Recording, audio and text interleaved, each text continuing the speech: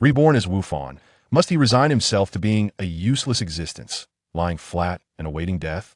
No, he shall strengthen himself, aspiring to become the strongest on Earth and indeed the entire universe, with the ability to summon the Zizai Ji Gong from the very outset. Yet, before he could revel in his newfound resolve, he is confronted by the formidable Majin Buu. What Majin Buu? He shall crush him with overwhelming might. In his presence, even the god of destruction appears inconsequential as he embarks on the path of divine techniques, preparing for the universe tournament. He is destined to dominate the entire realm of Dragon Ball Super. Chapter 1. In the world of Dragon Ball, I am Wufan. Wufan, what are you doing? School has already ended, and you've been sleeping since earlier. This is unacceptable. The classes are over, and your home isn't far. You must return quickly. Wufan lifted his head, surveying his surroundings with a bewildered expression. He recalled that he was at home watching the Dragon Ball Super anime. Just as the universe tournament concluded, he unexpectedly awoke in the Dragon Ball world. And lo and behold, it was in his school. Wait, a glance at his attire confirmed it. He had transmigrated into the form of the useless Wufan. Moreover, it was during his youth, a time when he was still overly dependent on his mother. In other words, he had just mastered Super Saiyan 1, having experienced the transformation into the mightiest Super Saiyan 2 after the battle with Cell. Unfortunately, the enemies ahead were far beyond the capabilities of a Super Saiyan 2. Particularly as a model student reported on daily at school, how could he possibly grasp Super Saiyan 3? Any future enhancements would rely solely on the potential unlocked by the Elder Kaioshin. The ultimate form of Wufan was indeed divine. Yet, even so, he could not contend with the impending threat of Majin Buu. His battle power was simply incomparable. Suddenly, he felt a throbbing headache. How had he transformed into Wufan, and now faced a grave crisis on Earth? His adoptive father, Kakarot, was still idling in the afterlife. Coming to terms with reality, Wufan rose to his feet, acclimating to his new body, which surprisingly bore considerable strength. In truth, Wufan's physique had always been exceptional, a being surpassing the average Saiyan, a match for his father. Regrettably, due to lack of training, he found himself outmatched even by his younger counterparts, Wu Qian and Kashi. How lamentable! He had no desire to lead such a pitiful existence. Since he had transmigrated into Wufan, he must strive to bolster his strength. As for pursuing scholarship or academic research, how could that compare to the joy of saving the world? He could not comprehend why Wufan chose the path of a scholar. In the Dragon Ball world, strength reigned supreme. With the world on the brink of destruction, what use was scholarly research? All right, it's time to enhance myself. I must strive to comprehend Super Saiyan 3 or even Super Saiyan 4. Alas, finding the Elder Kaioshin is too difficult. Without Goku's instant transmission, I can only seek Bulma's assistance. He lamented, realizing that being a Saiyan on Earth was indeed quite troublesome. Furthermore, he had no idea where his father Goku was in the afterlife. He couldn't even reach out to him. As he pondered these matters, a voice echoed beside him. Binding successful. You have acquired the lottery enhancement system. Wufan gazed at the system before him, his eyes sparkling with surprise. He had not anticipated receiving such a boon. This was simply delightful. Host Wufan. System. Lottery enhancement system. Chances. 2 ability enhancement 100. 1 lottery opportunity gained. Abilities. Super Saiyan 1 100. Super Saiyan 2 100. Achieving 100 ability enhancement grants 1 lottery opportunity. Since both his transformations into Super Saiyan 1 and 2 were fully realized, he had attained a complete output of Saiyan power, thereby earning 2 lottery chances. He was elated at the prospect of receiving something useful. If only I could draw instant transmission. With that, I could find the Elder Kaioshin and directly unleash my potential. Filled with anticipation, he promptly utilized his 2 lottery chances, hoping to obtain instant transmission. With that, he could seek the Elder Kaioshin, enhance his abilities, and surpass Majin Buu in one fell swoop. Defeating the initial form of Majin Buu should be feasible, as long as he didn't act recklessly. As he watched the lottery wheel spin, his excitement grew. He used both lottery chances, and various skills flashed before his eyes. Suddenly, 2 abilities appeared. Acquired Qi Yuan Zhan, a lethal technique that disregards enemy defense. Isn't this Krillin's most formidable technique? This ability is quite impressive, as it negates any defense. After all, Krillin, with a combat power of several 100,000, once posed a threat to Frieza, who boasted millions. It is undoubtedly a useful skill. He could only hope that the second lottery draw would yield something even more beneficial. Acquired Zizai Ji Gong, the basic entry-level technique of the Divine Angels. This second lottery ability truly took Wu Fan by surprise. He had drawn the most powerful ability, Zizai Ji Gong, in a single lottery. He recalled that this was the technique Goku used to transform into a Super Saiyan White, even surpassing Super Saiyan Blue. With this skill, he could effortlessly obliterate Majin Buu. This was simply exhilarating. As he contemplated his newfound abilities, he noticed that Zizai Ji Gong had a development progress bar. Zizai Ji Gong. Comprehension progress 0.01 can enhance one's combat power by 1 million. What a joke. At merely 0.01 progress, it only increased his combat power by 1 million. A combat power of 1 million is of little consequence. Transformations into Super Saiyan yield powers in the tens of millions, even exceeding 100 million. Without surpassing the 100 million combat power threshold, it is hardly worth considering. He realized that simply acquiring this ability was insufficient. He needed to enhance it to hone its potential, and only upon achieving 100 progress could he gain another lottery opportunity. It appears that he must diligently hone the skills he has acquired. Otherwise, this mere 0.01 is akin to a useless trinket. Reflecting on this, Wu Fan departed from the school, and as night had already fallen, he wished to return home promptly. However, upon reaching the school gates, he had yet to employ the Wukong technique to fly home. A girl with braided hair approached, her pretty little face adorned with an icy expression. Wu Fan, are you aware of the recent happenings regarding the city heroes? Don't think you can brush me off. I recall that your home is situated on the mountain, and you must never be late for school. What is the reason behind that? Vidalai placed her hands on her hips, glaring at him intently. Her round little face was undeniably charming. During her student days, Vidalai had long hair and was quite adorable. He remembered that Wu Fan had previously donned the mantle of a city superhero, aiding in the eradication of some criminal elements and upholding justice. He was not as idle as one might presume. With a calm demeanor, he turned to her and said, Vidalai, are you here waiting for me? Did you come here specifically to wait for me? Do you have feelings for me? Faced with Wu Fan's teasing expression, Vidalai's previously domineering demeanor faltered, her small round face turning crimson. Flustered, she stammered, and no, I just happened to pass by here. You don't talk nonsense. The sight of her blushing and stuttering was rather endearing. Wu Fan chuckled and casually pointed behind her, saying, Look, Destined is going to pick you up. Vidalai's expression changed instantly, and she quickly turned her head, Dad. Yet, upon turning back, she saw no one in sight.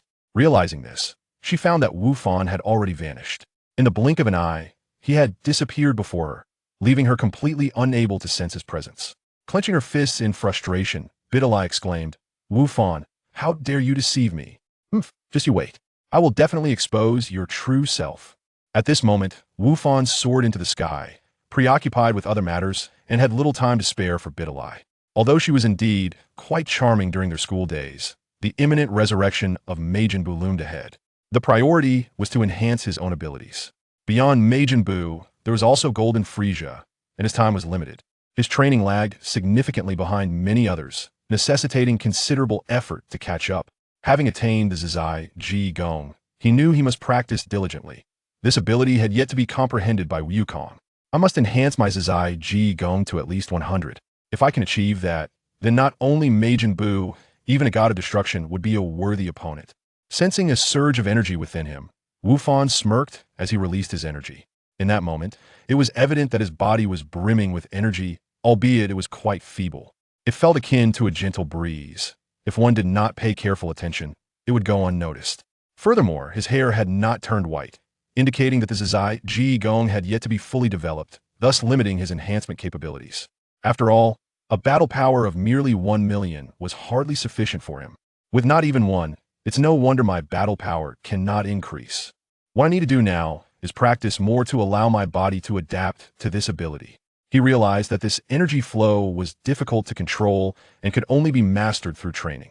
One moment of inattention could cause the surrounding energy to dissipate entirely. Mastering it would demand immense mental fortitude. Thus, training was indeed mentally taxing. Not heading directly home, he soon located a suitable training ground and, upon landing, sensed another presence. Someone had been following him, clearly observing him from the shadows. He knew precisely who it was. He was in need of a training partner, so he wasted no words. Uncle Bike, since you follow me all this way, why not come out and be my training partner? I wish to practice the skill I have just comprehended. As soon as he spoke, a figure appeared in the air, none other than Bike, the ever-reliable caretaker. Indeed, He had been trailing him from the very beginning. Bike, as a caretaker, was quite dedicated. Moreover, whether Bike was male or female remained a mystery to all. It was said that the Namekians were hermaphroditic and could reproduce independently, thus making Bike an exceptionally competent caretaker. Bike glanced at the noticeably different Wufan without much thought and directly stated, "Chi-Chi has been waiting at home for quite some time. Are you certain you do not wish to return? If you get scolded, I cannot assist you." Chapter 2. The Lottery of the Ultimate Technique. Gohan was indifferent to the notion of a lottery, as his primary focus lay in enhancing his own abilities and pursuing scholarly endeavors, rather than saving the world. He spread his hands and remarked, "I must admit, I'm not particularly fond of studying. I am merely compelled to do so, unlike Uncle Piccolo."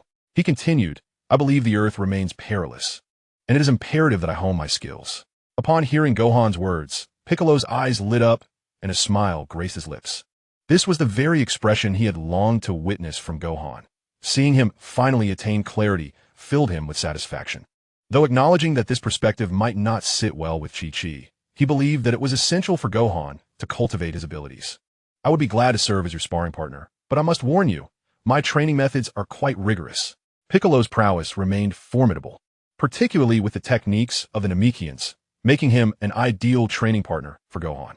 Without hesitation, he transformed into a Super Saiyan, a surge of power enveloping him. An exhilarating sensation indeed. The transformation into Super Saiyan was unexpectedly exhilarating, and he mused about how much more exhilarating it would be to ascend to Super Saiyan Blue. "This is splendid. I need not hold back. My training has been insufficient these past years, and it is high time I bolster my capabilities." With that declaration, he sprang into action. In his Super Saiyan form, he felt an explosive surge of strength. Integrating the ultimate technique, he covered hundreds of meters in mere seconds, appearing before Piccolo in the blink of an eye. However, Piccolo remained composed in the face of Gohan's Super Saiyan form. To him, despite Gohan's apparent strength, he was still a novice in training. As long as Gohan did not assume the might of Super Saiyan 2, Piccolo felt confident in his ability to contend with him. Thus, he initially refrained from unleashing his full power. Yet, to his surprise, as Gohan approached, he launched a punch that caught Piccolo off guard. Before Piccolo could retaliate, Gohan deftly shifted his attack to a kick, sending Piccolo hurtling through the air. The impact left Piccolo visibly shaken. He had observed Gohan for an extended period and noted that he had not trained rigorously, only engaging in skirmishes with minor adversaries. He had expected Gohan's strength to have diminished. Yet the current Gohan seemed transformed, possessing an extraordinary ability to anticipate his movements. The difference between the present Gohan and the one he had known was stark. "Uncle Piccolo, you seem a bit green," Gohan exclaimed, relishing the moment, which only served to deepen Piccolo's displeasure. "That cheeky brat. My complexion is naturally green," Piccolo retorted, his irritation mounting as he charged forward, engaging Gohan in combat. Gohan now realized that the ultimate technique represented far more than a mere enhancement of 1 million in battle power. This increase was contingent upon its application, particularly regarding his evasion skills. In an instant, he could predict Piccolo's subsequent attack patterns. Even if Piccolo exerted only 80 of his strength, he could still forecast his movements with absolute precision. This reveals the considerable utility of a combat power of 1 million. Of course, this is primarily beneficial to Piccolo, for he possesses a sharp tongue, yet a tender heart. Even when provoked, he would not dare unleash his full strength, remaining around 80, allowing him to assist in training with abandon. Gradually, he would become accustomed to the sensations of Super Saiyan 1, and after half an hour, he transformed directly into Super Saiyan 2. The moment Super Saiyan 2 emerged, Piccolo's brow furrowed deeply, his expression fluctuating as he observed Gohan's transformation. After all, Super Saiyan 2 had once defeated Cell, and even with all his might, Piccolo knew he could not be a match. His complexion visibly paled as he watched Gohan ascend to this formidable state. With heightened vigilance, he was unprepared for Gohan's unexpected move, the Ki Sphere Slash. Piccolo's expression shifted dramatically, bewildered. What? With a single hand movement, Gohan unleashed a Ki Sphere Slash that sent a tremor through Piccolo's entire being, compelling him to summon all his strength to evade. Yet, he remained shaken. After all, the Ki Sphere Slash could bypass defenses, threatening to cleave him in two. He was genuinely incensed, exclaiming, "You little brat, how did you learn the Ki Sphere Slash? Are you trying to kill me?"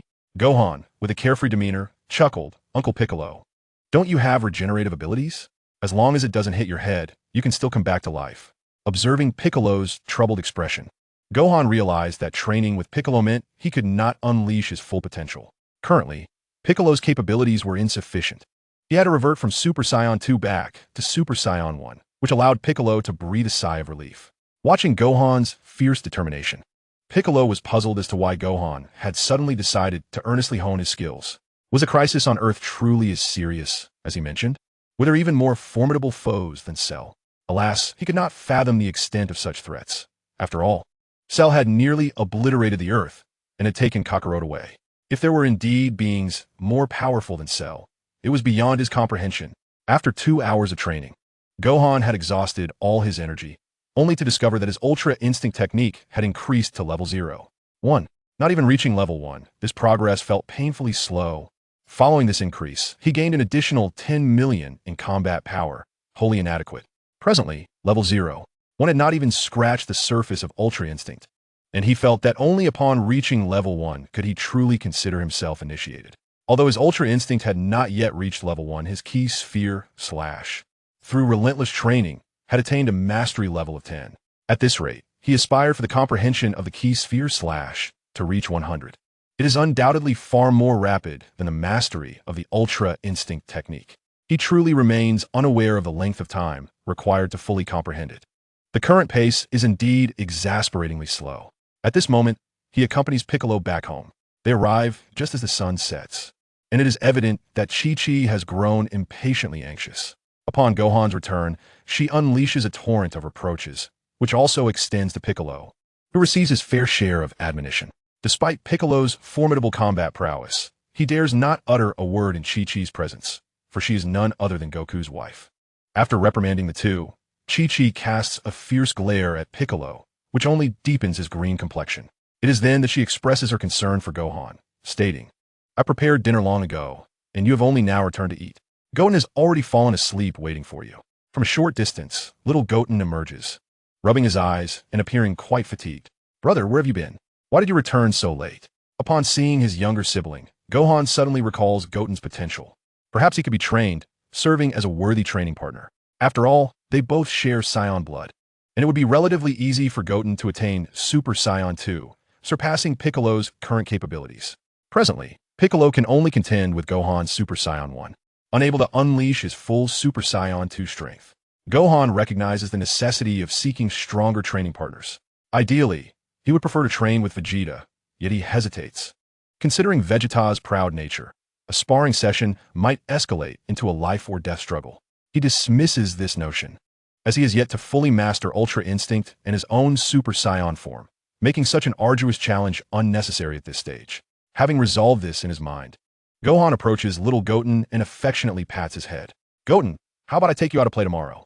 Goten's innocent disposition lights up at the mention of play, completely shedding any remnants of sleepiness, his excitement palpable.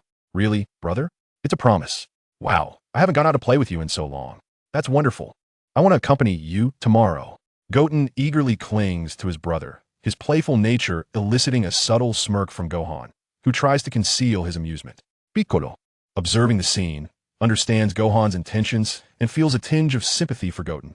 Nevertheless, he refrains from intervening, recognizing that his current strength cannot match Gohan's training regimen. Aware that Gohan seeks to strengthen himself, he, as Gohan's loyal supporter, certainly wishes to witness Gohan's growth. Early the next morning, Gohan, under the pretense of needing to go to school early, takes Goten with him to a vast expanse of grassland. The bewildered young Goten was brought to this vast plain, his face etched with confusion. He wondered what his brother Gohan had brought him here for. "Brother, is there something fun here? Aren't we supposed to be going to the city? Why are we here?" Gohan's expression turned serious as he looked at the young Goten. "Goten, I am here to teach you the art of combat. You know, we are of Saiyan blood, and Saiyan warriors are arguably the strongest in the universe. As Saiyans, we must never forget our fighting skills." Goten, still in a state of innocence, furrowed his brow in puzzlement. "But Mom says that those who always want to fight are bad kids." Gohan raised a hand, adopting a stern expression as he began his lesson. The young Goten was still quite naive, making it easy to train him, for after all, he was just a small child. No. This is for the sake of justice and peace. You must understand that there are many villains in this world, and to prevent them from bullying us, we must grow strong ourselves. Only then can we fight for world peace and protect ourselves. Gohan's earnest demeanor illuminated Goten's face, and he suddenly beamed with joy. Brother, you're so cool. I want to fight for world peace too, This little boy was indeed easily swayed. Now Gohan had found his second trainee, and Goten's potential was undoubtedly greater than Piccolo's. With proper development, he would be worth training, making it all the more exciting. It would be perfect if he could also convince Trunks to join in. Hiding a mischievous smile, Gohan began his serious instruction. All right, I will start by teaching you how to transform into Super Saiyan 1. Hearing Gohan's words, Piccolo couldn't help but chuckle. How is that possible, Gohan? Goten is just a child. Don't start with something so difficult. Piccolo laughed heartily, thinking Gohan was joking. After all, young Goten was merely a few years old, not even a school age. Even if he was Goku's son, he couldn't just transform into a Super Saiyan right away. However, Gohan paid no heed to Piccolo's comments and earnestly continued his instruction to Goten. After spending 10 minutes explaining what it felt like to be a Super Saiyan, he encouraged Goten to try it for himself.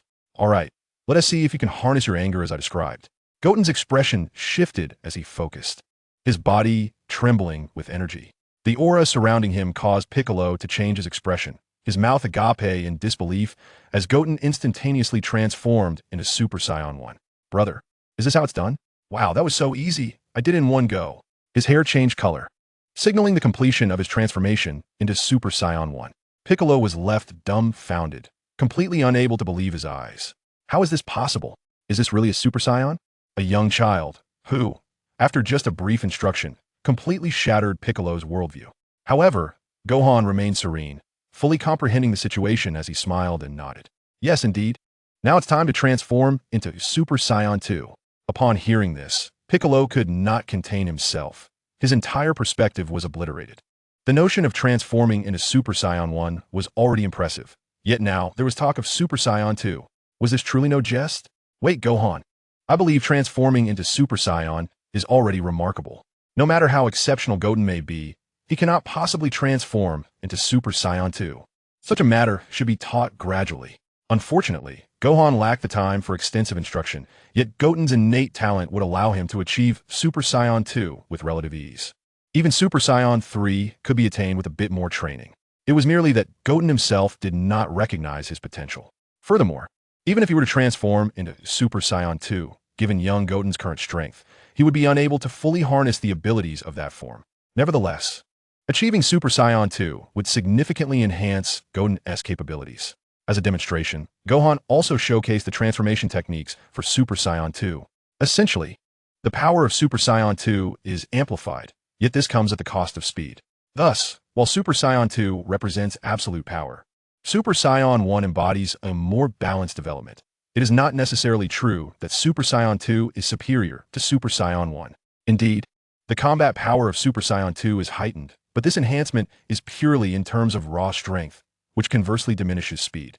When facing an opponent who excels in speed, Super Saiyan 2 proves less effective than Super Saiyan 1. This explains why Vegeta has never transformed into Super Saiyan 2. Under his guidance, young Goten listened earnestly, displaying keen interest in the transformation. With just a brief instruction, he was poised to grasp it entirely. In fact, the completion of the Super Saiyan 2 transformation required merely 10 minutes of training. With determination, he transitioned from Super Saiyan 1 to Super Saiyan 2. It genuinely took only 10 minutes, once again leaving Piccolo astounded as he realized that the Saiyan family was indeed a group of prodigies. Truly terrifying. Brother, I did it. Wow, Super Saiyan 2 feels so different from Super Saiyan 1. I feel immensely powerful all over. The exuberant Goten hopped about, reveling in his achievement of transforming into Super Saiyan 2. Observing all this, Gohan felt a sense of satisfaction, a smile gracing his lips, which sent a shiver down Piccolo's spine. He understood that Gohan had encouraged Goten to grasp Super Saiyan 2, likely for his own training purposes. He silently mourned for the innocent Goten. The exhilarated young Goten, of course, remained oblivious to the events that would unfold following his mastery of Super Saiyan 2. Although Goten's combat power now did not surpass Piccolo's, when combined with Piccolo, the two could certainly serve as worthy training partners. He was eager to elevate his Ultra Instinct proficiency to level 1 and simultaneously enhance his Energy Sphere Slash to 100, thereby securing yet another chance for a reward. Gazing at the exuberant little Goten, Gohan chuckled playfully. All right, Goten, I shall now instruct you in practical training. This is the method of engaging in combat against adversaries, which will enable you to protect yourself when faced with threatening foes. This is the very purpose of our training. Little Goten nodded, somewhat confused yet intrigued. Gohan, satisfied with his response, immediately entered Super Saiyan 1 state and addressed Piccolo, standing nearby. Uncle Piccolo, attack me alongside Goten without holding back. Unleash your full strength of 100. I can withstand it for now. Having witnessed Gohan's prowess the previous day, Piccolo felt no doubt in his capabilities upon hearing Gohan's confident declaration. Nodding resolutely, Piccolo's expression shifted to one of determination as he gathered his energy, unleashing his full power. The overwhelming energy caused Goten to gape in astonishment. He began to realize he had become embroiled in something perilous. Observing his brother Gohan's demeanor from a distance, he questioned whether this was merely practice. Was this for real? After more than an hour of morning training, Gohan had elevated his spirit bomb to an impressive level of 99. Just a hair's breadth away from achieving perfection at 100. A spirit bomb at 100 would allow him to execute it flawlessly, achieving instantaneous releases with remarkable speed, even with both hands. Upon reaching the completion of 100, Gohan, now in Super Saiyan state, retreated to create distance between himself, Goten, and Piccolo without a moment's hesitation. He unleashed his newfound power. He was eager to witness its might. With a spirit bomb at 100, he executed a rapid barrage of 10 consecutive blasts. Whoosh! In a fluid motion, he unleashed all 10 in less than a second. The sheer force of the 10 consecutive strikes startled Piccolo, who was forced to react swiftly, moving to shield the astonished Goten. As he grasped Goten, they narrowly avoided the onslaught of spirit bombs, which obliterated the nearby mountains into mere rubble. The earth trembled as the mountains collapsed, and Goten, now realizing the chaos behind him, wore a horrified expression, nearly on the verge of tears. Oni-chan, that last attack would have been deadly if I had taken it head-on. Beside them, Piccolo wiped the cold sweat from his brow. After all, even Krillin could not achieve such a powerful barrage of 10 consecutive blasts. Yet Gohan had executed them effortlessly. He felt that Gohan's progress was astonishingly rapid. With a serious demeanor, he admonished, Goten is still quite young, having just grasped Super Saiyan 2. This 10-blast technique is far too fearsome.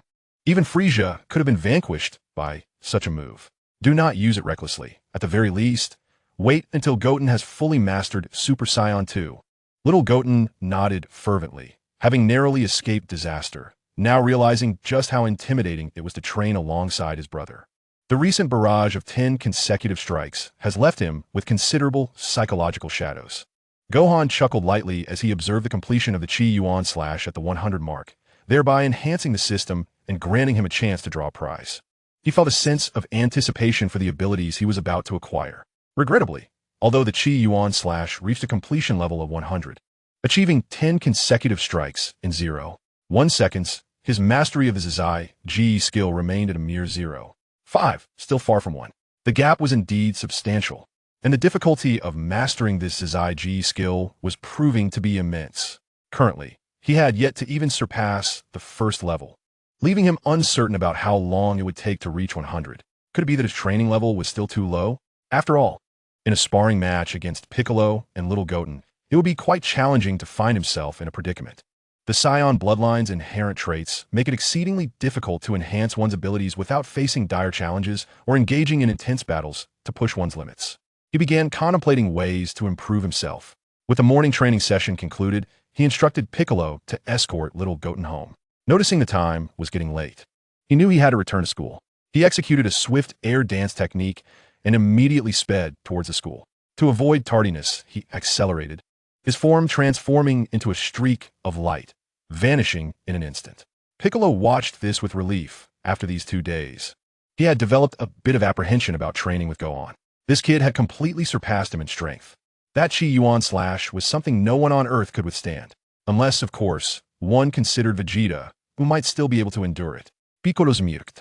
Curious to see Vegeta's reaction upon realizing Gohan's rapid progress, inching ever closer to his level. He eagerly anticipated the day when Gohan would surpass both Vegeta and Goku. Previously, he had felt a sense of hopelessness, but now, a glimmer of hope had emerged. Meanwhile, Little Goten had also ceased his training, appearing utterly exhausted. Being so young, The rigors of training were quite taxing for him. Sitting on the ground with a pained expression, he exclaimed, "Big brother, you're amazing. Are you even stronger than Uncle Vegeta now?" Though Uncle Vegeta is really strong too. Piccolo chuckled, then recalled something as he turned to little Goten. "By the way, Goten, weren't you planning to go play with Trunks? How about I take you there right now?" Little Goten's eyes lit up, his face brightening instantly. "Really? There are so many toys at Trunks' place. I want to go find him. But Mom said I have to do my homework at home and not go play." Piccolo laughed heartily, reassuring him, "No worries. Gohan can help explain things here.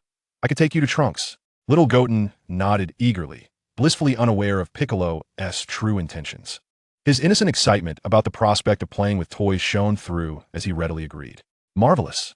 Uncle Piccolo, you and my brother have been exceedingly kind to me. Hee hee. I'm off to Trunks."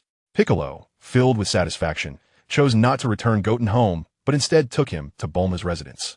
His intention was, of course, to facilitate Gohan's training. He genuinely cared for Gohan's development. Chapter 4. The Lottery of Shadow Clones?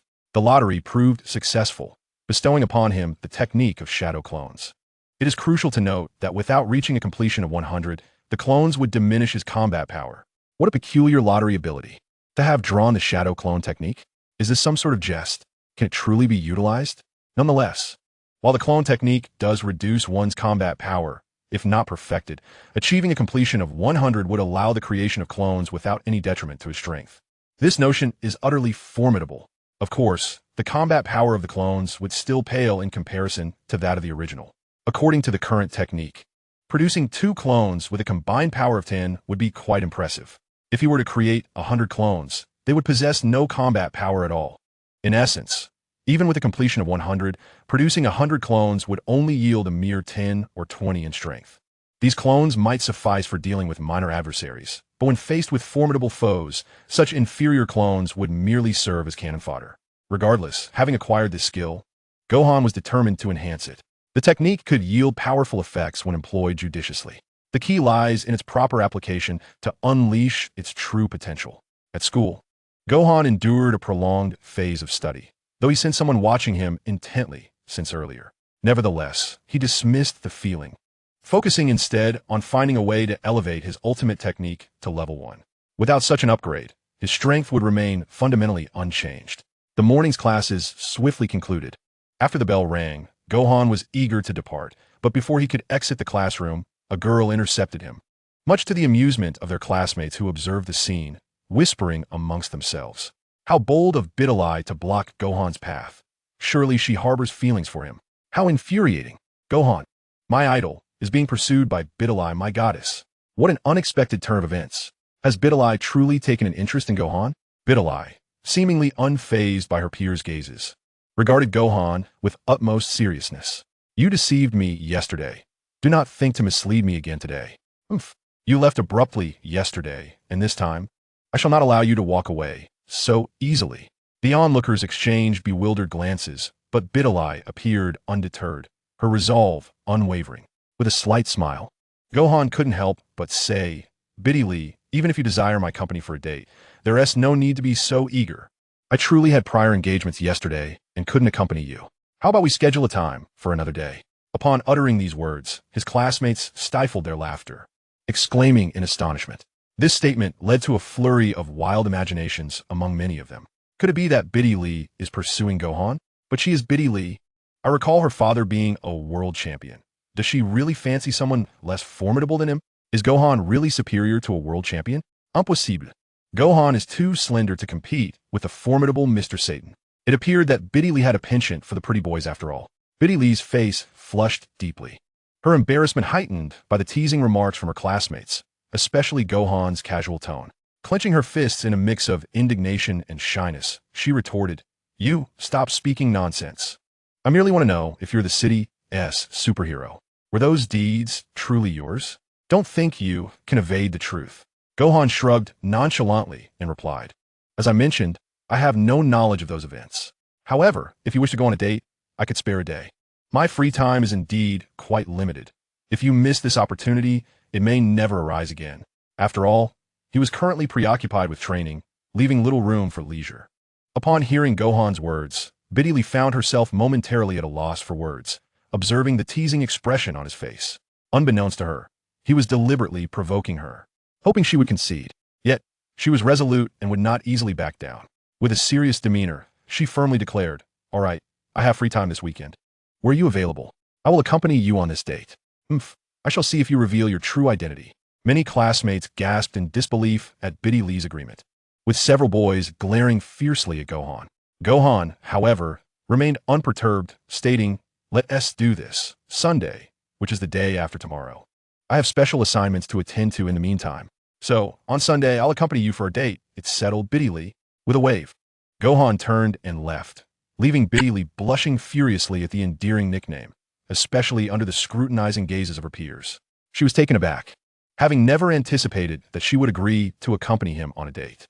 After processing the situation, she realized it was indeed her first date, and she wondered why she had so impulsively consented. "No way. This guy is not as formidable as my father, Mr. Satan. I will never develop feelings for him." Clenching her small fists with determination, Biddy Lee firmly believed that Gohan's abilities could never rival those of Mr. Satan. Upon returning home, having escaped from Biddy Lee's presence, Gohan discovered that Goten had yet to return. Inquiring about the whereabouts of Goten, it appeared he intended to continue his training. Chi-Chi, with a sigh of resignation, expressed her concerns. Goten mentioned he might be seeking out Trunks, and it was Piccolo who accompanied him, leaving one to wonder what Piccolo was thinking. "By the way, Gohan, you must bring Goten back. He has yet to complete some family assignments, and it is imperative he finishes them." Chi-Chi insisted with utmost seriousness, to which Gohan reluctantly agreed. After all, without Goten, and solely under Piccolo's tutelage, the effectiveness of his training would significantly diminish. What could possibly compel Piccolo to take Goten to Bulma's residence? Gohan found this perplexing and resolved to embark on a journey to Bulma's home. Bulma's household, renowned as the wealthiest in the world, was famous for developing various functional capsules. Indeed, a testament to great affluence. Gohan had initially planned to borrow some money from Aunt Bulma when needed to indulge himself. He could not fathom why Goku always seemed short on funds, especially with such a resourceful ally at hand. After all, maintaining world peace also necessitated financial resources. Ascending into the skies, with his speed, the journey of several hundred kilometers to Bulma's abode would take mere minutes. However, en route, he passed by the Turtle Hermit's dwelling. Noticing Krillin in the air, his eyes brightened as he raised a hand in greeting. "Gohan, what are you up to?" "Hey, it's been ages since we last met." With that, Gohan halted his flight, landing gracefully, prompting Krillin to approach warmly.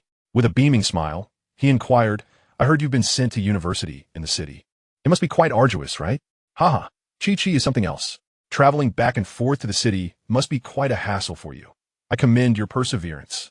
Having fought alongside Gohan during the Namek saga, their camaraderie remained strong.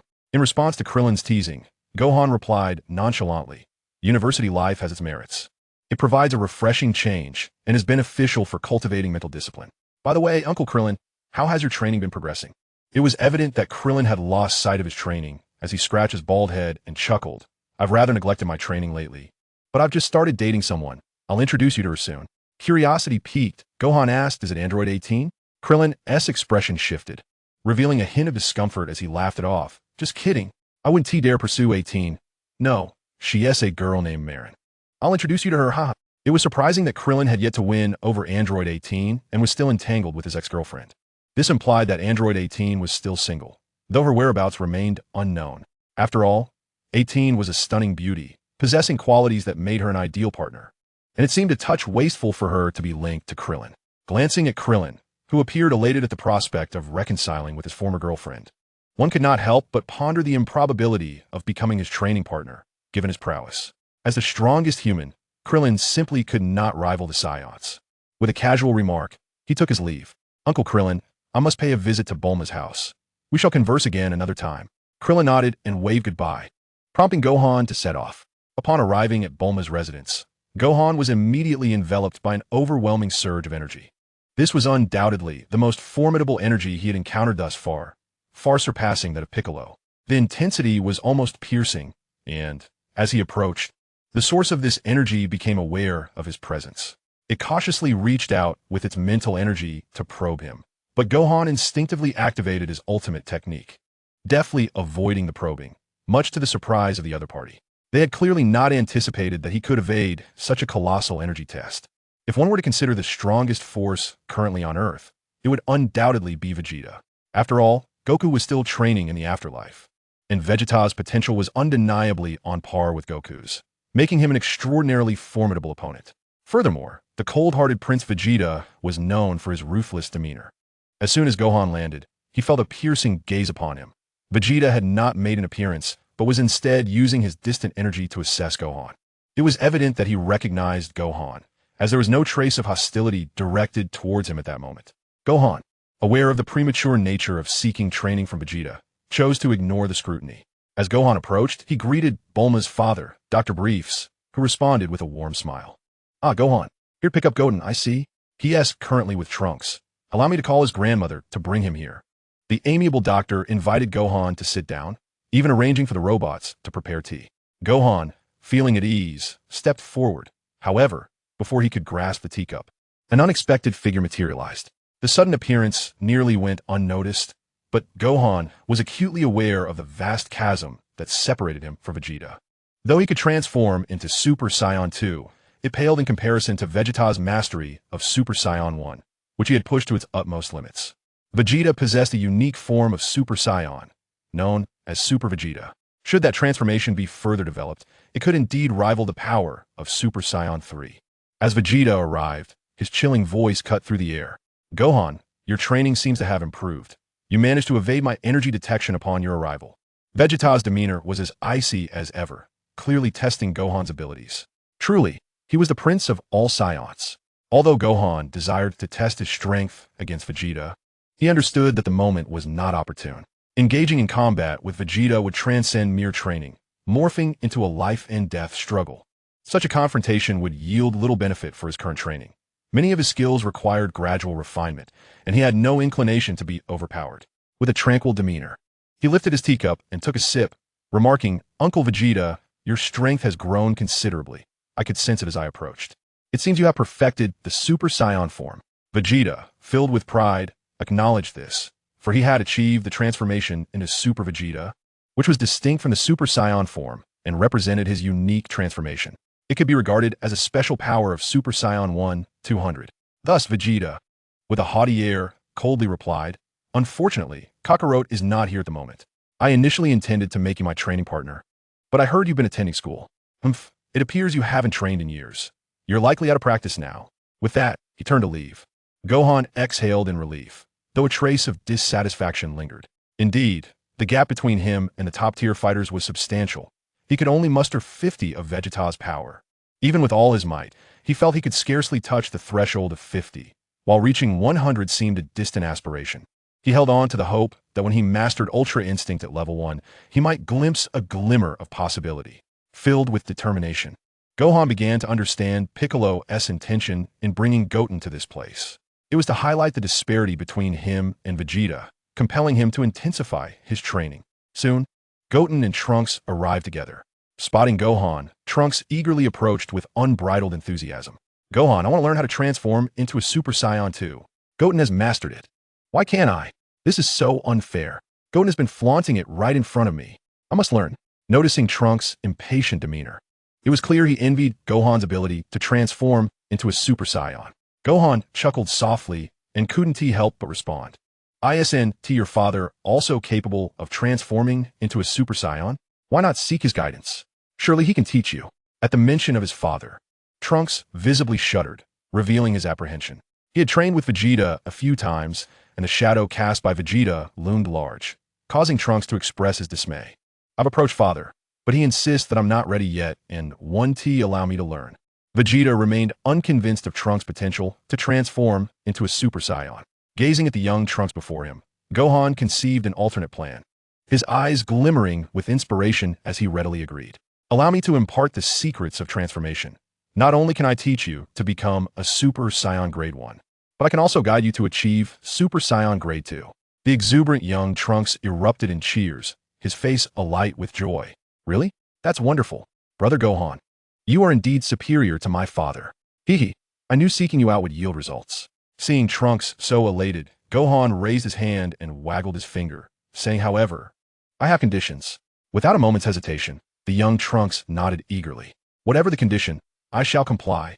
Brother Gohan, just tell me what you need." It was clear that Trunks' family was not lacking in wealth. Nevertheless, Gohan had no intention of asking a child for money. Instead, he sought something entirely different. With a serious demeanor, he stated, "I desire a combat recording of your father, specifically a simulation of his fighting prowess. I am aware that you possess the means to create it, but acquiring such footage from your father will be quite challenging, and I must rely on your assistance." Although Trunks felt a tinge of trepidation towards his father, the prospect of learning the abilities of a Super Saiyan was too enticing to resist. He clenched his fists and agreed to help Gohan obtain Vegeta's training footage, recognizing its immense value for his upcoming training. Having successfully persuaded the young Trunks, Gohan intended to include him in the training sessions. Unfortunately, Trunks and Goten had yet to master the technique of fusion. Otherwise, they could have honed their skills without needing to seek Vegeta's combat footage. Now, contacting Goku to learn the fusion technique proved to be an arduous task. Trunks exhibited commendable comprehension skills, finding it easier to grasp the transformations in his Super Saiyan 1 and 2 than Goten, and his combat prowess surpassed that of Goten as well, having inherited his father's combative lineage.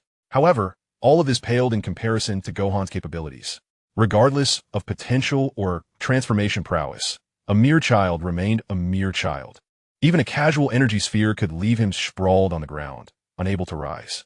As Trunks witnessed a massive mountain cleaved in two, he wore an expression reminiscent of the young Goten's, filled with dread. "Brother Gohan's technique is astonishing. It can shatter mountains, just like my father." Young Goten inquired with curiosity. "Is Uncle Vegeta truly that formidable?" Recalling his experiences, Trunks appeared somewhat shaken. "Yes, I've trained with my father, but each time he effortlessly subdues me with a single strike. It hurts, and sometimes my father shows no mercy." Indeed, the proud Vegeta was unlikely to grasp the concept of restraint. Not allowing Trunks to meet his end was already a considerable feat. This has piqued Gohan's anticipation for the training footage of Vegeta. Since he cannot spar with the real deal at the moment, he decides to engage with the footage to enhance his skills. Addressing Trunks before him, he cleverly persuades Trunks, "Remember your promise? I've taught you the ways of the Super Saiyan, and now you must fulfill your part of the bargain.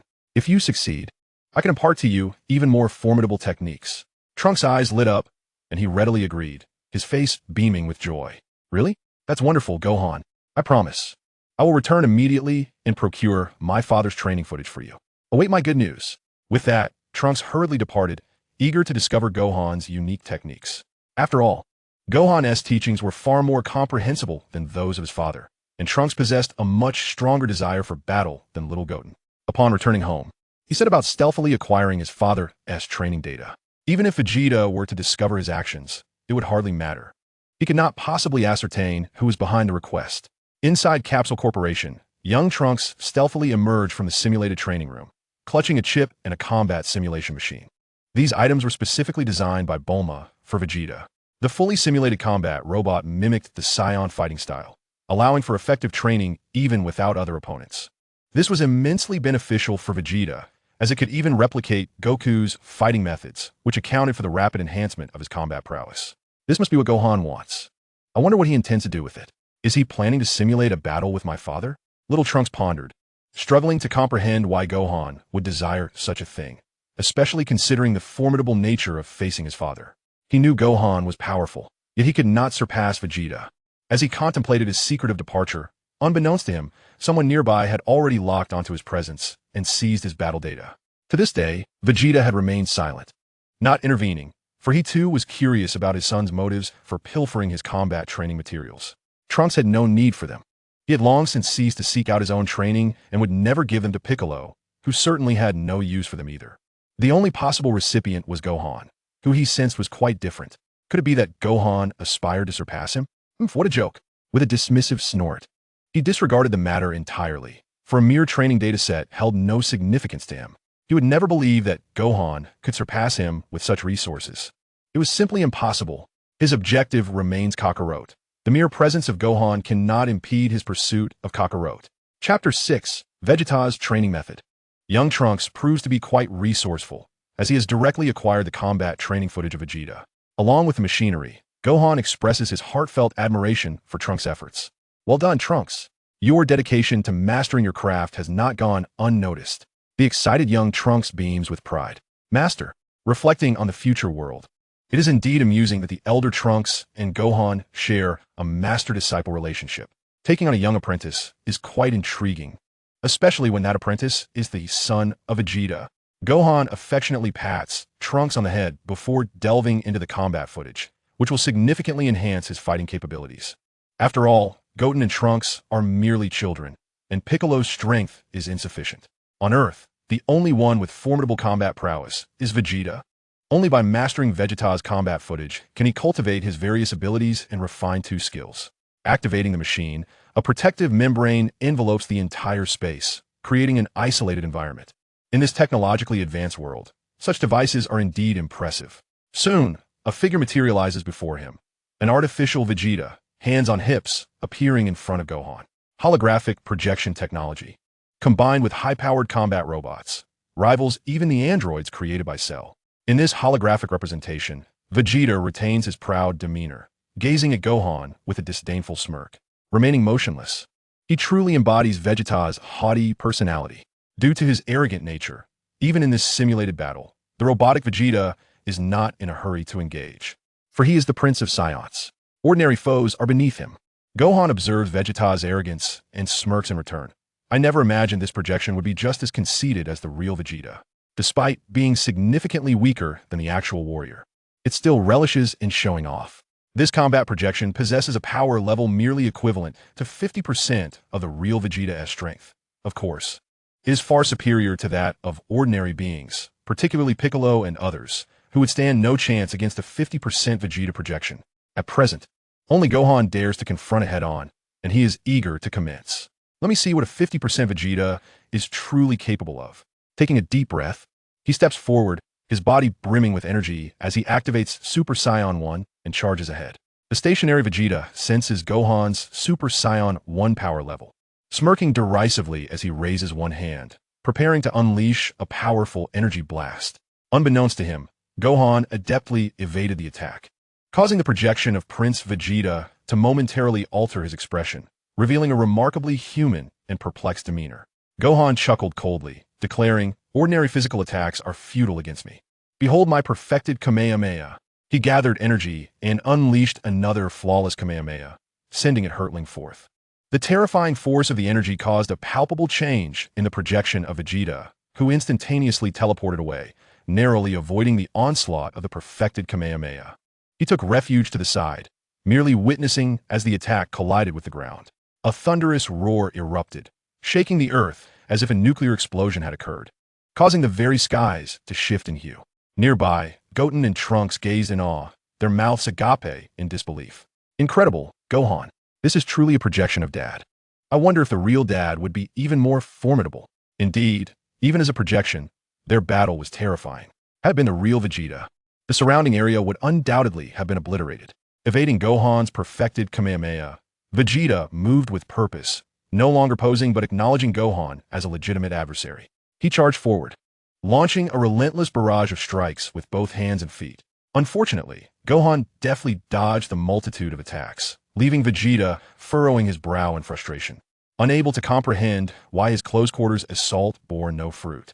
Gohan was tempted to reveal that his Ultra Instinct technique granted him a superior prowess in close combat.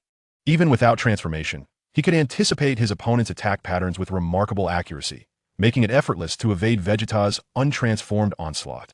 Realizing his attacks were ineffective, Vegeta decided to create distance once more, gathering energy before transforming into Super Saiyan 1. Gohan's eyes widened in surprise. He had not anticipated that a combat projection could also attain Super Saiyan status. While it may not rival the might of Super Vegeta, it nonetheless presented a formidable challenge. Now, this is more like it.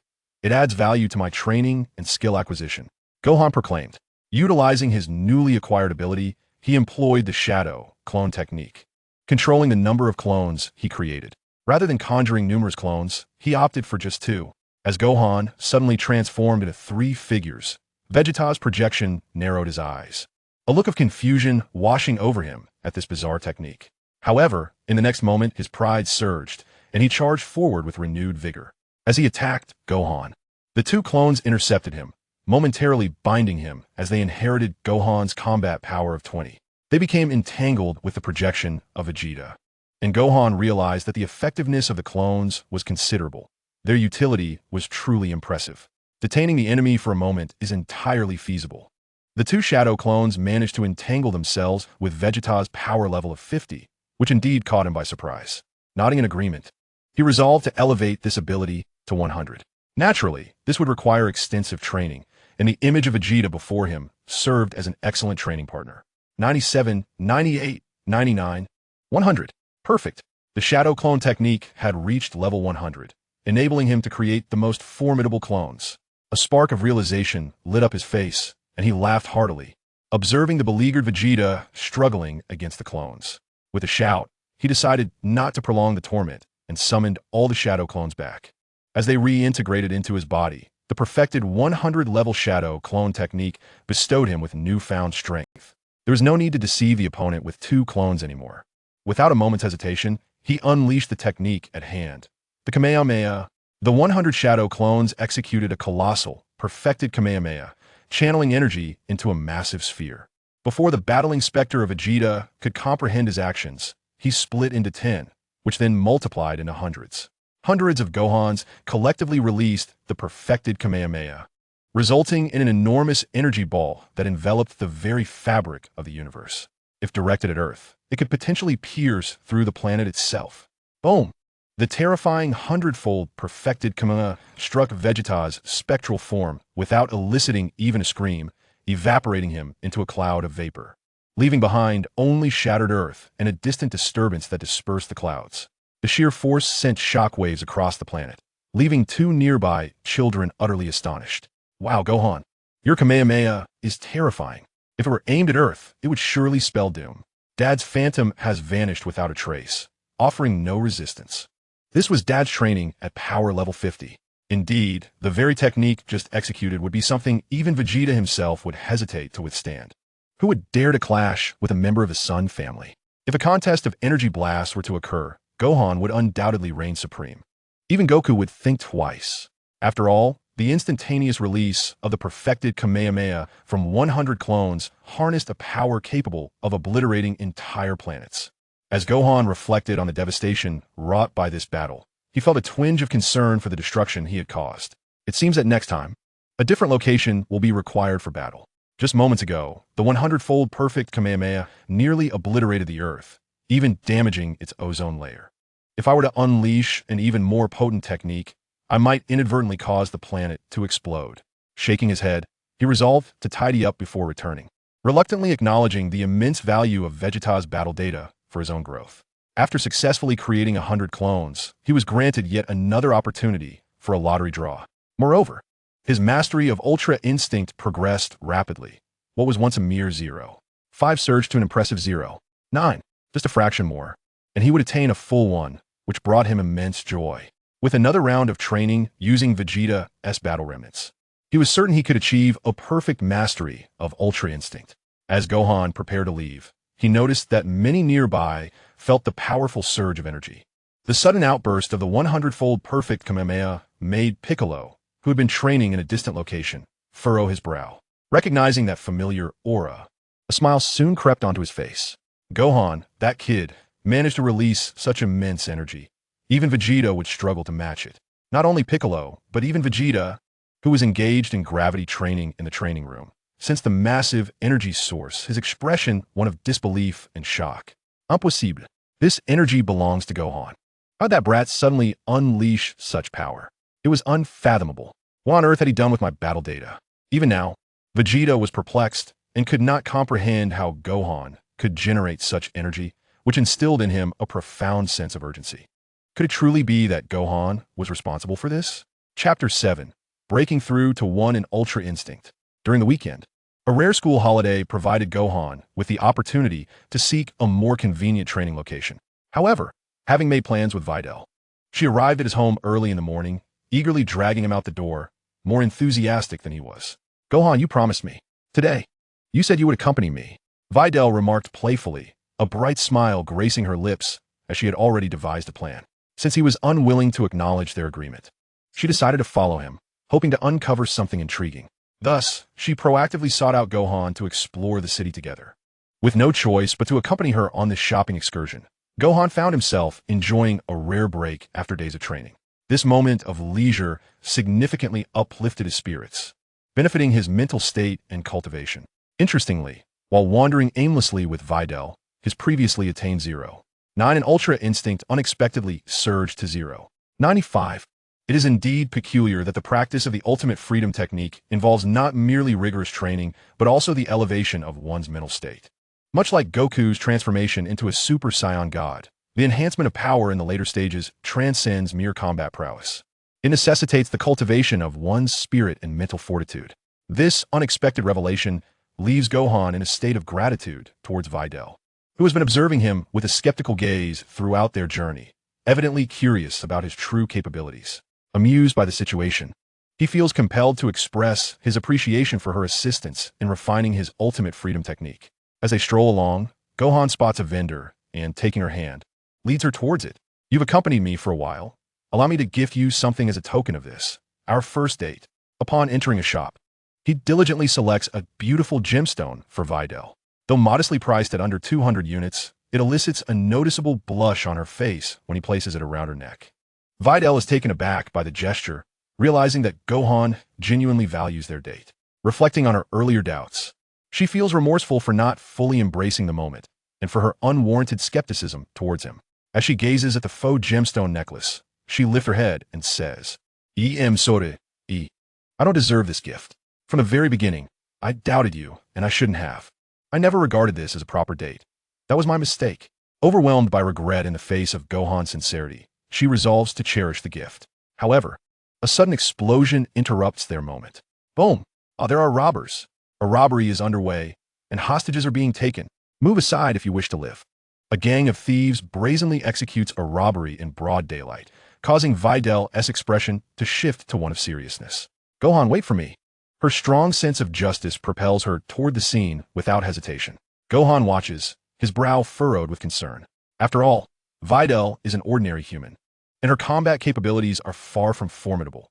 Against firearms, her chances of defense are negligible. Yet, without a moment's pause, she charges forward, confronting the robbers head-on before the police arrive. The thieves, preoccupied with their hostages and armed with submachine guns, are momentarily caught off guard by the sudden appearance of a girl. One of the robbers is swiftly taken down by Videl. The leader's expression shifts to one of fury as he raises his weapon and aims directly at her. Damn it, where did this little girl come from? Bang! Bang! A barrage of bullets rain down, forcing Bidalai to rely on her speed to evade them. Yet, despite her best efforts, one bullet grazed her leg, causing her to stumble precariously. Even though she managed to stay on her feet, clutching her bleeding leg, she found herself unable to stand tall. Her gaze filled with embarrassment as she looked towards the leader ahead. He raised his submachine gun, a sinister grin etched across his face. "You aspire to be a superhero in this city? It appears you're courting death." In such close proximity, Bidalai had no chance to dodge. Gohan observed the scene unfold, and upon witnessing Bidalai's injury, he felt an unexpected stir within him. He realized he actually cared for her. After all, she was to be his future wife, and no one should inflict harm upon her but him. Noticing the blood trickling from her delicate leg ignited a fierce flame within him. Simultaneously, his mastery of the Zizai Ji Gong surged once more. His emotional state, blending tranquility with fury and a newfound determination to protect someone, catalyzed a breakthrough. In that moment, he comprehended the essence of the Zizai Ji Gong, which had long eluded him. He transcended the limitations of level 1, achieving level 11 in a heartbeat. This marked a genuine transformation, elevating him to the entry level of Zizai Ji Gong. Completing the first level granted him a 100 increase in combat prowess, enabling him to deftly evade close-quarters combat and emerge as a master of melee warfare. Indeed, the true strength of Zizai Ji Gong lay in its close-quarters combat capabilities. A smirk crept across Gohan's face as he felt the change within him. Without a hint of hesitation, he unleashed the Zizai Ji Gong. In an instant, an aura enveloped him, and his hair nearly turned white. With a single motion, the ground beneath him shattered. Ordinary humans would find it impossible to perceive his speed. The onlookers remained blissfully unaware of how fast he moved, as it all transpired within the blink of an eye. Meanwhile, Bidalai was still grappling with the sight of the submachine gun, contemplating her escape. In the next moment, blood splattered, and the 10 robbers, including their leader, were instantaneously severed in two. Standing before her was Gohan, having effortlessly appeared in front of her with a mere flick of his wrist. The elimination of 10 robbers left Bidalai utterly astonished. Particularly, she noted the energy swirling around Gohan. Although she had yet to grasp the concept of chi, she understood one thing clearly. Gohan was immensely powerful, far beyond her initial assumptions. Was he not just a city superhero, but a force capable of rivaling her father? It should be far beyond her father's capabilities. Even he did not possess such terrifying pressure. In her presence, it felt as if she could scarcely breathe. The overwhelming force emanating from the other party instilled a profound sense of trepidation within her. Could this truly be the seemingly harmless Gohan? Chapter 8. My girlfriend, Videl. Videl opened her mouth, nearly choking on her words due to fear. For the disparity in their combat abilities was monumental. With the Ultra Instinct activated, Gohan, even without transforming, possessed a combat power that would render an ordinary person utterly incapacitated upon mere contact. Remaining in his presence for even a moment longer would likely leave Videl feeling completely weak and helpless. Fortunately, within mere seconds, Gohan retracted his Ultra Instinct, returning to his seemingly benign demeanor. A glance from him revealed a look of genuine concern. How are you? It was only then that Videl registered her injured leg, clearly a result of the earlier chaos. Gohan's concern for her left her momentarily stunned, but before she could fully grasp the situation, he had already scooped her up and soared into the sky. As she processed what had just transpired, Videl's jaw dropped. Gohan could actually fly. His strength surpassed her wildest imagination. Realizing this, she felt a sweetness blossom in her heart, understanding that Gohan's care was directed solely at her. Yet, she was perplexed about their destination. Unable to contain her curiosity, she gently inquired, her earlier bravado dissipating. Gohan, where are you taking me? Gohan examined Videl's leg injury. Although not severe, it would undoubtedly leave a scar. Remembering a remedy that could aid her healing, he resolved to procure it. I'm going to get some senza beans to help you heal. Videl's expression shifted to one of intrigue, puzzled by the term senza beans. Gohan nodded and calmly explained, yes. They can be found beneath the sacred world of the Kais, at Korin Tower, with Master Korin. They are remarkable. Just one can completely heal any injury, and even half of one can restore your energy. Videl had never heard of such a miraculous item, yet as Gohan continued to carry her skyward, she began to comprehend that this world was filled with countless mysteries, even those her father could not fathom. Clinging to Gohan's arm, she marveled. My dad always said that flying was mere magic. Now I see that it is no illusion. Gohan, I want to learn to fly. Will you teach me? Pouting slightly as she looked up at him, it was evident that Videl had become quite attached. Gohan smiled gently, unbothered by her request. Of course, learning to master flight is quite simple. However, we must start with the basics of understanding ki. First, I will teach you what ki is. Biddy nodded with delight, her eyes sparkling with enthusiasm, as she placed great importance on her learning abilities. The speed at which Gohan moved was astonishing, surpassing even that of an aircraft. In an instant, he soared into the clouds, eliciting a gasp of amazement from her as she tightly clung to him.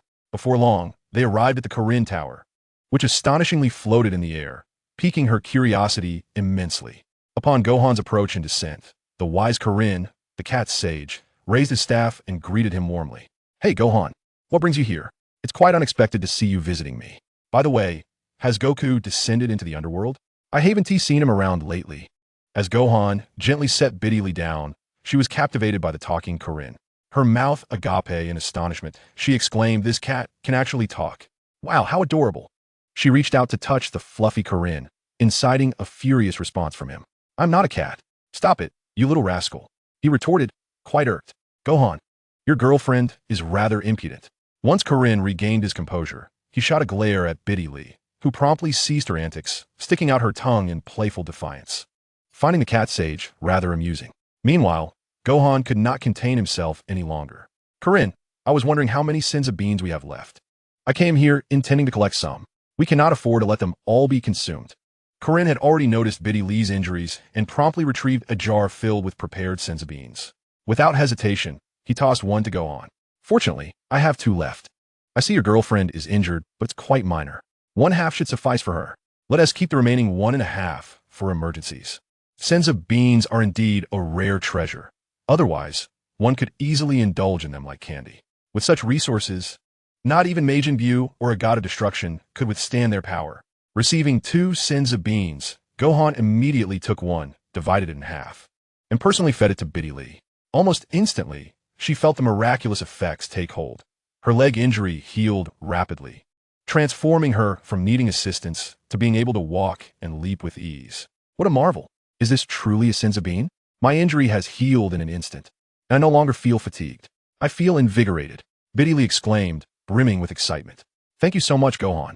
Her recovery was astonishing, and she bounced with joy, utterly amazed at the existence of such a remarkable item. She mused that even her father would struggle to comprehend its significance. Seeing Biddy Lee restored, Gohan pocketed the remaining 1.5 Sensei beans for future use. All right, I shall escort you home now. Biddy Lee nodded slightly, not declining the invitation, and joyfully embraced Gohan. The girl was a bit too forward, prompting Gohan to give her a sidelong glance, which elicited a sweet smile from Biddy Lee. He wondered if her behavior was intentional. Shaking his head, he resigned himself to escorting her home. Along the way, Biddy Lee proposed to learn the art of flight from him, stating that even if he refused, she would simply go to his house anyway, determined to cling to him. With no objection from Gohan, he cradled her and took to the skies. In approximately 10 minutes, they soared from Korin Tower to the luxurious residence of Mr. Satan. As they descended, they were spotted by a servant of the Satan household. Upon noticing Biddy Lee being carried from the heavens, the servant's expression shifted dramatically, prompting a frantic shout as he rushed inside. Mr. Satan, Mrs. returned from the sky. She was brought back by a flying magician in a state of urgency. The servant hurried to inform Satan, while Gohan, wishing to leave quickly, was halted as Biddy Lee gently grasped his arm. With a playful smile, she leaned in and planted a kiss on his cheek, leaving him with a poignant remark. Gohan, this is a gift for you on our first date. This is my first kiss. With a blink and a grin, she spoke, causing Gohan to touch his cheek, contemplating how to explain to her that a first kiss should not be so casual. However, sensing Satan's approach, Gohan's instincts kicked in, and in an instant, he vanished like a flash of light, leaving Biddy Lee gazing into the sky, momentarily stunned. When Satan hurried to her side, he finally registered her presence. Biddy Lee, are you all right? How are you feeling? I heard you were injured in the city. Is your wound healed? Who brought you back? A flying person? What on earth happened? Concern etched on his face, Satan inquired, deepening Biddy Lee's exasperation. I'm Fina, Dad. I'm better now. I need to go rest. By the way, please arrange for a helicopter tomorrow. I want to hang out with my friends. Watching his daughter depart, Satan felt a pang of melancholy. He looked up at the sky, perplexed. Who had brought his daughter back? And why did she need a helicopter to meet someone? The questions swirled in his mind. Did his daughter truly know someone who could fly? It seemed implausible. Surely, those who performed tricks could not deceive his daughter.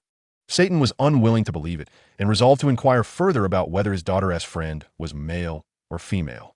If it was a boy, he would need to be on high alert. His precious daughter could not be easily misled. Early the next morning, Chi-Chi burst into his room, brimming with excitement as she eagerly shared some news, just as Gohan was awakening. Gohan, outside, there's a wealthy girl arriving in a helicopter to see you. Wow, Mother has informed me that you are dating such a beautiful girlfriend. Chi-Chi is indeed rather superficial. Had it not been for the fact that Biddy Lee arrived in a helicopter, she would have likely dismissed her outright. However, now that she knows Biddy Lee is affluent, she promptly awakens Gohan. Upon waking, Gohan was taken aback by Biddy Lee's early visit. He had intended to train and had yet to utilize his shadow clone lottery. Yawning, he leisurely emerged from his room. Biddy Lee, with her twin ponytails, greeted him with palpable joy upon seeing him. Gohan, do not forget the promise you made yesterday. I asked my father for a helicopter to come see you bright and early. By the way, do you like my outfit today? She twirled around, showcasing her lovely little dress, accentuating her charming figure, prompting Gohan to take a glance and respond nonchalantly. It's nice, but please wait a moment. I haven't had breakfast yet. With a beaming smile, Biddy Lee produced a bento box. I brought you breakfast. I had the chef prepare a variety since I wasn't sure what you liked. Her thoughtfulness and pleasant demeanor made it difficult for Gohan to refuse her kindness. After enjoying breakfast under Biddy Lee's enthusiastic gaze, he decided to take her to train in the art of flight.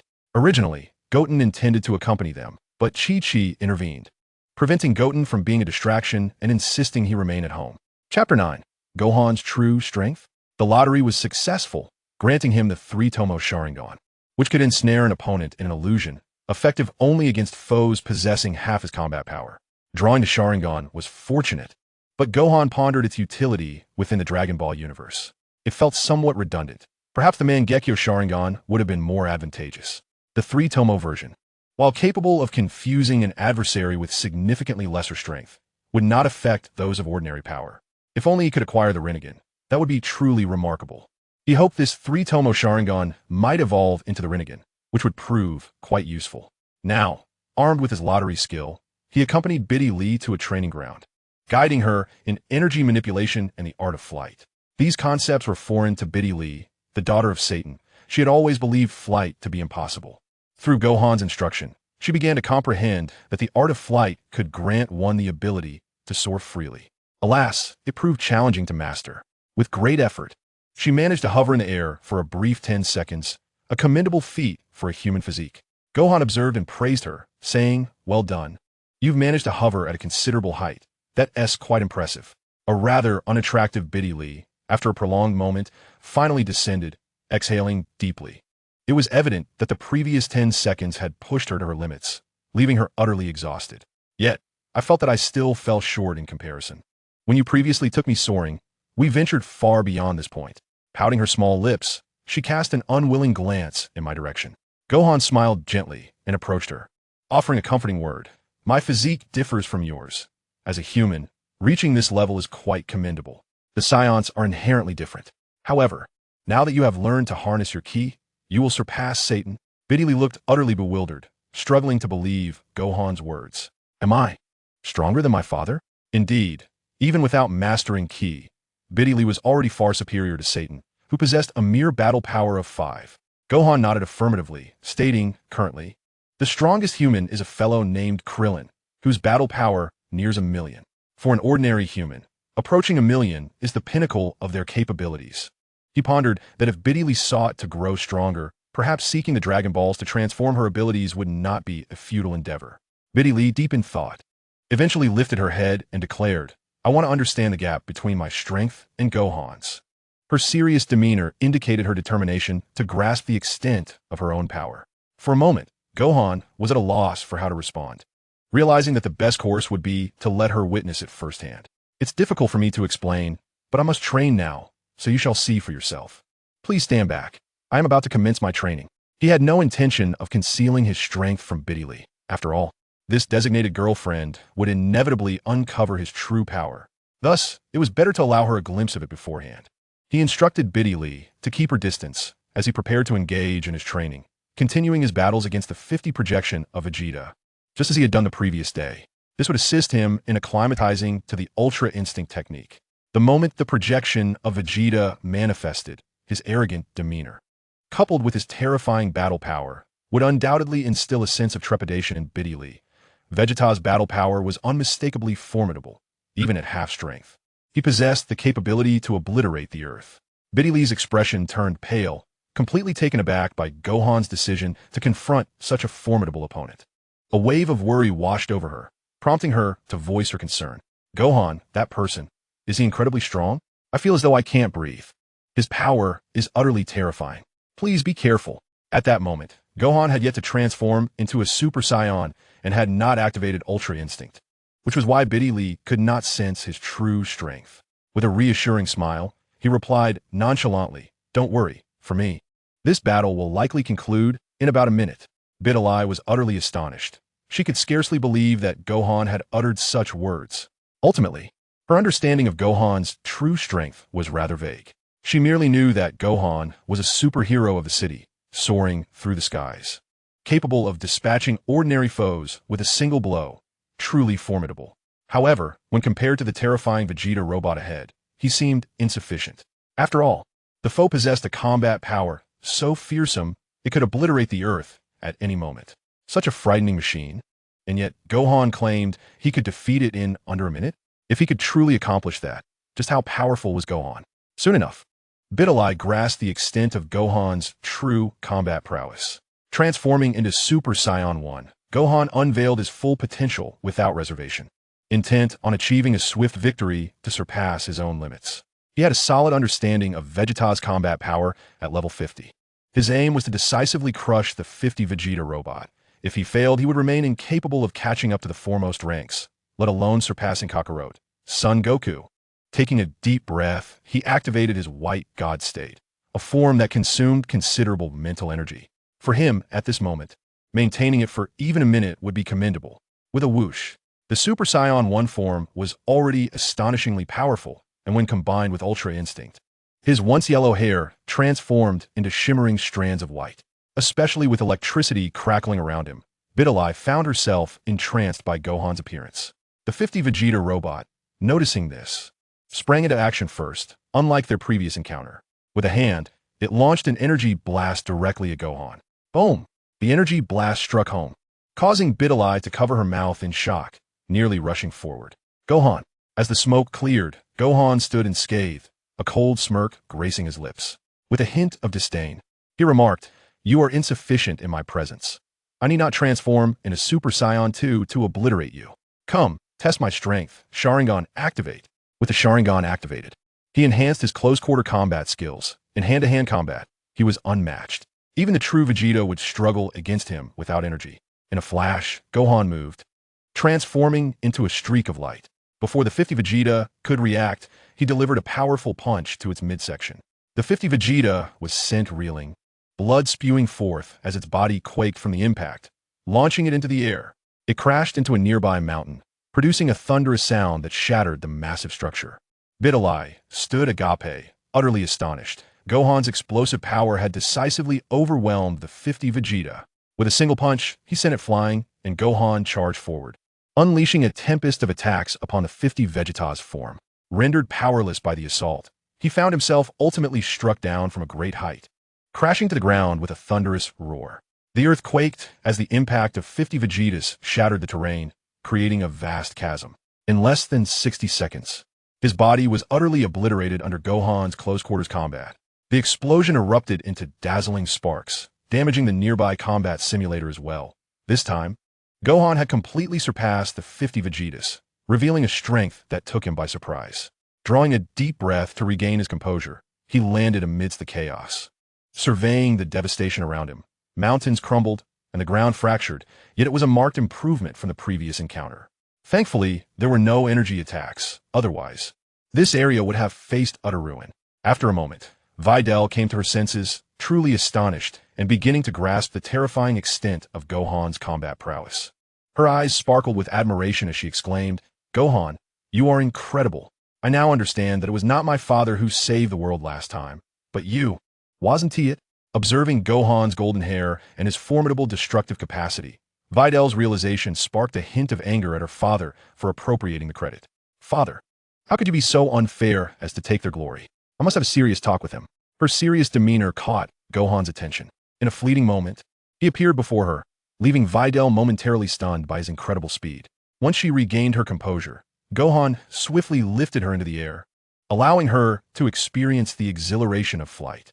Her face flushed with excitement as she reveled in the sensation, her expression adorably defiant in defense of her feelings. Lowering his gaze, Gohan decided to teach Videl about a genuine kiss. She did not hesitate, wrapping her arms around his neck as he planted gentle kisses upon her lips, savoring the sweetness of the moment. With a smile, he casually remarked, "Mr. Satan has his merits too. At least he genuinely cares for the earth. If I were to date Videl, I would be calling him my father-in-law. Having a father-in-law who is a hero of the earth is certainly not a bad thing."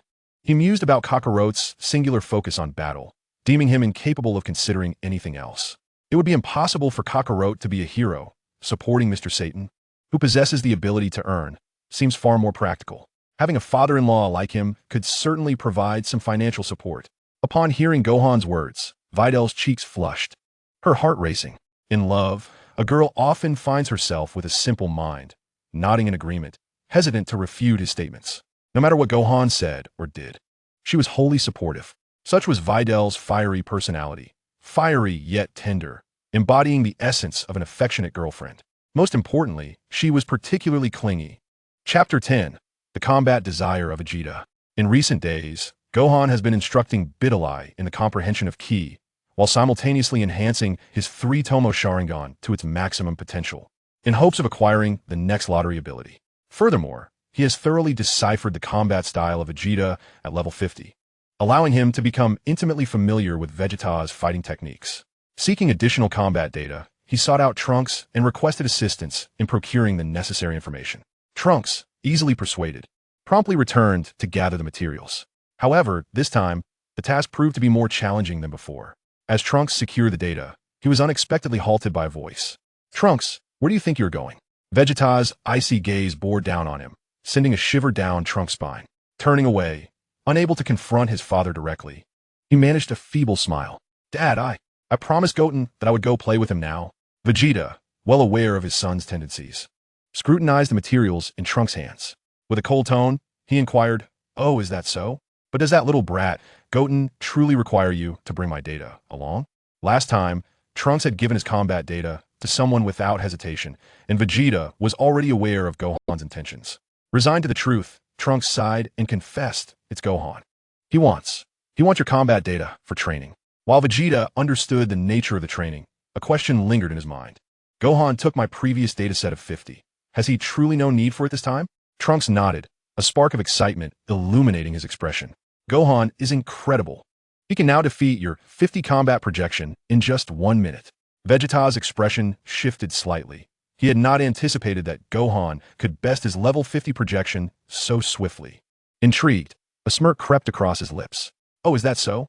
I would like to see this for myself." "Very well, Trunks. I shall deliver this data myself.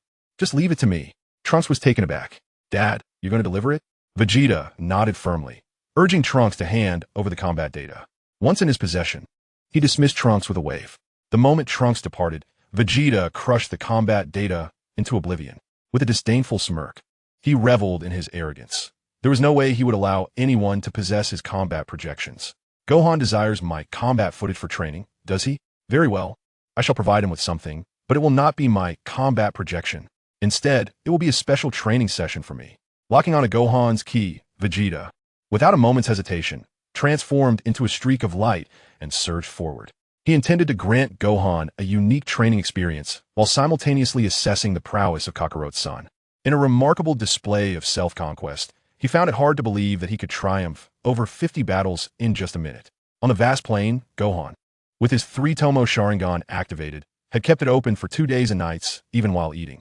At last, he had elevated his Sharingan to a level of 100, enabling him to ensnare foes with lesser power in illusions. This ability, while an auxiliary skill, proved ineffective against formidable opponents. Nevertheless, it was quite effective against ordinary humans. Although his 3-Tomo Sharingan had reached its zenith, his mastery of the Zizai Ji Gong remained stagnant at 12. The leap to level 2 was exceedingly challenging and required more than mere training. It necessitated opportunities to cultivate his mental fortitude. As he contemplated these matters, he descended from the heights, reverting from his Super Saiyan form. Beside him, Bidalai, brimming with excitement, approached eagerly, holding a bento box with a radiant smile. "Gohan, this time I had the chef prepare your favorite dishes, and I even made something special just for you. My father hasn't tasted it. It's exclusively for you." Observing Bidalai's enthusiasm, Gohan smiled and accepted the luxurious bento box. Yet, before he could indulge, he sensed an immense energy approaching, causing him to furrow his brow. In 30 seconds, a powerful presence would arrive, none other than Vegeta. Such energy was rare on Earth, and no one else could elicit a sense of danger within him. Surprised that Vegeta sought him out, Gohan momentarily paused before closing the bento box. Bidalai, noticing his hesitation, looked concerned. "Gohan, don't you like the food?" Seeing her disappointment, Gohan raised his gaze and softly replied, "No, it's not that. I'm just waiting a moment. Someone is coming to see me.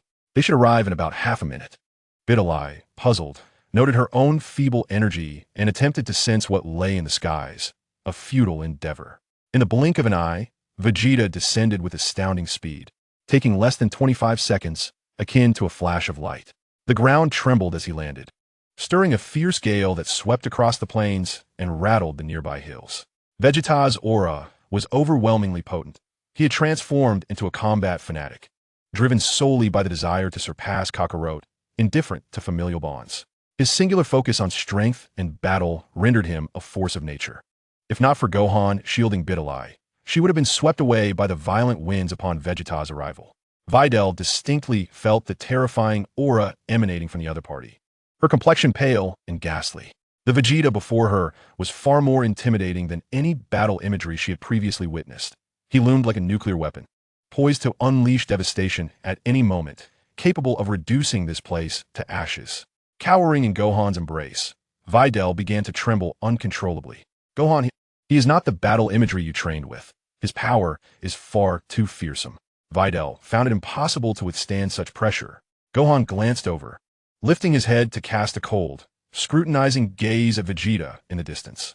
The current Vegeta was utterly unapproachable, prompting Gohan to speak up. Uncle Vegeta, your sudden appearance raises questions. Did you not see that I'm on a date with my girlfriend? If you have matters to discuss, perhaps it would be best to wait until I have finished. Vegeta, however, was not one to wait. He dismissed Videl with a disdainful snort and advanced, his formidable pressure bearing down on them. In a frosty tone, he addressed Gohan. Listen, Trunks mentioned that you could defeat my battle imagery in 1 minute. I'm curious to know if that is indeed true.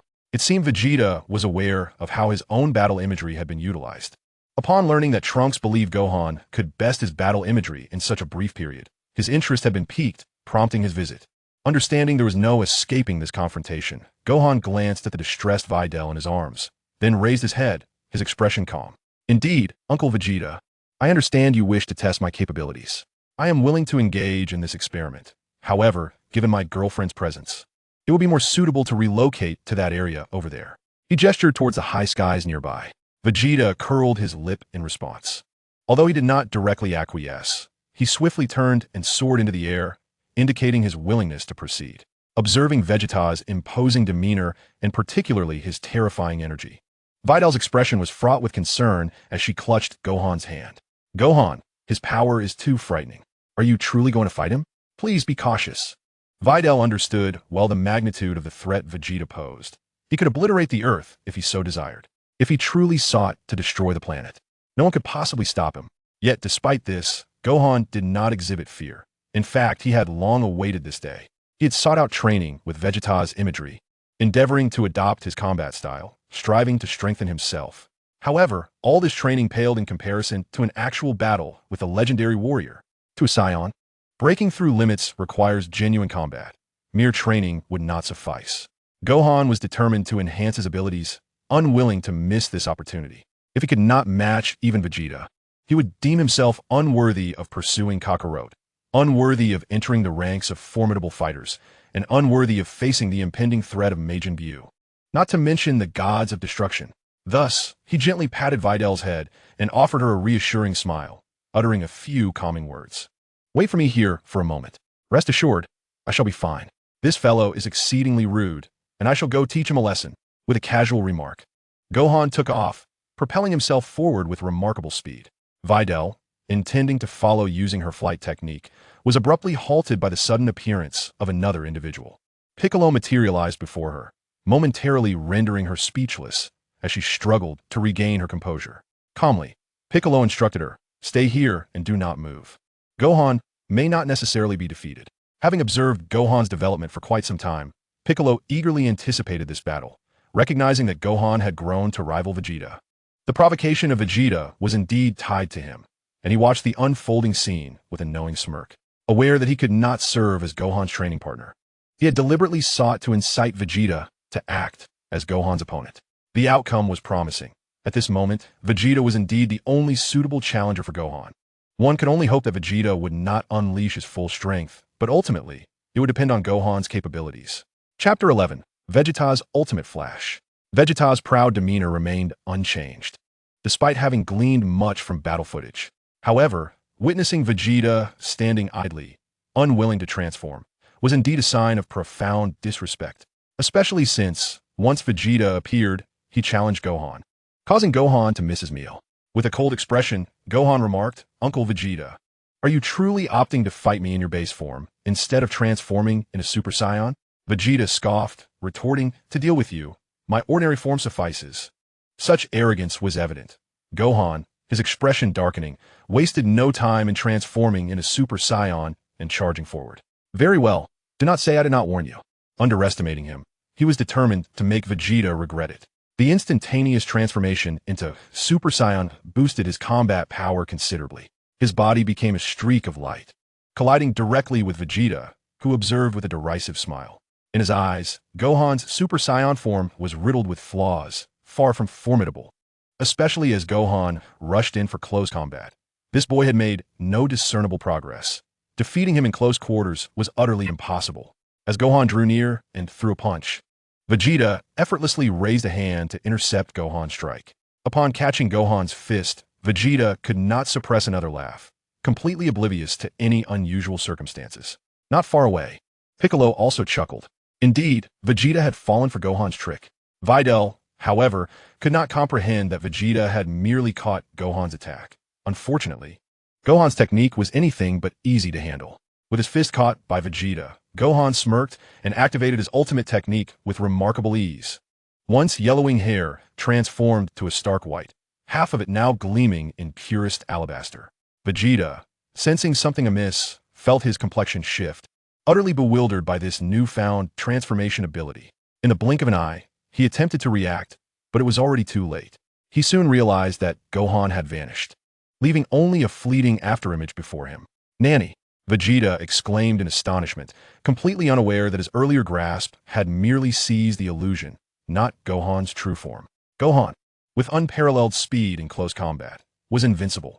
Not even Kakarot, should he be present, could withstand such prowess. Without any transformation, Vegeta found himself on the receiving end of a powerful kick to the abdomen from Gohan. With tremendous force, the blow landed. Bang! Vegeta expelled a mouthful of clear water. Suspended momentarily in midair, his face turning a shade of green, the impact was undeniably painful. Yet, Vegeta bore it with gritted teeth, enduring Gohan's strike. Rage ignited within him. "You insufferable brat, aw!" In a fit of fury, Vegeta let out a roar that reverberated through the air, triggering his transformation. The Super Saiyan state manifested instantaneously, prompting Gohan to step back, creating distance as he prepared for another onslaught. In his frenzy, Vegeta embraced his Super Saiyan form, charging relentlessly at Gohan with a barrage of attacks. Nearby, Piccolo watched with a furrowed brow, foreseeing the confrontation he had anticipated. Once Vegeta was enraged, all restraint vanished. The current battle was one he could hardly intervene in. Gohan now had to contend with the Super Saiyan Vegeta, and it remained to be seen how long he could endure this contest. From soaring heights to the earth below, and back again, their movements blurred into mere afterimages.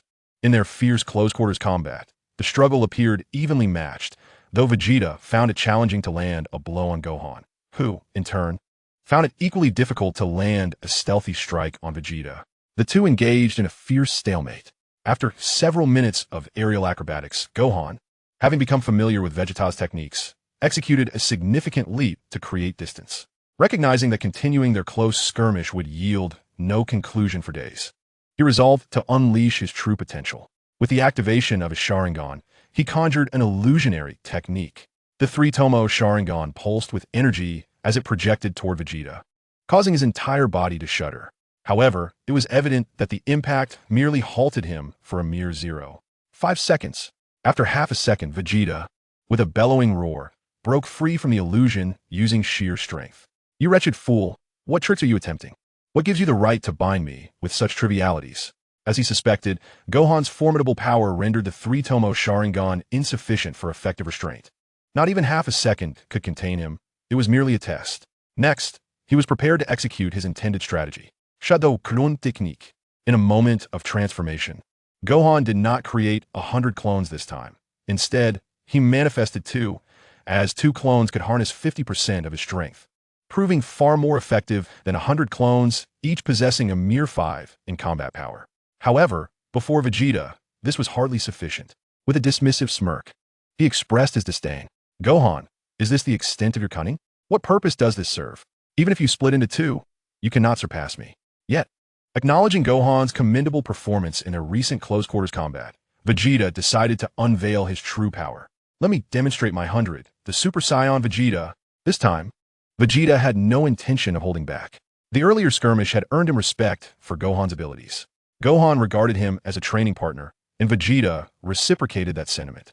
He unleashed the transformation of Super Saiyan 100, a sight that astonished Piccolo from a distance. "No, it can't be. Vegeta, has he truly surpassed Goku?" Piccolo gasped in disbelief. "No, that is impossible. Vegeta's energy is terrifying. Gohan, do not continue this fight. You cannot win." Concern began to creep into Piccolo's mind. Although he had instigated the conflict, he had not anticipated Vegeta's formidable strength. Surpassing the original Goku, if Goku had not mastered Super Saiyan 3. He indeed would stand no chance against Vegeta in his perfected Super Saiyan 1 state, now transformed into Super Saiyan 100. The overwhelming energy enveloping Vegeta transformed him into a true Super Saiyan, transcending the first level, manifesting a unique transformation exclusive to him, his entire being radiated with chaotic energy, accompanied by wild arcs of lightning surging uncontrollably. Piccolo's astonished expression further underscored the sheer magnitude of Vegeta's power. Yet, Gohan, sensing this formidable energy, felt no fear. Rather, he smiled with a hint of amusement. He had anticipated this transformation for Vegeta. Now, this is interesting. Otherwise, with just what you displayed earlier, winning would be far too easy. Gohan's words elicited a cold snort from Vegeta, who recognized that Gohan shared a similar overconfidence to Kakarot. Vegeta's transformation into Super Saiyan was a masterpiece of self-assurance, crafted specifically to counter Kakarot. Revealing it now, he merely intended to use Gohan as a sparring partner. Seeing Gohan's relaxed demeanor, he mistakenly believed the latter did not grasp the significance of his Super Saiyan transformation. Gohan, I did not expect you to be as arrogant as your father. However, I must inform you that this transformation was specifically designed for Kakarot. Though I show it to you now, I will still take on the role of your father and teach you a lesson. With pride, Vegeta unleashed his strongest transformation, convinced of his invincibility. Yet, unbeknownst to him, Gohan inhaled deeply, transitioning from the first Super Saiyan state to Super Saiyan 2, forsaking the speed of the first level to amplify his strength. Vegeta, dismissing the Super Saiyan 2 transformation entirely, remarked, "The Super Saiyan 2 transformation is fundamentally flawed, Gohan. Surely, you must be aware of this?"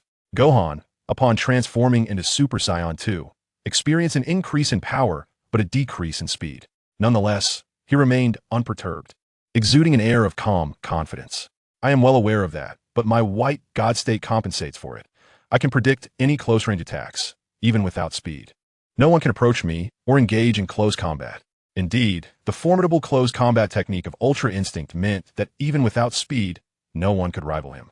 He could remain stationary, embodying the strongest bastion. Vegeta observed Gohan's self-assurance, his expression darkening as he realized Gohan was more formidable than he had anticipated. He had no intention of engaging in close combat. Instead, he raised his hands, preparing for the ultimate flash energy wave. Piccolo, noticing the shift, exclaimed in alarm, "Vegeta, don't act recklessly. If you unleash that now, Gohan won't be able to withstand it and will be obliterated." Despite Piccolo's counsel, Vegeta was not one to heed advice. He scoffed and glared at Piccolo. "Silence. Gohan, if you can withstand my attack, I will acknowledge your strength and your capability in close combat. But can you endure my ultimate flash as Super Vegeta?" As energy surged, the ultimate flash was a signature move of Vegeta's, and Gohan recognized the seriousness of the situation. He felt a wave of pressure, yet this very pressure spurred him to elevate his combat prowess. The recent challenges had been insufficient. The footage of Vegeta at 50 power had not truly matched the pressure he was facing now. In that fleeting moment, under the weight of the pressure, his Ultra Instinct surged to a new level. This was indeed a promising sign, as the impending crisis further fueled his ascent in mastery against Vegeta's accumulating ultimate flash. Gohan met this challenge with confidence, stating, "Uncle Vegeta, I eagerly anticipate your ultimate flash. In fact, to counter you, I have studied your battle footage and developed a technique of my own." Vegeta paused, taken aback by Gohan's declaration of a new technique, and retorted with a scoff. "You little brat, don't pretend to be something you're not." With a fierce burst of energy, he unleashed the ultimate flash, a technique that, once executed, left no room for retreat. Piccolo, witnessing the unfolding event, was alarmed, knowing full well that he could not intervene. Who could possibly stop Vegeta? Even Kakarot would be unable to do so. Chapter 12. The Ultimate Perfect Kamehameha. The breakthrough in Ultra Instinct had elevated him further. Over the past few days, he had diligently studied Vegeta's battle footage, becoming well acquainted with his fighting style. In truth, Vegeta could not match Kakarot in close combat. It was his long-range attacks, the various energy bombardments, that were truly formidable. The accumulation of energy, followed by a powerful explosion of energy waves, epitomizes Vegeta's combat style. Energy waves are Vegeta's forte, his most formidable weapon. In long-range confrontations, his ultimate flash represents his most devastating technique, channeling all his might into a barrage of energy spheres that he hurls directly at his opponent. Should he confront Earth head-on, he could obliterate it entirely. No asteroid could withstand such an onslaught from Vegeta. Yet, Gohan remains remarkably composed in the face of Vegeta's ultimate flash. His expression solemn as he lets out a low growl. Limit breakthrough. Reverse Kamehameha. In that fleeting moment, Gohan unleashes the reverse Kamehameha, transforming his entire being into a radiant light, boldly meeting the ultimate flash head-on. This revelation causes Vegeta's expression to shift to one of shock and disbelief. He cannot fathom how this boy could be so audacious. Nanny, do you seek death? Regardless of the situation, Gohan is the son of Kakarot, and Vegeta never intended to let him perish here. However, Gohan's reckless charge might lead him to severe injury, if not worse. Little did Vegeta know Gohan, in his Super Saiyan 2 form, plunged into the energy sphere of the ultimate flash, and at that moment his ultra instinct began to surge uncontrollably. He continuously harnessed energy to counter the rampant energy spheres surrounding him, while simultaneously absorbing those he resisted. This is the essence of ultra instinct, ability absorption. He could feel that beneath the immense energy stimulation, his ultra instinct had successfully surpassed level 15, edging toward level 2. A multitude of energy surged through him, enabling him to withstand the terrifying energy waves. Although it was somewhat taxing, he managed to absorb a significant portion of Vegeta's ultimate flash energy spheres. As energy spheres densely surrounded him, he began to search for a breakthrough point. A quick glance revealed a vulnerable spot within the ultimate flash. Raising both hands, he began to gather energy within the ultimate flash itself. Kamehameha 100. Ultimate perfect Kamehameha. Drawing upon the absorbed energy from the ultimate flash, Gohan unleashed a formidable 100. The ultimate perfect Kamehameha. As he lifted his hands and directed it toward the weak point of the ultimate flash, a thunderous roar erupted. The ground trembled. And to his astonishment, even the system recognized his 100 ultimate perfect Kamehameha. Achieving perfection in the Kamehameha at level 100 granted him a chance for a lottery draw. This was exhilarating, and the prospect of a lottery draw filled him with joy. Boom! The ultimate flash detonated instantaneously, leaving Vegeta in a state of shock, while Piccolo nearby was equally stunned, unable to comprehend the unfolding events. Vegeta's expression shifted, and in the next moment, he beheld Gohan breaking through his ultimate flash, wielding the ultimate perfect Kamehameha with one hand, ready to strike. The surging energy caused his complexion to turn ashen. Prince Vegeta, would never flinch. A mere offspring of Kakarot, daring to surpass him. This individual shattered his ultimate flash. Moreover, it was a direct confrontation, breaching his ultimate flash from within. Reflecting on all that had transpired, Vegeta's pride surged. This time, he resolved not to evade. This insufferable brat. If you can withstand my ultimate flash, can I, Vegeta, not endure your Kamehameha? I am the embodiment of strength, the epitome of the perfect Super Saiyan. With a thunderous roar, Vegeta raised his hands to block Gohan's ultimate Kamehameha. Boom! As he lifted his hands, the terrifying energy erupted between them. Gritting his teeth, Vegeta steadfastly resisted, refusing to yield. One must concede, Vegeta's pride is the very essence of Saiyan. He would not allow anyone to surpass him or crush him. In an astonishing display, Vegeta managed to absorb Gohan's Kamehameha with sheer force. Though he was left breathless and exhausted, he accomplished it. The colossal energy orb was entirely compressed and neutralized, dissipating into a mere speck of starlight within his grasp. With a sinister grin, he laughed heartily, reveling in his success. Is that all there is? If Kakarot's son can endure, so can I. I am the mightiest Super Saiyan. Observing Vegeta's triumphant stance, Gohan shook his head, a hint of admiration in his gaze. Calmly, he remarked, Uncle Vegeta, you have lost. Vegeta lifted his head, displeased by Gohan's words, scoffing in dissatisfaction. You insolent brat, do not spout nonsense. I withstood your Kamehameha. The battle has only just begun. Despite his bravado, the exhaustion was evident on his face. He had the capability to evade, yet his pride compelled him to confront the attack head-on, resulting in a significant depletion of his energy.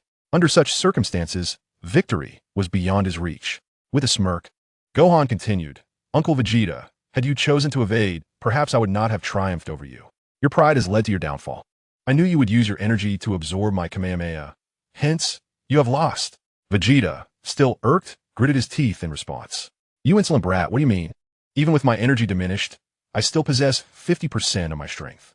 How can you be so certain you can defeat me? As Gohan pouted casually, he remarked, My energy is of no use, Uncle Vegeta. This ultimate Kamehameha was originally yours. Yet, my energy is right here.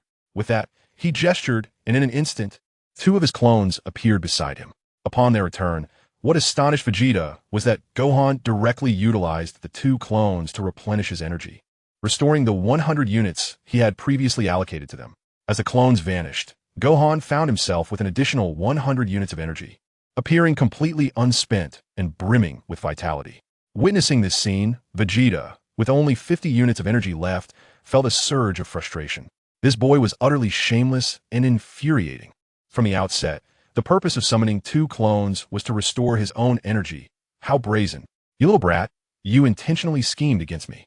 Vegeta seethed, his fists clenched, contemplating rushing forward. However, before he could approach, Gohan raised a hand. The posture combined with his words caused Vegeta's expression to shift dramatically, compelling him to halt in place. Too intimidated to advance. Seeing Vegeta remain still, Gohan chuckled, his hands still charged with energy, and casually said, Uncle Vegeta, would you care to receive my second 100-unit ultimate Kamehameha? The second. This boy had fully restored his energy and was indeed poised to unleash another 100-unit Kamehameha. With Gohan at peak power, Vegeta, at a mere 50 units, had no chance of evasion. Should he attempt to withstand it, he would undoubtedly be obliterated. Grinding his teeth, Vegeta dare not move. Beside them, Piccolo observed with a knowing expression, aware that Gohan had indeed triumphed. The two 100-unit energy bursts far surpassed Vegeta's capabilities. Vegeta's initial arrogance had led him to be outmaneuvered. After the first direct confrontation, he had already found himself at a disadvantage. There was no way Vegeta could withstand Gohan's ultimate Kamehameha a second time. As Gohan continued to accumulate energy, the sphere in his hands expanded, causing beads of sweat to form on Vegeta's forehead. He stood frozen, momentarily unsure of how to respond. Gohan's unyielding stance prompted a smile from him, yet in the end, he refrained from unleashing the energy. Instead, he merely feigned an attack, startling Vegeta into retreat. Realizing he had been deceived, Vegeta felt a surge of anger, while Gohan remained relaxed. All right, Uncle Vegeta, even if this ends in a tie, I have employed some tricks. There's no need for it to be a life-or-death struggle. This 100-unit ultimate perfect Kamehameha is incredibly taxing for me, and I would rather not exhaust myself. After all, he could only unleash it once more. If he truly aimed to defeat Vegeta, it would prove to be a challenge. The odds were around 80%, but the remaining 20% meant that if Vegeta evaded, he would be the one in trouble. Thus, he took the initiative to propose a truce, which brought a sense of relief to Vegeta, who cast a lingering glance at Gohan. With a cold snort of agreement, he chose to utter not a single word before turning away, eager to depart without delay. Vegeta, in that moment, was undeniably formidable, likely having acquired yet another target for training. Observing Vegeta's retreat, Gohan couldn't help but think him rather arrogant, coming and going as he pleased. Had he known, he would have wagered on the 80% chance, either obliterating Vegeta or, conversely, exhausting himself and falling to Vegeta's might. With a disdainful sneer, he reined in his energy entirely. This recent skirmish had afforded him a deeper understanding of his own strength.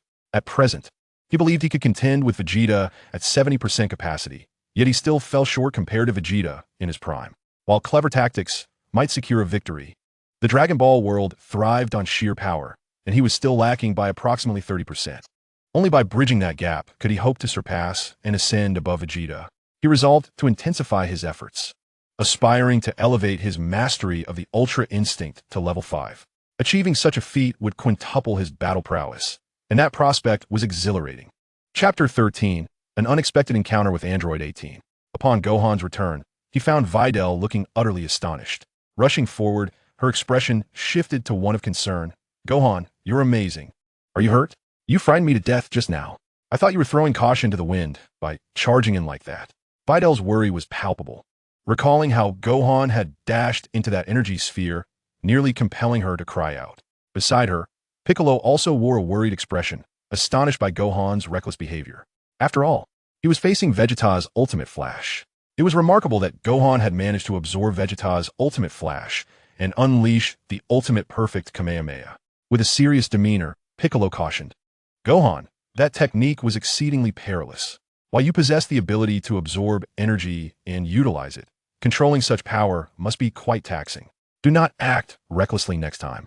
Vegeta's strength extends far beyond this. Gohan understood well that Vegeta had been prideful and careless this time, allowing him to withstand the ultimate perfect Kamehameha. Had it been someone else, like Buu, they would have effortlessly evaded it. Missing such an attack could lead to significant trouble. Nodding in agreement, Gohan acknowledged Piccolo's words. Indeed, my current strength is insufficient to decisively overpower Vegeta. I have yet to reach his level. Absorbing his energy indeed carries substantial risk. That was my gamble, and the outcome was favorable. It certainly was, as he had successfully executed the ultimate perfect Kamehameha and earned a chance for a reward. Now, with 2 opportunities for a draw, he eagerly anticipated what he might obtain. Feeling the urge to exercise and with his stomach rumbling, he took Vidal's lunch, eating while simultaneously utilizing his 2 draws. Twice fortunate in the lottery, I acquired 2 remarkable abilities. With my successful draw, I obtained the powers of the Nature Fruit and the Thunder Fruit, harnessing the might of thunder. Through another successful draw, I gained proficiency in concealed weaponry, enhancing the capabilities of my hidden armaments. While the proficiency in concealed weaponry may seem like a mere trinket among trinkets, the Thunder Nature Fruit proves to be exceedingly beneficial. By wielding the power of thunder, I can transform my entire being into lightning, enabling me to evade conventional physical assaults. However, it is essential to note that within the realm of Dragon Ball, this evasion holds little value. Evading ordinary physical attacks does not equate to dodging the combined onslaught of energy and ki. Warriors like Vegeta and Kakarot infuse their attacks with their formidable ki, rendering the power of the Nature Fruit merely supplementary. How could one possibly rely on a Nature Fruit to contend with beings capable of obliterating planets and possessing battle powers in the hundreds of millions? It is simply implausible. Thus, Gohan perceives this skill as a means to amplify his combat prowess, enhancing the Thunder Fruit's power to a formidable level of 100, thereby acquiring the Thunder Force. This still grants him an increase of over 20 in his battle power. Indeed, it amounts to only about a 20-point enhancement. Achieving a doubling of his power seems unattainable, given his already terrifying capabilities, especially with the mastery of Ultra Instinct. Starting from several million in battle power, a mere Nature Fruit cannot possibly yield a 2-fold enhancement. An increase of 20 in battle power is commendable, and he intends to train it to 100, eagerly anticipating the results. At present, he must diligently hone his skills, as he does not disdain a 20 increase. Over the past 2 days, aside from accompanying Vidal to her classes, he has devoted himself to training his Ultra Instinct. After just 15 hours, he has advanced to a level of 18, mere moments away from the next milestone. Engaging in battle with Vegeta has imparted significant insights. Indeed, Saiyans are true warriors, thriving on combat to elevate their abilities. Over these 2 days, he initially planned to enhance the 2 abilities he obtained to 100, in hopes of drawing twice more. Yet he soon realized that mastering proficiency in concealed weaponry is arduous due to the limited variety of concealed weapons. Training in this ability proves to be challenging, leaving only the Thunder Nature Fruit available for practice. Achieving a training level of 50 in just 2 days is commendable, but the lack of training partners renders progress painfully slow. He begins to contemplate seeking out Vegeta once more for another bout, hoping to ignite his potential and perhaps complete an ultimate technique. As he pondered this, Vidal, having mastered the art of flight, descended gracefully from the skies, her enthusiasm palpable as she waved warmly at Gohan. Their confirmed relationship has only deepened their bond. Now, Vidal exhibits the endearing qualities of a devoted girlfriend, frequently seeking Gohan's company. Gohan, in turn, finds no annoyance in her presence. After all, having someone to prepare meals and provide care is indeed a fortunate circumstance. Regrettably, Vidalai's upbringing is quite strict, requiring her to return home punctually each evening, which indeed poses a challenge. It is essential to meet with the formidable father-in-law to truly win Vidalai's heart. As Gohan contemplated this, Vidalai landed gracefully on the ground, her ponytail swaying and her skirt fluttering. Upon seeing Gohan, she immediately approached him, grasping his arm. "Gohan, I wish to share something important with you. My father intends to participate in a martial arts tournament, just like before, and it is about to commence. Martial artists from all over the world will take part. You will attend, won't you?"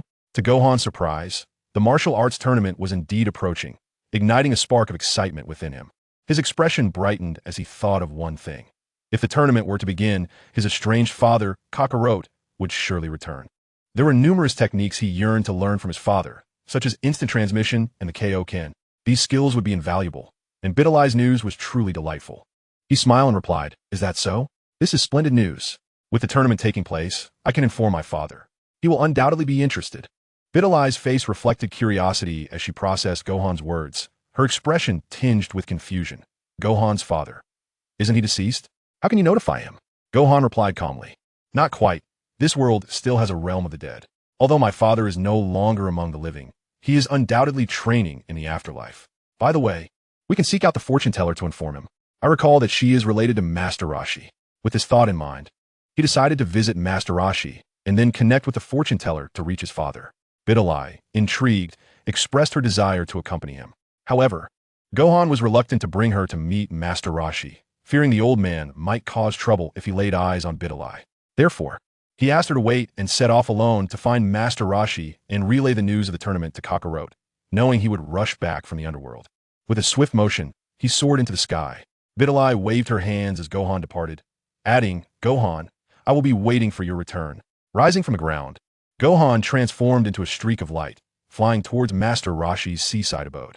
His speed was remarkable, and in less than a moment, he approached the dwelling.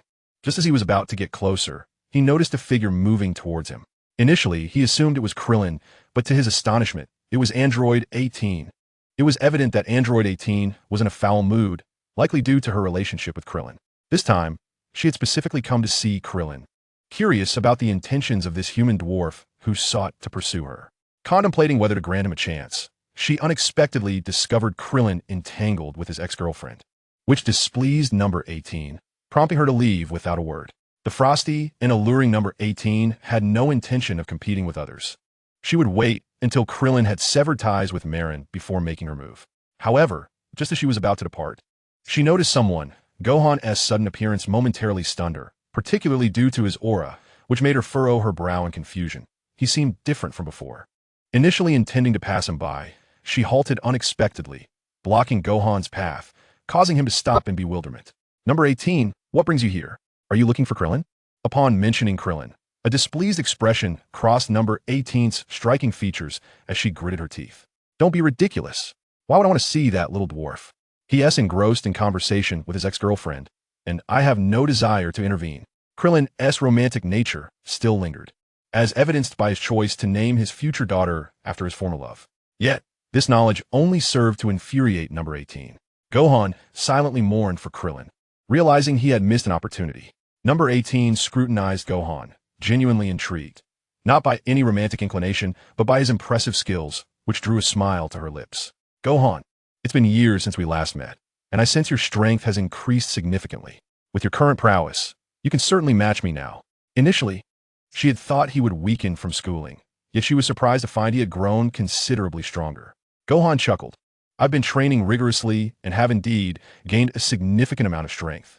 Number 18 cast another glance at him, and rather than uttering a word, she lunged forward, delivering a sudden punch. The unexpected strike was clearly an attempt to test herself, yet in her estimation, her strength paled in comparison to Vegeta's. Even with her sudden assault, Gohan effortlessly evaded her blow, which piqued number 18's interest. A smirk appeared at the corners of her mouth. What followed was a series of relentless attacks directed at Gohan. Number 18 still relished the thrill of battle. To be precise, her frustration at being stood up by Krillin compelled her to vent her emotions on Gohan. However, she had utterly underestimated his growth. Even Vegeta would be cautious around him, and her current strength was insufficient against Gohan. Chapter 14, Kakarot in Hell. In their exchange of punches and kicks, number 18 found herself infuriated by the fact that she couldn't even land a single hit on Gohan, regardless of the circumstances. Her artificial human possesses immense energy, making her a formidable opponent on Earth, where few can rival her. Android 18's original strength surpasses that of a Super Saiyan 1, and she stands uniquely positioned between Super Saiyan 1 and Super Saiyan 2. Thus, it astonished her that Gohan had yet to even engage in his transformation, managing to evade her attacks in his ordinary form. This piqued 18's interest. She had not ceased her assault and had retreated slightly, clearly preparing to unleash a powerful energy wave. Gohan, growing increasingly impatient as he observed 18 gathering energy, remarked with a smirk, I have other matters to attend to and cannot afford to linger here with you. Also, do refrain from such reckless behavior in my presence next time." As he spoke, before 18 could release her energy sphere, Gohan surged forward. Caught off guard, 18 barely had time to react as Gohan closed the distance between them. Her expression shifted in alarm just as she failed to evade his punch aimed directly at her face, the force of which she could distinctly feel. The air above the sea roared with fierce winds. Stiffening in place, 18 held her breath, paralyzed by the imminent strike. She realized she could not dodge this blow. If it landed, it would undoubtedly inflict severe damage. Regret began to wash over her for having chosen to challenge Gohan, astonished by his remarkable improvement, which allowed him to surpass her without even transforming. In his presence, she felt as insignificant as a child, their combat prowess clearly not on the same level. As 18 instinctively closed her eyes, she was taken aback when Gohan's fist halted mere centimeters from her face. The sudden stop stirred the ocean beneath them, creating tumultuous waves. A colossal splash erupted, the force of his punch causing the sea to churn violently. Gohan, with a playful smirk, made it clear to 18 that she had become the subject of his jest. "You know, I really don't want to ruin your beautiful face, 18. I still need to find Master Roshi. Let us call this battle a draw." Releasing his clenched fist and waving goodbye, Gohan paid her no further mind. This left 18 feeling somewhat deflated, akin to a child throwing a tantrum, pinned down with no means of resistance. She now understood the disparity between them, and found herself intrigued by Gohan's sudden surge of strength. Just how had he trained to attain such a level? Her curiosity was genuinely piqued. With renewed determination, Gohan swiftly made his way to Master Roshi's humble abode. Observing Krillin still entangled with his ex-girlfriend, he shook his head in disbelief before landing on the ground. He greeted the giant turtle stationed at the door, saying, "Hello. I have a matter to discuss with Master Roshi. Is he home?" The great sea turtle promptly entered the house to relay the news. Master Roshi emerged, and upon seeing Gohan, his face lit up with delight as he greeted him warmly. "I never expected to see you, Gohan. It has been years. How is Chi-Chi? By the way, it seems Goku is currently in the afterlife. Are you seeking my sister to get in touch with him?" The implication was clear, and Gohan did not shy away from the truth, nodding as he responded, "Yes, the new martial arts tournament is about to commence, and I believe my father would be quite interested if you could relay the message. Perhaps he could find the time to return from the underworld and participate in the event." Upon hearing about the upcoming tournament, Master Roshi wore a nostalgic expression, chuckling heartily. "A martial arts tournament, you say? It has been ages since I last participated. If Goku joins, it will surely be intense." Without hesitation, he offered to contact the fortune teller to inform Goku. In less than half an hour, the fortune teller arrived at Master Roshi's humble abode, cradling a large crystal ball. Upon her arrival, she addressed Gohan. "Goku has been training in King Yema's realm, and he recently participated in a tournament there. He is still engaged in rigorous training." Gohan's eyes brightened instantly. "Really? Is there any way to reach him?" The fortune teller took the crystal ball in hand, stating, "Let me see what I can do. I have some connections in the afterlife. It has been a while since I checked on him." With that, she began to search for Goku's presence using the crystal ball. Before long, she located Goku deep within the underworld, training alongside a group of deceased martial artists. Despite being in spirit form, Kakarot's essence was formidable, and his training had considerably enhanced his energy. Through the crystal ball, Gohan sensed that his father, Kakarot, had mastered Super Saiyan 3. In truth, when Majin Buu was born, Kakarot possessed the strength to vanquish him, yet he refrained, opting to train the next generation instead. Unfortunately, he did not eliminate the threat in time, leading to the emergence of Majin Buu, necessitating his eventual intervention. Having personally defeated Majin Buu, Goku had undoubtedly reached a level equivalent to that of Majin Buu, and he had certainly mastered Super Saiyan 3 as well. As Goku's image appeared in the crystal ball, he immediately sensed that someone was observing him and paused his training. With a furrowed brow, he soon broke into a smile, exclaiming, "That energy, is it the fortune teller? And Master Roshi? Oh, I didn't expect to see Gohan as well. Your energy has grown remarkably. I never anticipated this, haha. Have you been training diligently all these years? Even from such a distance, Kakarot can sense your energy and strength. Truly, he is the strongest Saiyan. There is simply no comparison with Vegeta, who has always been the perennial second. Only Kakarot can claim the title of the universe's best. Presently, the gap between him and Son Goku is indeed substantial, especially since he has yet to surpass even Vegeta. How could he possibly catch up to the strongest Saiyan in the universe?" Upon hearing Son Goku's words, Gohan, with a calm demeanor, expressed his purpose for this visit. It's been a long time, Father. I have come to inform you that the martial arts tournament, which has not been held for several years, is set to resume. This news was conveyed to me by my girlfriend. Upon hearing Gohan's words, Son Goku's eyes sparkled with excitement. His interest in the tournament was immediately piqued, and he exclaimed joyfully, "Really? It's been ages since I participated in a tournament." Ah, just in time, I should be able to take a day off from hell. Fortune telle, Baba. Will you allow me to return from hell on the day of the tournament? Baba nodded in agreement, acknowledging Goku's request. Very well, I'll come to fetch you from hell. Goku, are you truly planning to participate in the tournament? Son Goku clenched his fists, his Saiyan spirit ablaze, especially upon sensing Gohan's significantly enhanced energy. His face radiated excitement and anticipation. Of course, I never expected that after all these years, Gohan has trained to such a remarkable level. I am genuinely thrilled. Gohan, this time at the tournament, I wish to spar with you and witness the fruits of your training. Gohan, eager to engage in training matches, recognized that Kakarot was not like Vegeta, who would hold back. He would indeed be the best training partner. With a smile gracing his lips, Gohan concurred, "All right. If the opportunity arises at the tournament, I shall definitely spar with you, Father." Sensing the seriousness in Gohan's eyes, Son Goku's smile broadened. Even if he could not see it, he could sense something significant. Laughing heartily, he remarked, "Gohan, I'm truly looking forward to it. I never imagined you possessed the potential to surpass Vegeta. I eagerly anticipate the battles at the tournament." With their conversation concluded, Gohan's perception of Kakarot shifted. He realized that Kakarot's strength was formidable, as he could sense his energy and knew he surpassed Vegeta.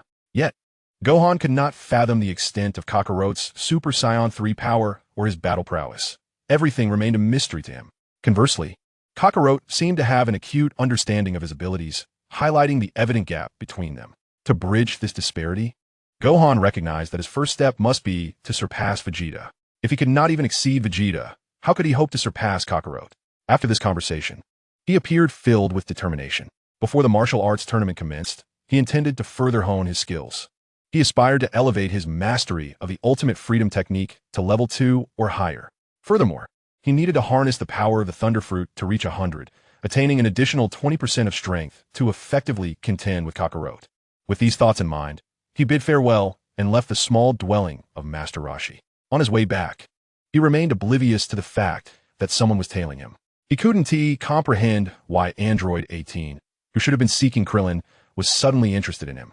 She followed him all the way to Master Roshi's abode and now accompanied him as he headed elsewhere.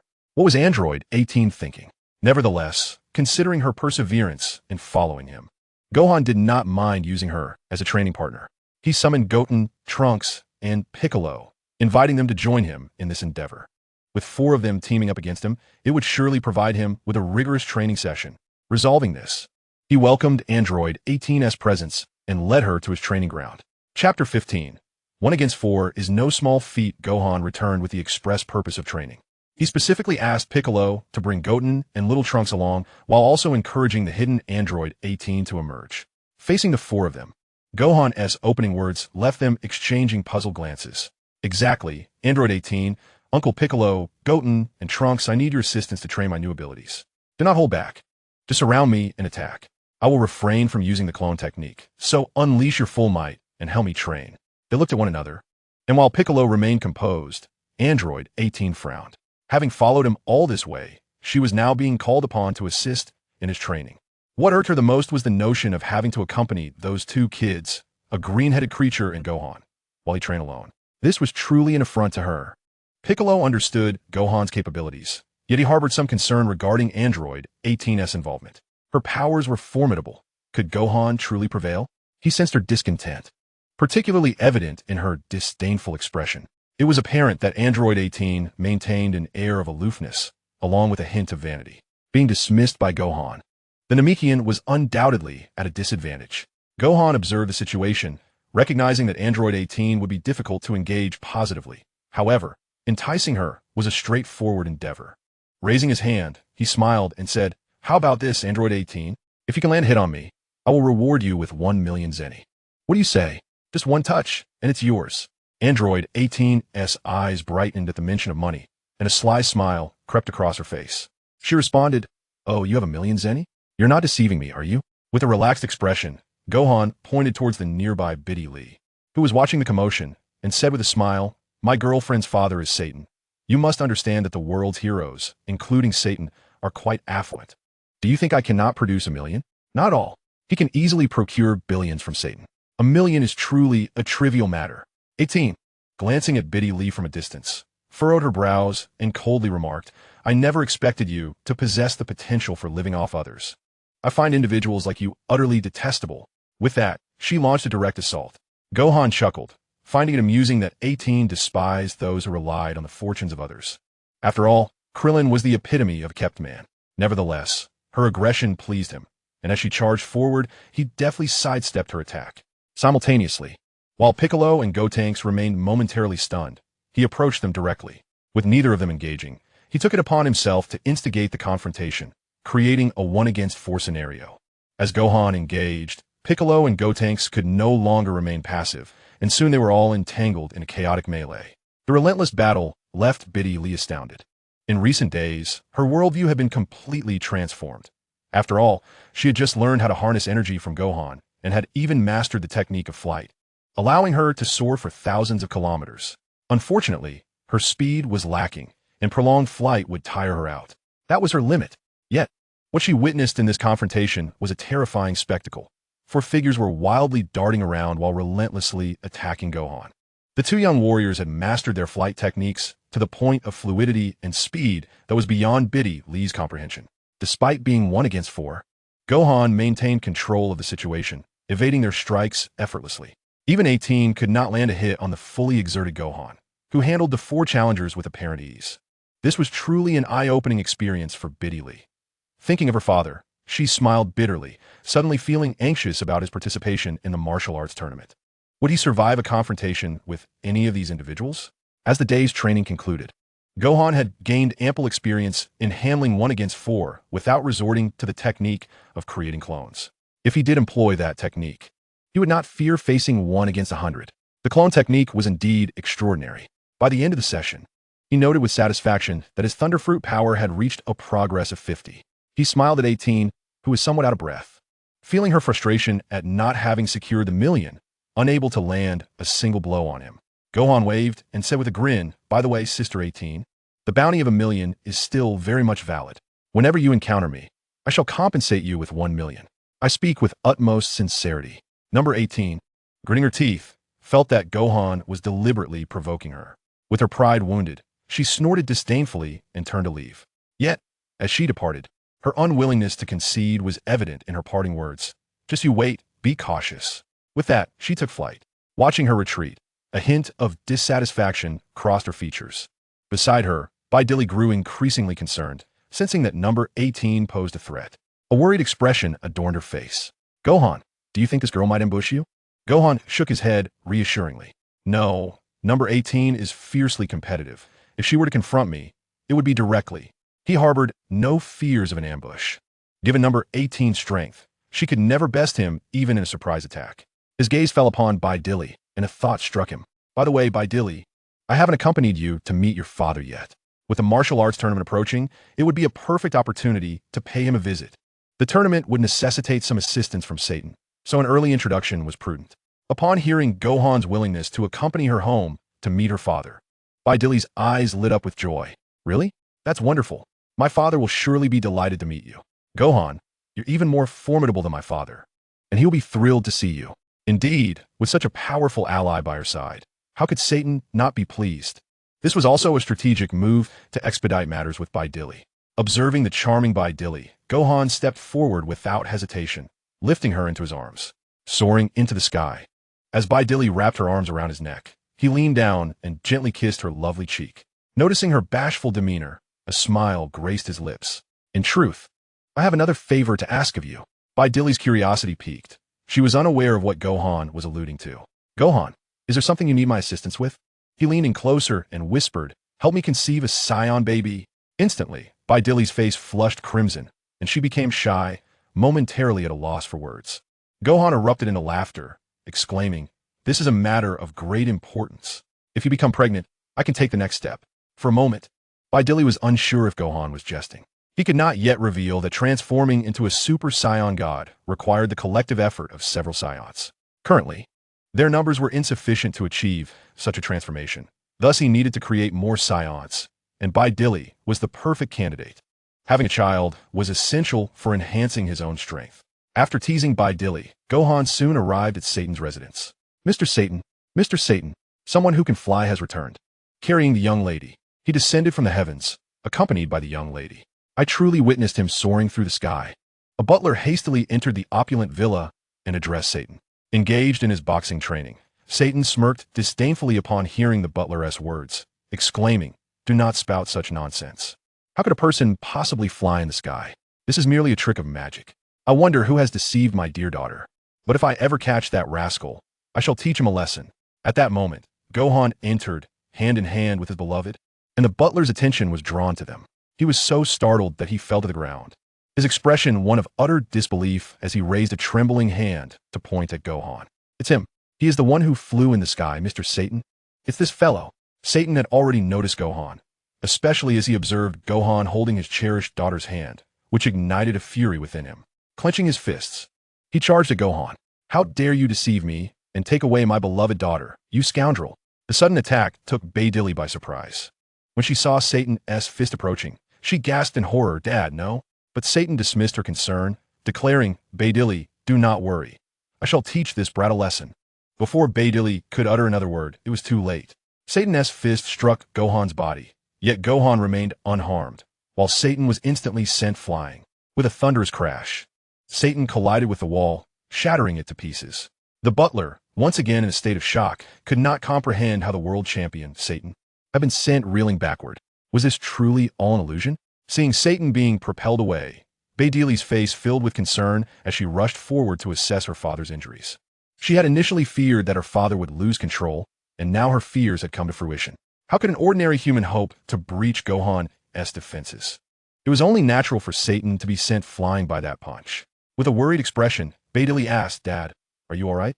I'd hoped you wouldn't act recklessly. Gohan is incredibly powerful, and before I could stop you, you charged in." "Oh, Dad." Her lips pouted in reproach, leaving Satan with a lingering sense of dread. Only now did he realize that his daughter had found a remarkably strong partner. Gazing at Gohan from a distance and contemplating his prowess, the successful Satan felt a spark of admiration and leapt to his feet. "Young man, I acknowledge your strength. I now accept your relationship with my daughter. However, you must become my disciple." Chapter 16. Vegeta is a bit withdrawn.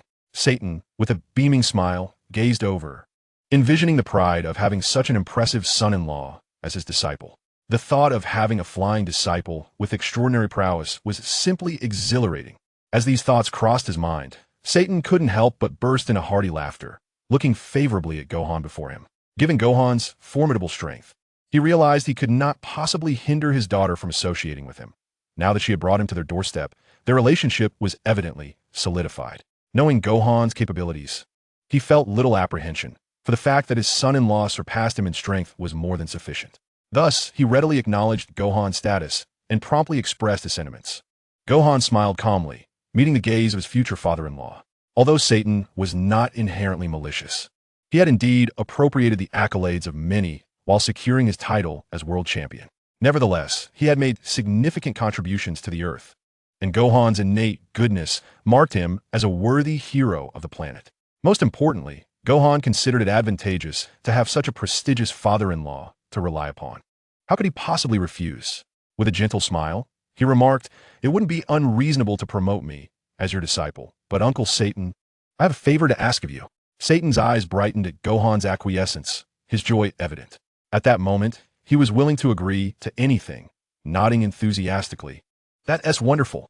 As long as you agree to be my disciple and promoted, I, Satan, will grant you any request." Gohan, satisfied, casually settled into a seat and continued, "You see, the place where I reside is quite distant from the city. Since Videl is my girlfriend, I intend to live with her in the future, and the commute from the mountains is rather inconvenient. Therefore, I would like a villa in the city." Upon hearing Gohan's request for a villa, Satan laughed heartily, showing no hesitation. As a world champion who had secured numerous endorsements, his worth was considerable. A mere villa was a trivial matter for him. With a generous wave of his hand, he proclaimed, "Of course, even as Videl's dowry. I would gladly gift you a luxurious villa. By the way, I possess a magnificent villa spanning 1,000 square meters, which would be perfect for your needs. How about I offer it to you? This father-in-law indeed displayed remarkable generosity, presenting a grand villa of 1,000 square meters. Its total value surely amounted to several million. Gohan nodded without a hint of reluctance. Yes, 1,000 square meters will suffice for my training at home. Thank you, Uncle Satan. By the way, in addition to the villa, I could use a bit of pocket money. Around 10 million would be ideal. Gohan stated this nonchalantly. Yet Satan broke into a cold sweat at the audacity of his request. This fellow truly had the audacity to make such a bold demand. A villa worth 10 million was hardly a trivial matter, especially considering that his daughter was genuinely fond of the other party, particularly admiring their strength, which he found exceedingly satisfactory. As long as Gohan was willing to assist in promoting his disciple, it would undoubtedly lead to greater financial gains. Without a moment's hesitation, Satan promptly arranged for the withdrawal of 20 million, even gifting Gohan an additional 10 million. After all, 10 million was not a significant sum for him. Given his future obligations to care for Dilly, it was only fitting to offer a bit more. Here are 20 million, which should suffice for a while. What do you think? The butler, dragging 2 boxes, placed them on the ground. Gohan stepped forward to open the boxes and confirmed the presence of 20 million. His eyes lit up with delight as he accepted the money, thoroughly pleased with Satan's perspicacity. Indeed, extracting funds from the other party was immensely gratifying. This money was a rightful reward for his assistance in the birth of Majin Buu. He merely claimed what was owed to him, to save the Earth. Receiving 20 million in a villa was hardly excessive. With the cash secured, Gohan continued with Dilly to view a sprawling villa in the city, a training retreat that Satan had initially purchased for himself. The expansive garden spanned over 100 square meters, complete with a swimming pool and a martial arts arena, all situated in a spacious area at the city center. The location and environment were nothing short of exquisite, rivaling Bulma's grand estate, with all furnishings and configurations being entirely new. Gohan surveyed the villa with great satisfaction, as he had envisioned a serene place for cultivation. No longer would he need to train outdoors. This grand mansion provided him with a sense of security. If he approached Bulma for a training protective shield, he could essentially practice at home every day. With this thought in mind, he resolved to seek Bulma's assistance in creating a training facility. After acquiring the luxurious mansion, Gohan planned to relocate. He needed to return home to inform Chi-Chi about the move. Holding a box containing 10 million in cash, Gohan flew home and casually tossed the box in front of Chi-Chi. From today onward, I intend to move to the city. This is 10 million in cash, a gift from Dilly's father. It should be sufficient for me and Goten for the time being. Upon hearing Gohan's words, Chi-Chi stared at the 10 million cash on the floor, utterly astounded, as she had never anticipated such a windfall. Overjoyed, she embraced Gohan, tears of happiness streaming down her face. This is wonderful. With this 10 million, Goten and I can live comfortably. Gohan, you've grown up so fast, earning 10 million already. I'm so proud. Such was Chi-Chi. With cash in hand, she dismissed all other concerns. She accepted Gohan's decision to reside elsewhere, and Gohan, smiling, left behind 10 million in cash, knowing he still had another 10 million at his disposal. Turning away, he hastened towards Bulma's residence once more. Upon arriving at the Grand Villa, he fortuitously found Bulma present.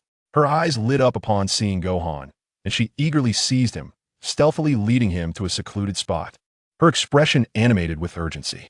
Gohan, I have heard that you engaged in combat with Vegeta. He has remained in the training room for several days now, neglecting even his meals. I implore you, devise a means to coax him out of his relentless training. Bulma beseeched, her demeanor reflecting a blend of worry and determination.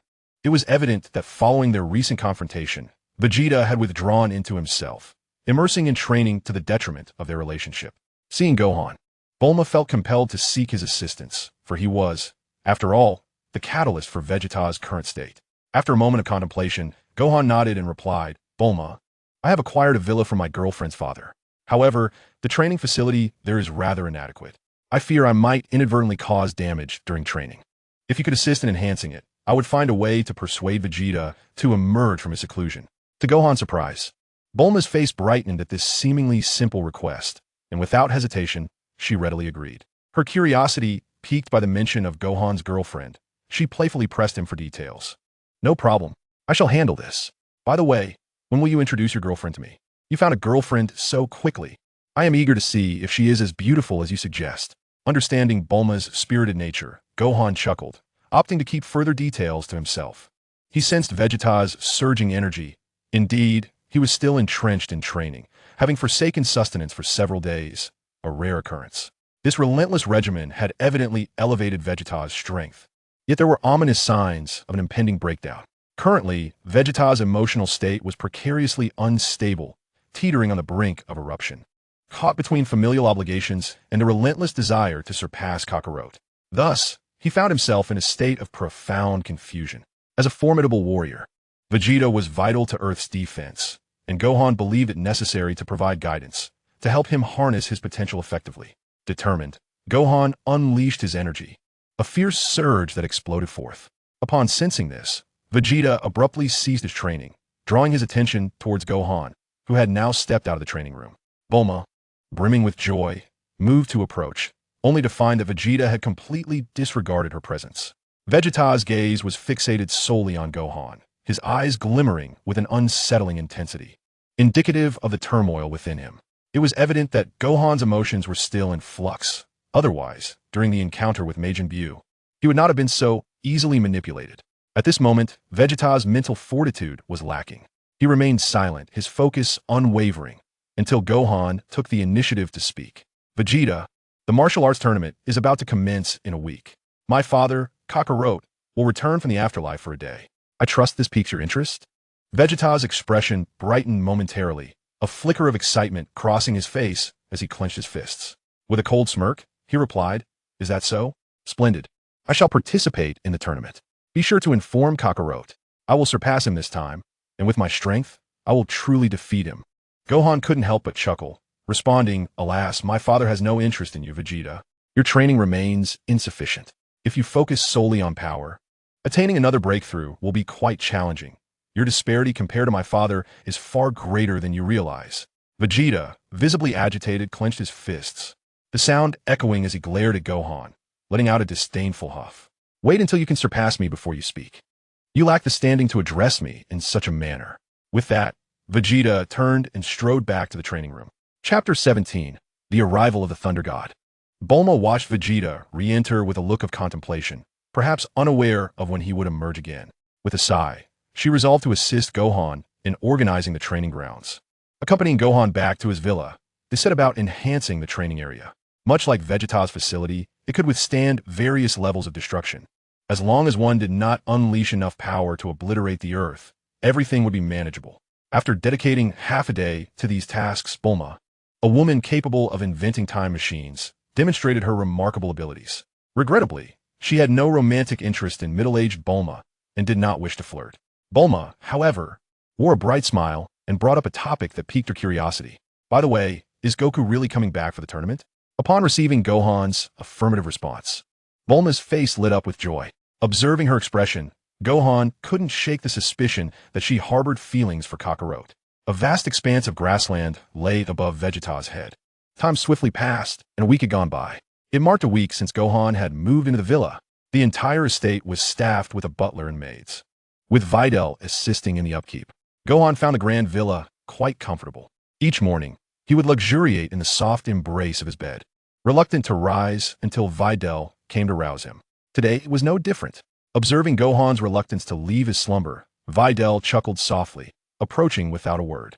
As soon as Gohan reached out, he grasped her hand, and before she could react, he pulled her onto the bed. Startled, Videl soon found herself ensnared. But after a brief blush, she quickly accepted the situation. Throughout the past week, she devoted herself entirely to Gohan. Their relationship grew increasingly intimate, allowing Gohan to indulge in playful antics without reservation. They rose hand in hand at noon to share breakfast. Videl brought up a matter of concern. "By the way, Gohan, your father was supposed to return before the martial arts tournament, which is just a few days away. My father has already informed me about it. Is your father aware?" Gohan, somewhat distracted, replied, "Yes, he should know. With the fortune teller around, he'll undoubtedly be there to welcome him back." Afterward, he embraced Videl, feeding her with a smile. He then inquired about another topic. "By the way, my dear Videl, have you felt any sensations in your abdomen lately?" He gently touched her flat stomach, but regrettably, he sensed no energy fluctuations. Videl blushed at Gohan's gesture, shyly responding, "I'm not sure. It's been a week. It should be soon, right?" Gohan nodded in agreement, Indeed, it has been about a week, and we've been diligent every night. I believe it should happen in the next few days. His Saiyan constitution was formidable, making the prospect of having a child seem quite effortless, particularly over this past week. Having secured Vidal's father's approval, he had nearly every day kept her within the villa. After savoring their time together, Vidal's feelings for him deepened, declaring him her first man. With a shy smile, she remarked, "I hope it's a boy, one as strong as you, Gohan. Do you prefer boys or girls?" Imagining their first child, likely to be a girl, Gohan was not content to leave it at that. With a playful kiss on Vidal's cheek, he continued, "We should have one of each. After the first, we can have a second. How does that sound?" Vidal playfully stuck out her tongue, laughing at his words. "I'm not a machine. How could I possibly have several at once?" Speaking of machines, Gohan recalled being persistently pursued by a certain female android. Just as they finished their intimate meal, he sensed her presence approaching. Android 18, in pursuit of that million zeni, had been diligently challenging him to fights every day this past week. Sometimes she even visited at night, leading Gohan to suspect she might be eavesdropping outside his room. Remarkably, 18 had managed to persist for so long. Meanwhile, he took a moment to mourn Krillin before gently setting Vidal down, smiling as he acknowledged 18's approach. "Well, I'm ready to commence my training. Please seek out Satan and procure a few tickets for the martial arts tournament. When my father returns, I shall present them to him. This time, a multitude of participants will join the tournament." Vidal, aware of the numerous formidable individuals competing, gazed at Gohan with a beaming smile. She bestowed a gentle kiss upon Gohan and departed with a parting remark. "I have faith that Gohan will surely clinch the championship." As Gohan watched Vidal fade into the distance, he refrained from disclosing to her that this tournament would entail unforeseen events. After all, sharing such news would only evoke concern within her. He certainly could not reveal that he needed to further enhance his abilities. His mastery of the Thunder Fruit was nearing 100. Observing the progress at 95, he resolved to elevate it to 101 go, thus preparing for the arrival of Majin Buu. After a light breakfast, he rose and swiftly made his way to the training facility.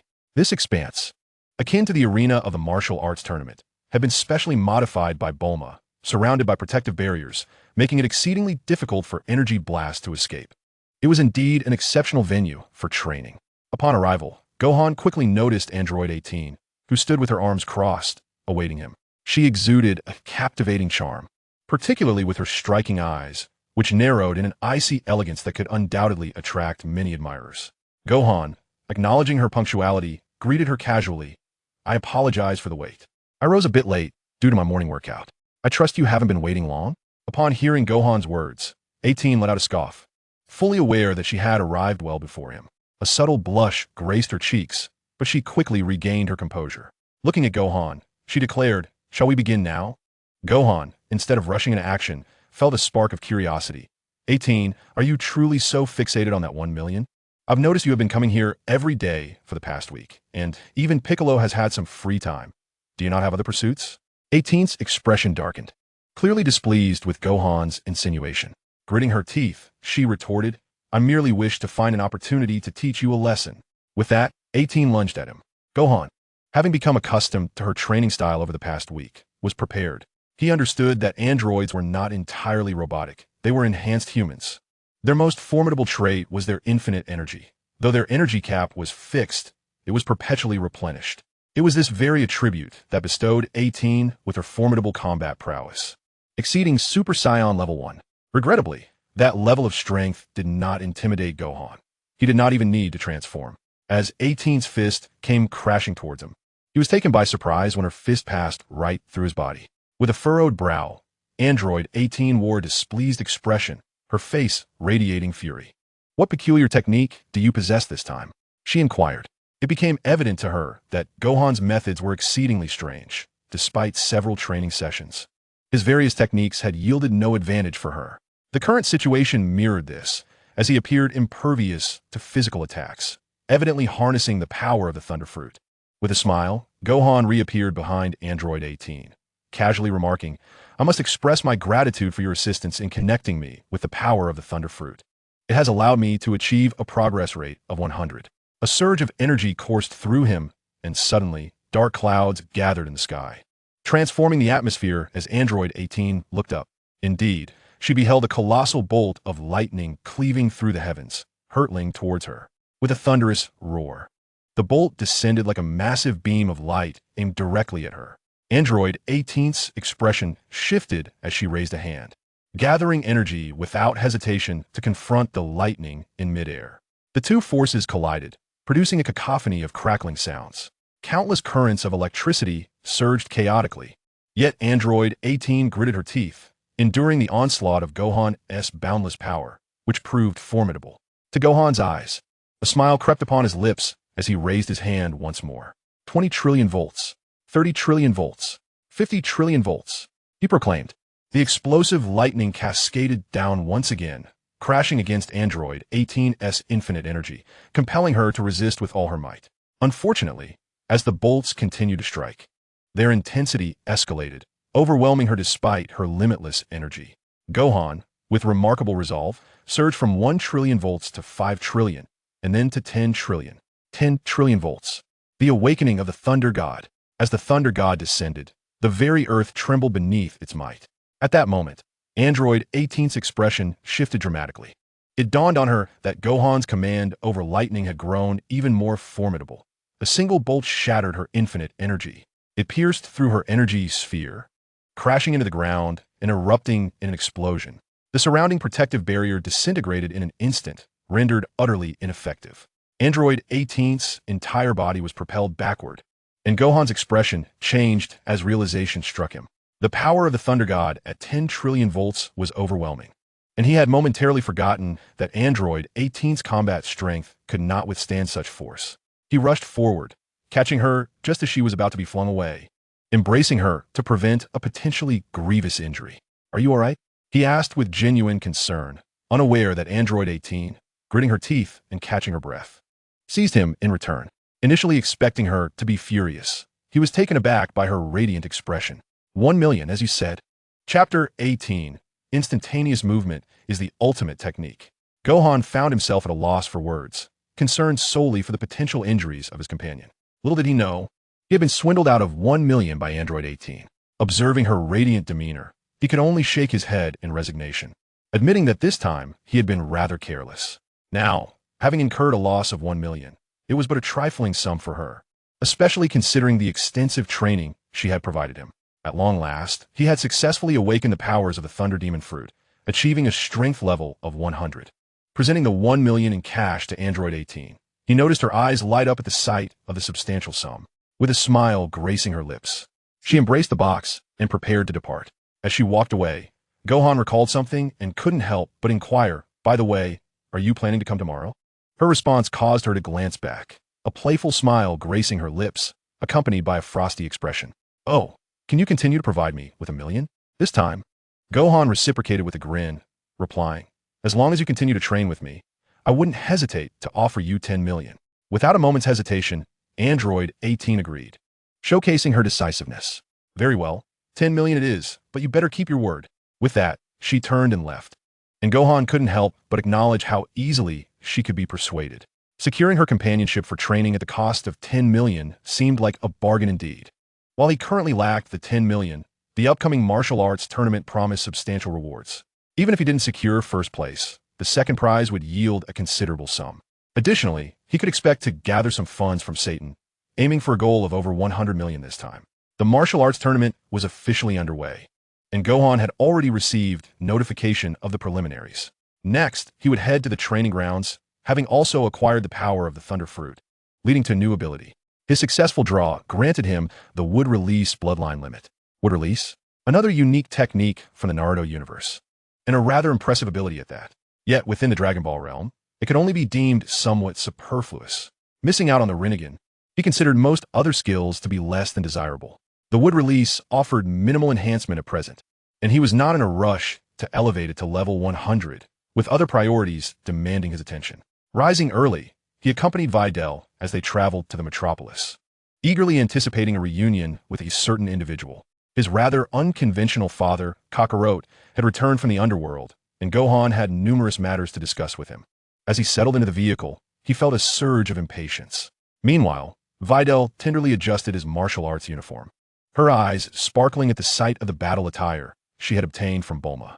With a look of astonishment, she exclaimed, "Gohan, how incredibly handsome!" He This time of the martial arts tournament, I am certain you will secure first place.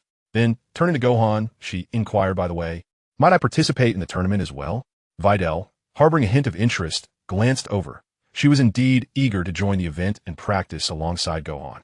However, Gohan's expression darkened as he earnestly replied to her, this tournament features numerous formidable opponents. It would be unwise for you to partake. You should focus on training, and I can accompany you later. You know, if by chance you're carrying our child, it would be detrimental to sustain an injury now. Faced with Gohan's genuine concern, Videl smiled sweetly and nodded in agreement, gently caressing her abdomen as if a baby truly resided within. She was more than willing to heed Gohan's words. Gohan, however, was acutely aware that the emergence of Majin Buu was imminent, and he could not allow Videl to take unnecessary risks. He had no intention of using her as bait. When Majin Buu appeared, he was prepared to confront it with overwhelming strength. He needed no assistance. He was confident in his ability to vanquish Majin Buu alone, viewing this as a vital opportunity to hone his ultimate instinct technique. Achieving level 19 in this skill was a daunting challenge, with a breakthrough to level 2 seeming almost insurmountable. Gohan understood that only through greater trials could he enhance his mastery of ultimate instinct, and he had awaited this chance for a considerable time. As he sat in the vehicle, gazing out at the vibrant city bustling in anticipation of the tournament, he noted the lively, joyous atmosphere. Regrettably, these revelers remained blissfully unaware that a calamity was about to descend upon them. The birth of Majin Buu would spell doom for humanity. This grim reality was known only to Gohan. The vehicle continued on its journey, arriving at the training grounds. Upon arrival, Gohan immediately sensed two distinct presences. One was unmistakably Vegeta, whose piercing energy was unmistakable. The other was a powerful yet gentle force, representing the strongest energy he had encountered thus far. The latter was remarkably restrained, yet still radiated immense strength. Gohan soon realized that Kakarot had indeed reached Super Saiyan 3. He was now capable of transforming into that form. It appeared that his father had arrived, and Gohan felt a surge of excitement, for he had many questions to ask. The prospect of seeing Kakarot filled Gohan with exhilaration.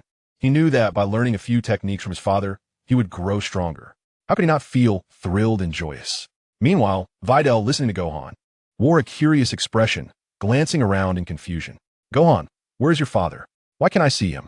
Videl's sensitivity to energy was still somewhat lacking, preventing her from detecting Kakarot. Just as Videl spoke, a figure flickered past, and the sudden appearance of Son Goku through instant transmission was startling, causing Gohan's eyes to widen in astonishment.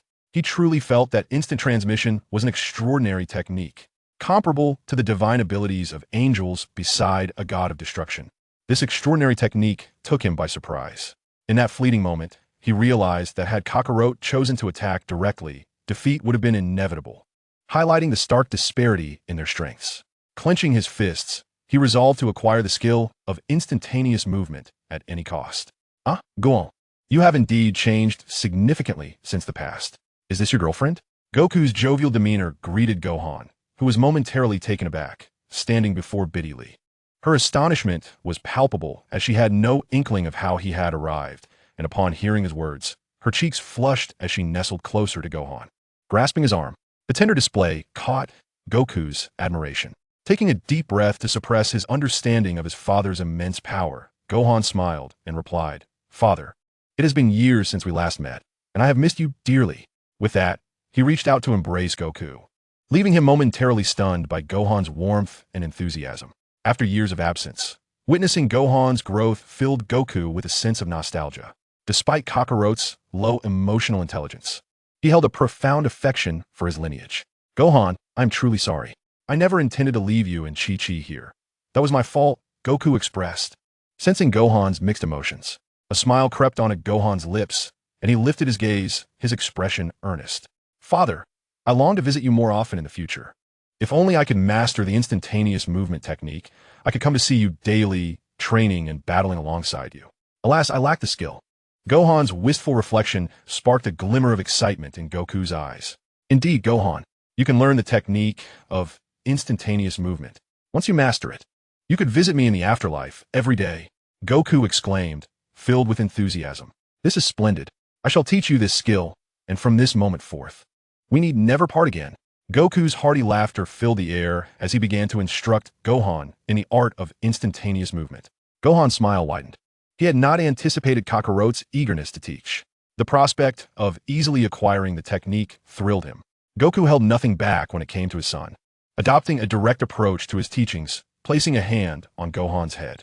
Gohan felt the surge of energy radiating from his father, who was now approaching the realm of divine power, though not yet fully attaining that level. Nevertheless, among the Saiyans, Goku stood as the closest to divinity. Gohan, I will now impart the technique of instantaneous movement to you. Absorb the memories I share with you. You should grasp it effortlessly, for you are my son. To acquire such a skill, one ought not to expend much effort. Gohan nodded, sensing the energy of Son Wukong surging within him. He offered no resistance, allowing the energy to permeate his being. A wave of warmth enveloped him. A voice echoed in his ears. He realized he had now comprehended the art of instantaneous movement. He had gained the ability of teleportation. With a mastery level of 1, or even 10, he could perceive the essence of another individual and instantly relocate to their vicinity, regardless of the distance that lay between them. This technique is truly a divine skill. Even if the opponent traverses several planets, as long as he can capture their essence, he can teleport in an instant, disregarding geography and distance. Such an immediate acquisition was bound to elate him, and moreover, the understanding of teleportation could be further enhanced, potentially up to 100-fold. Would he also be granted additional opportunities for rewards? Now, with the art of instantaneous movement grasped, Gohan pondered how to extract yet another divine skill from Kakarote. That skill is the Kaioken. The Kaioken serves to unleash one's limits, augmenting one's power. This ability can synergize with transformations. For instance, a 20-fold Kaioken could amplify one's transformed strength by an additional 20 times. Gohan was certain that the Kaioken would not conflict with his own Ultra Instinct. Chapter 19. The Ignorant and Fearless Satan? In other words, by relying on the combination of the Kaioken and Ultra Instinct, he could attain invincibility. He was indeed eager to learn the Kaioken, yet at that moment, he was at a loss for how to approach it. Just as he hesitated, he noticed Chi-Chi and others not far away, who were welcoming Goku and a considerable entourage. Goku, where did you suddenly run off to? Wow, Gohan, you're here. Why didn't you tell me? Vidili also chimed in. You went to the city and hardly ever come to see me. Chi-Chi's face lit up with joy upon seeing Gohan, and she approached him with a beaming smile. She then mentioned, by the way, the last time Gohan gave me 10 million, I've used it all for Goten's education. I'm truly grateful for that 10 million from Gohan. Otherwise, we would have been quite destitute. With that, she shot a glare at Goku, who scratched his head, clearly too intimidated to utter a word in Chi-Chi's presence. After all, she is the true reigning queen of the universe. While one might claim that Goku is the strongest in the cosmos, it is Chi-Chi who embodies the true power. Nearby, Goten, witnessing his father for the first time, hid behind his mother. Only when Chi-Chi pulled him forward did he muster the courage to acknowledge Goku. The arrival of Goku drew the attention of many, their gazes fixated on him alone. Yet, not far away, a single figure emitted a cold snort, casting a frigid gaze that shifted from Goku to Gohan. The furious aura was palpable, even from a distance, to Gohan. That Vegeta truly is prideful. Even now, he merely stood by, unwilling to exchange pleasantries, observing them throughout. Once again, there is a hesitance to approach. Is this not a display of Tsundere behavior? It is evident that Sun Wukong has sensed it as well. Approaching Gohan, he discreetly inquires about Vegeta. Gohan, do you have some past grievances with Vegeta? I get the impression that he gazes at you with a certain intensity. Have you perhaps engaged in a duel with him? Gohan nods, responding with ease. Indeed, I once triumphed over him through technique. Of course, it was not a victory born of sheer strength. One could say that Vegeta was merely careless. Upon hearing this, Sun Wukong, whether intentionally or not, gasps in astonishment. No way, Gohan. You actually defeated Vegeta? That's remarkable. The words escape him, drawing the astonished gazes of Master Roshi, Bulma, Yamcha, and others nearby. They are utterly taken aback, unable to fathom that Gohan could best Vegeta. Instantly, a fervent discussion ensues among the group. Yamcha, ever the opportunist, saunters over, draping an arm around Gohan's shoulders, and exclaims with laughter, Gohan, you're truly impressive. I never expected you to surpass Vegeta. With that said, the runner-up in this martial arts tournament must surely be yours, and the Sun family will sweep the top 2 positions. He then leans in a whisper, Gohan, Could you assist me in dispatching the other competitors? That way, I could secure third place, which would certainly aid my romantic pursuits. I promise to share the prize with you. Yamcha's familiarity is quite remarkable, even attempting to enlist Gohan's help in securing third place. This statement implies that Sun Wukong will take first place, Yamcha will take second, while Vegeta now finds himself at the mercy of the crowd's ridicule, making it impossible for him not to overhear Yamcha's words. Enraged, he unleashes an energy blast, striking a nearby wall, which crumbles under the force. Boom! As the wall shatters, bystanders are left bewildered, unaware of the source of the destruction. In a fit of anger, Vegeta has already stormed off, not pausing for a moment as he heads toward the martial arts tournament. Such is Vegeta's pride. He has no intention of defending himself, but rather seeks to assert his strength. Currently, Vegeta's temper is indeed quite formidable. Wow, this guy Vegeta just obliterated someone else's wall. He truly has a fierce temper, Sun Wukong exclaims, prompting the crowd to realize that it was indeed Vegeta's doing. Though Vegeta is technically a teammate now, those who have previously faced him recall his overwhelming power with trepidation. Even Yamcha begins to worry. Should Vegeta catch wind of his earlier comments, his expression would certainly change. Only Gohan remains unperturbed, as he scans the surroundings and soon spots the individual he has been searching for. Indeed, the East Supreme Kai has arrived to participate in the tournament. His presence signifies that Majin Buu's emergence is imminent. The East Supreme Kai, still brimming with confidence, approaches with his subordinate, Kibito, and upon encountering Sun Wukong, their gazes are unmistakably fixed upon him. As Sun Wukong is the one who vanquished Frieza, they indeed hold him in great esteem. Sun Wukong, I never anticipated encountering you here. I eagerly await your duel. The East Kaishin curled his lips, and his words, laden with mockery, momentarily stunned Sun Wukong, who turned to glance at him. Sensing the other's aura, Sun Wukong frowned, clearly aware of the situation. The East Kaishin, now exhibiting a haughty demeanor, wore an expression of amusement, making Gohan almost forget that this individual seemed to possess negligible combat prowess. Along with his attendants, the Kaishins were fundamentally worthless. It was fortunate that this fellow maintained his aloof attitude. After uttering his remarks, he departed with his entourage. Who is this person, appearing so formidable? A group exchanged glances, bewildered by the identity of the East Kaishin, while only Sun Wukong and Piccolo showed a change in countenance. Piccolo's astonishment was evident, leading the others to misinterpret the situation. These two individuals are... Piccolo's mouth gaped, words unspoken, and Bulma looked on with a peculiar expression. What's this, Piccolo? Are these two really that formidable? Observing Piccolo's reaction, Yamcha wore a resigned expression, visibly troubled. Wow, my dream of finishing third has now shattered. How vexing. I never expected such formidable opponents at this martial arts tournament. Krillin could not help but burst into laughter, clapping Yamcha on the shoulder, jesting, Yamcha, securing third place won't be so easy. You might as well concede like I did. Krillin had no intention of competing anymore. His training sessions had diminished significantly. Without Android 18, Krillin had become a completely demoralized little bald man. Gohan shook his head and instructed Biddy to watch closely alongside Bulma. As for him, he needed to report for the martial arts tournament, following Kakarot into the backstage area. This tournament was set to proceed smoothly. However, prior to its commencement, a test would take place. The organizers had already set up a punching power tester on the arena. But alas, this device could only measure up to 1,000. Anything beyond that remained undetected. To participate in the tournament, one must pass this test. And the most dazzling among them was, of course, Satan, who entered adorned with the champion's belt, eliciting a chorus of cheers from the crowd. With a flourish, Satan struck a pose, although it was evident that upon catching a glimpse of Gohan, he tempered his display. The audience erupted in excitement, chanting, Satan, Satan. Satan is destined to claim the championship.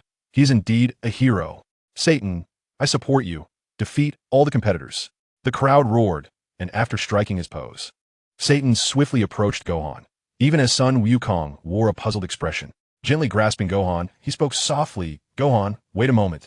Do not exert too much strength. Your abilities must not damage the testing device.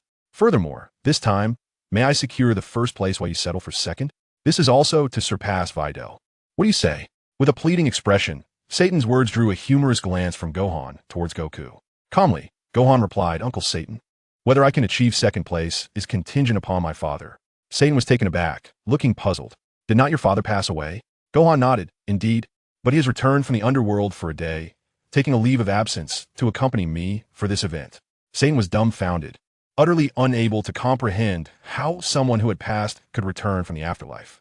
Listening to their banter, Goku, intrigued by Satan, leaned in and inquired, Gohan, what is your relationship with Satan? By the way, do we need to secure the top 2 positions in this martial arts tournament? Surprised that even Kakarot had approached him with questions, Gohan could only respond, this is my girlfriend's father, and whether this martial arts tournament proceeds smoothly remains to be seen. Father, have you not already met the Supreme Kai? Do you truly believe this tournament will run smoothly? Upon hearing Gohan's retort, especially regarding the Supreme Kai's identity, Goku was momentarily astonished. He chuckled heartily before responding, indeed, I did not anticipate the Supreme Kai appearing here. They must have important matters to attend to. This tournament may very well not take place. With that, his expression turned serious, his eyes narrowing, emanating a formidable aura. Gohan sensed that, in terms of strength, he still lagged behind Goku. However, he was determined not to concede easily. As the two conversed, Satan remained bewildered, scratching his head in confusion. Glancing between Goku and the halo above his head, finding it peculiar, he asked Gohan, Gohan, who is this person? What is that halo above his head? Gohan nearly forgot about Satan's presence. With a sympathetic glance towards him, he patted the naive Satan on the shoulder and assured, rest assured, dear sir, your first position is secure. Just focus on your performance, and I guarantee you will claim first place. However, regarding the prize for first and second place, my father and I will ensure it is rightfully ours. Upon hearing Gohan's promise, Satan's eyes lit up, and with a joyful countenance, he replied, thumping his chest in assurance, do not worry, I have no intentions regarding the prize for first and second place. When the time comes, I will certainly give it to you. Gohan, I am relying on you for the champion title. Satan's words left Gohan at a loss for words, finding the man somewhat childish. Shaking his head, he pondered how he would explain the concept of the Kaioken to Kakarot. Not far away, a resounding crash echoed. Boom! The measuring device, originally intended to assess the boxer's punches, was obliterated by Vegeta's fist. The explosive temperament of Vegeta was evident as he shattered the apparatus in an instant, leaving those gathered around the workstation in stunned silence. They could hardly believe that a single punch could unleash such terrifying power. What transpired? Was the measuring device truly destroyed in one blow? Who is this individual, daring enough to demolish the measuring instrument? Is he attempting to challenge Satan? Observing Vegeta's expression of palpable animosity towards Satan, it appeared he had indeed come to stir trouble. Satan, feeling the weight of Vegeta's formidable strength, trembled uncontrollably, nearly succumbing to fear as he instinctively sought refuge behind Gohan. Confronted by the sheer force of Vegeta, he pondered, is this fellow here to cause me distress, to encroach upon my title as world champion? Gohan, you must intervene on my behalf. Yet, Satan's concerns were unfounded. Vegeta's rage was merely a consequence of his rivalry with Kakarot. Alas, Vegeta remained oblivious to the unforeseen developments looming over the tournament. Disregarding Satan's presence, Gohan began to search for the two brothers manipulated by Babidi. Their intention for being here was clear. They aimed to absorb energy. Their target was likely the energy of the Saiyans, and aside from Kakarot, he himself was surely among those being scrutinized. He scanned the crowd, but found nothing, though he was certain the adversaries lurked within the throng. Gohan, you seem rather distracted since the beginning. What occupies your thoughts? Goku inquired with curiosity, noticing Gohan's distant gaze. Before Gohan could respond, a fleeting figure caught his attention, and he quickly realized that the two brothers were indeed present among the crowd, energy-draining vials still in hand. However, before he could approach them, Goku seized him, urging him to move. Enough overthinking. The Supreme Kai's presence here surely signifies other matters. Let us hasten to our meal. Before the tournament commenced, Goku could hardly contain his eagerness as a devoted foodie, eager to relish a hearty feast. With Gohan in tow, they set off to dine, causing Gohan to lose sight of the two brothers. Shaking his head, he resolved to focus on the impending battles. The tournament's matchups were soon revealed. After their meal, Gohan accompanied Kakarot to review the latest bout pairings. To his astonishment, changes had transpired. Several participants had withdrawn, and notably, Videl was absent from the fray. The matchups had shifted, and to his dismay, he discovered that his opponent was none other than Vegeta. Moreover, he was slated to face him in the very first match. An unsettling feeling crept over him, as if someone was orchestrating events to ensure he confronted Vegeta right from the outset. This marks the second confrontation, does it not? Beside him, Kakarot observed the initial battle between Gohan and Vegeta, chuckling with evident delight. Gohan, you lucky fellow. Right from the start, you get to fight Vegeta. Wow, I truly envy you.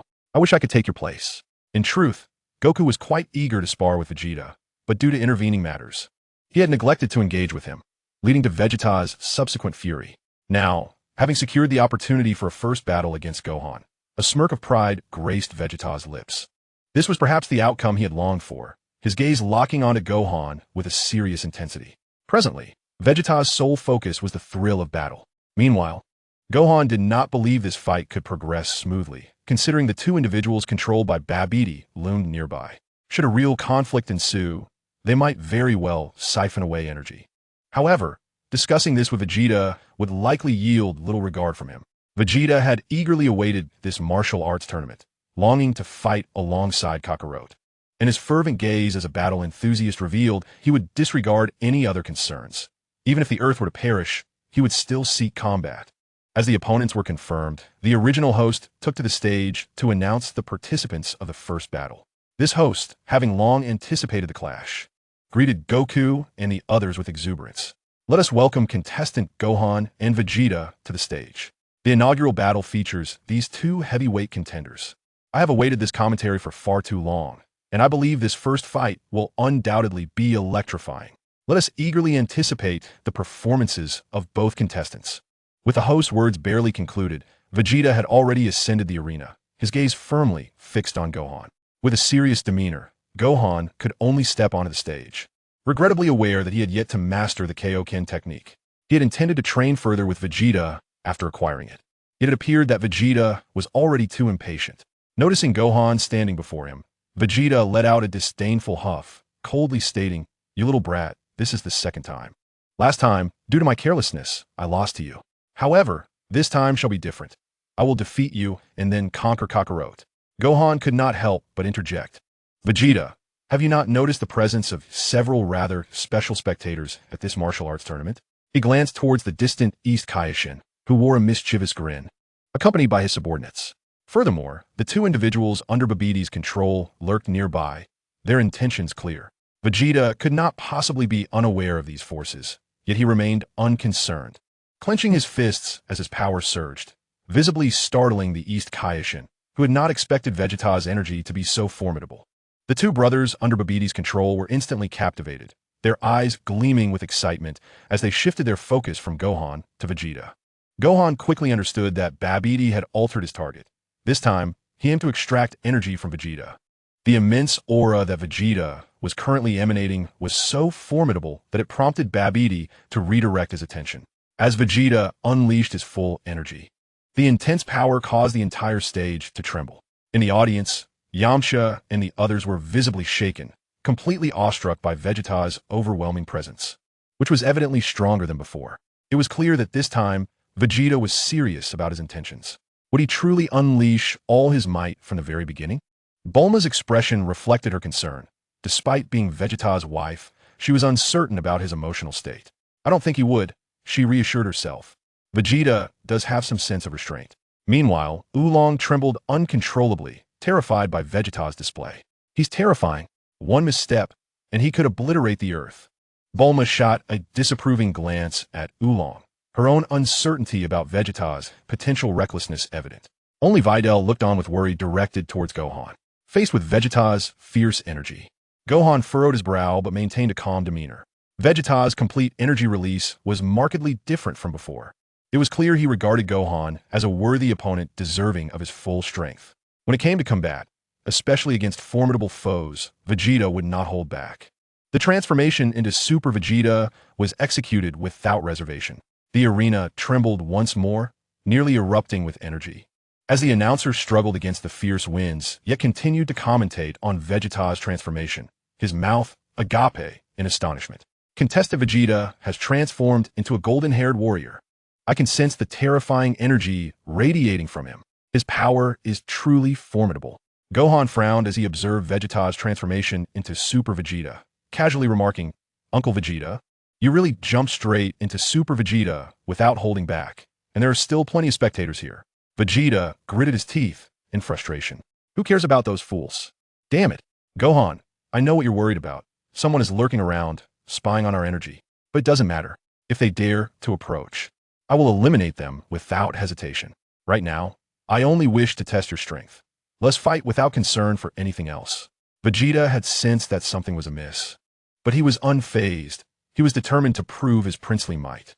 With Vegeta's declaration, Gohan wasted no time in transforming into Super Saiyan 2, fully capable of harnessing that power with his current strength. In the distance, Sun Wukong observed the two combatants unleashing their full potential, his brow furrowing with concern. As his expression shifted, the East Kai approached him, standing by his side and speaking directly. You're Sun Wukong, correct? Initially, we believed that Babbidi's target was Gohan. But now it seems Babidi has altered his focus. He is likely to choose Vegeta.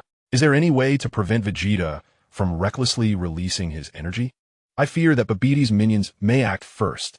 Sun Wukong sighed ruefully, gazing at the unfolding situation, aware that it would be challenging to intervene.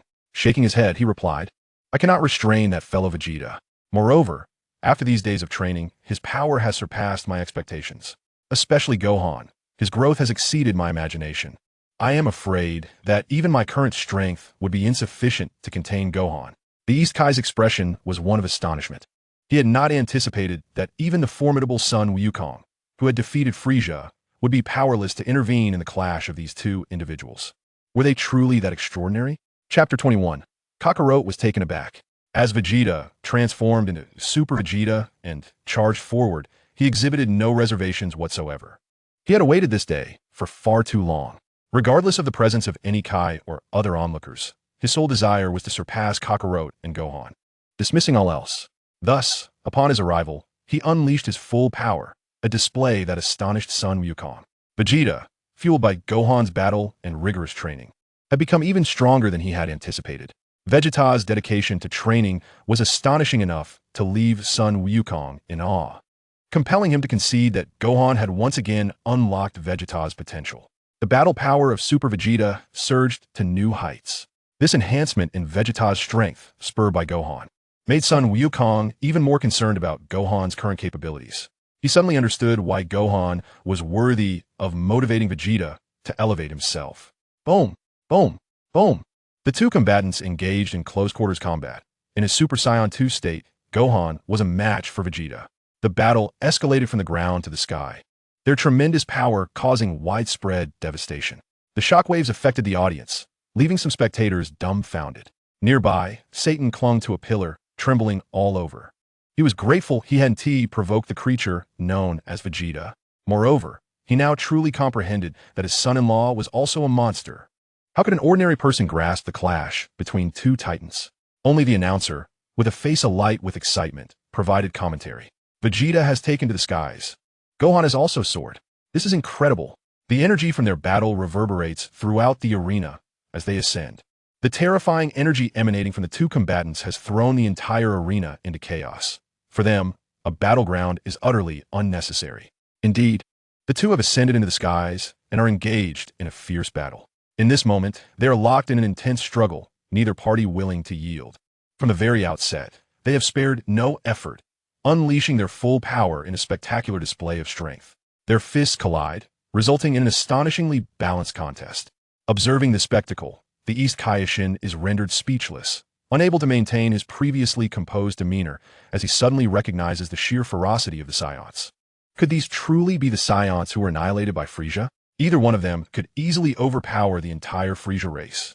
The East Kaioshin is astounded, shaken by the formidable power of the two fighters, which far exceeds his expectations. What renders his expression even graver is the comment from Son Goku, who, with a furrowed brow, observes the duel and solemnly remarks that this is merely the beginning. Gohan's energy continues to escalate, while Vegeta has yet to fully unleash his own. Both fighters possess immense prowess and have retained some of their abilities, suggesting that they are merely warming up at this juncture.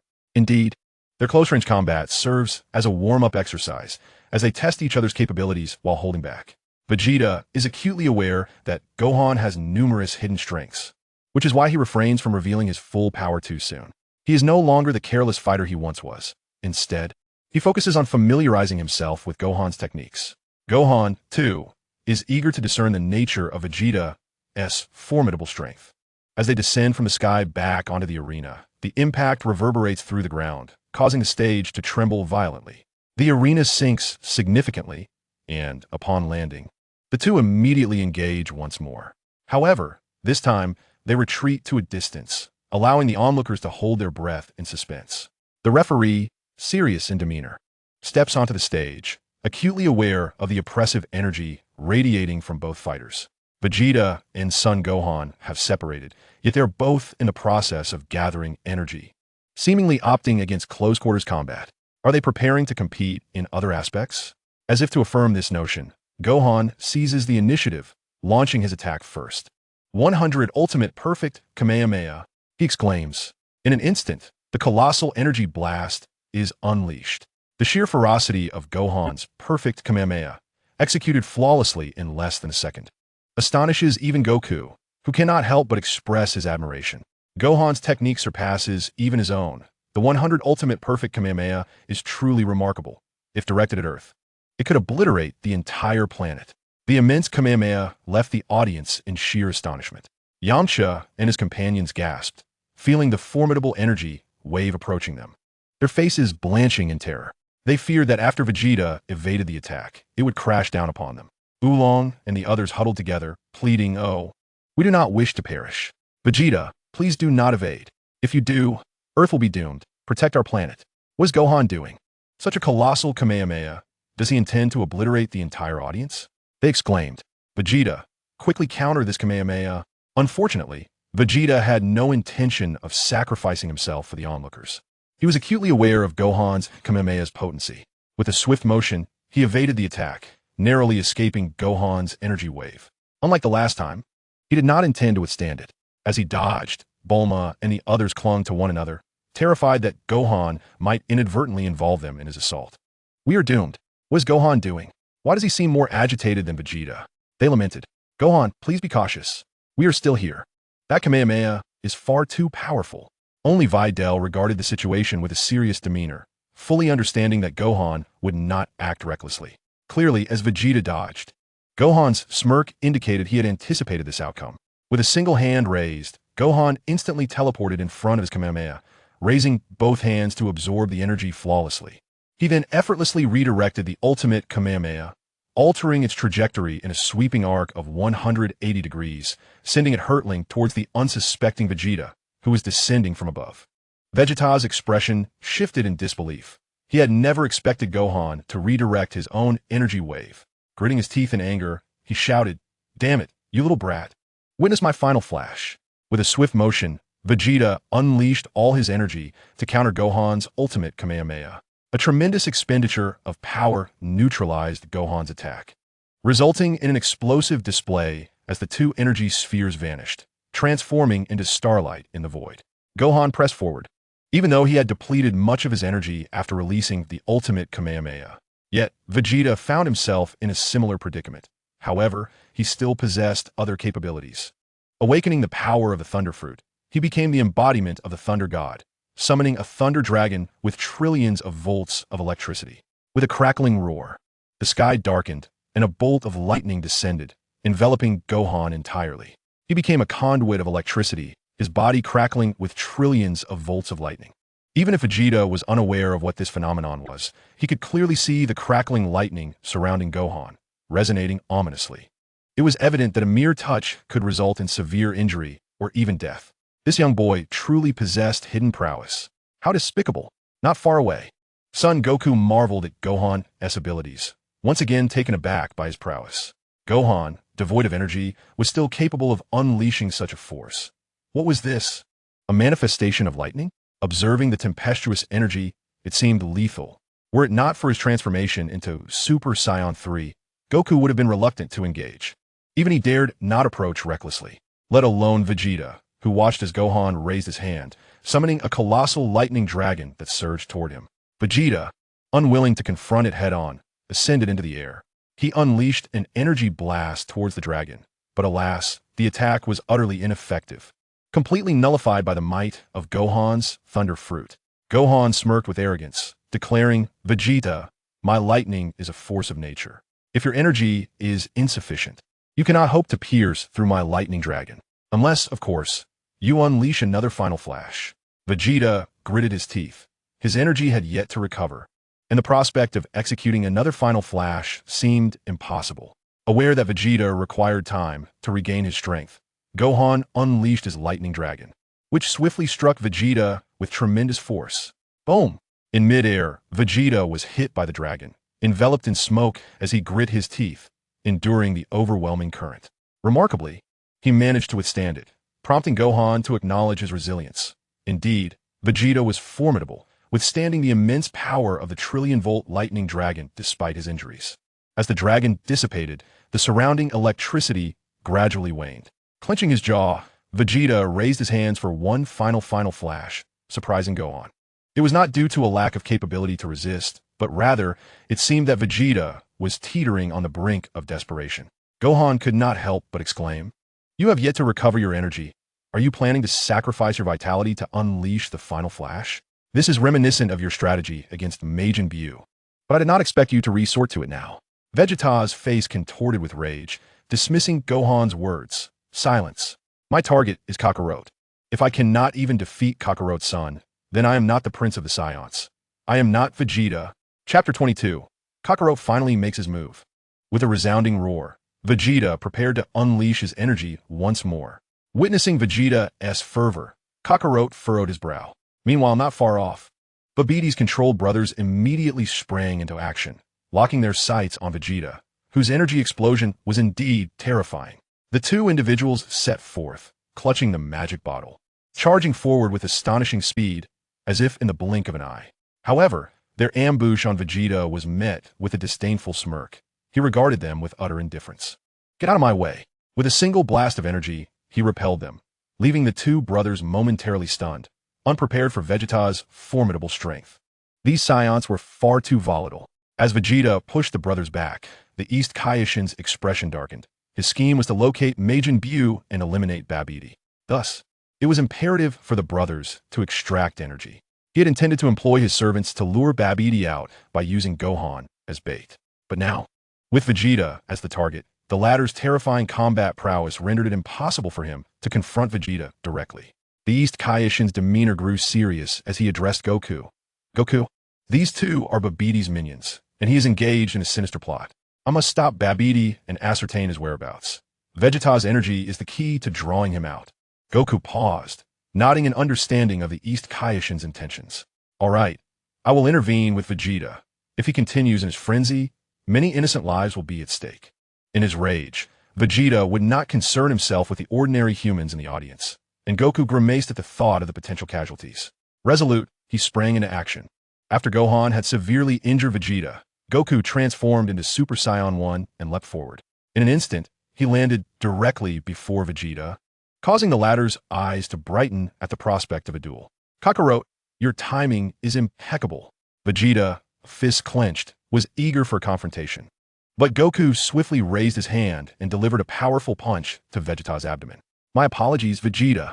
With that blow, Vegeta's body arched in response, his expression one of disbelief, before he succumbed to unconsciousness.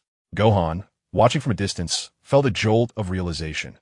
Kakarot had undoubtedly employed the Kaioken technique, transforming into Super Saiyan while amplifying his power 20-fold. The execution was instantaneous, completed in a mere second. Truly, Goku was an unrivaled force among the Saiyans, and in earnest, he was invincible. The sheer power of his punch brought the already weakened Vegeta crashing to the ground. Indeed, Kakarot was formidable. Meanwhile, Bulma and the others outside the arena were left in utter shock, unable to comprehend why Goku would ambush Vegeta. As Vegeta fell, the two brothers controlled by Babidi seized the opportunity, dashing towards the arena with remarkable speed, unimpeded by Goku.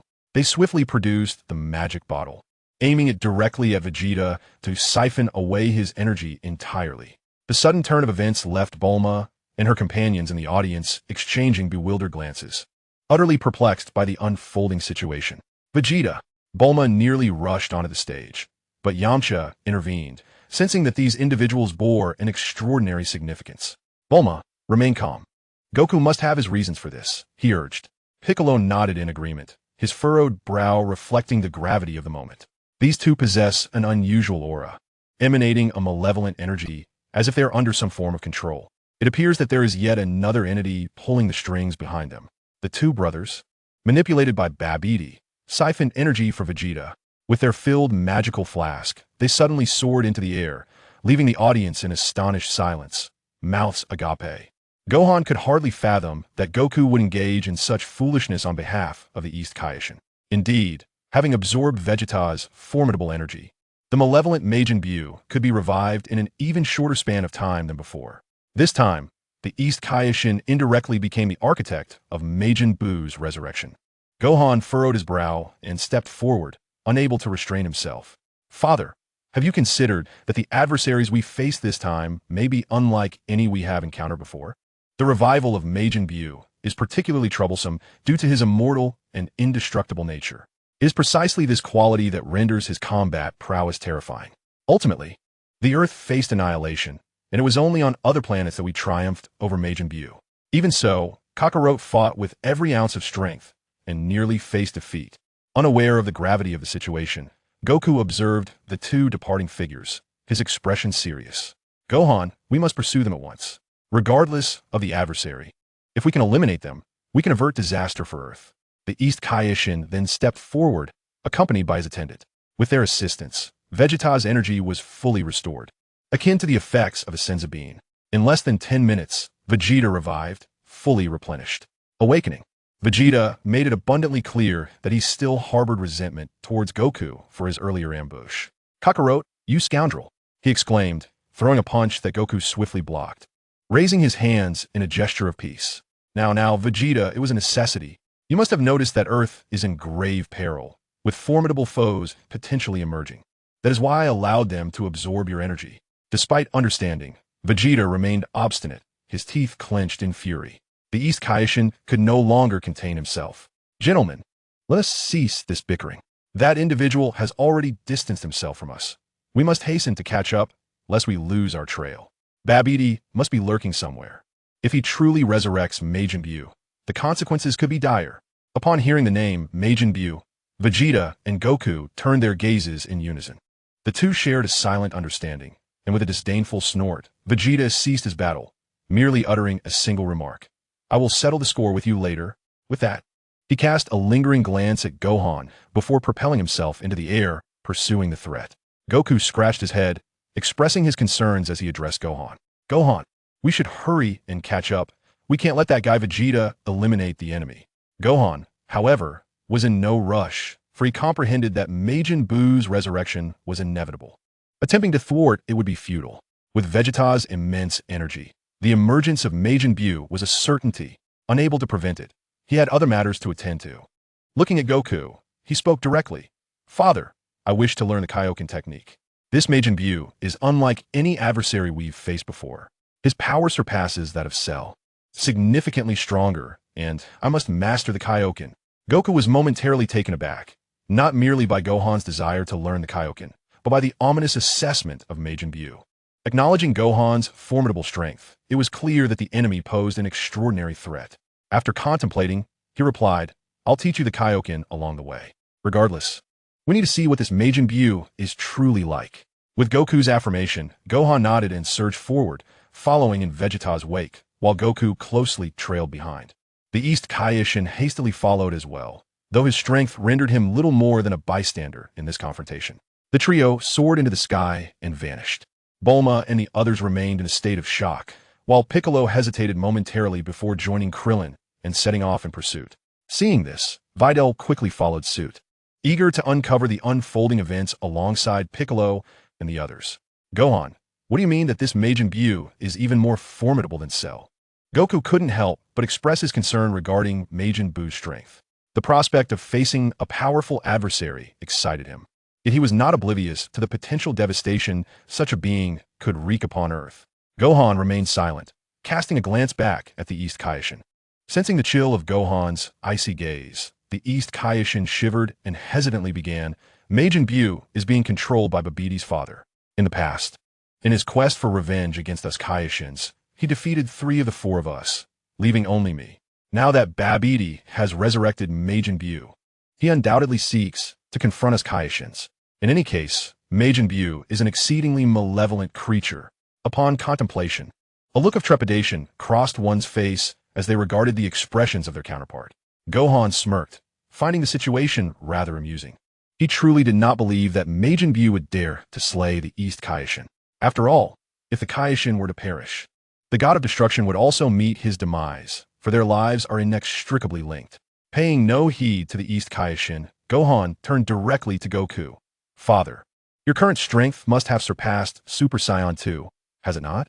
You must have comprehended the transformations beyond that level. Goku, taken aback, did not anticipate Gohan seeing through him.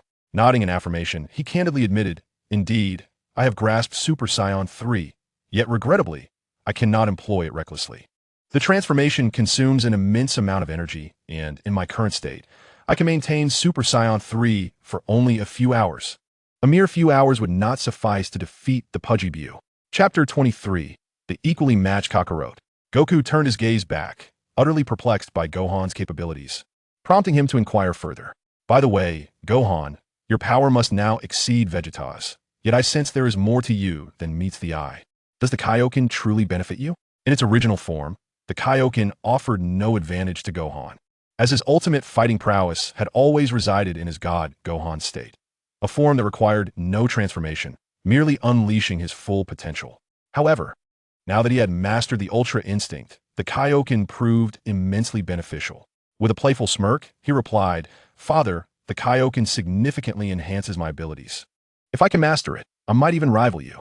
This revelation astonished Goku, as he discerned that Gohan was not exaggerating. Moreover, Gohan spoke these words after understanding Goku's capability to transform into Super Saiyan 3. Could a mere Kaioken truly elevate him so drastically? Goku, who could currently only harness the maximum limit of a 20-fold Kaioken, found it hard to believe that Gohan could surpass him.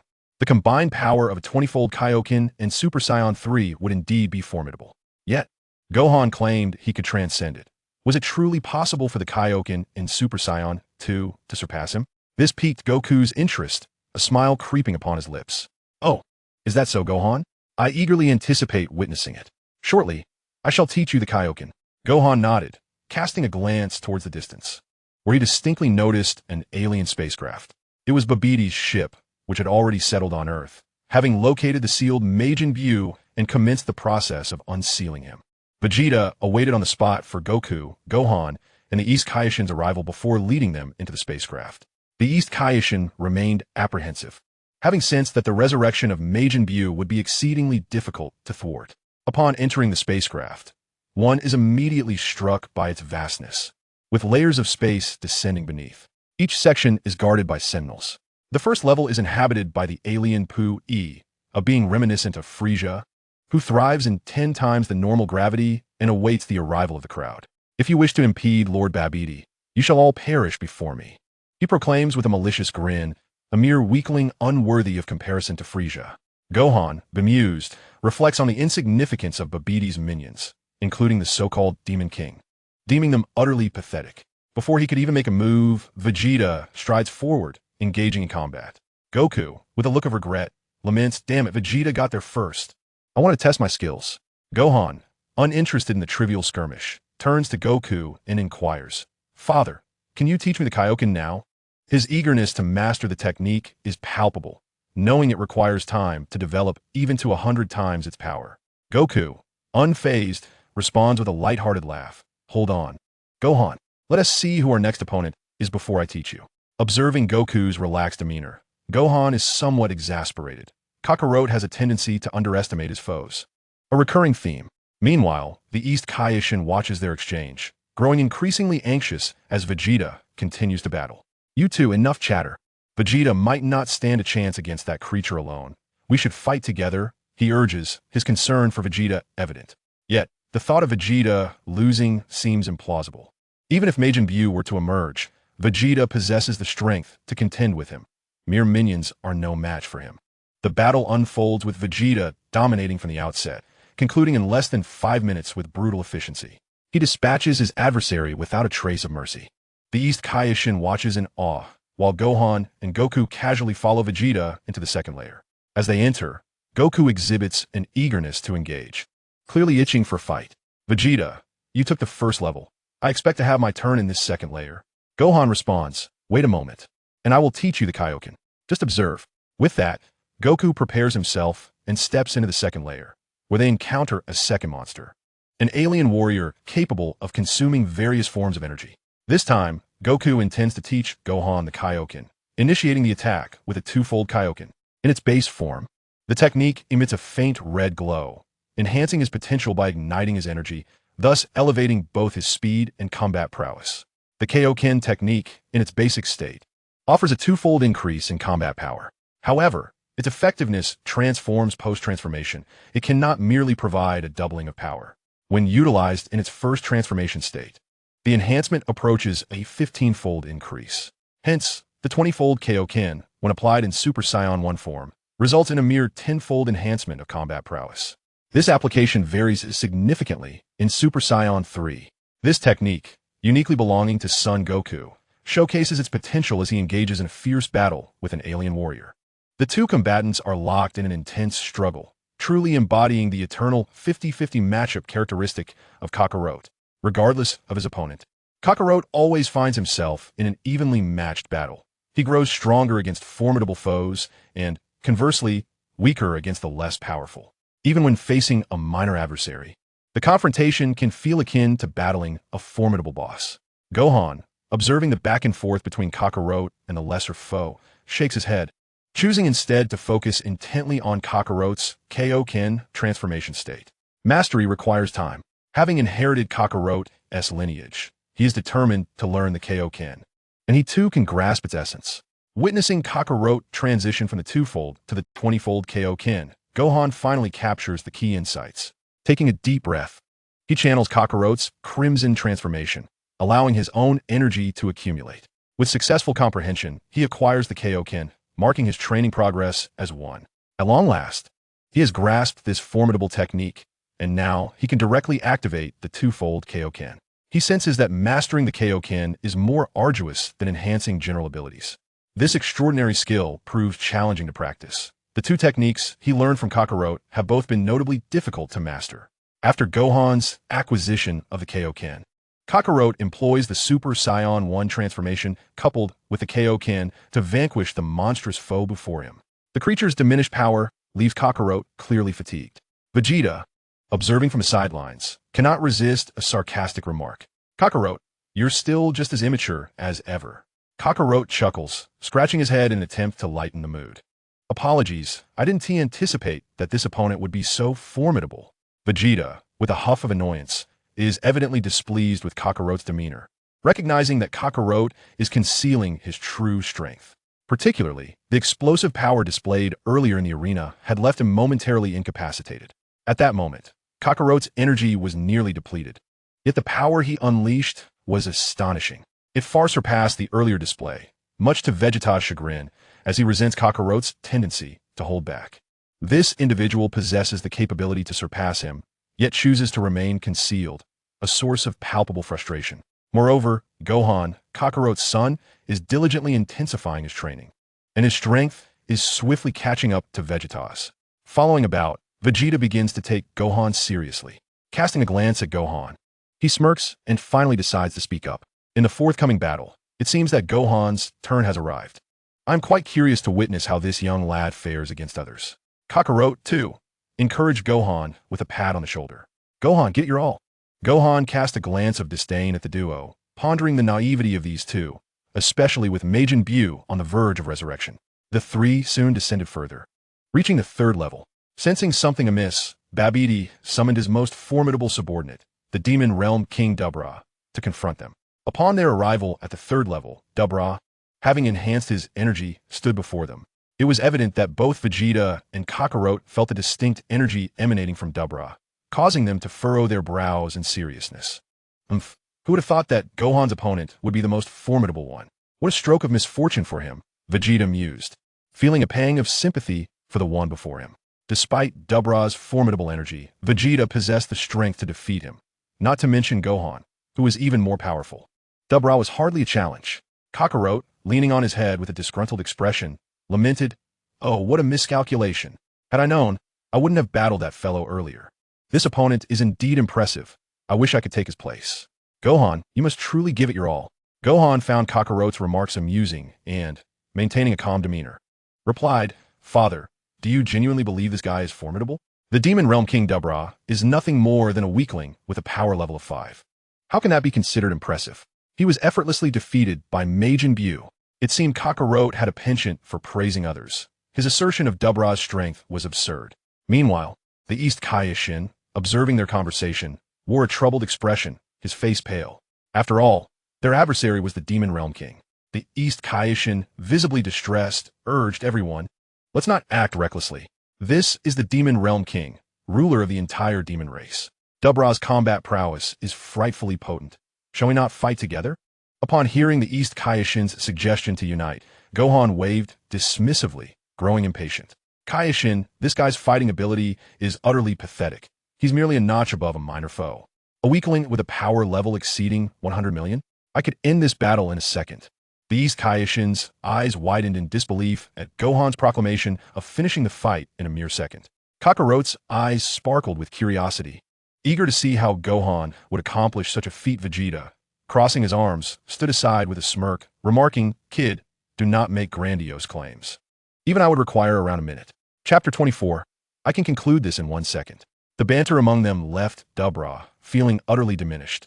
After all, he was the Demon Realm King.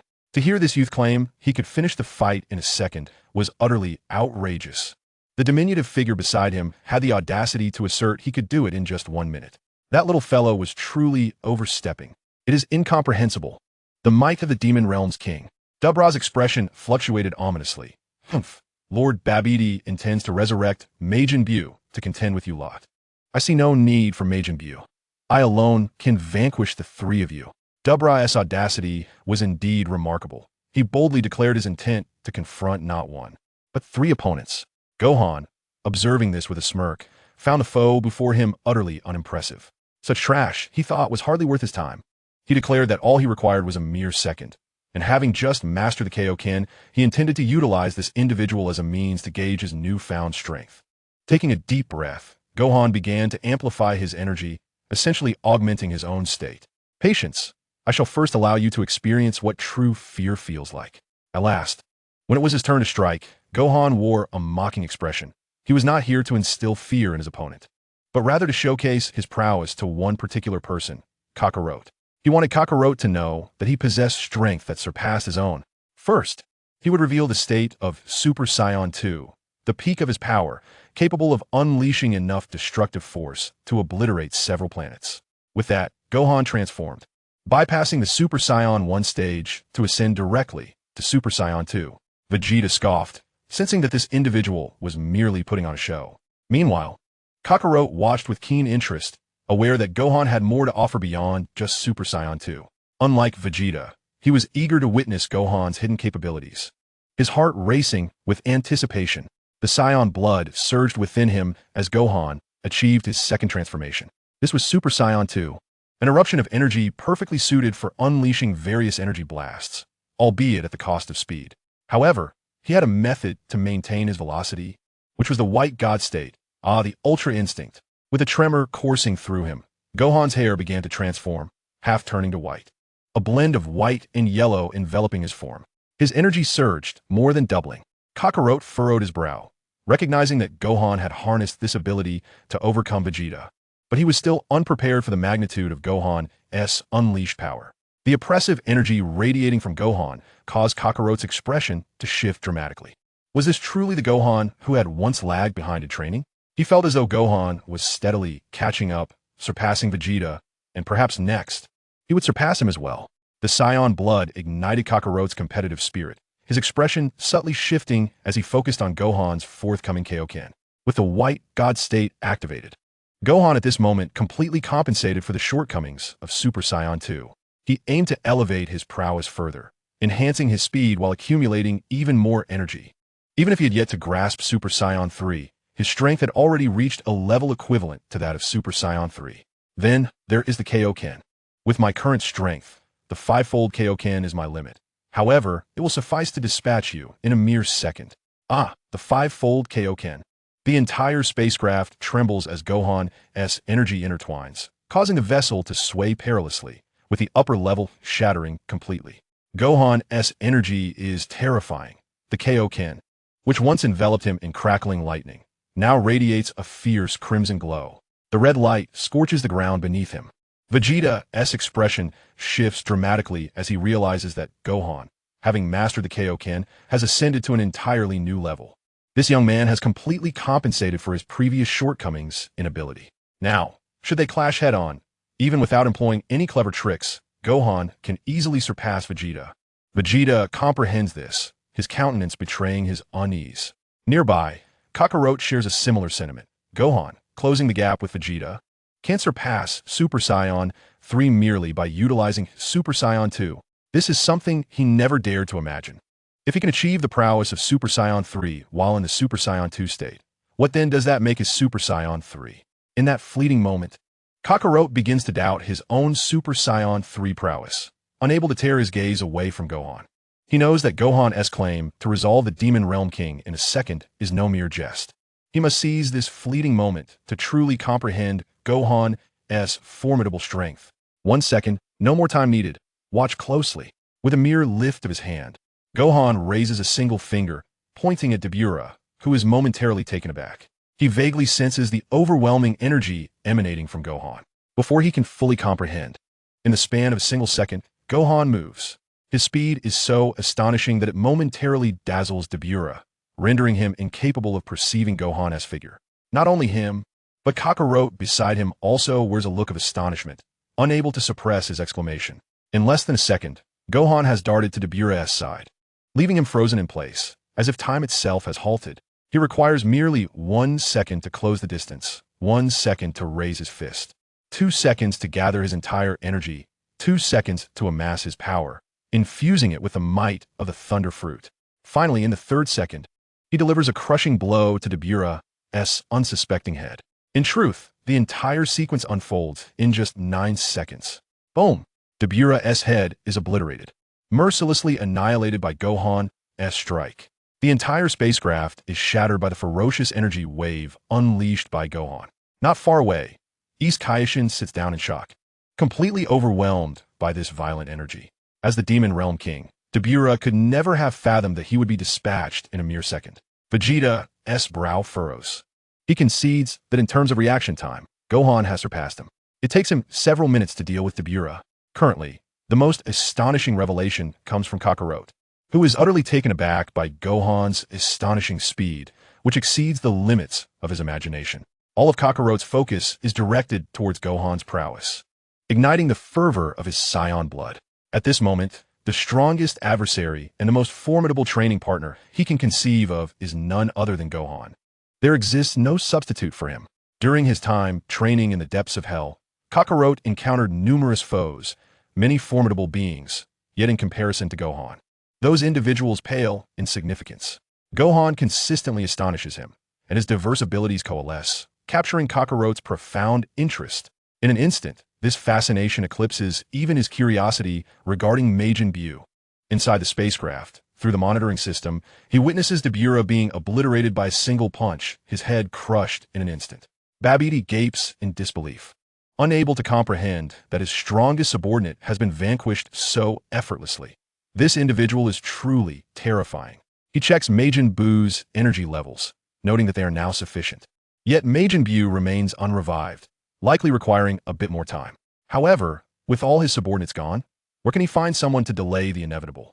He is determined not to let his father's dying wish be thwarted. Suddenly, everything crumbles. Now, he stands on the brink of success, with Majin Buu poised to resurrect. He cannot allow anyone to impede his plans. How infuriating! Majin Buu is on the verge of awakening, and he is ready to exact his revenge, to dominate the entire planet. He will not permit anyone to disrupt his meticulously crafted scheme.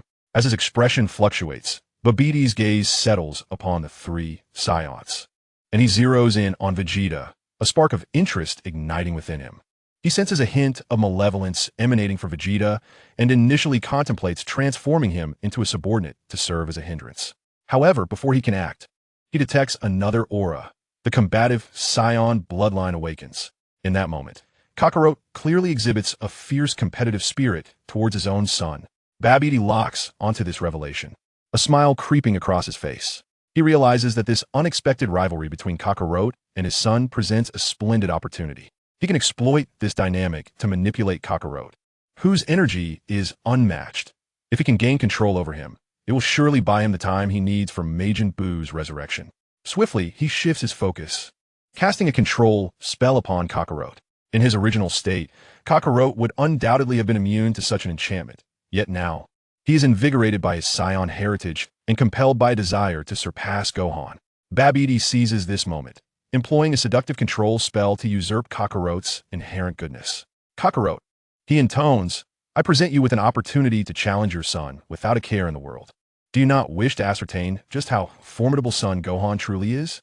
Heed the call of your heart. The one you most desire to battle is son Gohan. Seize this chance, and you shall uncover the true extent of Gohan's power. Babidi unleashed a control spell, a surge of peculiar energy emanating from him. Gohan sensed it and furrowed his brow, suddenly realizing that Babidi was not targeting Vegeta. What could this mean? Vegeta was the most susceptible to manipulation. Could it be that Babidi chose not to control him, but instead aimed to dominate himself? Unfortunately, with his Sharingan, Gohan was immune to mental subjugation, rendering Babidi's efforts utterly futile. Yet if it were not him, then who could it be? His gaze shifted and landed on Kakarot, not far away. Clearly, both Vegeta and East Kaioshin had also noticed Kakarot's unusual state. Kakarot, with his hands clasped over his head, appeared to be in immense pain, struggling fiercely against an unseen force. Kakarot, what on earth are you doing? Vegeta exclaimed. Mr. Goku, are you all right? What has happened to you? Vegeta's brow furrowed deeper. Sensing something was amiss, his expression darkening significantly. East Kaioshin contemplated approaching, but before he could act, a frantic cry from Goku rang out. An evil mark appeared upon his forehead, heralding the birth of the first generation of Black Goku. Oh, shut up. Chapter 25, The Corrupted Kakarot. Boom, boom, boom. The spaceship erupted in flames as an enraged Goku transformed into Black Goku, his entire being crackling with dark energy. In an instant, the vessel collapsed completely. Vegeta's expression shifted dramatically, retreating instinctively, while East Kaioshin, terrified, fell to the ground. Had it not been for Gohan's timely intervention, he might have been buried alive. East Kaioshin was left in shock, unable to fathom that Goku had succumbed to control. How could this be possible? Kakarot, you fool. Vegeta stammered, at a loss for words. For before him stood Black Goku, now fully consumed by darkness. The once gentle gaze was replaced with a sinister glare. Gone was Goku's loquacious nature. He now bore an uncanny resemblance to Black Goku. Faced with Vegeta, he raised a hand and unleashed an energy blast. Boom! Without mercy, Black Goku displayed immense power. A single energy blast forced Vegeta to raise his arms defensively, yet he was violently pushed back, gasping for breath, nearly plummeting from the sky. Vegeta felt the weight of Goku's strength. It left him astounded. Indeed, Kakarot had concealed much of his power. Now, transformed into Black Goku, he had fully embraced the darkness. With no trace of compassion, Vegeta sensed the vast disparity between them. Although he longed to face Kakarot in battle, he understood that he stood no chance against Black Goku.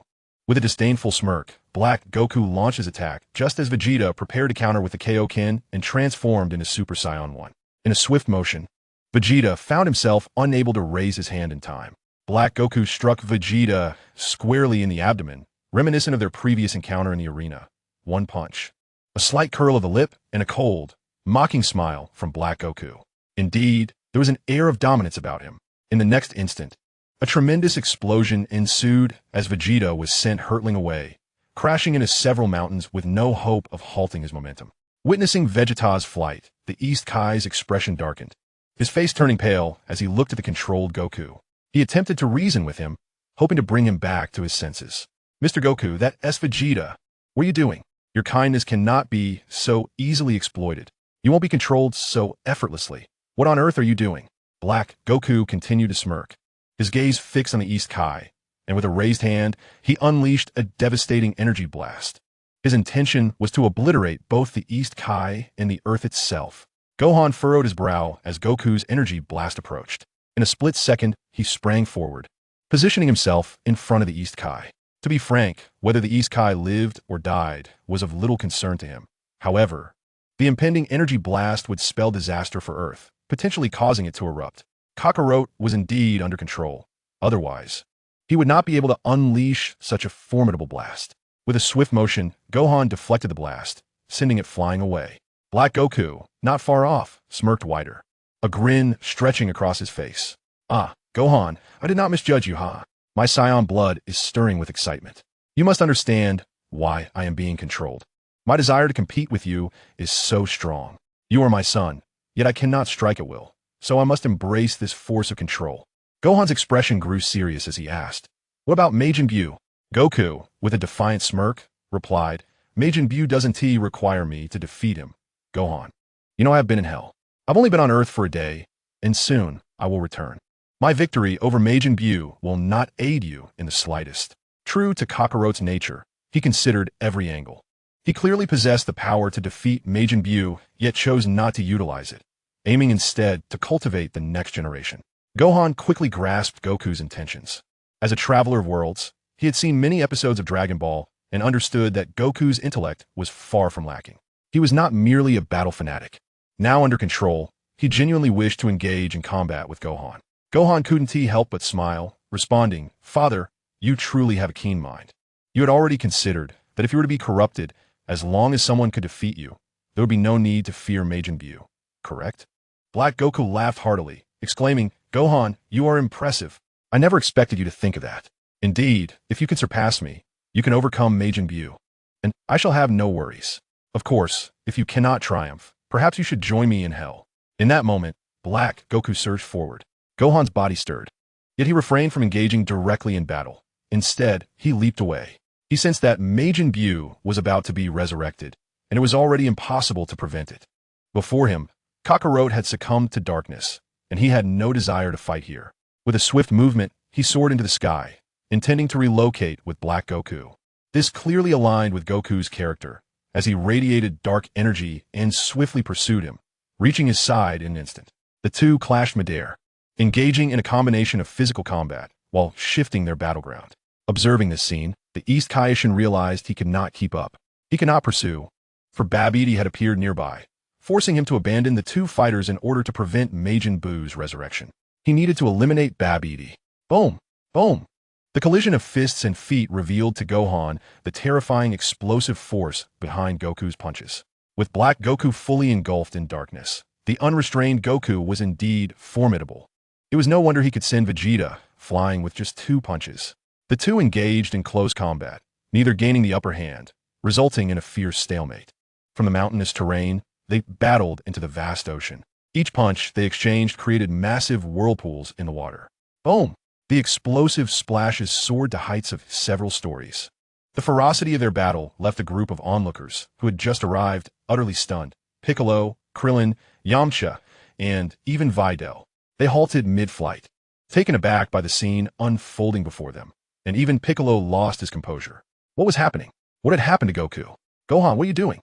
Piccolo's expression shifted as he approached, only to find Goku halting mid-fight and glaring at him with displeasure. Raising his hand, Goku unleashed an energy blast. Boom! Piccolo narrowly evaded the attack. The energy blast struck the water, causing it to churn and explode. The entire sea seemed to buckle. Cold sweat trickled down Piccolo's forehead. He was certain that Goku's earlier energy blast was aimed to kill him. How could this be? What was wrong with Kakarot? Gohan observed the chaos with a furrowed brow, standing atop the ocean's surface as he addressed Piccolo and the others. "Kakarot has been taken over. Do not approach. Leave this to me.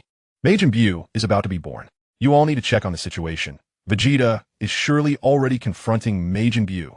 Upon hearing Gohan's words, Piccolo nodded, intending to assist, though concern lingered over the current situation. Krillin and the others also attempted to reach out to Goku, but alas, Goku remained unmoved, launching several energy blasts at Krillin and Videl. In a moment of swift movement, Gohan appeared before Videl and deflected the energy blasts. Bidalai appeared visibly shaken, her demeanor reflecting a state of shock. After all, she had shown no reaction whatsoever. That energy blast could have easily claimed her life with just a single hit. "Gohan, thank you," she stammered. Gohan, glancing at her with an icy demeanor, coldly replied, "What brings you here? Return to Bulma and head straight to the Kai's temple. Majin Buu has been resurrected. There is danger on the ground this time, so inform Bulma to disregard any matters here." Taken aback, Bidalai, though unfamiliar with the temple Gohan referenced, understood that she was of no assistance now. She nodded, expressing her concern for Gohan with a parting remark before turning to leave. Gohan, please be careful. As she slowly took to the skies, it dawned on Gohan that Bidalai's strength was still inadequate. He felt compelled to protect her. After all, she might very well be carrying their child. He couldn't allow any harm to come to her. Contemplating whom to trust with her care, he thought of Android 18 as a suitable caretaker. However, for the moment, he needed to address the issue of Black Goku. With a cold gaze fixed on the distant figure of Black Goku, Gohan's expression hardened. The earlier encounter had ignited his anger. He had initially intended to use Majin Buu as a training target, but now he had changed his mind. With his fury reaching its peak, Gohan showed no intention of holding back. The overwhelming sense of crisis surged within him, prompting his Ultra Instinct to break through to level 2, reaching 21. Activating his White God state, his Ultra Instinct granted him a threefold enhancement. Lightning enveloped him as he summoned the Thunder God, his hair turning white once more. With a surge of energy, he propelled himself toward Kakarot, delivering a powerful punch.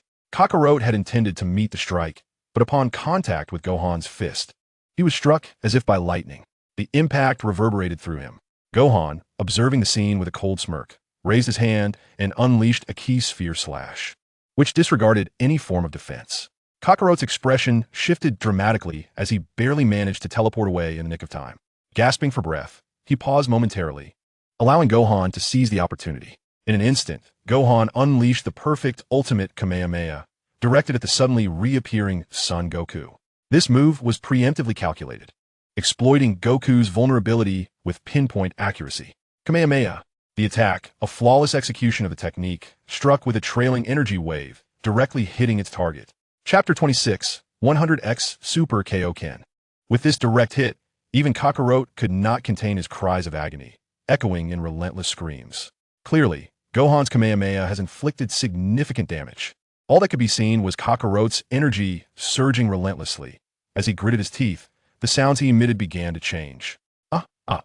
Yes, yes, yes. Boom. His body trembled, and in that fleeting moment, under Gohan's Kamehameha, Kakarot transformed into Super Saiyan 3. At this juncture, he had no intention of concealing his power any longer. Thunderous roars erupted. A colossal column of water surged above the sea, shooting skyward, radiating outward from the center of Black Goku. Kakarot, who had previously been in agony, now found his stability. The moment he attained the Super Saiyan 3 state, his energy was immediately replenished. The power within him counteracted Gohan's ultimate perfect Kamehameha, leaving Gohan momentarily astonished. Oh, the energy of Super Saiyan 3 has nullified my perfect Kamehameha. Kakarot truly is remarkable. If I were not in this spiritual form, maintaining Super Saiyan 3 indefinitely would render him unbeatable. Even Majin Buu would seem trivial in comparison. In his Super Saiyan 3 form, Kakarot possessed a strength that could rival Majin Buu. Moreover, with the Kaioken technique, defeating Majin Buu was certainly within reach. However, at present, he could not unleash his Super Saiyan 3 or Kaioken, as the halo above him imposed restrictions. Each bit of energy he released diminished his time on Earth. Transforming into Super Saiyan 3 was a necessity. His golden hair now transformed into that of Black Goku, crackling with terrifying lightning. With a smirk, he regarded Gohan and coldly remarked, "Gohan, I must admit, your strength has astonished me. Had I not transformed into Super Saiyan 3, that last blow could have claimed my life. You truly are my son." Gohan chuckled softly, replying, "Father, this has nothing to do with being your son. It is solely because of my own efforts that I have surpassed you. There is no other reason. Indeed, if it were the original Gohan, how could he possibly compete with Kakarot? Even in his Super Saiyan 1 state, Kakarot would be beyond his reach, let alone provoking him to unleash Super Saiyan 3. Kakarot smiled once more, and in the next instant, he raised a hand, gathering energy for the Kamehameha. Gohan furrowed his brow, sensing that it would not be so simple. He focused intently in anticipation. It was evident that as Kakarot completed his Kamehameha, the aura around him shifted dramatically. Instant transmission. Kamehameha. Whoosh. In an instant, Kakarot appeared directly behind him, and at such close range, Gohan had no means to evade the Kamehameha. He could only raise his hands to brace himself against the impending energy blast. Whoosh, whoosh, whoosh. Above the sea, The colossal waves churned violently. And although Gohan managed to withstand the Kamehameha with his raised hands, he was still forced backward by its immense power. After gliding across the surface of the sea for a while, Sun Wukong finally came to a halt, observing the scene before him. He smirked with satisfaction at the energy he had just unleashed, realizing Gohan's limitations. Gohan, it seems you still cannot reach the level of Super Saiyan 3. What a pity. If you could surpass me, then defeating a mere Majin Buu would be a walk in the park. Gohan lifted his gaze, meeting the confidence of Kakarot with a cold smile. Father, you are overly confident. This is just the beginning. With a surge of energy, he amplified his power, causing Sun Wukong to frown slightly, astonished by Gohan's resilience. Facing each other, in the next moment, both launched their Kamehameha waves almost simultaneously. The clash of their energy produced immense rifts on the ocean's surface. Boom! Boom! Boom! The colossal energies collided, and Gohan exerted every ounce of strength to match Kakarot. His energy beam still had enough power to last for 3 minutes. Even as a Super Saiyan, he could withstand 3 minutes without issue, and that duration was more than sufficient. Gohan gritted his teeth, maximizing his energy output, prompting Kakarot to furrow his brow. This time, Kakarot held nothing back. Kaioken times 20. Gohan, I never expected you would compel me to use the Kaioken. You are truly impressive. Kakarot expressed genuine admiration, as his energy surged dramatically, overwhelming his Kamehameha wave as it advanced relentlessly toward Gohan. Feeling the increase in Kakarot's power, Gohan, with a sneer, responded, Don't forget, I can also utilize the Kaioken. Kaioken times 5. Boom! The Kamehameha momentarily faltered, yet the 5-fold Kaioken was insufficient to counter Kakarot's might. Sun Wukong's Kamehameha continued to press forward, shaking his head in disappointment. Unfortunately, Gohan, your maximum of Kaioken times 5 cannot compare to my current Kaioken times 20. Gohan remained undeterred, a minute having passed. Hearing a voice in his ear, he chuckled with confidence. Not so fast. Do you really believe I cannot surpass you? Watch me now.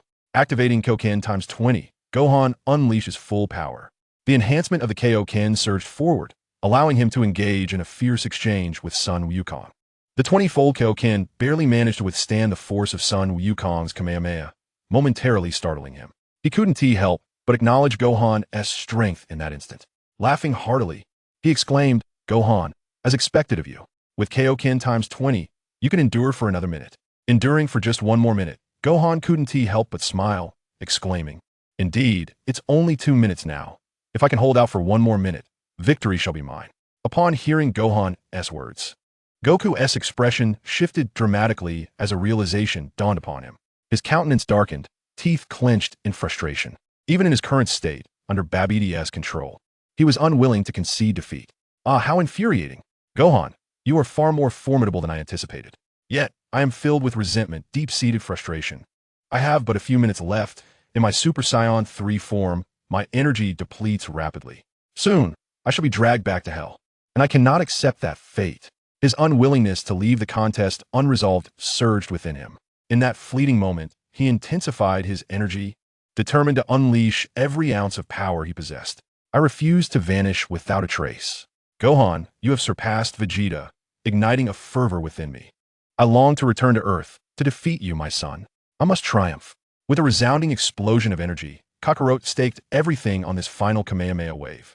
Gohan gritted his teeth, resolutely holding on, maximizing his Kaioken and striving to transcend its limits. He felt the sharp pangs coursing through his muscles, a thrilling sensation, indicative of his transcendence beyond the threshold. Kaioken 30. 30 times Kaioken. Kaioken 40. 40 times Kaioken. Kaioken 50. 50 times Kaioken. An explosive surge. The 50-fold Kaioken astonished Kakarot, who stared in disbelief at the suddenly intensified crimson aura surrounding Gohan. The energy erupted skyward, and in that instant, Kakarot's Kamehameha was forcefully repelled. He could hardly fathom that he had lost to Gohan this time. How could it be? Was his Super Saiyan 3 power truly inferior to Gohan's? Kaioken 80. 80 times Kaioken. Kaioken 100. The perfect Kaioken, 100 times Super Kaioken. Boom! Gohan radiated like a luminescent entity, the vibrant red energy engulfing the heavens. The complete mastery of the 100-fold Kaioken allowed him to push Kakarot's Kamehameha back. Kakarot's face was a portrait of disbelief as he witnessed the attack being repelled.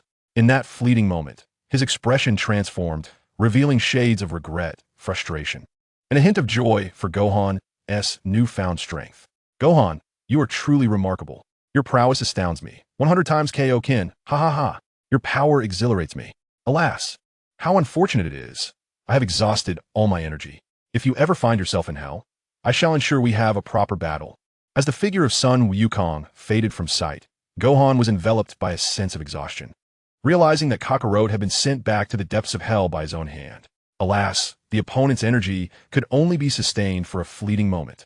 It was utterly impossible for the ethereal form of Sun Wukong to emerge victorious. Should the adversary truly return to life, the outcome remained uncertain. The 100-fold Kaioken was indeed a grievous strain on his body. He could feel the convulsions of his muscles, an unpleasant sensation that compelled him to retrieve a senzu bean from his pocket, which he promptly tossed into his mouth without hesitation. After crushing it between his teeth, he swallowed whole. A wave of warmth surged from his stomach, cascading throughout his entire being, alleviating the pain wrought by the 100-fold Kaioken. With a single senzu bean consumed, his energy surged back, fully revitalized. He felt an indescribable exhilaration as he sensed his strength returning. Just moments ago, during the fierce battle, he had ascended, enhancing his combat power. Most importantly, he had grasped the transformation into Super Saiyan 3. Mastering this transformation had come to fruition. Super Saiyan 3 was now within his reach. It appeared that during the recent skirmish, he had completely comprehended the essence of Super Saiyan 3, a feat that could be attributed to Kakarot's assistance. Chapter 27. The transformation into Super Saiyan 3? He found himself perplexed, wondering whether Kakarot had been under some form of control. This seemingly negligent father, in his final moments, had ventured into hell and bestowed upon him a gift. Perhaps this was all part of Kakarot's meticulous strategy, designed to hone and elevate his own prowess. Shaking his head, he dismissed such thoughts and resolved to check on Videl. With only half a senzu bean remaining, he needed to conserve it judiciously. Moreover, Majin Buu had already been resurrected, and he could sense the formidable energy emanating from him. Gohan gazed into the distance, where Vegeta's aura suddenly swelled, signaling that he was unleashing his full power. In a desperate bid, Vegeta chose to self-destruct, aiming to take Majin Buu with him. This time, Majin Buu would likely remain unscathed, while Vegeta had probably met his end in hell. The energy of Majin Buu vanished in an instant. Given his current state, it would be exceedingly difficult to track him down. After pondering for a moment, he decided against seeking out Majin Buu. He had just mastered Super Saiyan 3 and required further training to strengthen his newfound power. Additionally, he needed to utilize the rewards from the Kaioken 100, waiting until he could enhance himself further. Only then would it be more entertaining to confront Majin Buu. Never mind. Let this villain bask in his triumph for the time being. After all, even if every soul on Earth perished, the Dragon Balls could restore them. First, he would ascertain Videl's whereabouts. He certainly did not wish for anything dire to befall her, even if every inhabitant of Earth were to perish. He was resolute in protecting Videl, who held a special place in his heart. He began to search for Videl's energy, and upon detecting it, his eyes lit up. With a swift motion, he initiated his instant transmission, and in an instant, he was transported to Videl's side. Yet before he could take action, he sensed another powerful energy. Wasn't this the aura of the East Supreme Kai? The East Supreme Kai was not dead? It seemed prudent to seek out the East Kai and pay a visit to the old Supreme Kai, allowing himself to ascend once more. His current ambition was not merely to confront Majin Buu, but to surpass Son Goku. A spark of realization ignited within him, prompting him to abandon the idea of searching for Videl, for she was at the Supreme Kai's temple and would likely remain unharmed for the time being. He needed to elevate his own strength swiftly to safeguard Videl. At the Supreme Kai's temple, the resurrection of Majin Buu unleashed an overwhelming energy that left everyone astounded, especially after Dandy reported the demise of Vegeta. The group exchanged glances, utterly unprepared for the reality that even Vegeta could not thwart Majin Buu. Vegeta, oh no! Bulma could no longer contain her tears. Meanwhile, Yamcha, Krillin, and the others wore somber expressions. However, Videl stepped forward, her concern not for Vegeta, but solely for Gohan. Her thoughts spilling forth without hesitation. Gohan, how is Gohan faring? Dandy attempted to sense Gohan's energy, but was unable to detect it, shaking his head in despair. I do not know where Gohan is. I have lost his energy signature. Unable to hold back her tears, Videl wept, and the android 18 approached, gently patting Videl's shoulder. Videl embraced 18, seeking solace in her arms. In that moment, 18 exhibited a surprising tenderness, her expression complex. Observing from a distance, Yamcha regarded the scene with a peculiar look and spoke to Krillin. Krillin, don't you think the relationship between 18 and Gohan is somewhat unique? Oblivious to the implications of his own feelings, Krillin shook his head, recalling that for weeks, 18 had been training with Gohan without ever seeking him out. He simply could not grasp 18's sentiments. Little did he know, 18 spent her days training with Gohan and visiting his home. Her affections for Videl far surpassed Krillin's. In the forest, Gohan's sudden appearance brought a bright spark to the East Supreme Kai's eyes, his joy palpable. Gohan, you've returned. This is wonderful. Are you unharmed? By the way, where's Mr. Son Goku? How is he? Gohan shrugged, stating, my father exhausted all his strength and has returned to the other world. At this point, Majin Buu should be resurrected. The Supreme Kai, fully aware of the dire situation, was visibly distressed and trembled uncontrollably. Damn it! In the end, I cannot prevent Majin Buu's resurrection, and furthermore, Mr. Vegeta sacrificed his life yet still failed to vanquish Majin Buu. Vegeta's sacrifice was inevitable, and Gohan could hardly contain his emotions, having long since felt compelled to speak. Supreme Kai of the East, it is now solely within my power to vanquish Majin Buu. However, I must strengthen myself further. You must know the methods to aid my enhancement. Casting a glance at Gohan, the Supreme Kai of the East's eyes brightened with a sudden realization. I recall that on the Kai's planet, there exists a legendary sword, a sacred blade of immense power. It may well be capable of defeating Majin Buu. Gohan yearned to inform this individual that the so-called sacred sword was, in fact, an artifact that sealed the old Kai. As for why the old Kai was sealed, Gohan, as a time traveler, had already surmised that it was undoubtedly related to the god of destruction. The fates of the god of destruction and the Supreme Kai are intertwined. To prevent the Supreme Kai from being slain, he was sealed away. Such an act was indeed within the capabilities of that god of destruction, Beerus. Observing the Supreme Kai of the East's ignorance, Gohan shook his head, mourning the naivety of the Supreme Kai. Yet, he genuinely required the old Kai's assistance to enhance his abilities. Time was of the essence, and he did not wish to linger. Where's the Kai's planet? Let me there at once. The Supreme Kai of the East nodded, understanding that the last hope rested in Gohan's hands, for he was indeed the strongest among them. Without hesitation, he grasped Gohan and instantaneously transported them to the Kai's planet. Upon their sudden arrival, Gohan's presence startled the Supreme Kai's attendants, who were about to reprimand him for being a mere mortal in the realm of the Kais.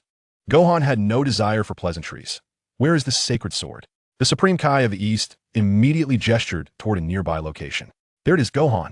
Once you grasp the sacred sword and familiarize yourself with it, it should aid you against Majin Buu. Gohan was uninterested in further explanations as he approached the sword embedded in stone. With a swift motion, he gripped the hilt and channeled his energy. 100 times Kaioken. Boom! Transforming instantly, he yanked the sword from the stone, leaving the Supreme Kai's servant, Jebbit, in a state of shock. The Supreme Kai of the East, however, was overjoyed. Marvelous, Gohan. I knew you could retrieve the sacred sword. With it, our hopes are greatly amplified. Observing the Supreme Kai's exuberance, Gohan shook his head and raised the sword high. Without a moment's hesitation, he concentrated energy and brought the sword down with force. Clang! With a resounding crash, the sacred sword split in two, cleaved effortlessly by Gohan's single hand. The Supreme Kai of the East stood frozen, his mouth agape, utterly bewildered. Gohan, what are you doing? You have destroyed our sacred sword. With a casual wave of his hand, Gohan discarded the holy sword and addressed the old Kaioshin with an air of composure. Old Kaioshin, I seek your counsel. The East Kaioshin, perplexed by Gohan's seemingly airbound conversation, was taken aback when a figure materialized not far off, the unsealed old Kaioshin, appearing frail and decrepit, adorned in the traditional garb of the Kaioshins. After a moment's contemplation, the East Kaioshin realized that this was indeed their ancestral figure, the first-generation Kaioshin. Yet, how could it be possible that he had been sealed within the holy sword? A fact long shrouded in mystery? How did Gohan come to know of this? The East Kaioshin was utterly confounded. The old Kaioshin, having awakened after thousands of years of confinement, let out a languid yawn as his gaze fell upon Gohan. With a slow demeanor, he inquired, "Oh, young one, how did you come to know of my imprisonment within the holy sword? What business do you have with me?" After a millennium, I find myself with a rare opportunity to emerge, and for this, I owe you my gratitude. Not wishing to squander time, Gohan promptly responded. I wish to enhance my potential. Please assist me in its development, and swiftly. The old Kaioshin, still maintaining his languid manner, chuckled. Ah, young one, do not be too hasty. As a reward for your act of liberation, I shall aid in your potential's development. But what shall be my gain from this? The old Kaioshin, with a mischievous grin, regarded Gohan with a glimmer of greed in his eyes. Understanding the old Kaioshin's nature, Gohan smirked and leaned closer, whispering, What do you think Beerus would say if he learned that you have been freed? By the way, we possess another sealed item on Earth, a rice cooker, which might be a tad more comfortable than the holy sword. The old Kaioshin trembled at the mention of Beerus, bursting into laughter while casting a penetrating glance at Gohan. I certainly do not wish to be sealed again. I did not expect you to know Beerus' name. Very well. I shall assist you in enhancing your potential. Let's expedite this. It seemed that only by invoking Beerus' name could one spur the old Kaioshin into action. The old Kaioshin promptly instructed Gohan to sit before him, shedding his earlier lethargy. With a decisive motion, he began to channel energy to elevate Gohan's ki and unlock his potential. However, even with haste, the process would still require several hours.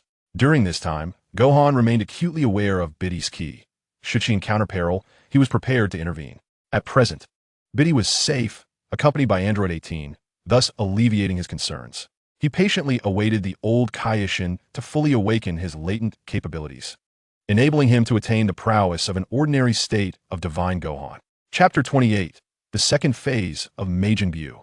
One must concede that the old Kaioshin's potential development was indeed a slow affair, requiring at least 2 hours to reach completion. As Gohan patiently awaited the completion of his opponent's transformation, he could sense the presence of Majin Buu. At this moment, the first stage of Majin Buu, the plum version, was not particularly malevolent, harboring no thoughts of annihilating the entire Earth. However, it was only in the second stage, upon Majin Buu's division, that the true menace would emerge. An aura of malevolence was unleashed. The evil Majin Buu would absorb the fat version of himself, triggering a significant evolution and acquiring formidable combat prowess. This could be considered Majin Buu's most powerful state. As for the third form, the diminutive Majin Buu, his strength was rather lacking, characterized merely by his wickedness. With no mercy in his strikes and unleashing various destructive energies capable of obliterating planets, he was a formidable foe. Nonetheless, Gohan had already devised a strategy. He would confront Majin Buu and lead him away from Earth to avoid any planetary destruction during their battle. Thus, he was fully prepared and keenly anticipated the clash with Majin Buu. The emergence of the second stage of Majin Buu was imminent, with the ability to absorb Gotenks. A qualitative leap in power was to be expected, potentially rivaling Goku's prowess. A single encounter with Son Goku had granted him the ability to utilize a 100-fold Kaioken and comprehend the Super Saiyan 3 transformation. It remained uncertain what enhancements this particular Majin Buu could confer upon him. Each second dragged on painfully over the 2-hour wait, and, as the first hour concluded, the old Kai visibly began to doze off. Knowing that the transformation was still ongoing, Gohan exercised patience, monitoring the energies of Earth. It became evident that Majin Buu had finally divided. The two souls within him clashed. The benevolence previously absorbed from the Supreme Kai had given Majin Buu a semblance of conscience, which was now shattered by humanity's interference. The evil Majin Buu emerged, separating from the original. The two Majin Buus engaged in a dispute, both exuding equally formidable energies. Unexpectedly, upon division, the two forms of Majin Buu emanated identical strengths. This division was far more potent than mere cloning techniques. While he could replicate himself, such techniques only maintained 50% of his original power. In contrast, this division was distinct. In less than 10 minutes, the evil Majin Buu swiftly transformed the fat version into candy and consumed him. The rapidity of this event took Gohan by surprise, marking the onset of the second stage. The evil Majin Buu gained the upper hand, now possessing the initiative and an enhanced physique. In that instant, his energy surged significantly. The two energies combined, resulting in a staggering increase. Was this a power level of 112? Majin Buu had achieved a 2-fold enhancement. Now, he likely reached the level of Super Saiyan 3, making it conceivable that even Kakarot, fully unleashing his Super Saiyan 3 strength, would find himself outmatched by the current Majin Buu. Indeed, during the second phase of Majin Buu's absorption, even should Kakarot return to life. He would find it exceedingly challenging to contend with this formidable foe. In less than an hour and a half, Majin Buu underwent a transformation, attaining a new form imbued with intellect. He became aware of the presence of Gotenks and others, intending to seek them out directly. Meanwhile, Beulah was also present, and Gohan's expression darkened with concern. He had initially planned to confront this threat, believing that even a modest increase in his energy would suffice. Yet before he could act, a voice echoed in his ear. "Gohan, where are you right now?" Kakarot, having returned from the realm of the dead, was eager to locate him, clearly intent on making his way over. After a moment's hesitation, Gohan resolved to allow Kakarot's resurrection. After all, having him as a training partner would be beneficial. Gohan concentrated his mental energy and communicated directly. "Father, your control has been lifted." Kakarot chuckled heartily, seemingly unconcerned. My apologies, Gohan. You must be aware of the situation on Earth. I never anticipated that Majin Buu could evolve further. This creature is a challenge even for me." Remarkably, Kakarot was able to laugh, yet he was acutely aware of the formidable power of Majin Buu's second phase, which had reached Super Saiyan 3 levels. Shifting the topic, Kakarot added, "However, Gohan, we have other strategies at our disposal to secure victory. I have something to discuss with you." With that, Kakarot executed an instant transmission, transporting himself directly from the underworld to the Supreme Kai's planet, startling the Eastern Supreme Kai and his companion, who had not anticipated such a sudden arrival. Supreme Kai, it is a pleasure to see you again." Kakarot greeted with an air of ease, causing the Eastern Supreme Kai to nearly stumble in astonishment. "Son Goku, no, do not approach," he exclaimed, clearly frightened, as Kakarot scratched his head and chuckled. "I truly apologize, Eastern Supreme Kai. I never expected to be controlled last time." Upon realizing Kakarot was indeed free, the Eastern Supreme Kai exhaled in relief. Kakarot, now curious, inquired, "Gohan, what brings you here?" Gohan, without lifting his gaze, replied, "I am unlocking my potential." Intrigued, Kakarot leaned closer, nearly interrupting the Elder Kai's enhancement process, which required uninterrupted focus for 2 hours. Annoyed by Kakarot's intrusion, Gohan insisted, "Father, there are troubles on Earth. Shouldn't you be ensuring that those on Earth can hold their ground for half an hour until I complete my potential unlocking?" Suddenly, Kakarot's eyes lit up as he remembered, "Right, I can entrust this task to Piccolo, allowing Gotenks to fuse." "Gohan, I was just about to discuss this matter with you. If you master the art of fusion and combine with others, you could undoubtedly attain unparalleled strength." Upon mentioning fusion, Gohan recalled the extraordinary nature of this skill. Although it requires the assistance of others to elevate oneself, this ability harbors alternative methods of utilization. Unable to contain himself, Gohan spoke up. Fusion, right? If I remember correctly, it necessitates 2 individuals of equal strength, does it not?" Kakarot nodded, grinning as he replied, "Indeed, Gohan, you and I are quite compatible. If I were not deceased at this moment, I would suggest we attempt fusion. It would undoubtedly yield the most formidable combat prowess." Gohan cast a disdainful glance at Kakarot, realizing he had no desire to fuse with him at present. Chapter 29, Acquiring the Summoning Technique. Gohan disregarded Kakarot, focusing solely on having him teach Gotenks the fusion technique, believing that half an hour of instruction would suffice. After that brief interval, he anticipated fully awakening his latent potential. In the remaining moments, he would utilize the King Kai Fist 100 lottery to acquire a new ability. Upon completion of the lottery, he obtained the summoning technique for tailed beasts. What? Summoning tailed beasts? In the Dragon Ball universe, summoning such entities would likely result in instant annihilation. However, if he could summon the 10 tails, it might provide sufficient strength for battle. He planned to train diligently, hoping that by elevating the summoning technique to level 100, he might summon the 10 tails. Now, that would be impressive. Currently, each second of the half hour felt agonizingly slow, as Majin Buu had already located the deities at the Supreme Kai's temple.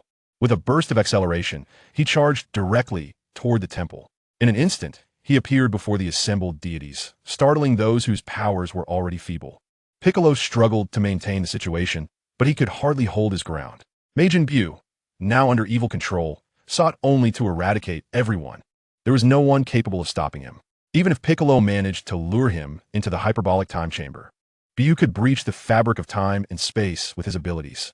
As Majin Buu escaped from the rift, his fury intensified, intent on annihilating all within the Supreme Kai's temple, including Videl.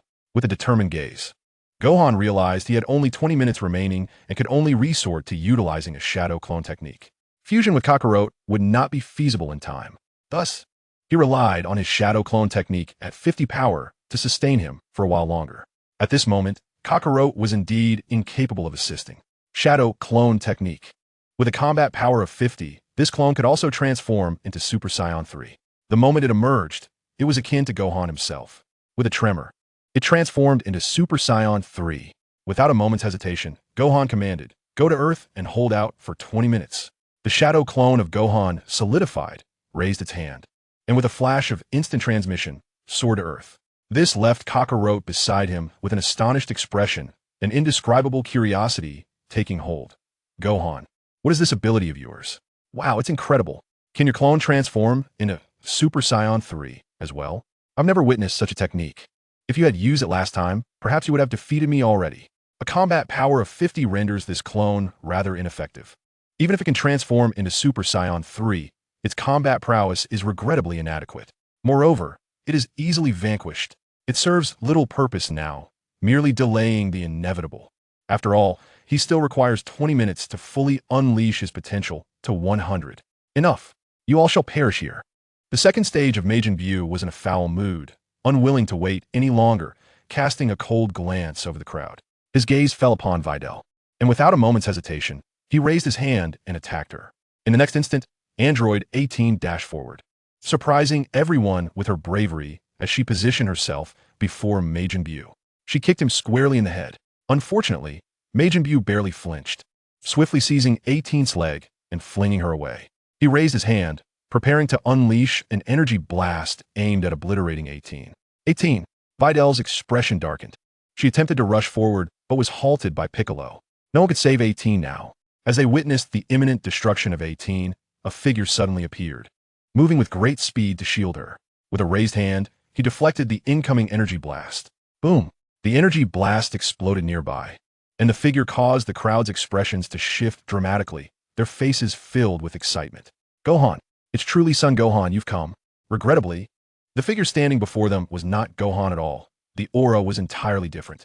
Piccolo and Videl exchanged worried glances, fully aware that this was merely Gohan's clone. The clone stood calmly, gazing at Majin Buu in the distance, eliciting a cold smile from him. Gritting his teeth, he remarked, "So, someone has finally emerged who can fight me. However, your energy is peculiar.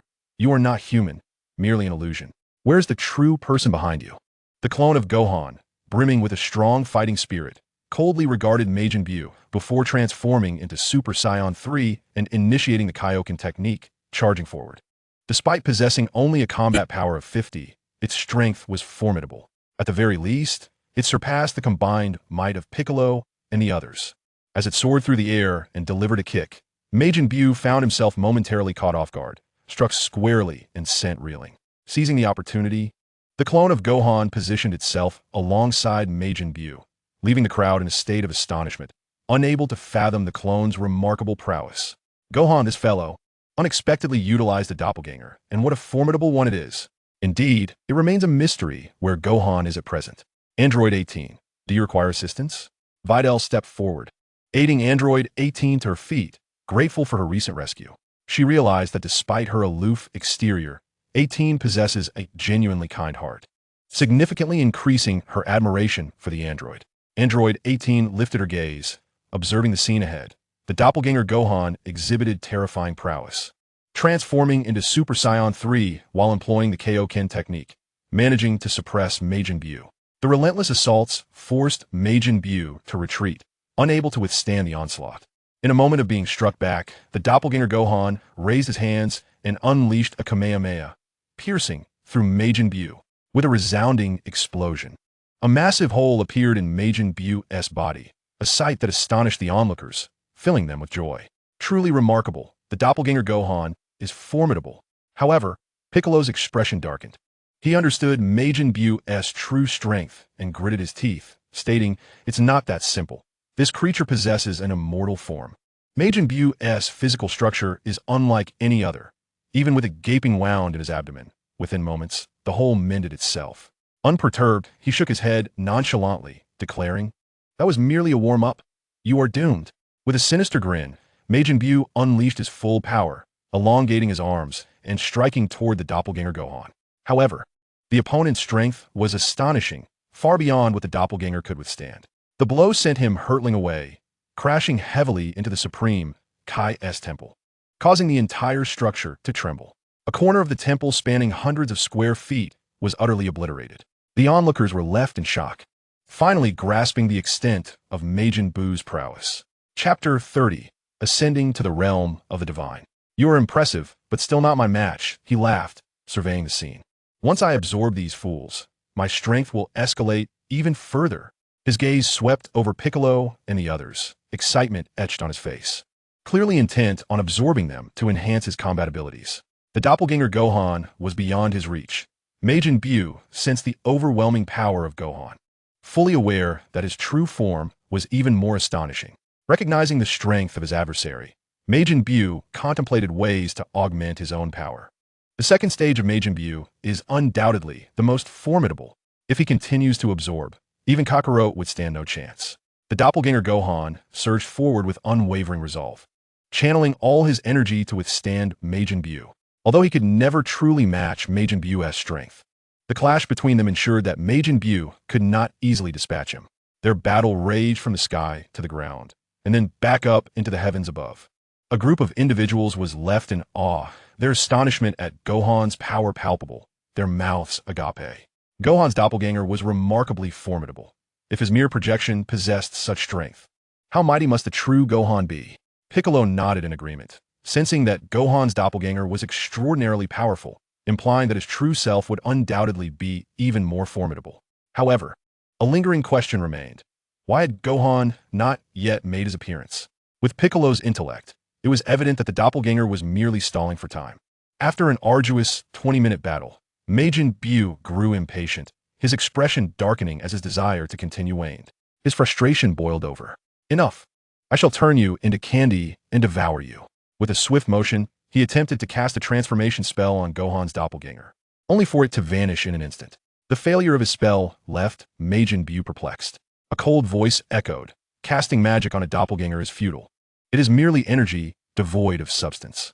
Thus, any enchantment will dissipate. You wish to absorb it? It is not so simple. This revelation altered Majin Buu's demeanor. He raised his gaze to behold the actual Gohan materializing before him, not a mere projection. The excitement was palpable among Piccolo and the others, with Videl elatedly exclaiming, "Gohan!" With a smirk, Gohan had completed his potential enhancement and zeroed in on Majin Buu's energy, teleporting effortlessly to the scene. He had observed the battle between Majin Buu and his doppelganger closely and suddenly realized that Majin Buu was not as formidable as he had anticipated. The creature's strength was considerably inferior to what Gohan had imagined. With his potential fully realized, Majin Buu was no longer a challenge unless he managed to absorb Kakarot. Gohan, with a wry smile, found a peculiar interest in the idea of Kakarot being absorbed, believing it might elevate Majin Buu's strength to match his own training level. Indeed, with my power enhanced and no worthy opponent, it feels rather lonely. Gohan's nonchalant demeanor irked Majin Buu, who remained oblivious to the true extent of Gohan's power. Curse you! You have deceived me. I shall consume you. With that, Majin Buu lunged forward, his speed astonishing as he reached Gohan in an instant, launching an attack. Gohan, unfazed, smirked mockingly. Can't you see the vast disparity in our powers? In the next moment, he executed a swift kick, sending Majin Buu hurtling away. With a resounding crash, Majin Buu collided with a mountain, obliterating it entirely. The impact left him visibly pained, clearly suffering from the blow, while Piccolo and the others watched with exhilaration. It is evident that Gohan's strength has indeed surpassed that of Majin Buu, igniting a wave of exhilaration among the onlookers. Gohan, this remarkable individual, has transcended the powers of Majin Buu. Truly impressive. Gohan, brother, press on and swiftly vanquish this foe. Avenge humanity. The fervent cries from behind him resonated, yet Gohan remained composed, gazing ahead with a calm demeanor. He was no longer the same Gohan. Majin Buu's attempt to absorb him was utterly futile. Observing Majin Buu's furtive demeanor, Gohan smirked disdainfully. Cease your tricks. My power is such that even Kakarot fears it. Unless you absorb Kakarot and Vegeta, you stand no chance against me. Majin Buu sneered, a chilling grin spreading across his face. Not necessarily. If I absorb you, I shall become invincible. With a swift motion, Majin Buu had earlier dispatched a fragment of himself to envelop Gohan from behind. The expanding mass of flesh swiftly ensnared Gohan. In that moment, Majin Buu's smile faded, replaced by disbelief as he trembled. No, this cannot be. Why? Why are you unharmed? Gohan, trapped yet unfazed, expressed his dissatisfaction. I told you, the disparity in our powers is monumental. You cannot absorb me. Your technique is utterly futile against me. In an instant, he unleashed his full energy, causing Majin Buu to comprehend the sheer magnitude of Gohan's aura. In his ordinary state, Gohan had already attained the level of Mystic Gohan, equating his base form to that of a Super Saiyan 3. In truth, whether transformed into Super Saiyan 3 or remaining in his base form, the difference in power was negligible. With his potential fully realized, he could engage in battle even without transformation. However, at this moment, he intended to instill fear in Majin Buu. As he released his energy, he also transformed into Super Saiyan. Even without transforming, you are no match for me. But allow me to demonstrate my utmost combat prowess. This is Super Saiyan 1, he exclaimed, and in the next moment, he evolved into Super Saiyan 2. Then came Super Saiyan 3. In an instant, his hair lengthened significantly. However, the increase in battle power was minimal. His fully realized base form equaled that of Super Saiyan 3, though the latter granted him enhanced speed, akin to that of true lightning. Once Super Saiyan 3 was achieved, Gohan continued to ascend further. Next, he invoked the Kaioken times 100. With a resounding explosion, the crimson energy surged forth, causing his entire being to shudder as the unleashed energy erupted spectacularly. The being known as Majin Buu was utterly obliterated, reduced to mere fragments. In the midst of this destruction, Majin Buu, with his mouth agape, was taken aback by Gohan's formidable power. Previously indifferent, the magnitude of Gohan's strength had now become glaringly apparent. Gohan's power, surpassing 3,100 times that of the Kaioken, rendered him a true nemesis to Buu, an adversary he could never hope to conquer. Observing the astonished expression on Majin Buu's face, Gohan continued with a sardonic smile. This is not the end. My latent potential has reached its zenith in the form of my white god state, a revelation that has truly astonished me. I never anticipated that the Ultra Instinct could ascend to 35, a leap of over a single point that has unleashed an extraordinary surge of power. Indeed, upon reaching 100 potential, I have transformed into Ultra Instinct 35, nearing the pinnacle of 4. This feeling is exhilarating. In that instant, he concentrated his energy fully, elevating it to another level. Approaching the divine realm in an unassuming stance, he declared, without the need for Super Saiyan God, I can attain divine status. The Ultra Instinct 35. Unity with the divine.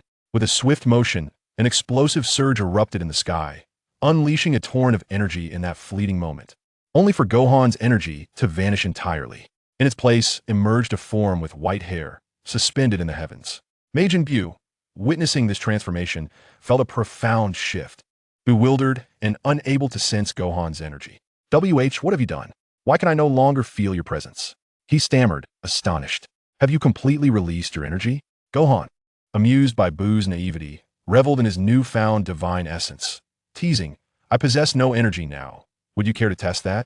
Majin Buu, incredulous, could not comprehend why he was unable to detect Gohan's energy. With a careless gesture, he unleashed an energy blast directly at Gohan. However, with a mere flick of his hand, Gohan deflected the attack effortlessly. Boom! The energy blast was sent careening away, leaving Majin Buu in disbelief. He raised his arms and unleashed a barrage of energy blasts. The frantic projectiles surged forth, yet Gohan remained stationary, casually lifting both hands. With a series of deft movements, he repelled every single energy blast. Not only was Majin Buu left speechless, but nearby observers such as Piccolo and Yamcha also wore expressions of shock. They too could no longer sense Gohan's energy, perplexed by how he could grow even more formidable without any discernible aura. When the world is happening, Gohan, devoid of any energy, yet exhibiting such overwhelming power? Indeed, just moments ago there was a flicker of vitality, yet now, I sense none of his combat prowess. Gohan has ascended to the divine realm, a level of power only gods can perceive. This fellow has transcended far beyond expectations. Piccolo furrowed his brow, for only he, the former Supreme Kai, could truly grasp this essence. Chapter 31. Let you feed my tail beast. Of course, aside from Piccolo, another individual trembled in awe, acutely aware of Gohan's overwhelming aura. Dandy, struck with fear, collapsed to the ground, wishing nothing more than to prostrate himself before Gohan. The divine presence emanating from Gohan was utterly terrifying. Gohan. Gohan has attained the godly domain. This aura is beyond frightening, truly formidable. With his current strength, Gohan could effortlessly obliterate an entire galaxy with a mere flick of his hand, capable of annihilating this planet at will. Yamcha and the others were left dumbfounded, unable to believe Dandy's words. What kind of power is this? The divine strength to obliterate galaxies is simply too terrifying. Clearly, Majin Buu stood no chance against Gohan. With a mocking grin, Gohan effortlessly deflected the energy blasts aimed at him. Amused by Buu's frantic demeanor, he found the situation quite entertaining. However, as time passed, the effort of waving his hand grew tiresome, and he could no longer contain himself. Enough of this nonsense. If you wish to play, transform into your third stage, quickly. Irritated, he raised his hand and unleashed an energy sphere aimed directly at Majin Buu.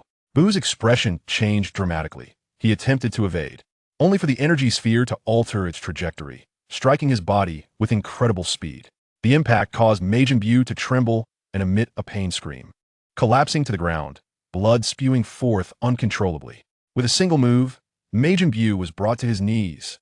It was at this moment that Buu comprehended the insurmountable gulf in combat power between them, recognizing that no technique could bridge such a gap when power reached a certain threshold. What techniques, what abilities could possibly suffice? Majin Buu realized he was utterly incapable of being Gohan's opponent, cornered with nowhere to escape. I will consume you. I will kill you. The crazed Majin Buu elicited a smirk from Gohan, who nodded in satisfaction. Very well, let the third stage commence. To truly vanquish you, it must begin from the third stage. Anything less would be devoid of interest, though the third stage may possess the weakest strength. Its frenzied state undoubtedly makes for the best training partner. He awaited the transformation of Buu into the most malevolent third stage, and now, the transformation was complete. Buu clutching his head in agony, his expression contorted. Fat Buu was forcibly expelled from his being. In the next moment, the once tall Majin Buu transformed into his diminutive form, and the onlookers bore witness to this astonishing change. Klin and his companions observed that Majin Buu had split, and although his energy had evidently diminished, they couldn't help but chuckle. This fellow had become reclusive after being struck by Gohan, only to suddenly divide. Nearby, Android 18 shot him a disapproving glance, sensing something amiss. No, this creature had actually grown stronger. The aura it radiated was somewhat terrifying. This third phase of his was undoubtedly his most formidable. Piccolo's expression darkened as he sensed the malevolent energy of Majin Buu's third phase. Fully aware that this diminutive being was a true menace, Gohan exercised caution. In an instant, the short Majin Buu appeared, locking onto Piccolo and his companions, and without a moment's hesitation, surged towards them, completely disregarding Gohan's presence. Gohan frowned, finally comprehending why this diminutive Buu was so troublesome. This being possessed no intelligence whatsoever, existing purely in a primal state. Speaking of primal states, the initial transformations of the Saiyans were also immensely powerful. The true Super Saiyan was indeed formidable. With a grim countenance, he propelled himself forward to intercept the diminutive Buu. Your opponent is here, do not flee. Seizing the adversary, he squeezed with one hand and sent Buu flying. Boom! The creature collided with a mountain, rising in scathe, yet it seemed uninterested in combat, abruptly turning to flee. Without a second thought, it dashed away, causing Gohan to scowl in discontent. This entity was indeed a nuisance. Kaioken, he exclaimed, but before he could unleash his attack, Piccolo's expression shifted dramatically, calling out, Gohan, do not act recklessly. If you strike now and miss, the earth will explode. Piccolo had clearly sensed the destructive force Gohan had just wielded, prompting Gohan to realize the gravity of the situation. He had indeed failed to consider whether the Earth could withstand such turmoil. The risk was far too great. After all, if the Earth were destroyed, survival in the cosmos would be impossible without oxygen. Abruptly ceasing his assault, Gohan dashed forward in pursuit of the diminutive Majin Buu, while Piccolo and the others exchanged glances. Shocked by the turn of events, None of them had anticipated such a development. They had no desire to follow, as their power levels were insufficient to match the speed of the fleeing Majin Buu. The little creature was remarkably swift. Gohan continued his pursuit, unable to unleash energy blasts, needing to capture him alive, which was proving to be quite a challenge. He suddenly realized he lacked the ability to accelerate effectively. Otherwise, he would have apprehended him by now. Then it struck him. There was indeed another way. With a brilliant idea illuminating his mind, a radiant smile blossomed on his face. Yes, he could summon a spirit beast and offer this creature as a sacrifice to the tailed beasts, as this being was impervious to death, to eliminate the target. Unless possessing the capability to obliterate the entire planet, it would be far more advantageous to harness his energy for my own purposes. With a sly smile, he resolved to feed the diminutive demon, Majin Buu, to the tailed beast. With a playful grin, he observed the fleeing figure, inhaled deeply, and with a swift motion, executed a teleportation. In an instant, he materialized directly before his opponent. Majin Buu's expression shifted as he raised his hand to unleash a powerful energy blast, which was effortlessly deflected by Gohan with a casual wave. With a single hand forming seals, Gohan appeared utterly relaxed. Summoning technique, tel beast summon, ten tel summon. Devour him. Swallow him whole, 10 tails. With a resounding roar, the 10 tails emerged, though its power was considerably diminished. Even at its peak, it would likely be overshadowed by Majin Buu. Opening its maw, it proceeded to engulf Majin Buu, preventing any mischief from the little demon within the confines of the summoning beast's belly. In another instant of teleportation, Gohan found himself inside the 10 tails body, sealing it off completely. Now both of them were trapped within the belly of the beast. Even if the diminutive Buu sought to escape, it was futile. Gohan regarded the anxious expression of his opponent with ease, chuckling, "Run, continue to flee. But alas, you cannot escape now. Your energy is impressive, a constant flow. And with your immortal nature, you shall serve as nourishment for my summoning beast, enabling the 10 tails to achieve its ultimate form." Chapter 32. The 10 Tails Jinchuriki? Majin Buu, in a frenzy, pounded on his own belly while sealed within, sending ripples of energy that clearly affected the 10 tails, causing it to tremble incessantly. This internal realm began to churn violently. The surging energy within threatened to overwhelm Gohan's senses. He realized that if he did not suppress Majin Buu, the entire 10 tails summoning beast might be completely obliterated by the chaotic energy. Understanding this, he sprang into action, charging forward and raising his hand to strike. However, Majin Buu entirely disregarded his attack, retreating while continuing to pound his chest, attempting to disrupt the energy field within the summoned beast. Gohan sneered coldly, his demeanor icy. This realm was no ordinary space. Attempting to release energy to escape was an impossibility.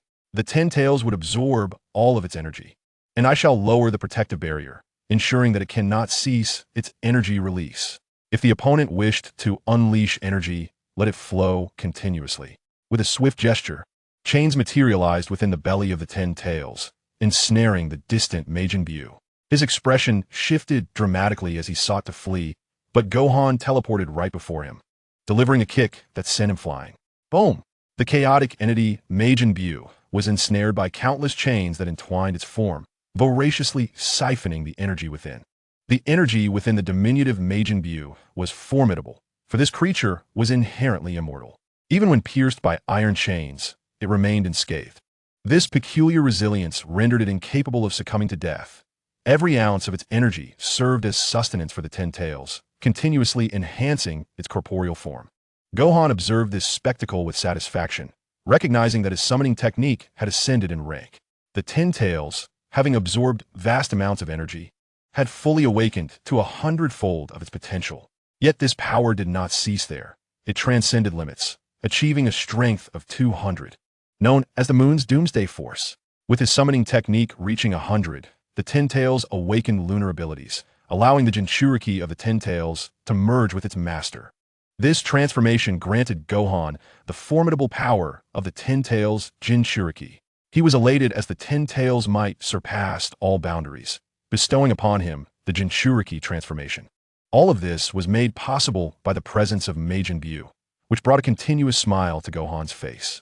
Instead of vanquishing Majin Buu, he allowed the creature to be wholly absorbed by the 10 tails, transformed into its sustenance.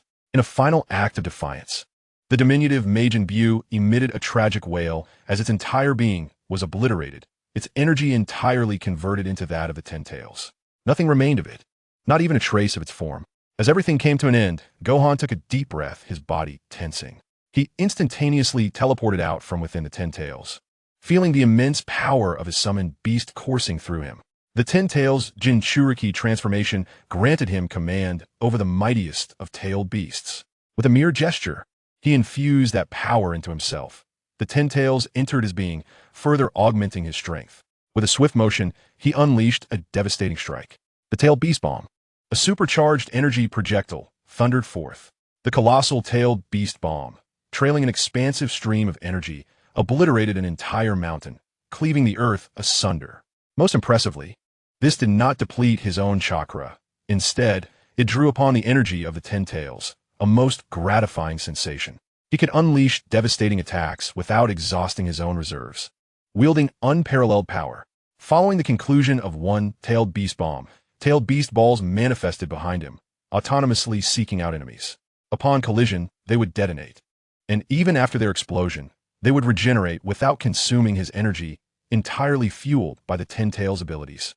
He alone commanded two distinct energies, exemplifying the extraordinary prowess of the Ten Tails Jinchuriki. Regrettably, there was no one to witness this marvel. It was an unfortunate loss. Suddenly, a figure appeared, and Gohan, lifting his gaze, immediately recognized the approaching Kakarot. Kakarot, having received the life of the Elder Kai, was reborn anew. Initially, he had come to confront Majin Buu, but upon arriving here, he discovered that Buu's energy had completely vanished, along with Gohan's presence, which had become rather peculiar. Noticing Gohan's current state, particularly the evil aura that surrounded him, Kakarot's expression shifted. "Gohan, are you alright?" Gohan lifted his head, and in the next moment, the tailed beast ball suddenly moved, hurtling towards Kakarot with force. Kakarot's expression changed as he took to the skies, only to find that the tailed beast ball followed him relentlessly, regardless of where he flew. This left Kakarot bewildered, utterly perplexed by the nature of this phenomenon. "Gohan, what are you doing? What is this thing?" As Kakarot soared up and down, it was clear that the tailed beast ball was causing him considerable distress. Gohan, observing this, realized how effective the tailed beast ball was. Unimpeded, he sought to ascertain how much damage it could inflict upon Kakarot.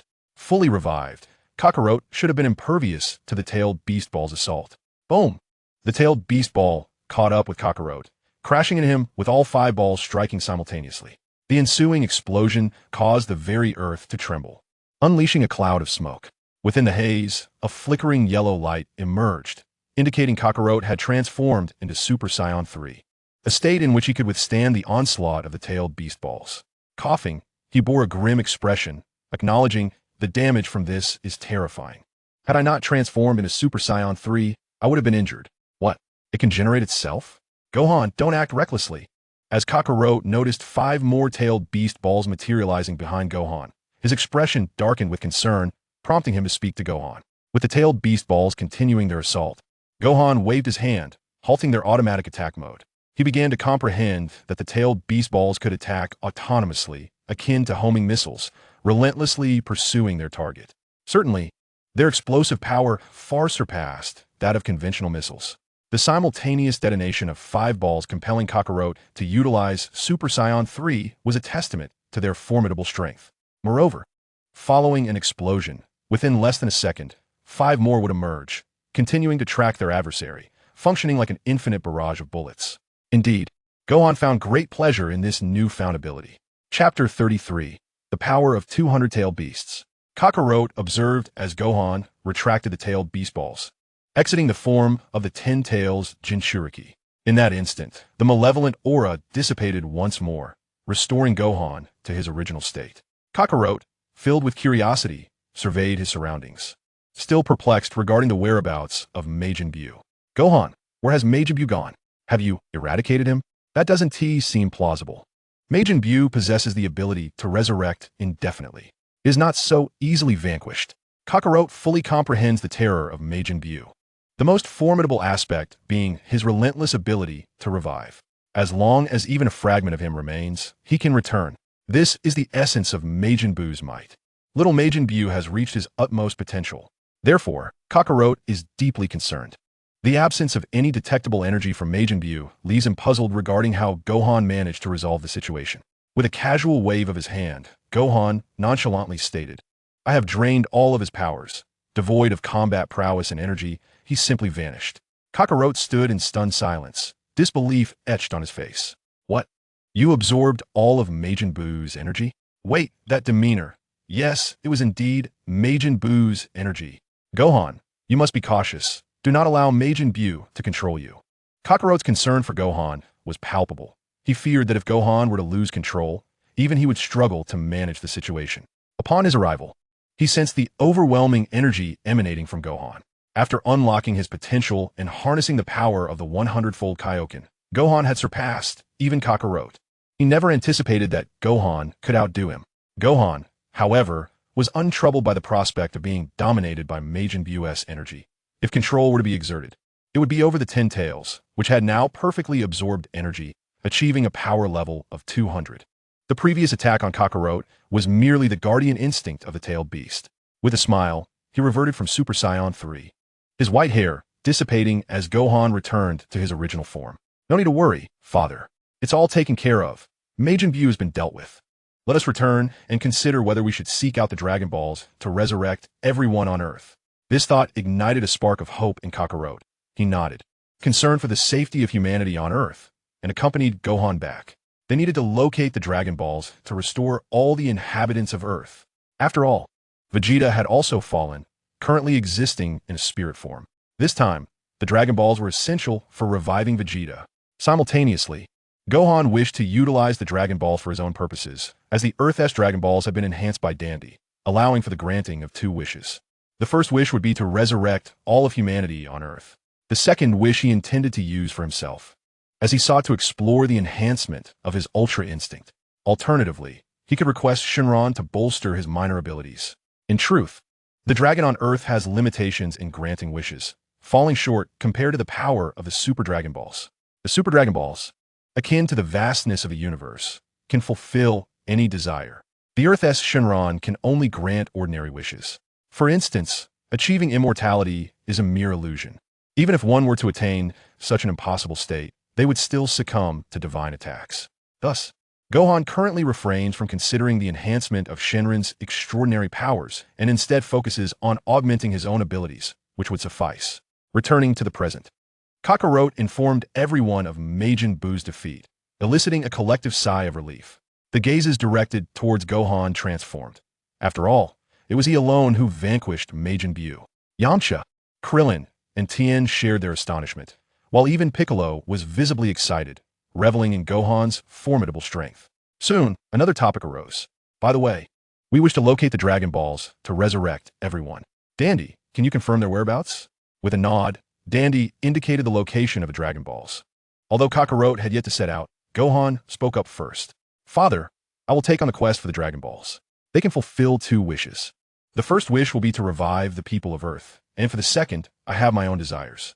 Upon hearing this, Kakarot hesitated momentarily, while Krillin and the others chimed in. "Haha, since Gohan has eliminated Majin Buu, he should rightfully receive the Dragon Ball wish reward. After all, it was largely due to Gohan's assistance that Majin Buu was defeated. Indeed, Gohan deserves to have his wish granted. The people of Earth owe him a great debt of gratitude. Without him, we would all have descended into hell."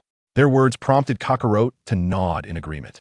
Leaving the search for the Dragon Balls in Gohan's capable hands, Gohan acquired the Dragon Radar and, without a second thought, took to the skies. Initially, Videl intended to accompany him, but he declined her offer, asserting that he could handle the search alone. He soared towards the first location, confident that he could gather all 7 Dragon Balls within half a day. However, as he sped towards one of the locations, he noticed someone trailing behind him. Not Videl, but rather Android 18, the alluring cyborg. Gohan couldn't help but smirk at her unexpected presence. Slowing his pace to allow her to catch up, he addressed her. "By the way, thank you for protecting Videl earlier. If you ever find yourself in need of money, feel free to ask me."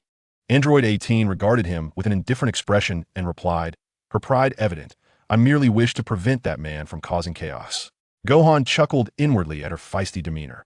Shaking his head, he dismissed any further thoughts and arrived at the first site, effortlessly obtaining a Dragon Ball from beneath the water. This small, glass-like sphere was peculiar, concealing a power that even he could not fully comprehend. The Shenron, regarded as a divine being, serves as an auxiliary deity. As he grasped the first Dragon Ball, number 18 observed intently and could not help but inquire, "By the way, what wish do you intend to fulfill? Your strength is already formidable. Do you still seek to enhance your powers?" Gohan nodded, his expression serene as he replied, "Indeed, I plan to further augment my abilities and explore my potential." Number 18, puzzled, questioned why. "Surely, you have surpassed Kakarot and should now be the strongest on Earth, if not in the entire universe." Upon hearing this, Gohan merely smirked, maintaining his calm demeanor. "No, I may be the strongest on Earth, but I have yet to attain the title of the strongest in the universe." Chapter 34, Summoning the Earth-S Dragon Balls. Number 18 wore a perplexed expression, unable to comprehend Gohan's assertion of being the strongest in the universe. Currently, Gohan had collected 3 Dragon Balls, leaving 4 yet to be found. The Dragon Balls were scattered across the globe, and within a brief span of half an hour, he traversed half the Earth. The planet was desolate, as Majin Buu had annihilated all of humanity, leaving him to fly for an extended period without encountering a single soul. Upon gathering the 6th Dragon Ball, he unexpectedly encountered the lost Mr. Satan. Upon seeing him, Mr. Satan rejoiced and urged Gohan to take him along. Soaring through the sky together, Mr. Satan's face radiated excitement as he eagerly addressed Gohan. "Did you defeat that Majin Buu? He wasn't inherently malicious. Was he truly eradicated?" Gohan replied nonchalantly, "Little Buu has vanished, but the split-off Fat Buu remains. I shall take you to meet him later." Mr. Satan beamed with joy, nodding enthusiastically, clearly harboring affection for Fat Buu and hoping for his survival. Regardless, Mr. Satan could manage Fat Buu, and Gohan had little concern for whether Fat Buu lived or died, as his strength was no match for Gohan's effortless might. Together with Mr. Satan, Gohan ventured to the location of the 7th Dragon Ball, ultimately discovering it in the depths of the ocean. Accompanied by number 18 and Mr. Satan, they watched as Gohan emerged triumphantly from the water, clutching the final Dragon Ball with exhilaration. "Wonderful! I have gathered all 7 Dragon Balls. Now, I can summon the dragon." Having traversed the entirety of the Earth, he felt exhausted but jubilant at this accomplishment. With a swift motion, he cast the 7 Dragon Balls onto a nearby clearing. Mr. Satan gazed at the scene with curiosity, yet remained baffled by Gohan's actions. He contemplated asking number 18 for clarification, but her icy demeanor deterred him, instilling a sense of fear. He was well aware of number 18's formidable presence. She carried an undeniable air of superiority. For now, only Gohan shared a close rapport with her. As the Dragon Balls were assembled and the summoning of Shenron was imminent, number 18 stood guard nearby, arms crossed, vigilantly watching over their surroundings. "Avoid disturbances from others. Arise, Divine Dragon, and grant my wishes." With a mere gesture, Gohan shouted, and the summoning of the dragon was instantaneously completed. Thunder rumbled. A bolt of lightning surged into the heavens, striking the Dragon Balls. In that fleeting moment, the 7 Dragon Balls radiated a brilliant light.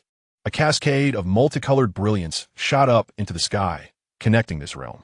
An Eastern Divine Dragon spiraled upwards, leaving Satan nearby with his mouth agape. As he plopped onto the ground, startled by the dragon's emergence. "Monstrous, a creature, there's another monster here." Number 18 cast an irritated glare at him, clearly annoyed that this ruckus interrupted Gohan's serious business. "Silence." Satan, upon receiving her glare, quickly covered his mouth, not daring to utter a word, his expression one of wounded innocence. In the presence of number 18 and her companions, Satan knew he could be swiftly defeated, so he refrained from acting foolishly. He could only watch as Gohan, filled with joy, lifted his gaze to behold the resplendent dragon. 2 wishes could be granted. Any wish imaginable could be realized. If he could utilize both wishes, it would be simply splendid. However, he remained acutely aware of his current objective. As soon as the dragon appeared, he spoke forth. "Divine Dragon, resurrect all those who perished at the hands of Majin Buu. Restore all of humanity on Earth." Upon hearing Gohan's plea, the Divine Dragon took a deep breath and, in an instant, fulfilled his first wish.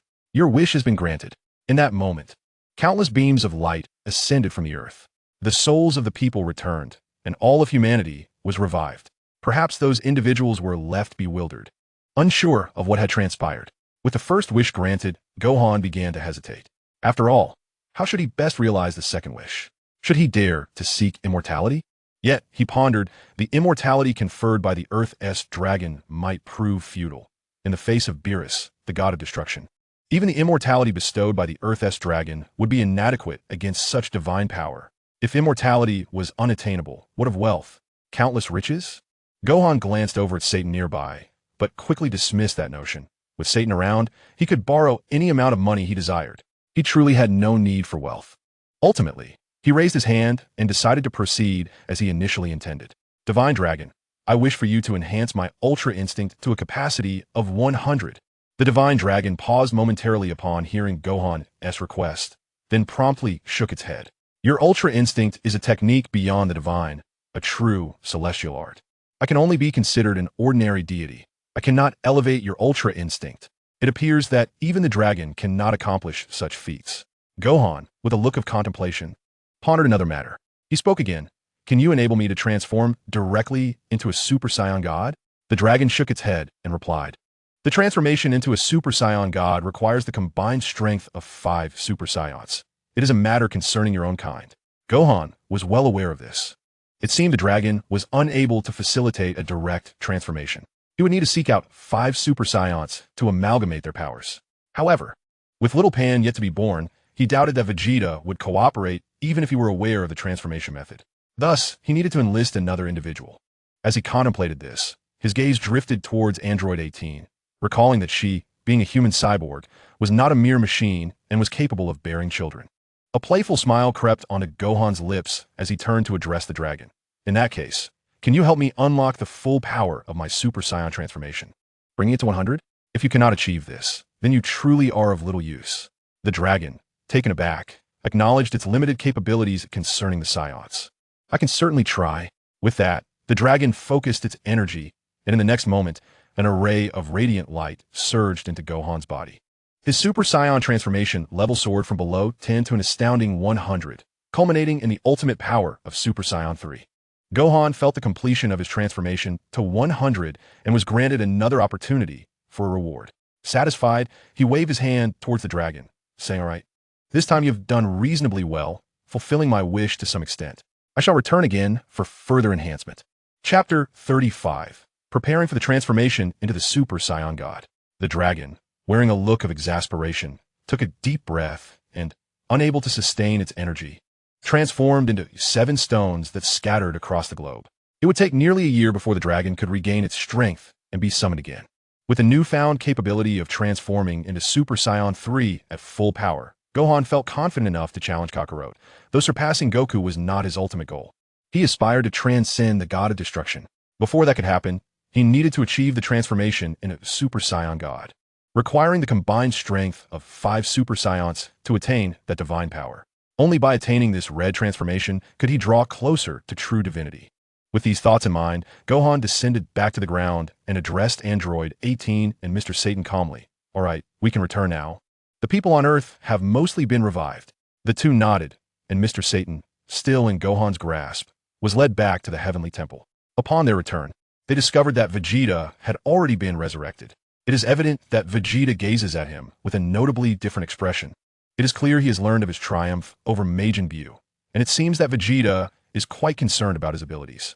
His eyes remain fixated without deviation. Meanwhile, Goku, sensing that many have regained their energy, approaches with a hearty laugh, playfully draping his arm around Gohan's shoulders.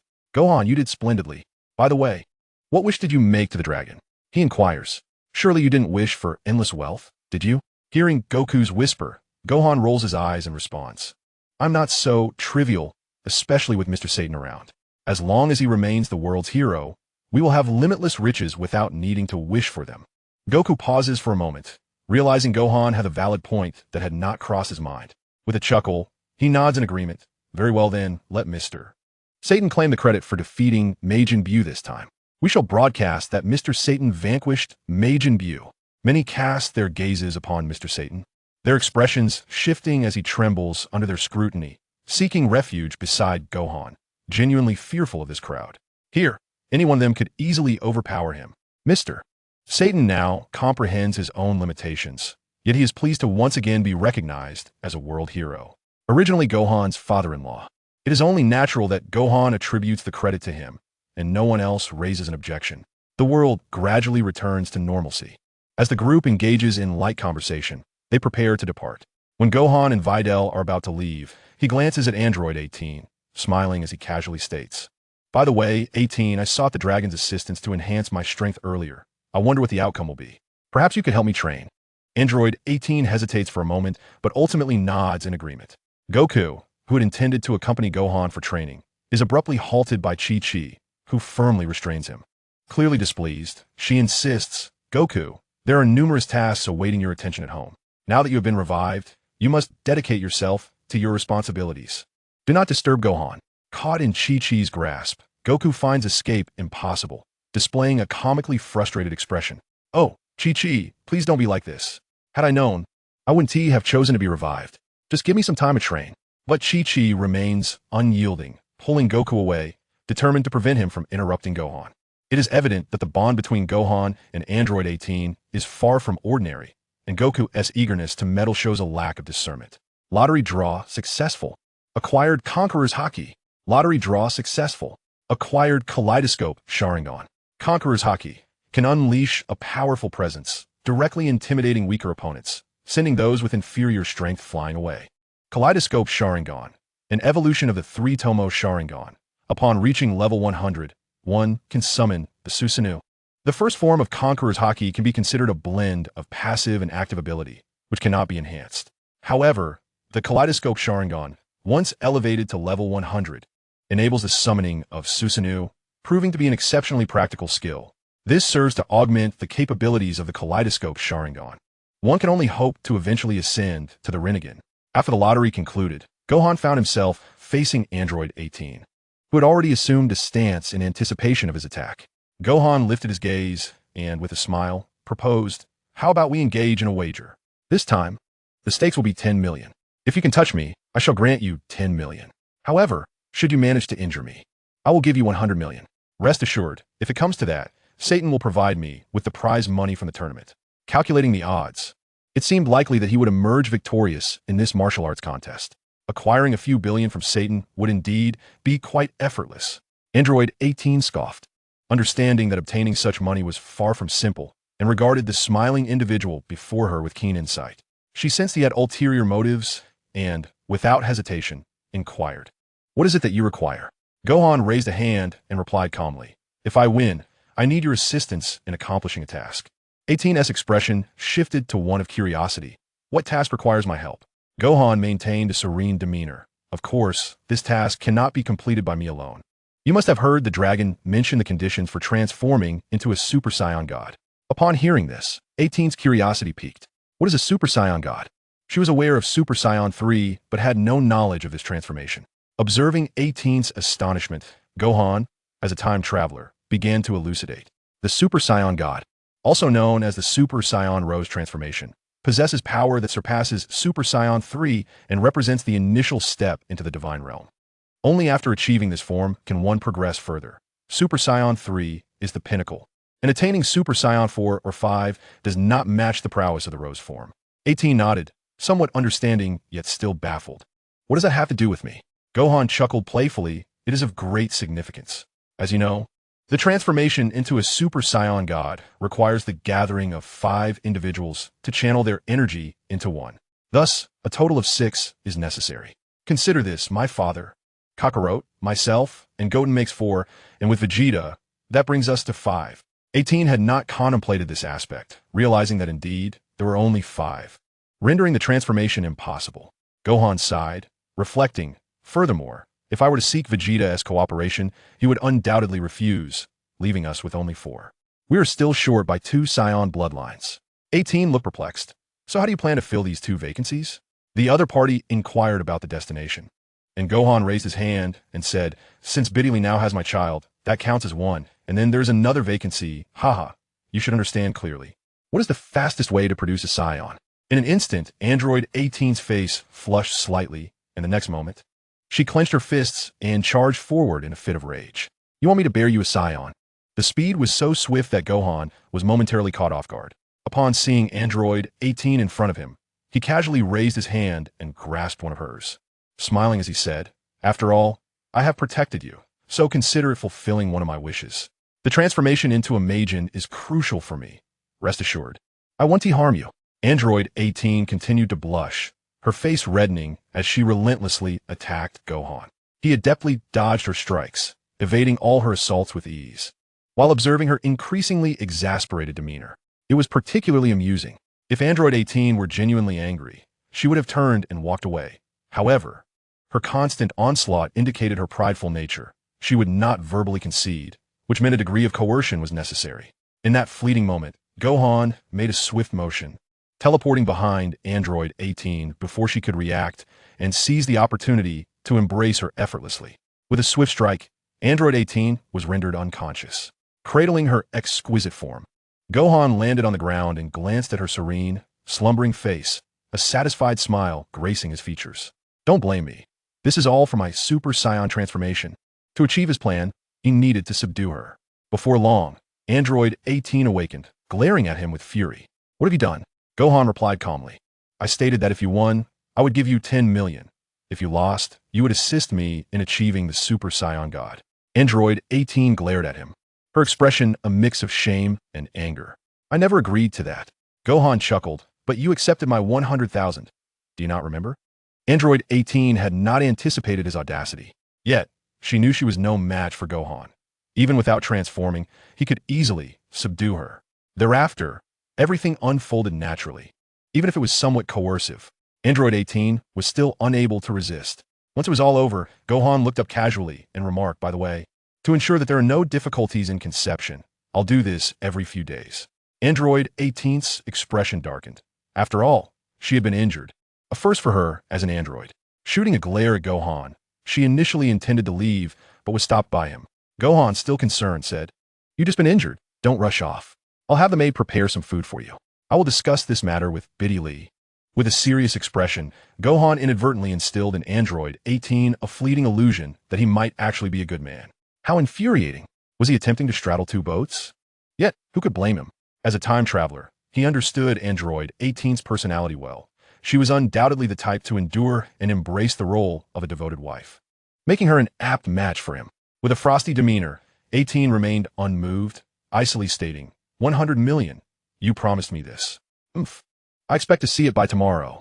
Gohan nodded, a smile gracing his lips as he replied, Rest assured, even if you assist me in raising a child, I shall ensure you receive this sum. A blush crept onto 18's face as she realized the depths of his shamelessness. How could he even factor this into his calculations? Had she known better, she would never have accepted that initial 1 million.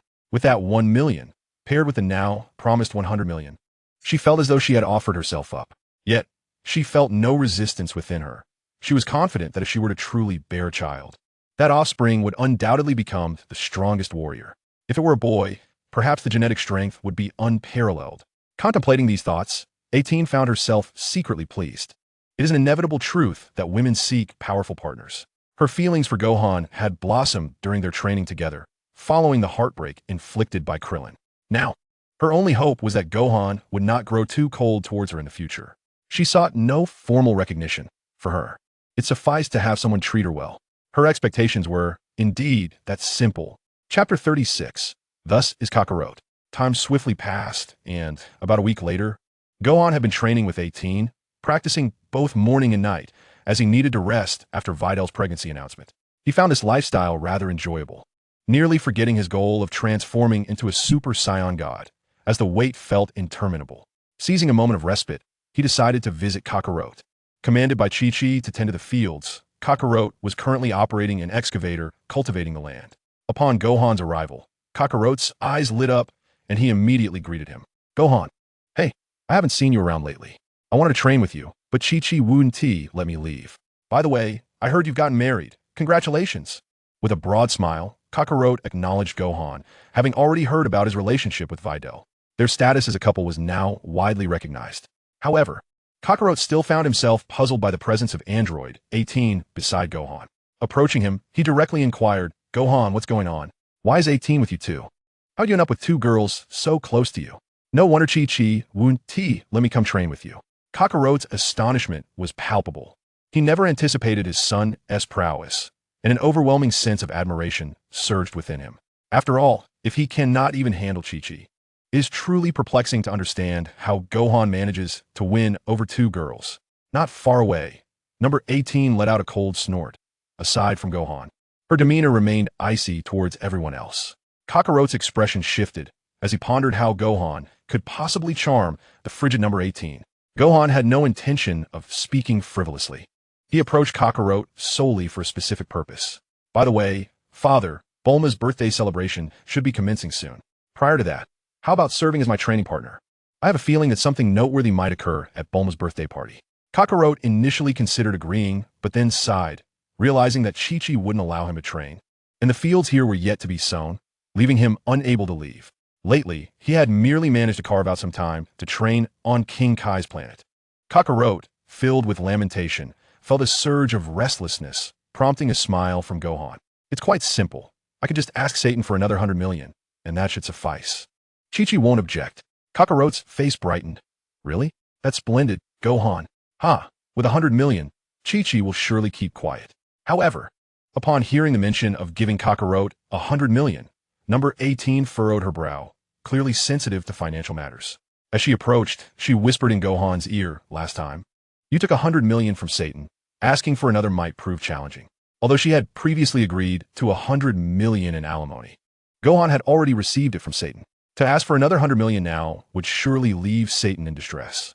After contemplating, Gohan quietly remarked, this time at Bulma's birthday party, there will undoubtedly be numerous prizes. The value will certainly exceed millions. How about this? We can obtain some funds from Bulma then.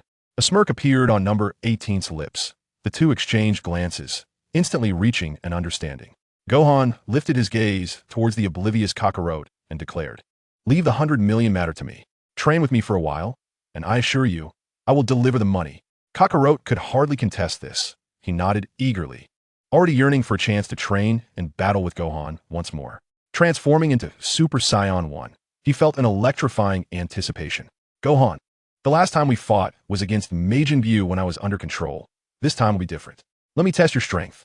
With that, Kakarote sprang forward, launching a punch. Little did he know, Gohan effortlessly raised his hand to block Kakarote's strike. Kakarote's expression changed in astonishment. He had not anticipated Gohan's strength had escalated to such terrifying heights. Without even transforming, Gohan could catch his punch. It seemed that following the battle with Majin Buu, Gohan had made remarkable strides, far surpassing him. Beside them, number 18 observed the skirmish, particularly fascinated by Gohan's effortless counter to Goku. A smile gracing her lips as she settled comfortably nearby. With her long legs crossed, she remained fixated on Gohan, admiring his formidable prowess. After all, it was this strength that had compelled her to acquiesce and accompany him. Boom! Boom! Boom! With each punch that landed, the ground bore witness to enormous craters.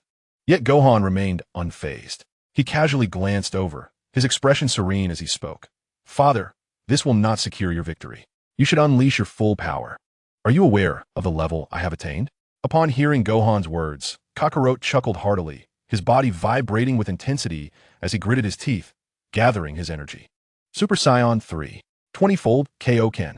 With that, Kakarote transformed, his strength surging to unprecedented heights, creating a tempest around him. This was the entirety of Kakarote's might. In the past, he might have felt a twinge of apprehension, but after absorbing Majin Buu, he had fully grasped the divine realm. To him, Super Saiyan 3 was merely insufficient. Even with the 20-fold Kaioken, it was utterly trivial. Gohan shook his head, sensing that Kakarote could no longer serve as his training partner. The investment of 1 billion seemed somewhat unworthy now. Father, your utmost strength still falls short. It appears that without further training, you find it difficult to surpass your limits. The gap between us remains stark. Even without my ultimate form, I can triumph over you with Super Saiyan 3 and Kaioken. With that, Gohan transformed into Super Saiyan 3, mirroring Kakarote's transformation while exceeding him with his own Kaioken. 100-fold Kaioken. The overwhelming energy surged forth, overshadowing Kakarote, whose expression shifted as he regarded Gohan with a mix of astonishment and admiration. Gohan, you are incredible. You truly surpassed Majin Buu. This energy is beyond my reach. Gohan smirked playfully. But there is more. Sharingan. Genjutsu. Chapter 37. A single blow is all it takes. Kakarote's expression shifted dramatically, taken aback as the sky around them transformed. Day turned to night, dark clouds enveloping the heavens, and he felt as if he were being scrutinized by countless eyes. Facing an onslaught of phantom attacks, Kakarot, with a furrowed brow, retaliated against the lingering illusions.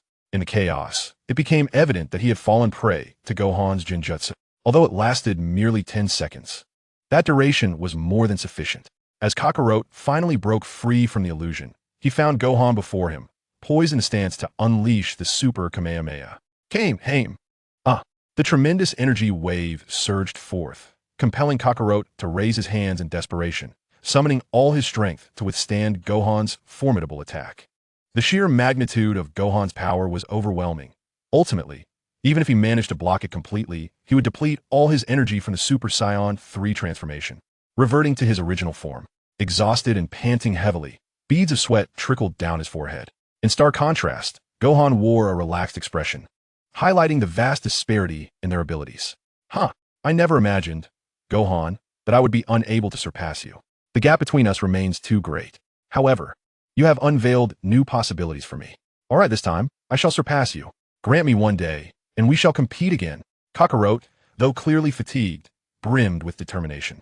Gohan, intrigued by his father's resolve, smirked and replied, "Oh, is that so, father?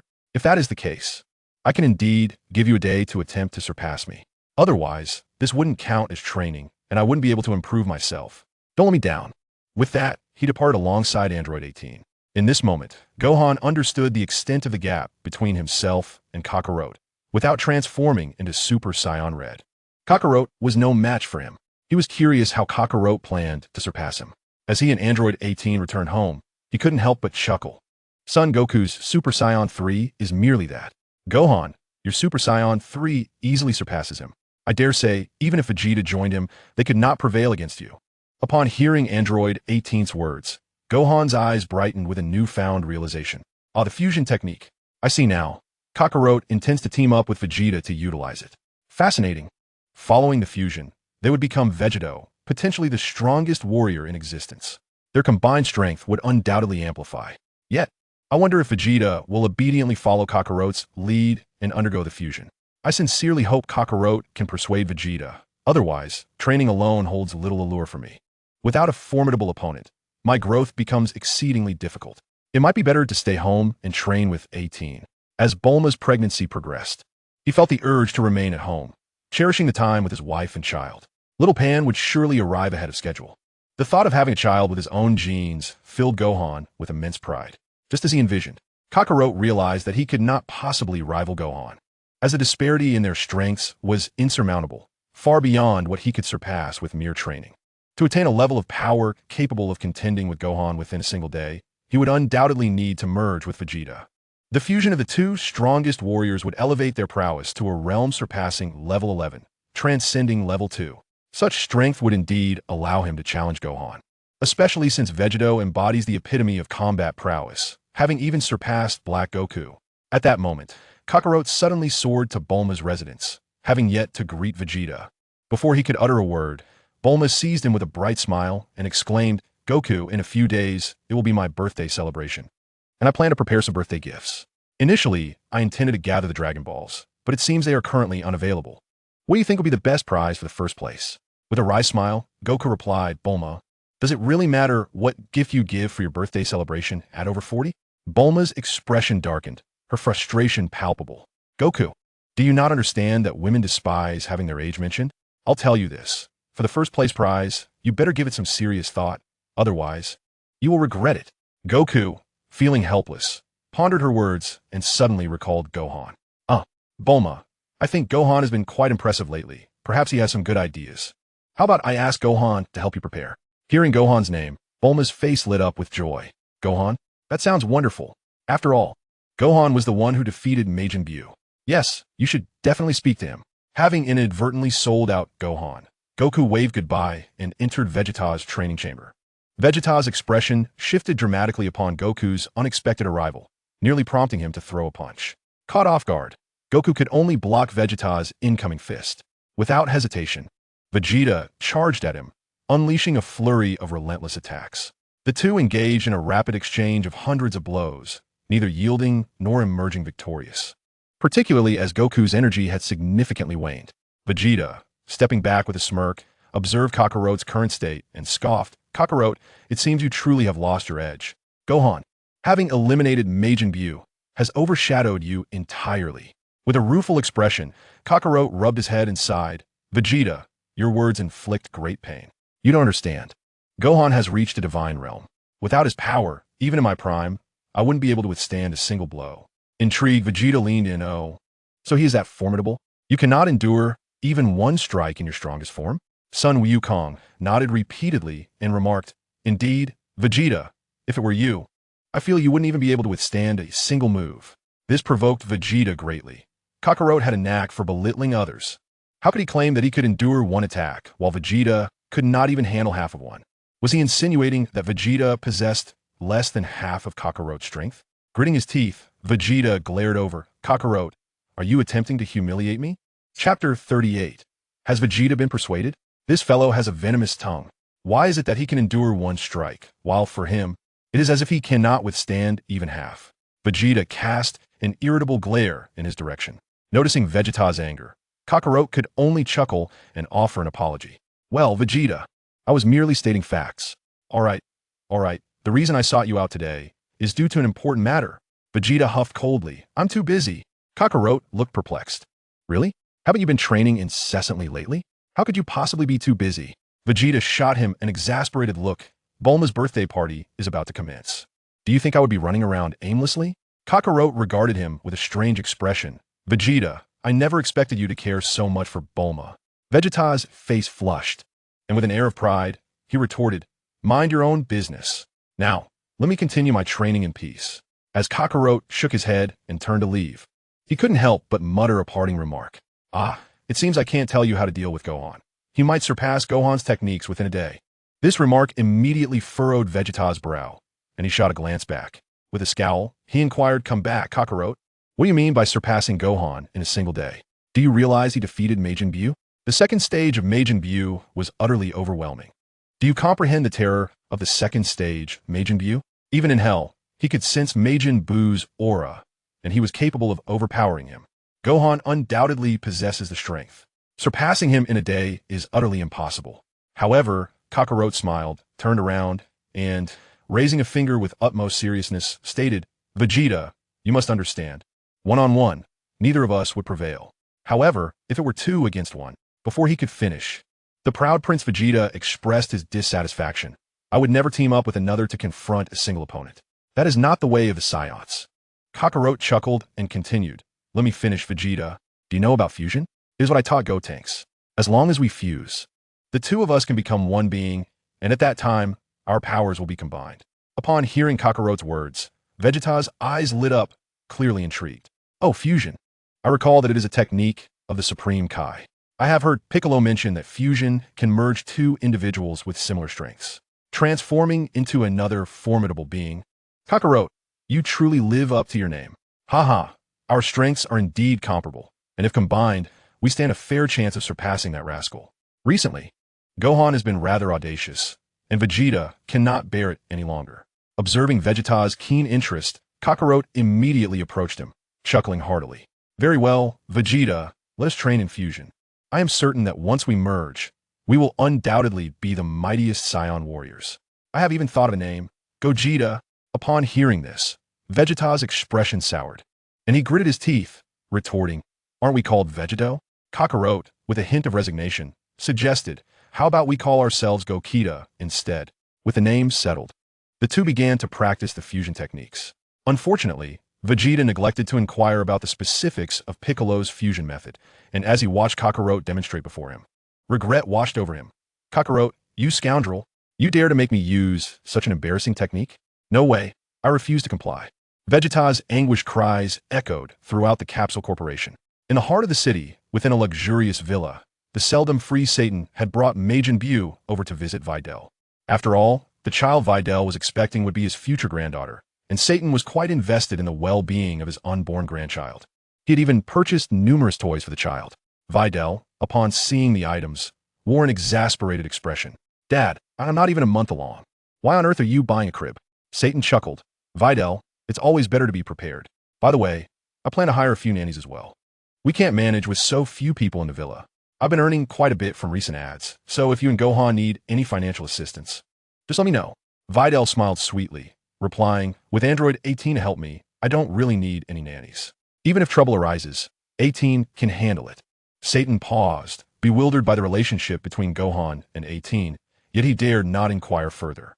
He was exceedingly pleased with Gohan, who was powerful and had saved him from numerous dangers. In Gohan's presence, Satan felt diminutive, obediently heeding Gohan's words, for he understood that his continued reign as world champion was largely due to Gohan's influence. As Videl and Satan engaged in light conversation, Gohan returned from training with Android 18. Upon seeing Satan, he raised a hand in greeting and settled onto the sofa to relax. Videl promptly approached, sweetly offering him a massage. Gohan, smiling gently, patted Videl's hand and drew her to sit beside him. He turned to Satan and asked, by the way, Satan, how has the advertising shoot been going? I'm still short on funds, about 100 million or so. When the time comes, I will have 18 reach out to you for the money. Satan gazed at Android 18, a smile gracing his face as he remarked, Gohan, acquiring $1 billion requires a bit of time. The last time, did I not provide you with $1 billion? Have you exhausted it so swiftly? Indeed, he had long since granted that sum to Android 18, and casting a glance her way, he mused that her miserly nature would render it unlikely for her to part with it. Gohan casually replied, in any case, my father, Kakarot, also requires some funds. I will afford you the time to gather the money. In a few days, Bulma's birthday celebration would commence, and he hinted that something significant might transpire. With a playful smirk, he left Satan shuddering, a look of distress crossing his face, for he understood all too well that Gohan's insinuation hinted at matters of considerable gravity. What is it, Gohan? He inquired, curiosity piqued. Gohan offered no further elaboration, stating, let's discuss it later. He preferred to keep his thoughts to himself, recognizing that speaking of such matters would not benefit those present, given the immense disparity between them and the God of Destruction. This was no trivial matter. The God of Destruction was indeed a being of unparalleled might across the cosmos. He realized he must transform into a Super Saiyan God as swiftly as possible. Glancing at Videl's belly with a smile, the prospect of the birth of 2 Saiyans filled him with anticipation, as they would undoubtedly aid him in achieving his transformation. It was a rare occasion that Kakarot had arrived at his luxurious villa so early in the day. Upon landing, Kakarot was awestruck by the grandiosity of the mansion. After Gohan had renovated it, the space was remarkably expansive. The entirety of the funds he had acquired from Satan was invested in the villa's transformation, making it comparable to the Capsule Corporation. Kakarot marveled at the villa's size, which exceeded 1,000 square meters, featuring not only a grand residence with a garden, but also an enormous training ground. His excitement was palpable as he observed the impressive training arena, surpassing even Vegeta's facilities. Gohan had truly outdone himself. Just then, Videl emerged, her eyes lighting up as she greeted Kakarot. Father, Gohan and 18 are over at Dad's to collect money. With that, she instructed a servant to guide Kakarot inside, where he was once again struck by the opulence of the decor. Compared to his own home, this villa was the epitome of luxury. Upon entering and taking a seat, a maid promptly served him tea. After sipping the warm beverage, Kakarot found himself reluctant to leave, as the comfort of this place was unparalleled. The mansion boasted several maids who attended to Videl and Gohan's daily needs, relieving them of the mundane chores. As the daughter of a wealthy family, Bidalai, especially in her current state of pregnancy, is relieved from the burdens of labor. Yet, she finds herself growing somewhat impatient with the tranquility of her life. Gazing at Kakarot before her, her curiosity prompts her to speak up. Father, I've heard that you and Mr. Gohan have agreed to spar together. May I observe? Kakarot pondered for a moment before nodding, a smile gracing his lips. You may indeed. I have finally managed to persuade Vegeta. I intend to show Gohan something truly remarkable. He will surely be astonished. As they spoke, Gohan had returned from Mr. Satan's place, carrying a hefty sum of 50 million in cash, with another 50 million still to be collected on a subsequent visit. Upon entering, Gohan was taken aback by Kakarot's words. He was particularly surprised that Vegeta had consented to employ that rather mundane fusion technique.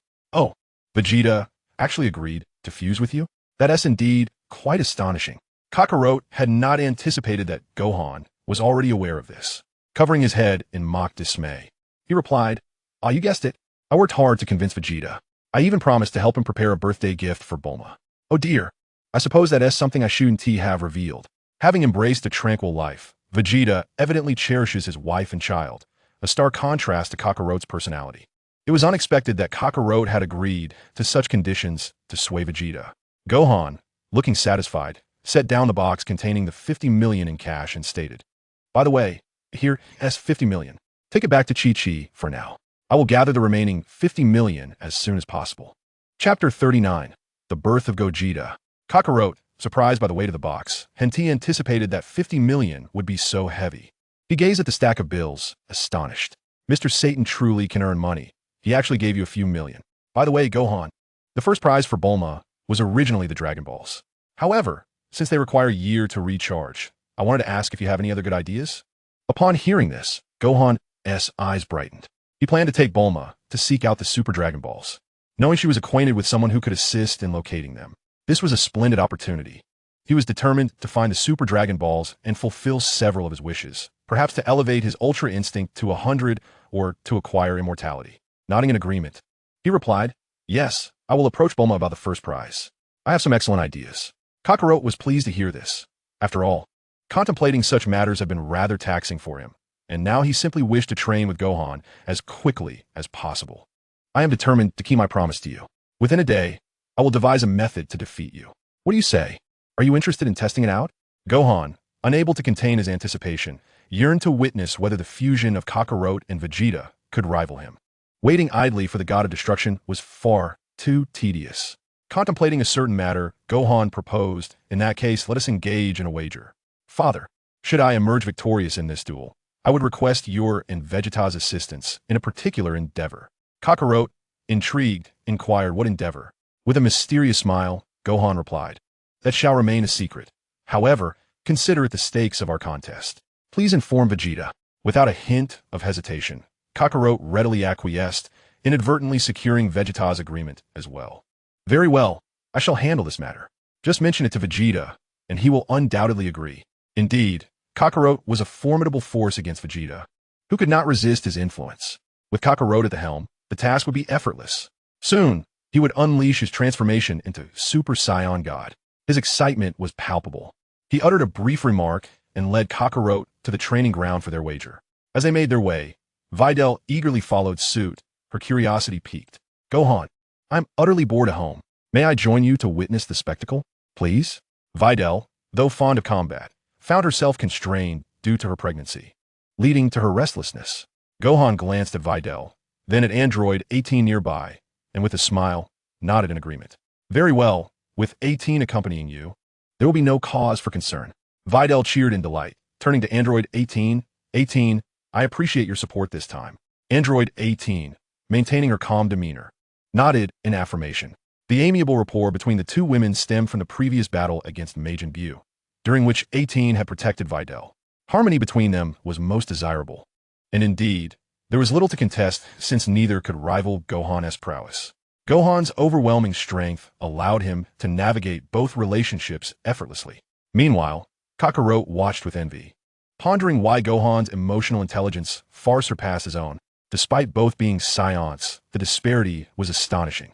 Upon arriving at the training arena, significantly enhanced and fortified with Bulma's advanced technology, featuring a 5-layer protective shield, the space formed a semicircular dome. In its fully activated state, as long as there were no cataclysmic energy surges, the area would remain secure. Kakarot, taking in the protective arena, felt a wave of envy wash over him. "Gohan, this place is truly remarkable. With this 5-layer protection, we can fight without fear of calamity. All right, it seems we can unleash our full power." Calmly, Gohan turned his gaze, intrigued to discern the extent of Vegeto's power. The fusion of Kakarot and Vegeta had undoubtedly elevated their strength to unprecedented heights. According to his initial conjecture, Vegeto, through the use of the earrings, could effortlessly overpower Majin Buu, who had absorbed God Goku. What did this signify? It indicated that Vegeto had ascended to a divine realm, possessing the might of a Super Saiyan God without the need to transform. Gohan was certain of this, causing his Saiyan blood to boil with excitement. The battle against Majin Buu had posed no challenge for him. His rapid advancements rendered the encounter trivial. Now, with Majin Buu utterly overwhelmed, there was no way to ignite the Saiyan bloodline within him. However, Kakarot had succeeded in persuading Vegeta, finally allowing him to witness the astonishing power of the true elite fighters. Presently, Gohan was even more eager than Kakarot. Kakarot was in contact with Vegeta, who was preoccupied with familial duties and preparing a birthday celebration. Upon arriving at the training ground, Vegeta couldn't help but feel a tinge of jealousy at the sight of Gohan's protective barrier. How could Bulma have facilitated the creation of this training facility without his knowledge? How infuriating! His own gravity training chamber paled in comparison to this place. Feeling envious, Vegeta was determined to teach Gohan a lesson. The two reached a consensus and prepared to transform for the first time. Gohan patiently awaited, arms crossed, and a tranquil expression on his face. Behind him, Biddy waved her little hand, unexpectedly calling out in excitement. Gohan-kun, do your best. Gohan found her words amusing. They were better suited for Goku and Vegeta. Now, Goku and Vegeta assumed their stances, the two moving like crabs as they joined fingers together. It was evident they had practiced this many times, though Vegeta's flushed face betrayed his embarrassment over the ridiculous pose. In the next moment, a tremendous explosion erupted. A brilliant light surged skyward, shattering the first protective barrier with a single burst. Gohan was momentarily stunned, feeling the aura of Vegeta ahead, causing his Saiyan blood to surge with excitement. This was the opponent he had longed for. His assumptions were validated. Even in his normal state, Vegeta was nearing divine power. Should he transform into Super Saiyan 3, he would truly be in the realm of the gods, capable of contending with a god of destruction. Before the god of destruction's arrival, he yearned to spar with Vegeta. Otherwise, he would be insufficient to thwart the impending threat. Chapter 40. You're just a billion points short. Haha, Gohan, how do you find me now? Am I not impressive? And this is merely my normal state. I can already sense my extraordinary combat strength. At this moment, I find myself capable of further transformation. A notion that leaves me astounded. The potential of my metamorphosis is beyond comprehension, truly remarkable. Even Kakarot himself is taken aback by the sheer terror of my current power. The fusion of Goku and Vegeta has transcended the pinnacle of combat prowess, achieving unparalleled strength. In future confrontations with Black Goku, a single fusion will surpass the indomitable Black Goku, illuminating the sheer ferocity of Gogeta's combat capabilities. Fusion is indeed a divine technique. The overwhelming might of Gogeta ignites within him a profound excitement. He surpasses Majin Buu by a considerable margin. Even the energy-absorbing Majin Buu pales in comparison to Gogeta. Without even needing to transform into Super Saiyan God, Gogeta has already attained the zenith of Super Saiyan prowess. This exemplifies the distinction between a deity and an ordinary warrior. Intrigued, Gohan leaps forward with unassuming vigor, launching a punch that Gogeta effortlessly evades. Neither combatant has transformed, their skirmish a mere test of each other's strength. The intensity of their clash resonates, yet Dilly recognizes that from the outset, it has been a game rather than a true battle. Their movements are so swift that she struggles to perceive them. Only Android 18 can barely discern the spectacle of their combat. Gohan is astonishingly powerful, Dilly exclaims, while 18, with a stoic demeanor, remarks that it's not quite right. Those two, even in their normal state post-fusion, are above Gohan. Currently, Gohan is being thoroughly outclassed. Indeed, in their ordinary combat forms, Gogeta reigns supreme, asserting dominance over him. This revelation prompts Gohan to realize the necessity for improvement in his close-quarters combat. Evidently, he has yet to reach his utmost limits. He must strive harder. After approximately 10 minutes of intense close combat, he hones his martial skills and quickly creates distance once more. Nearby, Gogeta smirks, unmistakably echoing Vegeta's voice. You seem to be losing interest in playing. Transform into Super Saiyan 3 and demonstrate your utmost strength in defeating Majin Buu. I don't have much time to indulge you. With that, he trembles with energy and instantaneously transforms into Super Saiyan 1, a state radiating terrifying energy. Even in this form, overwhelming Majin Buu is a trivial matter. Understanding this, Gohan takes a deep breath, determined to hold nothing back. Gogeta is the ideal training partner, and he aims to enhance himself further. He strives to breach his own limits. Super Saiyan 3, 100 times Kaioken. Tailed Beast, the Ten Tails manifestation. Boom, boom, boom.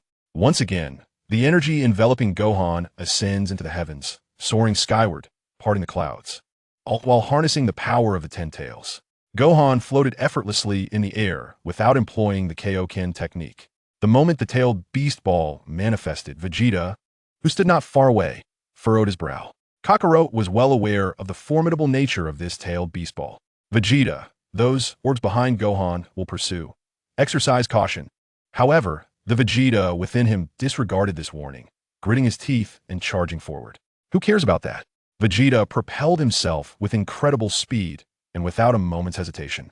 He launched a punch at the tailed beast ball that unexpectedly assaulted him. Boom! Upon impact, an explosion ensued. Although it did not injure Vegeta, he was sent reeling back, looking rather disheveled. At this juncture, a rift emerged between the two. Kakarot began to voice his grievances. Vegeta, I warned you not to charge and recklessly. Gohan's tailed beast ball is quite powerful. Vegeta retorted irritably. Kakarot, this is all your fault. If you had given me control of the body, I could have easily evaded it. Kakarot, feeling helpless, replied, Vegeta, we are fused. We must coordinate effectively. Observing the discord of two voices within one body, Gohan crossed his arms, watching the spectacle with amusement. With a smirk, he couldn't help but interject, you only have a few minutes of fusion. Time waits for no one. Once the fusion ends, even together, you 1T stand a chance against me. Upon hearing this, Kakarot finally grasped the urgency of the situation. I almost forgot. Vegeta, let's synchronize our efforts this time. Vegeta understood that only by working in tandem with Kakarot could they unleash the true power of Vegeto. Kakarot, for this occasion, you will command me to defeat this foe, but don't expect me to fuse with you again. Super Vegeto transformed into Super Saiyan 3. Bang! A colossal surge of energy shot skyward, shattering the second protective barrier entirely. Their opponent's energy had surpassed its limits. It seemed as though the arena itself might not endure. Witnessing Vegeto's most potent transformation into Super Saiyan 3, Gohan's interest was piqued as he curiously inquired, Father, is this Super Saiyan 3 transformation your ultimate strength? Can you utilize the Kaioken now? That would be even more impressive. Unfortunately, without Vegeta's ability to wield the Kaioken, it was entirely out of the question. Kakarot sighed in reflection, I currently possess no power from the Kaioken, but in this Super Saiyan 3 state, I am already at my peak.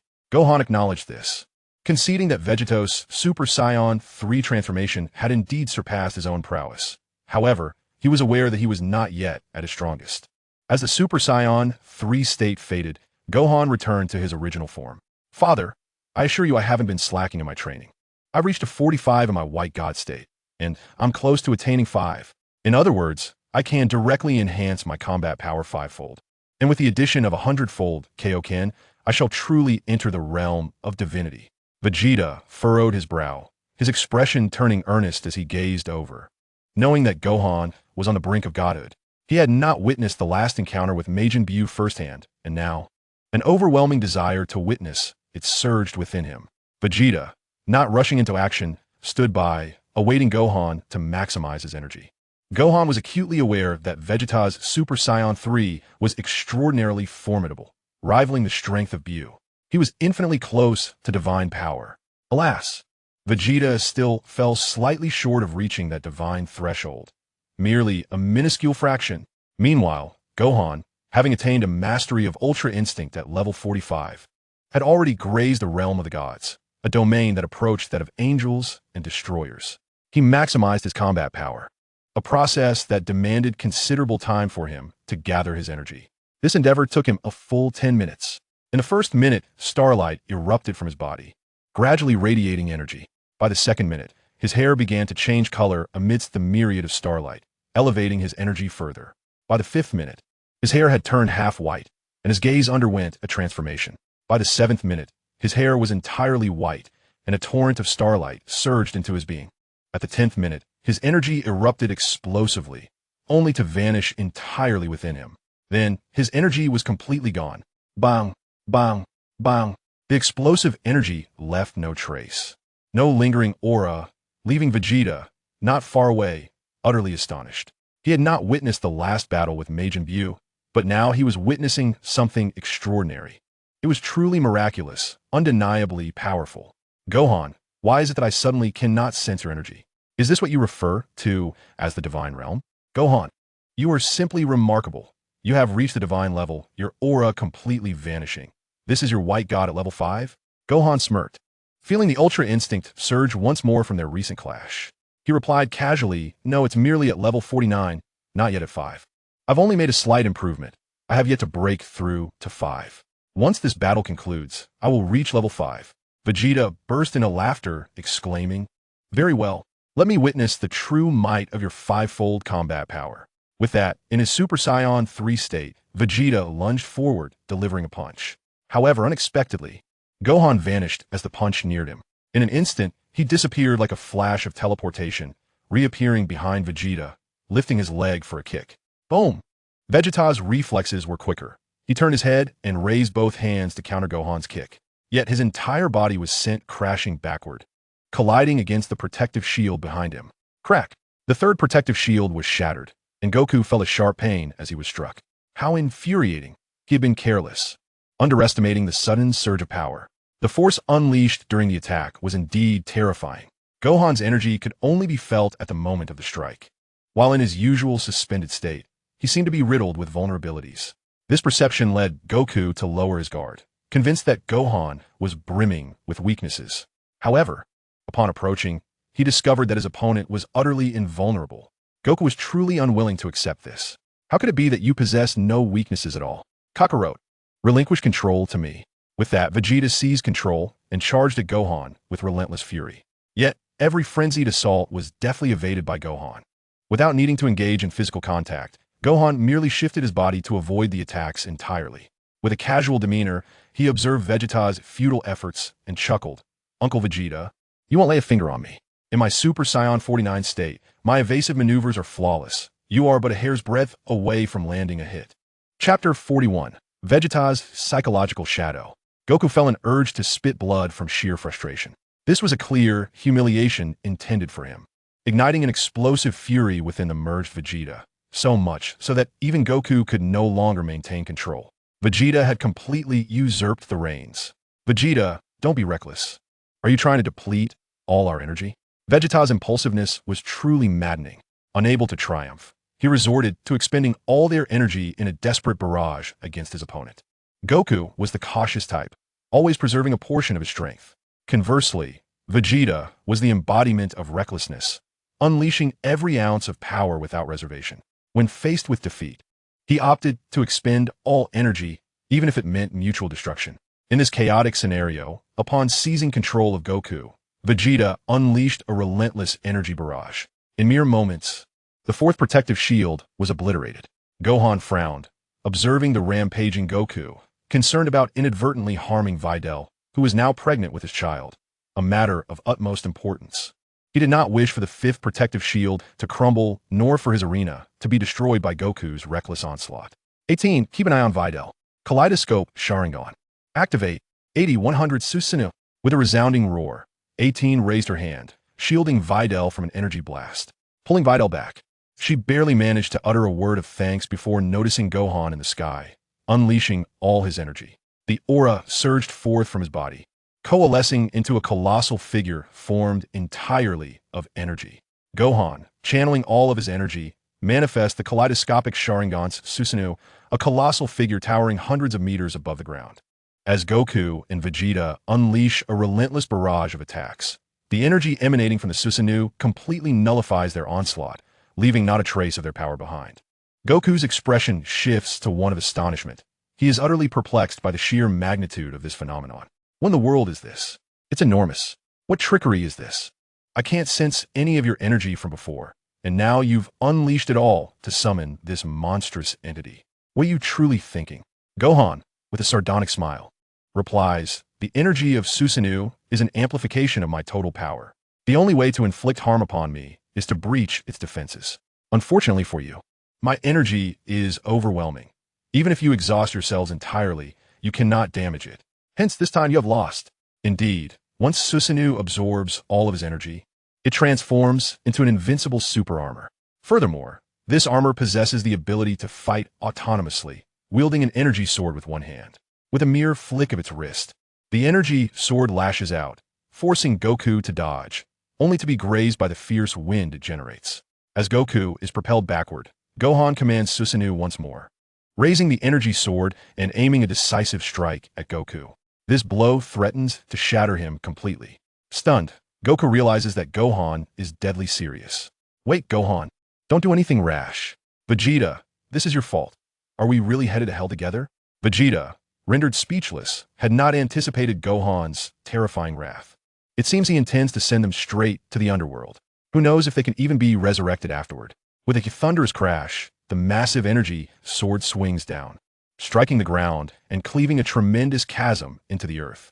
The fifth layer of defense crumbles, and Gohan furrows his brow, not due to the breach of the barrier, but because at the critical moment, Goku and Vegeta's fusion unexpectedly dissipates. As they separate, Gohan's energy sword swings and misses its target entirely. Such a narrow escape. Had it connected, it surely would have sent both of them to meet their end. Feeling the immense power of that energy sword, Goku remains visibly shaken. He glances at Gohan and, with a wry smile, says, "Gohan, why didn't you hold back just now? If you had struck us, Vegeta and I would have been done for." Gohan chuckles lightly and replies, "Apologies, Father, I couldn't stop in time. Seeing Uncle Vegeta so riled up got me a bit carried away." After speaking, he cast a glance at Vegeta, who felt an inexplicable chill run through him, causing him to shudder. For the first time, he was genuinely frightened. Previously, when he could easily overpower Gohan, he had no concerns. However, Gohan now completely surpassed him. If it came down to a serious confrontation, this young man possessed the true capability to take his life. Most importantly, it was evident that he was utterly intent on doing so. Had he not dismissed his clone earlier, he would have perished alongside Kakarot, leaving a significant shadow in his heart. Nevertheless, feigning composure, he let out a cold snort and turned to leave.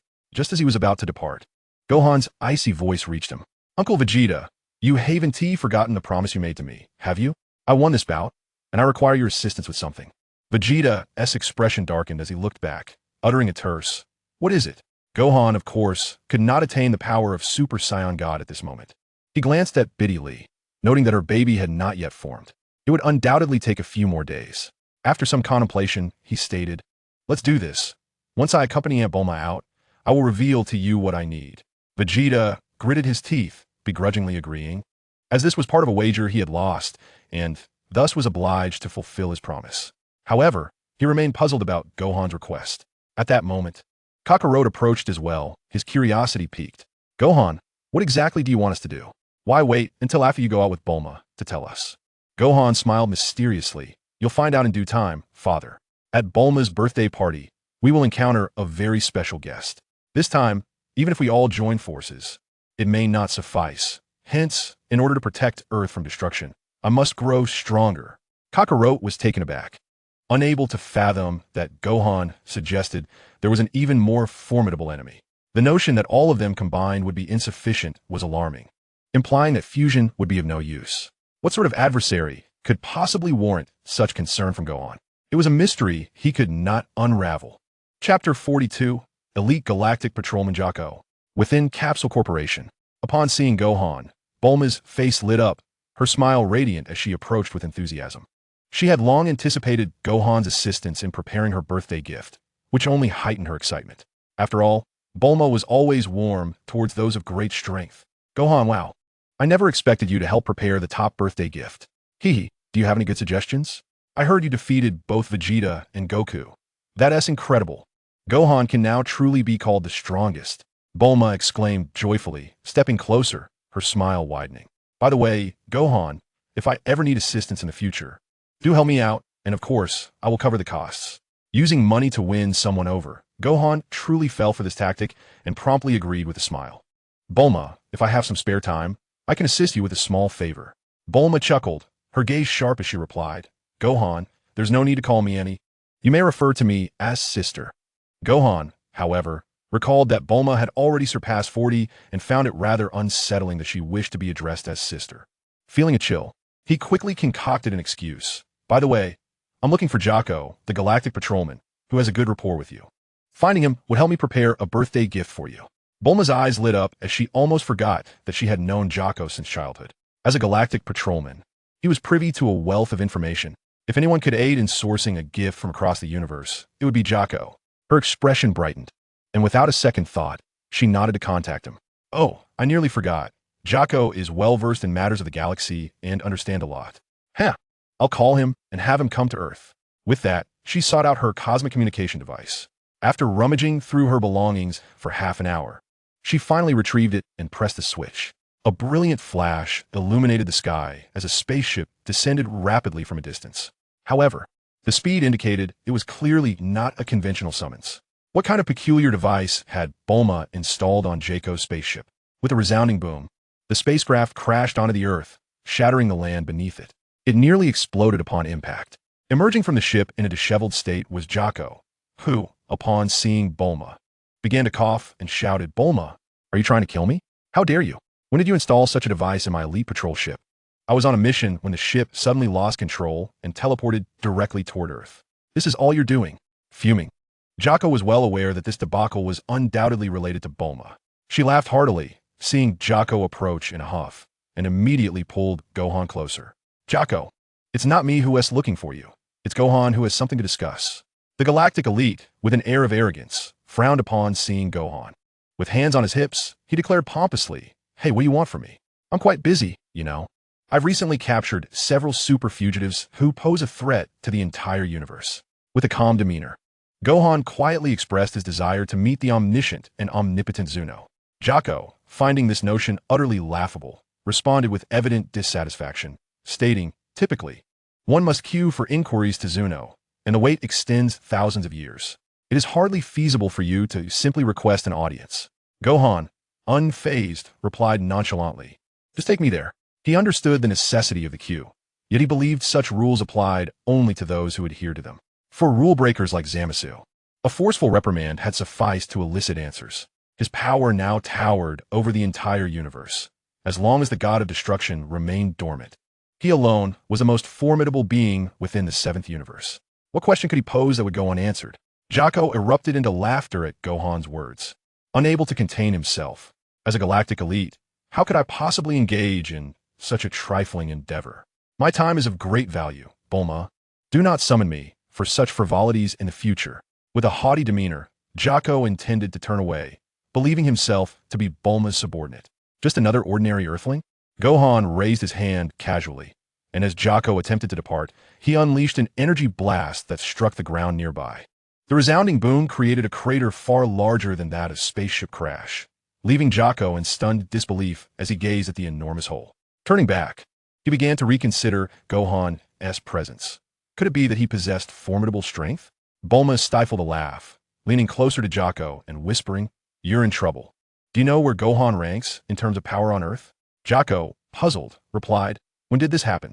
Is he truly more powerful than Vegeta?" Bulma smiled and shook her head, holding up 2 fingers. "He surpasses 2 Vegetas.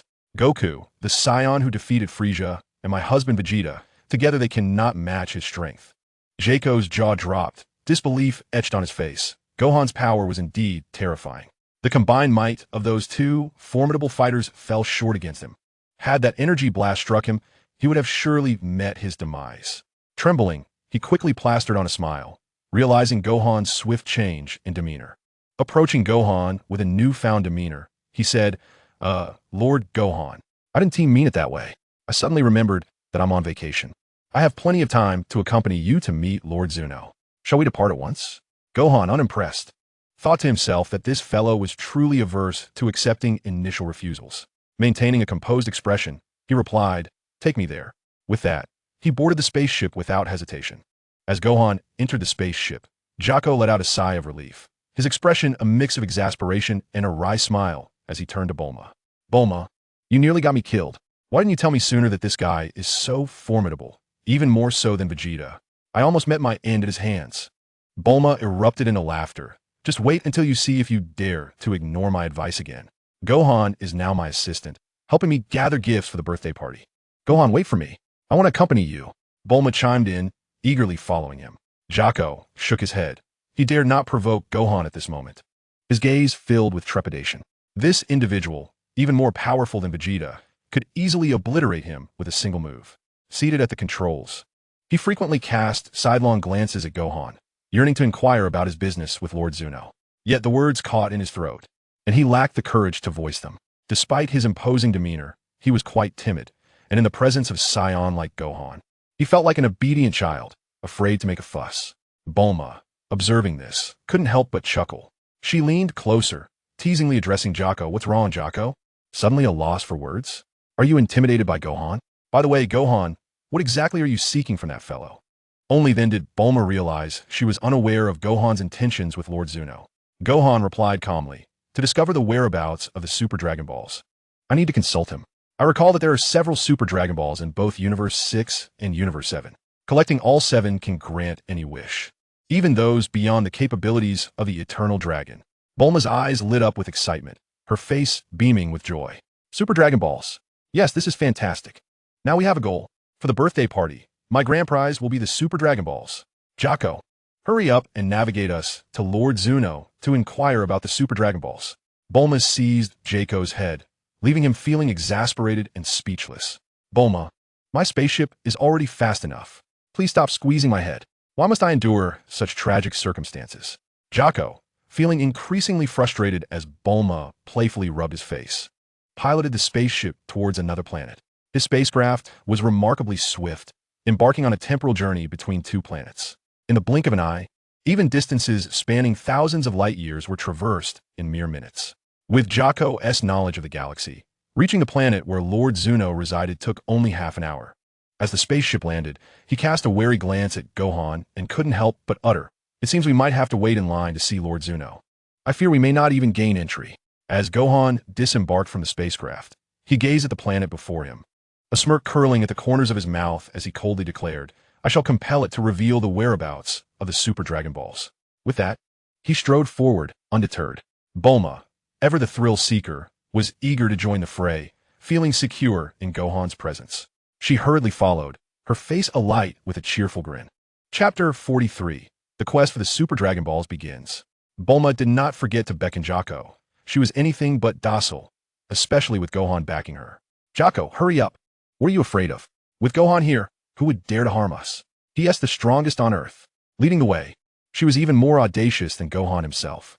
However, as they approached, 2 guards immediately stepped forward to obstruct their path, their expressions stern. "Lord Zuno has visitors. To see Lord Zuno, an appointment is required in advance." Bulma inquired with a smile. "Oh, how long is the wait for an appointment?" The guards, their demeanor icy, replied, "Currently, the wait extends to approximately 200 years. If you wish, you may wait that long." Bulma's expression darkened, her dissatisfaction palpable as she gritted her teeth. 200 years? We Earthlings do not possess such lifespans. Is there no other way? The guards simply shook their heads, refusing to relent. With a glint of mischief in her eyes, Bulma decided not to press the issue further. Instead, she stepped back and cheerfully said, "Gohan, I leave this to you." Gohan, with a disdainful chuckle, dismissed the notion of waiting in line. In the 7th universe, strength was paramount. He held a certain admiration for Frieza, who operated on his own terms, disregarding the rules set by others. Rules are established by the powerful. Stepping forward, he unleashed his conqueror's haki. "Get out of my way." Gohan raised his chin defiantly, and with a mere glance, the 2 guards trembled and collapsed, their eyes rolling back. In an instant, they fell to the ground, unable to withstand the overwhelming disparity in power. Nearby, Jaco's jaw dropped as he truly grasped Gohan's formidable might. Even Frieza would be no match for him. These Saiyans were indeed monstrous. Meanwhile, Bulma beamed with delight and laughed at the guards. "See? This is the consequence of your refusal to let us enter. Gohan, let's go inside and swiftly inquire about the Super Dragon Balls." Grabbing Gohan's hand, she pulled him along as they boldly entered, causing chaos to erupt on planet Zuno. Not far off, the corpulent figure of Grand Zuno floated in the air, relying on a suspension device for support. Utterly devoid of combat prowess and entirely dependent on the guards for protection. However, this time, a significant figure arrived, leaving the guards utterly powerless. "Lord Zuno, a Saiyan has come to seek your counsel. He is terrifying. All the guards he encountered have been left unconscious." Zuno's expression shifted dramatically as he raised his head. Upon hearing the guard's words, he rolled his eyes and fainted outright. He beheld the newcomer and sensed the overwhelming aura emanating from him, causing his entire being to tremble with fear. "Did you have something to discuss?" Faced with the omniscient Zuno, Gohan had no desire for idle chatter. He kicked the unconscious guard aside and stepped forward. "I wish to know the whereabouts of the 7 Super Dragon Balls." Zuno wiped the sweat from his brow and, still perspiring, replied, "Super Dragon Balls? Are you referring to the Dragon Balls of Earth or those of the universe? Here, we have a rule. Ordinary individuals may pose only a few questions. I can answer you too." Upon hearing this, Gohan's expression darkened, and without uttering a word, he released his full aura. Boom! The entire Zuno planet trembled violently, the very ground quaking beneath the pressure of his energy, causing the roofs of nearby structures to shatter. Zuno quickly regained his composure and exclaimed, "No, no. What I meant was, you may ask additional questions. Please, do not destroy my planet." Gohan then calmed his energy and exchanged a glance with Bulma, who stepped forward with a triumphant demeanor. She playfully patted Lord Zuno's face and smiled. "All right, I ask you this. Where are the 7 Super Dragon Balls, and what is their purpose?" Zuno gazed helplessly at the woman before him, casting a glance at Gohan behind her. He understood all too well that should he fabricate an answer, the formidable Saiyan would not let him off lightly. This Saiyan's power was extraordinary, clearly one capable of transforming into a Super Saiyan, far surpassing even Frieza, the Emperor of the 7th Universe. Aside from the God of Destruction, Frieza was the most notorious figure. To provoke a Super Saiyan who surpassed Frieza was a perilous endeavor, so Zuno resolved to answer truthfully. The Super Dragon is summoned by the gathering of 7 Dragon Balls, each the size of a planet, and it can grant a single wish. Bulma's curiosity piqued. She understood that the dragon could fulfill wishes, but was puzzled about how this differed from the Dragon Balls on Earth. The Super Dragon can grant only 1 wish, while the Namekian Dragon Balls can grant 3. Our Earth Dragon can now grant 2 wishes. What distinguishes the Super Dragon from the others? Zuno continued to wipe his brow, stating, "The dragons of Earth and Namek impose restrictions on the wishes granted to ordinary individuals. However, the Super Dragon imposes no such limitations. For instance, if one were to wish for the destruction of an entire universe, that universe would simply cease to exist, leaving nothing behind. However, the ordinary Shenlong on Earth is incapable of such feats." Bulma, taken aback, exclaimed in astonishment, "I see now. It seems the Super Shenlong is indeed formidable. By the way, the Dragon Balls of the Super Shenlong exist within the universe. Does that imply they are not limited to our universe?" Lord Zuno nodded, affirming this pivotal point. Indeed, the Super Dragon Balls are not confined to Universe 7. They also exist in Universe 6. To collect the 7 Super Dragon Balls, one must search across both universes. Bulma's expression turned sour as she contemplated the challenge of locating 7 Dragon Balls, which, despite their planetary size, were scattered across 2 vast universes. It seemed nearly impossible for an ordinary person to find them. Meanwhile, Gohan, brimming with curiosity, inquired, "If we need to traverse 2 universes, how can we achieve that?" For locating the Dragon Balls, it would suffice for Bulma to create a cosmic Dragon Ball radar. Furthermore, this individual before us surely knows the locations of the 7 Dragon Balls, leaving us with just one query. How can we cross between the 2 universes? This appears to be a feat only the deities can accomplish. Chapter 44. Crafting the Super Dragon Ball Radar. Lord Zuno appeared troubled, and after a lengthy pause, finally spoke. To traverse 2 universes, there are 2 methods. One is to locate the Kaioshin's ring, the time ring, which allows for time travel. It can break the laws binding the 2 universes and facilitate movement back and forth between them. The second method involves the Angel's Staff.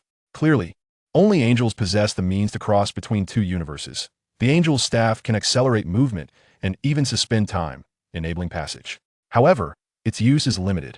While the true marvel is the Kaioshin's time ring. This ring can traverse both past and future, and most importantly, it can breach the laws between the 2 universes. Gohan's eyes lit up at this revelation. He almost forgot about the time ring. It seemed he would need to pay a visit to the Kaioshin to discover a method for time travel. Given Gohan's relationship with the Kaioshin, borrowing the ring should be a relatively simple task. All it would take is a convincing reason. Realizing this, Gohan's lips curled into a broad smile as he turned to Bulma and said, "Bulma, I entrust you with the creation of the Super Dragon Ball radar this time.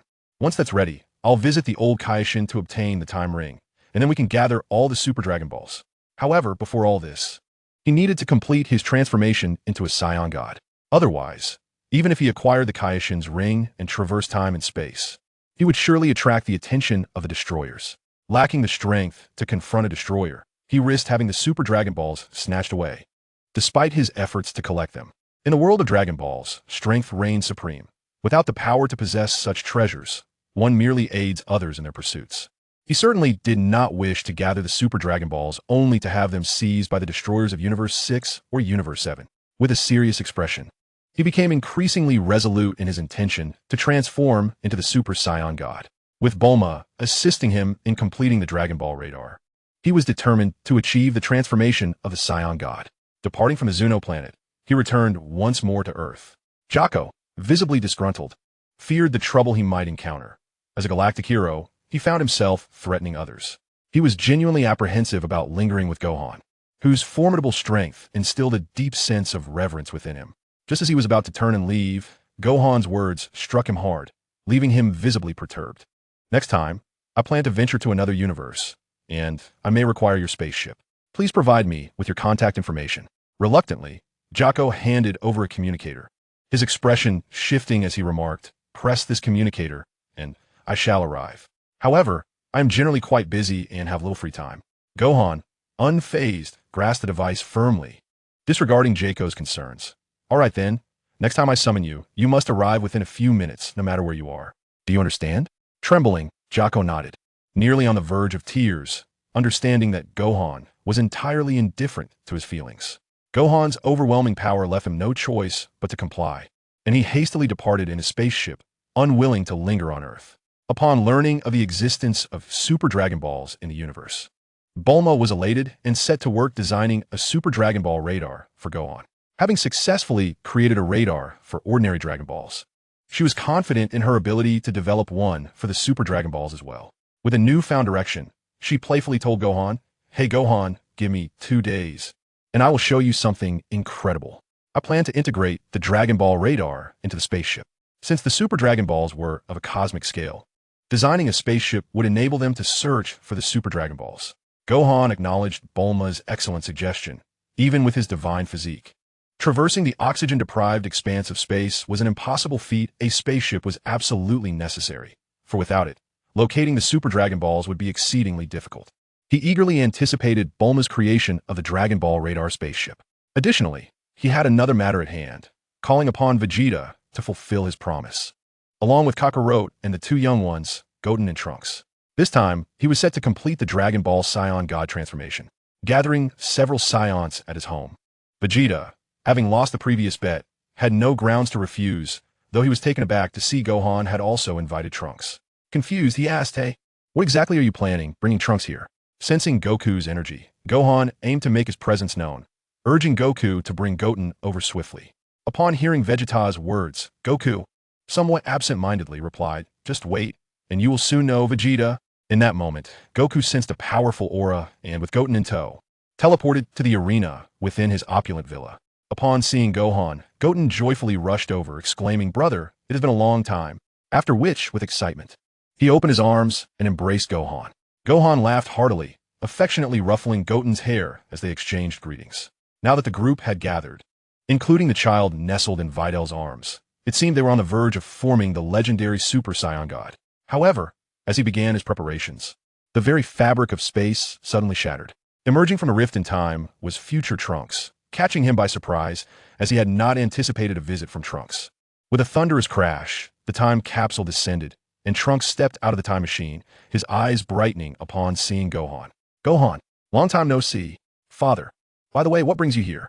Are you aware of the impending catastrophe on Earth? This disaster threatens to affect the entire planet." Trunks immediately delivered a foreboding prophecy, clearly indicating he had come from a future plagued by turmoil. He warned of a great danger arising from the emergence of Majin Buu, which would endanger the world as they knew it. Upon hearing Gohan's words, the others dismissed the warning. Vegeta scoffed, his expression icy from Cell to now. "Hasn't there always been a great calamity? Come on, Trunks, you clearly don't know that Majin Buu has already appeared and was vanquished by Gohan long ago." Goku joined in with a hearty laugh, saying, "Hey, future Trunks, you seem unaware that Gohan single-handedly defeated Majin Buu. He's incredibly powerful." Trunks, taken aback, could hardly fathom that Gohan had accomplished such a feat alone. He keenly noticed the distinct aura radiating from Gohan, which was evidently the strongest among them. The once mentor he had looked up to had surpassed all expectations, filling Trunks with exhilaration.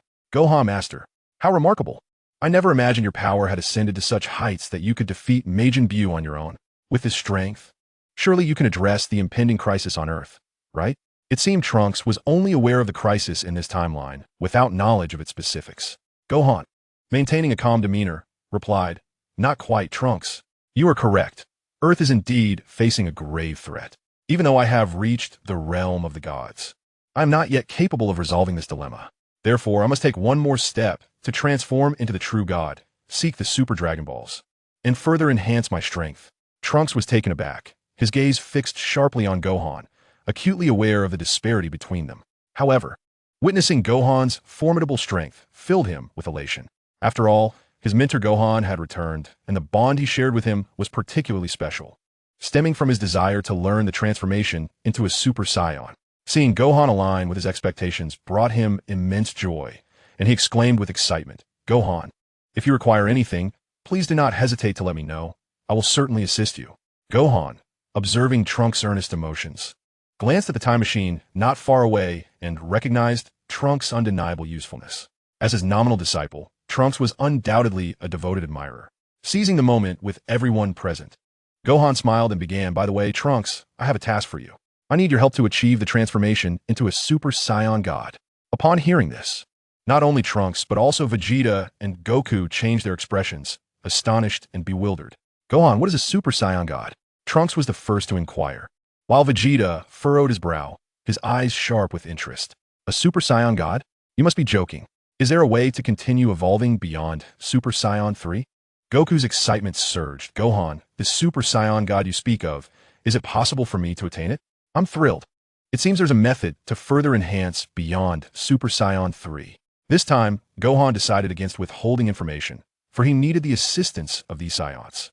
With a calm glance at the group, he stated, "To achieve the transformation into a Super Saiyan God, you must concentrate all your power into me.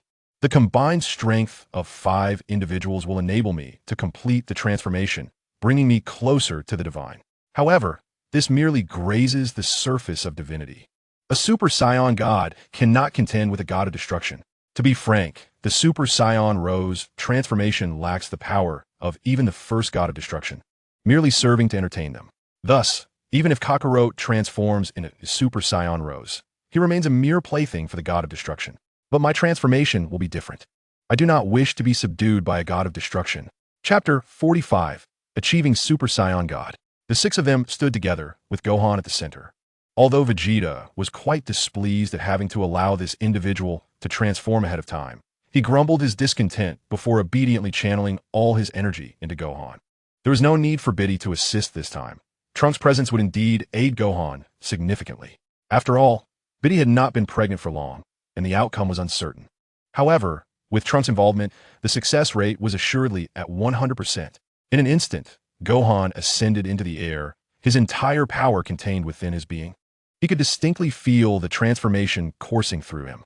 As he transformed into a Super Saiyan God, his mastery of the Ultra Instinct technique surged forward with remarkable speed. Breakthroughs at levels 5, 6, and 7 were achieved. Levels 8 and 9 of Ultra Instinct were reached, resulting in a tremendous accumulation of energy. This formidable power was overwhelming, embodying the strength of 5 Saiyans, propelling his Ultra Instinct to unprecedented heights. He reached level 9, nearly breaching level 10. Should he truly attain level 10, it would signify a new pinnacle, an entirely new realm. At that moment, he would possess the might to challenge even the gods of destruction. Now, with his power augmented, he had gained a new transformation ability. He attained the Super Saiyan God form, achieving the stunning transformation of Super Saiyan God Rose at level 50. With this, he instantly acquired the capabilities associated with the 50th level of this remarkable transformation. In that fleeting moment, Gohan underwent a striking metamorphosis. His once ordinary hair erupted into a dazzling display of starlight, shimmering brilliantly. Subsequently, the radiance of his hair surged dramatically. A thunderous roar echoed as day transformed into night, prompting both Videl and Android 18 to investigate the unusual occurrence. They quickly noticed Gohan completing his transformation into a Super Saiyan God. Videl gasped in astonishment, her eyes wide. "Gohan, your transformation is incredible. What is this?" Android 18 immediately grasped the situation, recognizing it as the desired Super Saiyan God, and remarked with a smirk, "Ah, so this is the Super Saiyan God. It certainly differs from Super Saiyan 3. It indeed has a certain flair." A rare smile graced her face as she focused intently on Gohan. Upon completing the Rose transformation, Gohan appeared not only younger, but also significantly more handsome. As he landed on the ground, The expressions of Vegeta and the others shifted to one of bewilderment. Gohan's aura had vanished. Yet they did not perceive it as a decline in his power, for they had witnessed the phenomenon of aura disappearance before. This was the manifestation of a divine transcendence, the commencement of his divinity. For most, it was an experience beyond their comprehension. A surge of excitement washed over Dend. Witnessing Gohan for the first time in this form could not contain his exhilaration. Master Gohan is astonishing. This is the Super Saiyan God. It's truly remarkable. Master Gohan, allow me to test how powerful this transformation really is. Eagerly, Trunks grasped the sword slung across his back, ready to assist Gohan in demonstrating the prowess of the Super Saiyan God. However, as he raised his sword and prepared to strike, Gohan merely cast a glance in his direction. In that instant, Trunks froze, unable to move a muscle, his sword suspended in midair, for the disparity in their powers was too great. Before Gohan's overwhelming presence, Trunks found himself utterly paralyzed. Gritting his teeth, Trunks activated his Super Saiyan form. Yet he realized that, even in this state, he could not hope to challenge Gohan. Breathless, he managed to complete the transformation in his Super Saiyan 2. As soon as the transformation was achieved, he could finally swing his sword, but the speed was excruciatingly slow, as if time itself had been decelerated multiple times, allowing Gohan to effortlessly evade with a sidestep. After the sword fell, Trunks continued to gasp for breath, cold sweat beading on his forehead. He had now comprehended the sheer power of Super Saiyan Rose. The gap between them was insurmountable, and he genuinely felt that Gohan had reached an almost monstrous level of strength. Is this the power of Super Saiyan Rose, Master Gohan? Trunks inquired. Beside him, Vegeta scoffed disdainfully, casting a cold glance at his lackluster son. You have barely tapped into 10% of your potential. Trunks, you do not understand that even without transforming into Rose, this fighter can exhibit such prowess. And now, with the ability to further enhance his transformation, this boy would be unbeatable, even against the fusion of Kakarot. Kakarot nodded, his excitement palpable as he observed Gohan's transformation into Rose, clenching his fists with earnest determination. From this day forth, I shall train to attain Gohan's Rose transformation. By the way, Vegeta, you shall too. Only then can we fuse and stand a chance against Gohan. Vegeta, gritting his teeth in irritation, retorted, Kakarot, do not expect me to fuse with you again.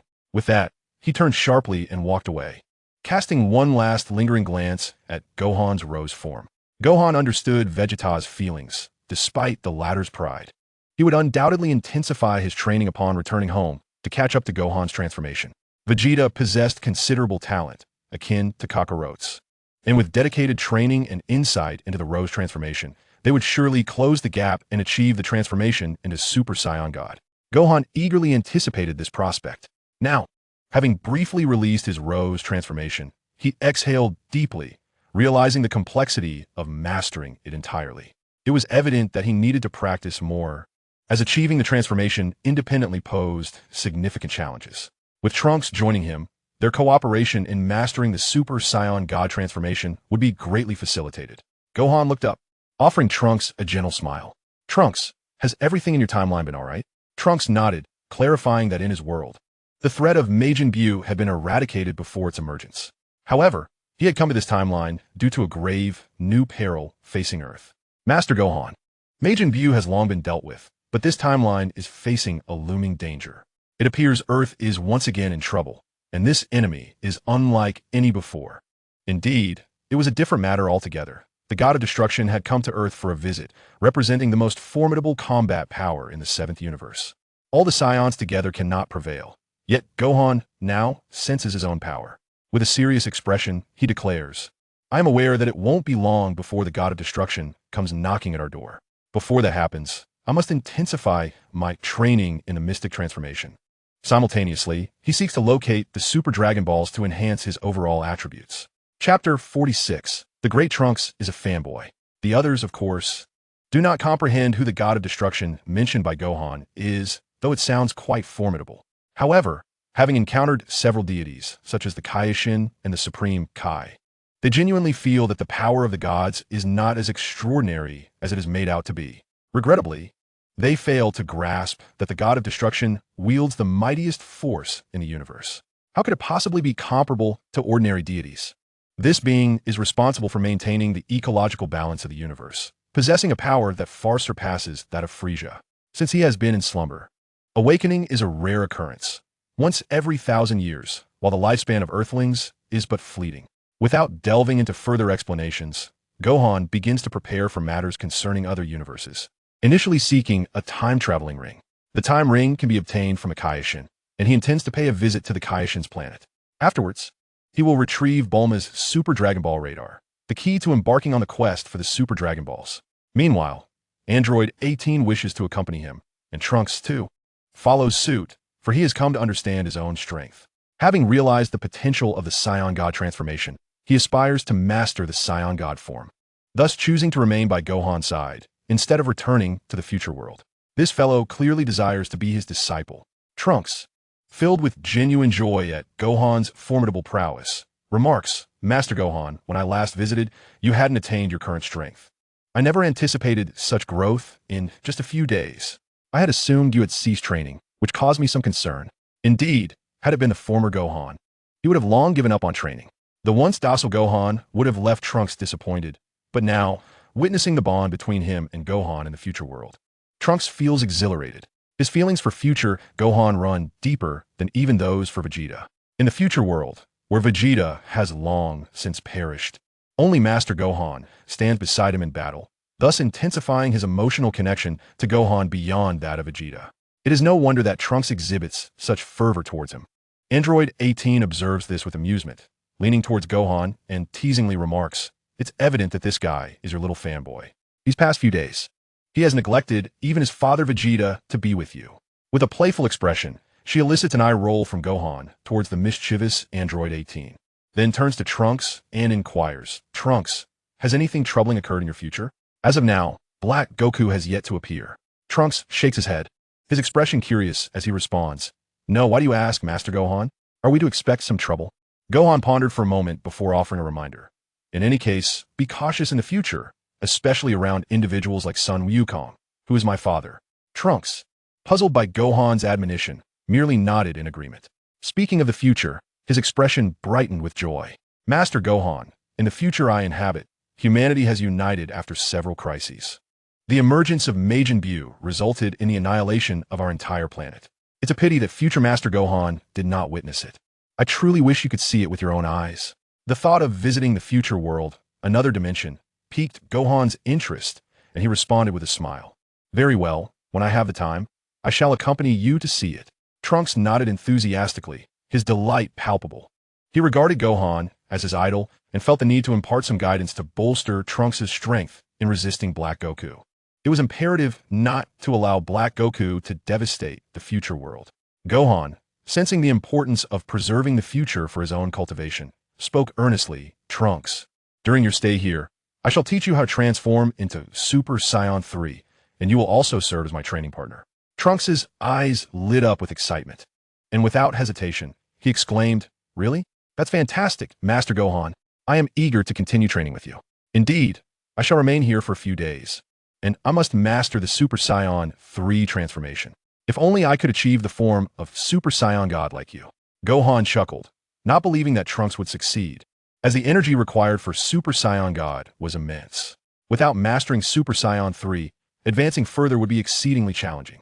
It was crucial to focus on achieving Super Saiyan 3 rather than aiming too high and becoming discouraged. He smiled and said, "The Super Saiyan God form is premature for you. Even Vegeta and my father, Son Goku, likely cannot grasp it just yet. You currently possess the power of Super Saiyan 2 at most, so let us first focus on achieving the Super Saiyan 3 transformation." Trunks nodded in agreement. Meanwhile, a plane approached in the sky.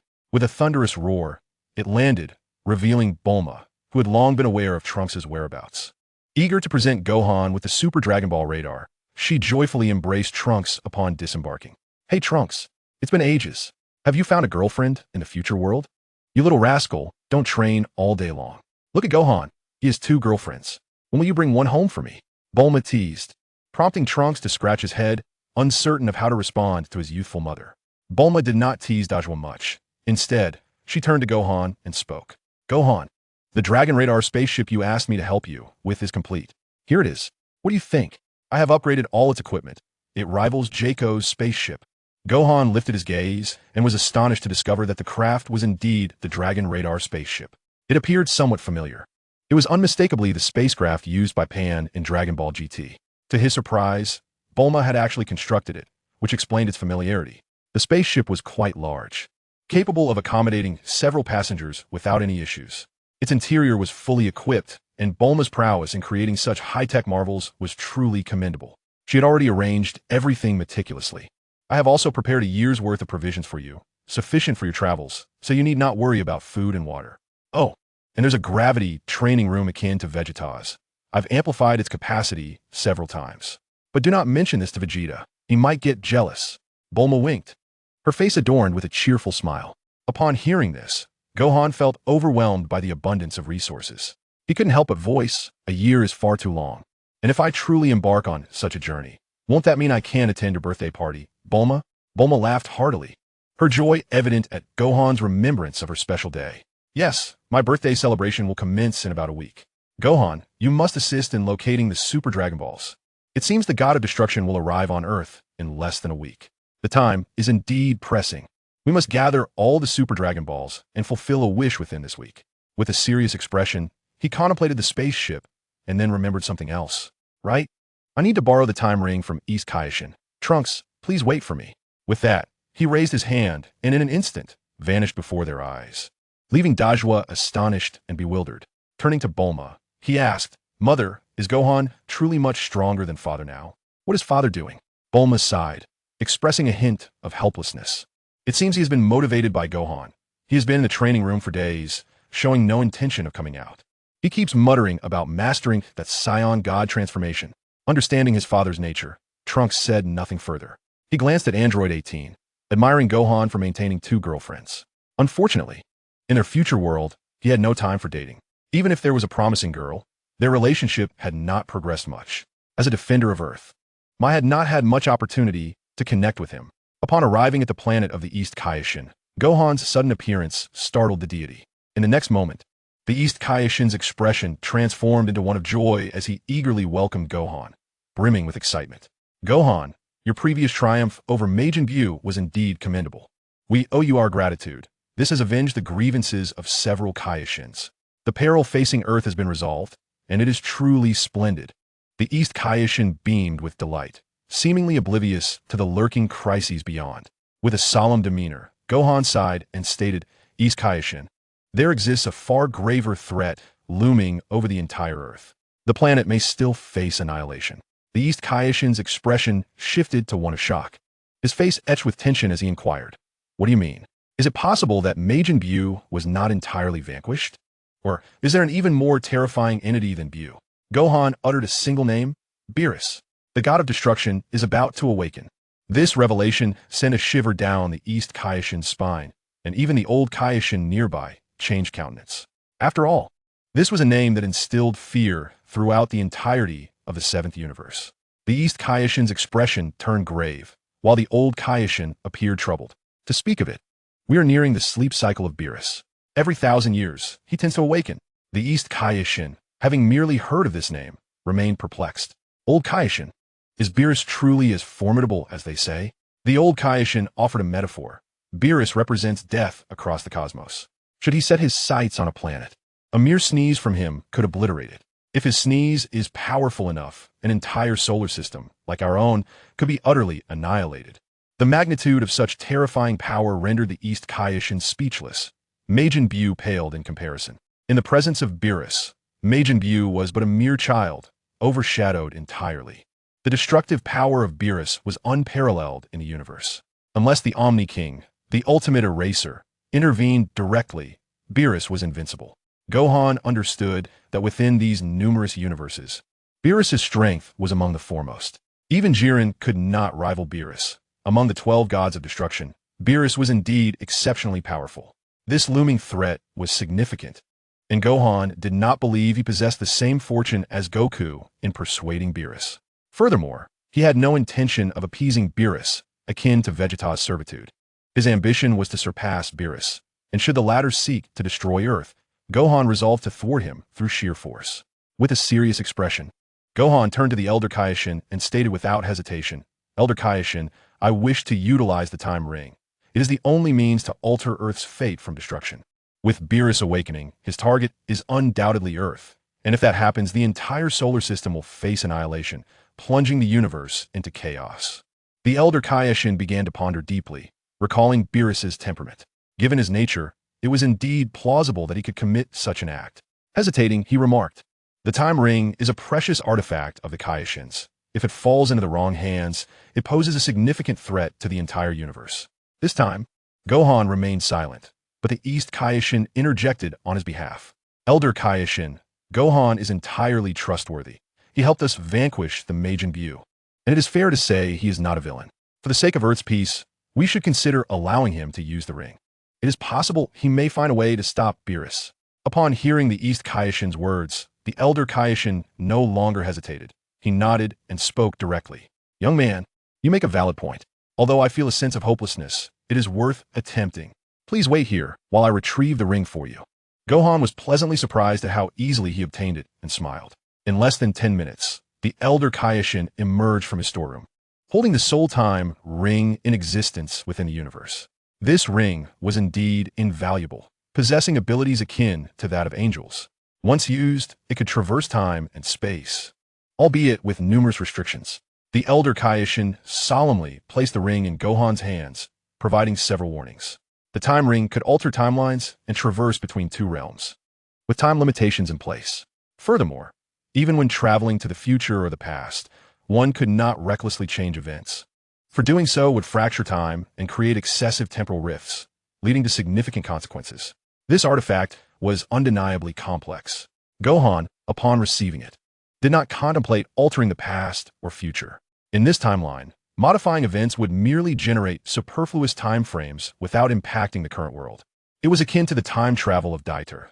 Even if he traversed to this timeline and eliminated a certain monster upon returning, that creature would still exist in his original timeline. Thus, time travel was not as whimsical as it seemed. At present, Gohan merely aimed to harness the ring's ability to traverse parallel universes in search of the Super Dragon Balls.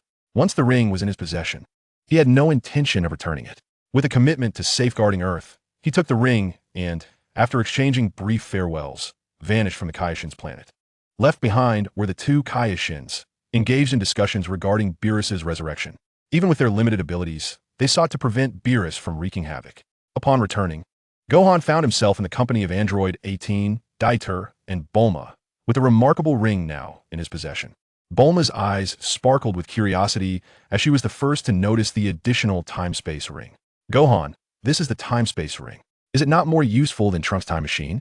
Gohan smiled, slipping the ring onto his finger, instantly feeling its myriad of benefits. It was indeed quite convenient. Indeed, this ring serves a purpose akin to Trunks' time machine. Yet it possesses an added ability to directly pierce through the fabric of time and space, allowing travel between multiple universes. Bulma gasped in astonishment, while the large figure of Daitai was equally taken aback by such a marvel. With a joyful expression, he exclaimed, "So, Master Gohan, can we use this ring to seek out the Super Dragon Balls? How splendid! When shall we embark?" Daitai seemed quite attached to Gohan, and even Android 18 displayed notable interest. If possible, perhaps even Videl would wish to join in the adventure. However, with a serious demeanor, Gohan addressed Trunks. "You must focus on training for Super Saiyan 3. That is essential. I plan to visit your future world, and before that, I must teach you the transformation into Super Saiyan 3. Trunks' expression shifted to one of seriousness. "Understood. Master Gohan, I will take this to heart." Indeed, Trunks occasionally displayed a single-mindedness that could be frustrating, yet he was uniquely sharp-minded compared to most Saiyans. His abilities were commendable, making him a suitable candidate to ally with Gohan. Gohan resolved to thoroughly instruct him before embarking on the quest for the Super Dragon Balls, calling Trunks to the training ground. The first step was to help Trunks comprehend the transformation into Super Saiyan 3. "Trunks, now I shall teach you how to transform into Super Saiyan 3. This form is distinct from Super Saiyan 2 and Super Saiyan 1. To put it simply, Super Saiyan 3 is a combination of Super Saiyan 2 and Super Saiyan 1, yet far surpasses their combined might. Allow me to demonstrate." With that, Gohan transformed into Super Saiyan 3, causing Trunks' expression to shift in astonishment as he felt the surge of power emanating from Gohan. Although not as powerful as the Super Saiyan God, the energy was undeniably formidable. It clearly exceeded the strength of Super Saiyan 2, and it seemed that this transformation did not compromise speed either. It was nothing short of perfection. Chapter 48. First Encounter with the Cosmic Frieza Force. Dai observed Gohan's Super Saiyan 3 transformation with utmost seriousness, fully grasping why his father, Vegeta, would be so incensed. The power Gohan wielded now was a source of immense jealousy for Vegeta. It was no wonder that Gohan did not need to transform into a Super Saiyan God to attain the strength of a Super Saiyan God. For Gohan, the Super Saiyan God form was merely supplementary. Dai understood this profoundly and held Gohan in even higher esteem, having resolved to continue learning under his tutelage, continue to guide him in his training. He is transformed into Super Saiyan 3. Gohan, my disciple, I shall exert myself this time. I will diligently study and undoubtedly achieve the transformation into Super Saiyan 3. Gohan observed this with satisfaction, nodding in approval. The teachings imparted to Dai have proven to be quite beneficial, enabling him to surpass Vegeta. The thought of this brought a smile to his face. The training for Super Saiyan 3 was brief. Gohan merely instructed on the various techniques associated with the transformation, and now it was up to Dai's innate talent to comprehend them. The duration of understanding and the level of proficiency attained remained uncertain. He had no time to linger, for he was on a quest to seek the Super Dragon Balls, beginning with the collection of those within Universe 7. Accompanying him were Android 18 and Videl, who eagerly joined him.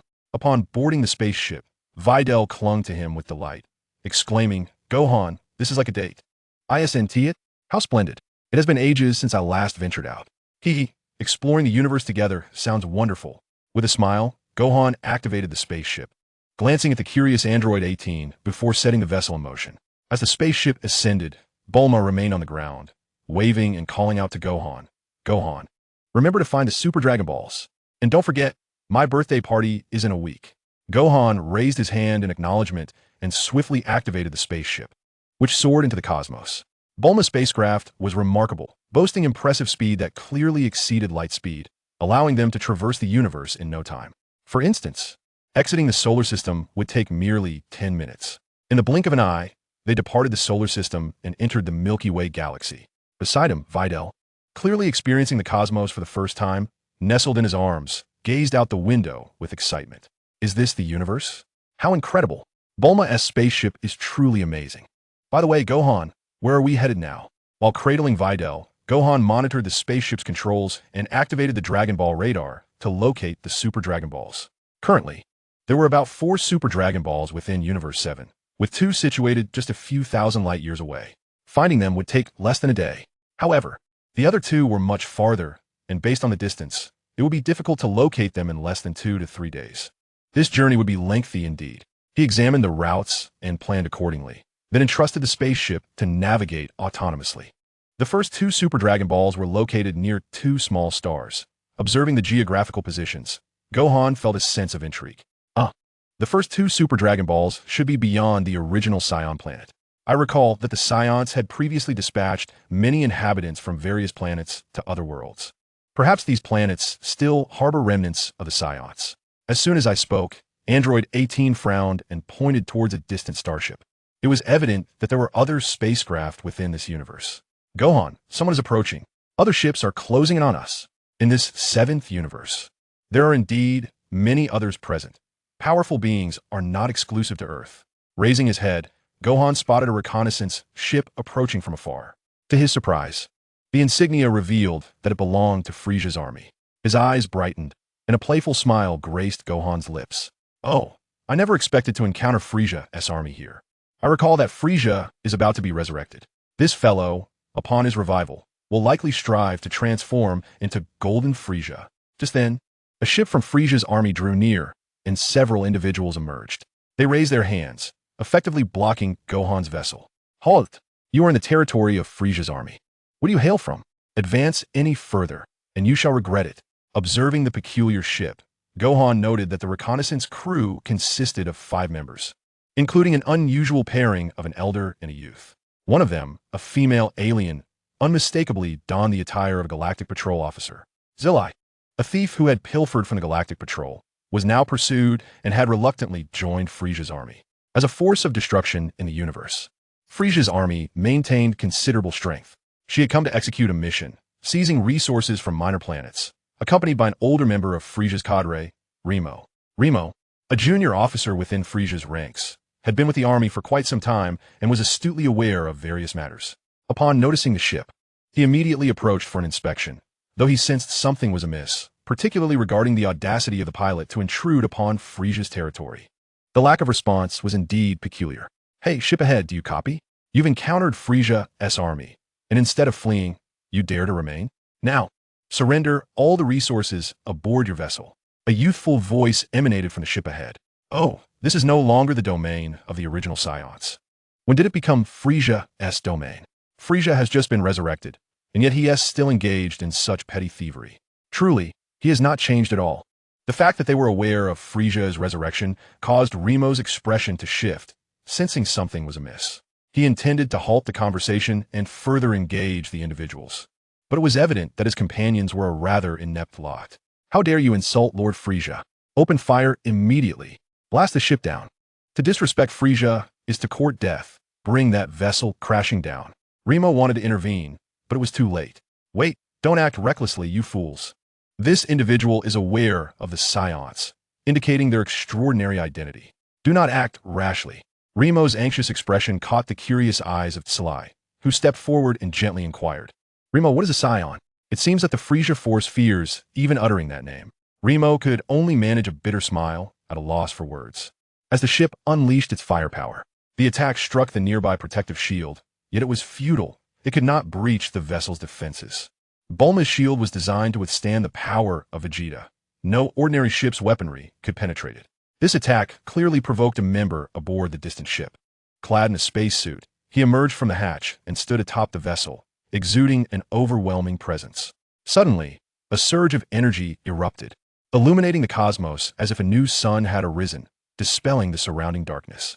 Tsulai gaped in disbelief at the figure before him, radiating a dazzling golden light, utterly astonished. What is this being? Such power! This individual's aura illuminates the entire universe. Remo's realization struck him like lightning. His expression shifted dramatically as he berated the dazed group of fools. "Retreat at once. This individual is a Super Saiyan. You imbeciles, what have you done to provoke him? Even Lord Frisia would flee in his presence. We must leave immediately." It took the fools a moment to grasp the gravity of the situation. They had no idea they had angered the very Super Saiyan that Frisia feared. Frisia had once been defeated by a Super Saiyan. They stood no chance against him, terror prompting them to turn the ship around in a desperate attempt to flee. But could they escape? Having enraged Gohan and frightened Videl, Gohan would not let them off easily. As he noticed the opposing ship attempting to retreat, Gohan sneered. With a single movement, even the vacuum of space, his abilities, albeit not fully realized, were still formidable thanks to his specialized spacesuit. His power remained at 50%. Against such weaklings, even his Super Saiyan transformation at 50% would suffice. With a surge of energy, he propelled himself forward like a beam of light. In the next instant, he landed on Frisia's reconnaissance ship, raising a hand and transforming it into a claw, seizing the ship's tail. Now, the ship was straining to accelerate, but could not move an inch. The vessel shook violently, and the occupants within were already screaming in terror. He astonishingly managed to grasp our spacecraft with a single hand. Who on earth is he? Could he truly be a Super Saiyan? No, please do not kill me. Lord Frisia, help. I warned you not to act recklessly, yet you disregarded my caution. Now, with King Frisia on his way, there is no hope for our salvation. Remarkable. This individual is truly formidable, far surpassing even King Frisia. Only Tsai appeared exhilarated, cheering with uncontainable joy. Meanwhile, Remo stood by, utterly speechless, unable to comprehend how Tsai could still admire their adversary at such a dire moment. They were in grave danger. Such a terrifying Saiyan could take their lives with but a mere flick of a finger. Chapter 49. Preparing to rob Frisia. Boom! The door of the spacecraft was shattered. But Gohan refrained from obliterating the entire vessel, for he wished to inquire about the whereabouts of the Super Dragon Balls. The Dragon radar indicated that they were indeed located here, yet pinpointing their exact position proved to be a challenge. Hence, he needed to seek answers from someone.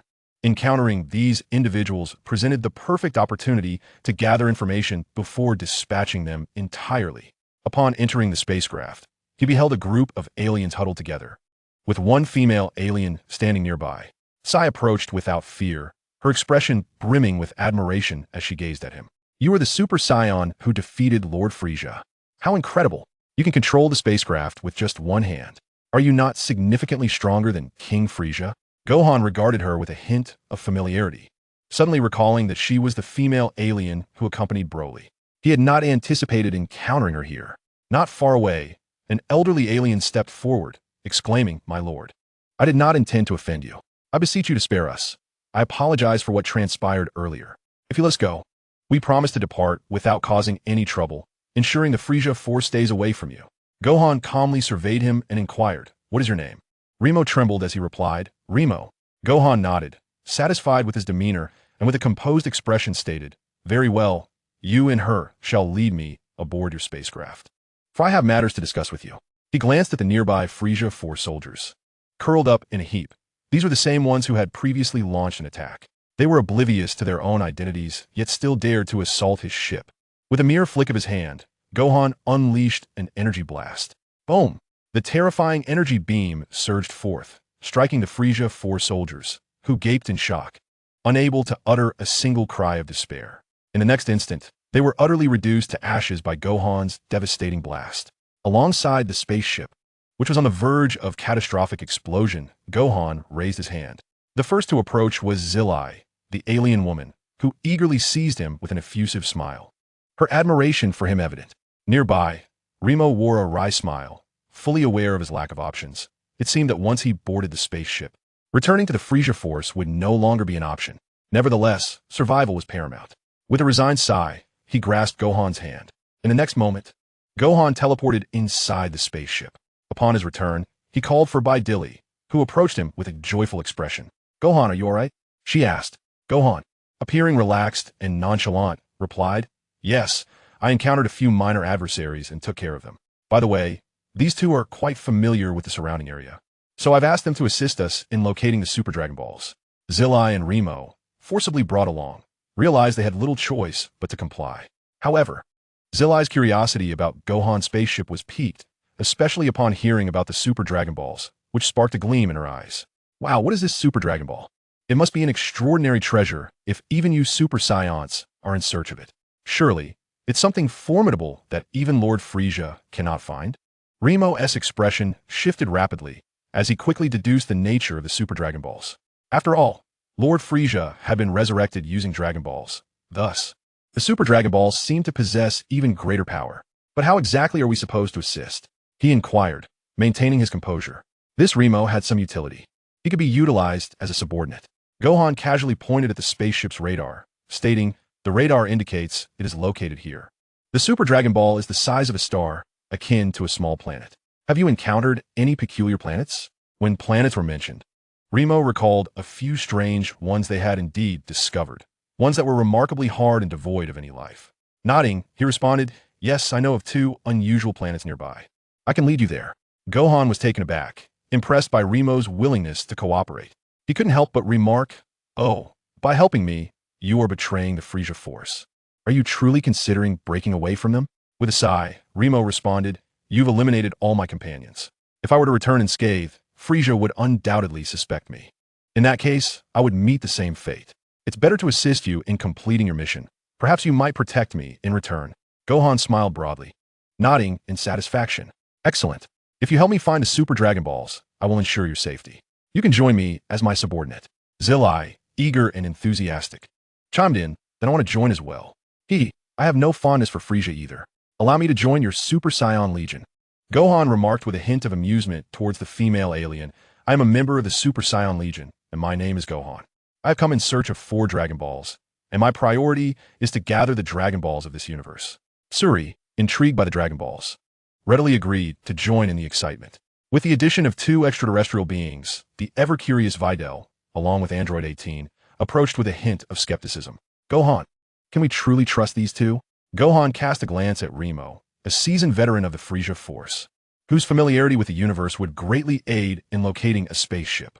His lack of strength made it unlikely for him to pose any threats in Gohan's presence. As for Tsuri, this lively alien seemed to thrive on chaos, presenting no danger to him whatsoever. With vital strength, she could easily handle any situation. He nodded, instructing, "Please keep an eye on them.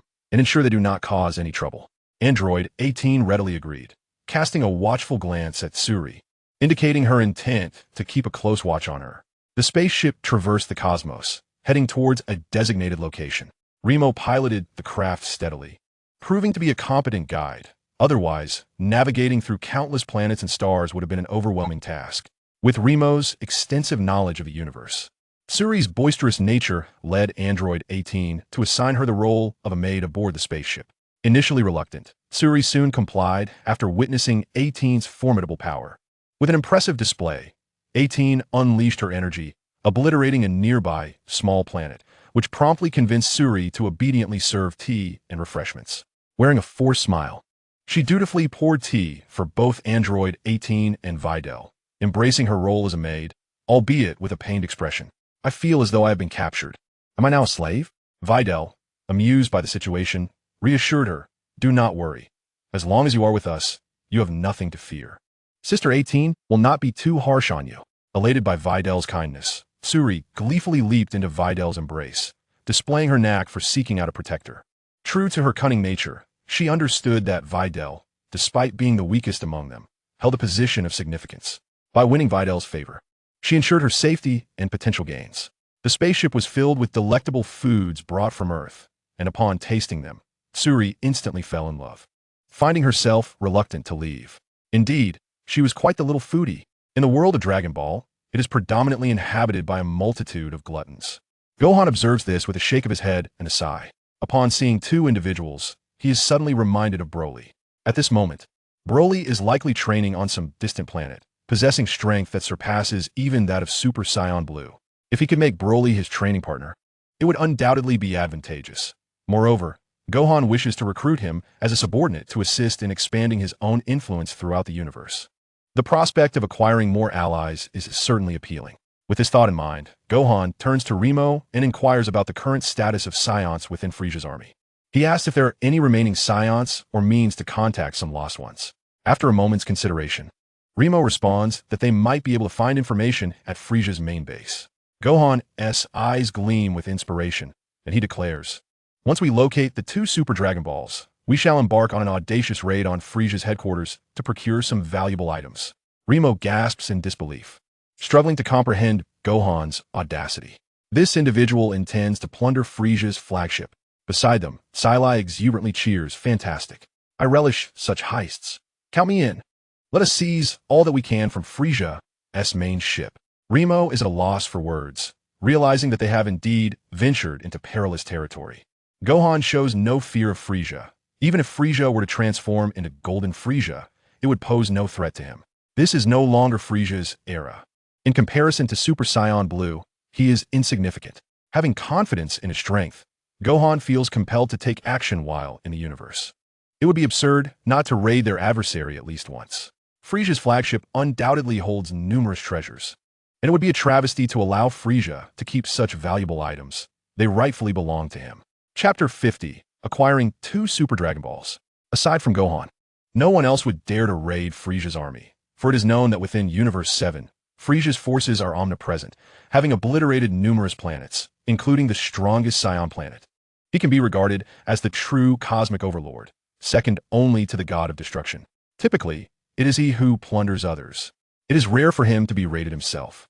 Saiyan is particularly excited, reveling in the prospect of such thrilling escapades, and insists on aiding Gohan, having spotted several coveted items within Frieza's ranks.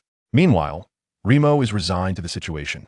He understands that engaging in such a venture would likely result in Frieza obliterating them without a second thought. Yet, he recognizes that having boarded this reckless individual's ship, there is no chance of disembarking unscathed. Fortunately, the other party did not pose any threat to him, ensuring his safety and allowing him to breathe a sigh of relief. He pondered whether Frieza might not actually fear him, given this fellow's protection. Reflecting on Gohan's previous strength, he confidently piloted the spaceship, bringing Gohan to the two peculiar planets they had discovered. Upon arrival, Gohan immediately noticed the pronounced radar fluctuations, illuminated by twinkling points of light. They were magnifying continuously, unmistakably indicating that the two Super Dragon Balls were located here and remarkably close together. The prospect of acquiring both filled his countenance with exhilaration and a broad smile. Indeed, This was the place. It appeared that the two Super Dragon Balls resided here. Biddy, curious, leaned closer, gazing into the pitch-black cosmos with a puzzled expression. Gohan, I don't see any glowing orbs. Aren't the Super Dragon Balls supposed to be quite large and emit a significant radiance? Nearby, Android 18 also expressed her curiosity, scanning the surroundings while observing Gohan. With a smile, Gohan explained the cosmic dust is too abundant. It cloaks the entire orb. You must understand, these orbs are immense and remarkably resilient. Over time, they accumulate more dust, ultimately growing larger until they resemble colossal meteors. Upon hearing this, Biddy gasped in astonishment, while Android 18 looked equally incredulous. Even Shilai wore a bewildered expression, and suddenly, a realization struck her, prompting an exclamation. Are you saying that the planet you are searching for is this one? Is this what you meant by the Super Dragon Balls? Gohan nodded, taking a moment to elucidate further. The Super Dragon Balls are indeed this large, and there are currently 2 here, as indicated on the display. It is evident that the Super Dragon Balls lie beneath our very feet on these 2 dark planets. Most would never imagine, and even if they did, they would be unable to discern that these were Dragon Balls. After all, the sheer size of these 2 Super Dragon Balls, comparable to meteors, was obscured by a considerable amount of rock. Who could possibly detect them? These Super Dragon Balls had likely been slumbering in this vast universe for centuries, perhaps even millennia, having transformed into genuine meteors, completely fused with other celestial debris. Without Bulma's knowledge of the Dragon Balls, Gohan himself would have found it hard to believe that they could be this enormous. Amidst the astonished expressions of those around him, Gohan donned his space suit once more, bidding farewell as he exited the spaceship. Please wait for me here. I shall retrieve the 2 Super Dragon Balls. In fact, Bulma had already designed the tools necessary for acquiring the Super Dragon Balls. He retrieved a space capsule from the cargo hold, a device capable of transforming a massive object into a capsule for storage. Upon discovering the Dragon Balls, collecting them results in their transformation into capsule-sized orbs, conveniently held in hand. Bulma-S Capsule Corporation is indeed remarkable, having developed such ingenious technology that saves him considerable effort. Now, he re-emerges in the cosmos, inhaling deeply, and in an instant, he activates his Super Saiyan transformation. A radiant golden light illuminates the entire universe, casting beams far and wide, the void appearing like a colossal sun. Gohan's energy once again astonishes Chi-Lai, while Remo suddenly realizes that this individual may indeed surpass Frieza in strength. Seizing the opportunity to distance himself from Frieza's army proves advantageous for him as well. In a flash, Gohan unleashes his energy. In the next moment, countless energy waves converge in his palm, forming the perfect Kamehameha wave, which crashes against the planet's surface. The resounding explosion obliterates the planet's exterior, causing it to decay instantaneously. Countless fragments soar into the void, revealing the planet's true visage. A golden orb emerges, adorned with a peculiar star. This is the 1-star Dragon Ball. Gohan, feeling satisfied, clears away the surrounding debris and gazes toward another Super Dragon Ball not far away. With a swift motion, he launches another Kamehameha wave. Boom! The planet quakes violently, and in an instant, it disintegrates, with all the meteors shattering into oblivion. A dazzling orb of radiant gold materializes before the observers, far more exquisite than the one beneath their feet. Even Videl gazes at it with excitement. This Super Dragon Ball is truly breathtaking. The beauty of such an object within the cosmos is astonishing. Wow, this Dragon Ball is indeed magnificent and beautiful. ISNT it. Number 18? How wonderful it will be to take it home for collection. Number 18 nods in agreement, equally enamored by the sight, and with a smile, she remarks, collecting the Super Dragon Balls will certainly be for our own benefit. With the 1-star and 2-star Dragon Balls now secured, they have acquired 2. Finding 2 more will complete their collection of 4. Their pace is impressively swift. In the vastness of space, Gohan raises his hand and tosses out 2 space capsules. As they appear, the 2 Super Dragon Balls are enveloped within them, and in the next moment, they shrink, seamlessly stored within the capsules. Reduced to pill-sized orbs, Gohan effortlessly retrieves them, clutching both capsules in his hand. With 2 Dragon Balls in his possession, he smiles, having secured 2 on the very first day. It seems that gathering all 4 from Universe 7 will not take long, perhaps just 2 to 3 days. Once he has collected all the Dragon Balls from Universe 7, he intends to explore Universe 6. For now, he takes the capsules and returns to the spaceship. Zilai immediately approached, clearly intrigued by Gohan's capsules. However, She did not dare to steal them. She merely wished to take a glance. Wow, let me see. You managed to fit such a large Dragon Ball into this thing? What is it? It looks so fascinating. How impressive. Taking the capsule in her hands, her curiosity was palpable, as she could not fathom how such an object could contain a Dragon Ball of that size. Gohan, maintaining a calm demeanor, replied, "This is a product from our Earth. Fortunately, Bulma provided me with these capsules. I have 7 in total. They are meant for collecting Dragon Balls. Otherwise, I wouldn't know how to transport them back." He took 2 collected capsules, placed them in a box, and handed the box to Android 18. Upon receiving it, she promptly stored it away, casting a glance at Zilai, who, sensing the attention, immediately remained still, not daring to misbehave. Gohan lifted his head, his expression serene as he said, "All right, next we head to the Frieza Force."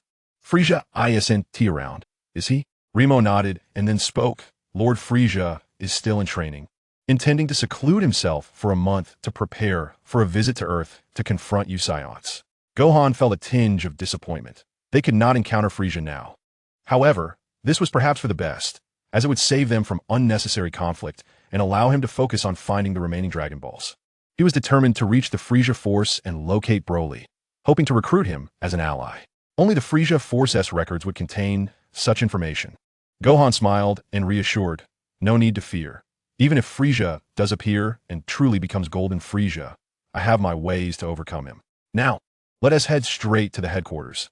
Let us seize everything of value." Reluctantly, Remo nodded and complied with Gohan's request, piloting the spaceship toward Frieza's military headquarters. A vast cosmic base, Frieza's headquarters, established within the cosmos, was indeed an expansive facility.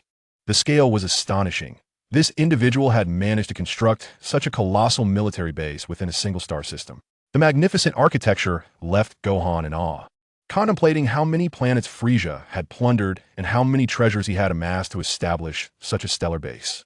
His spirits lifted. It seems Frieza has truly acquired a significant amount. Haha, this works to my advantage. Remo, visibly anxious, glanced around, sensing they were being watched.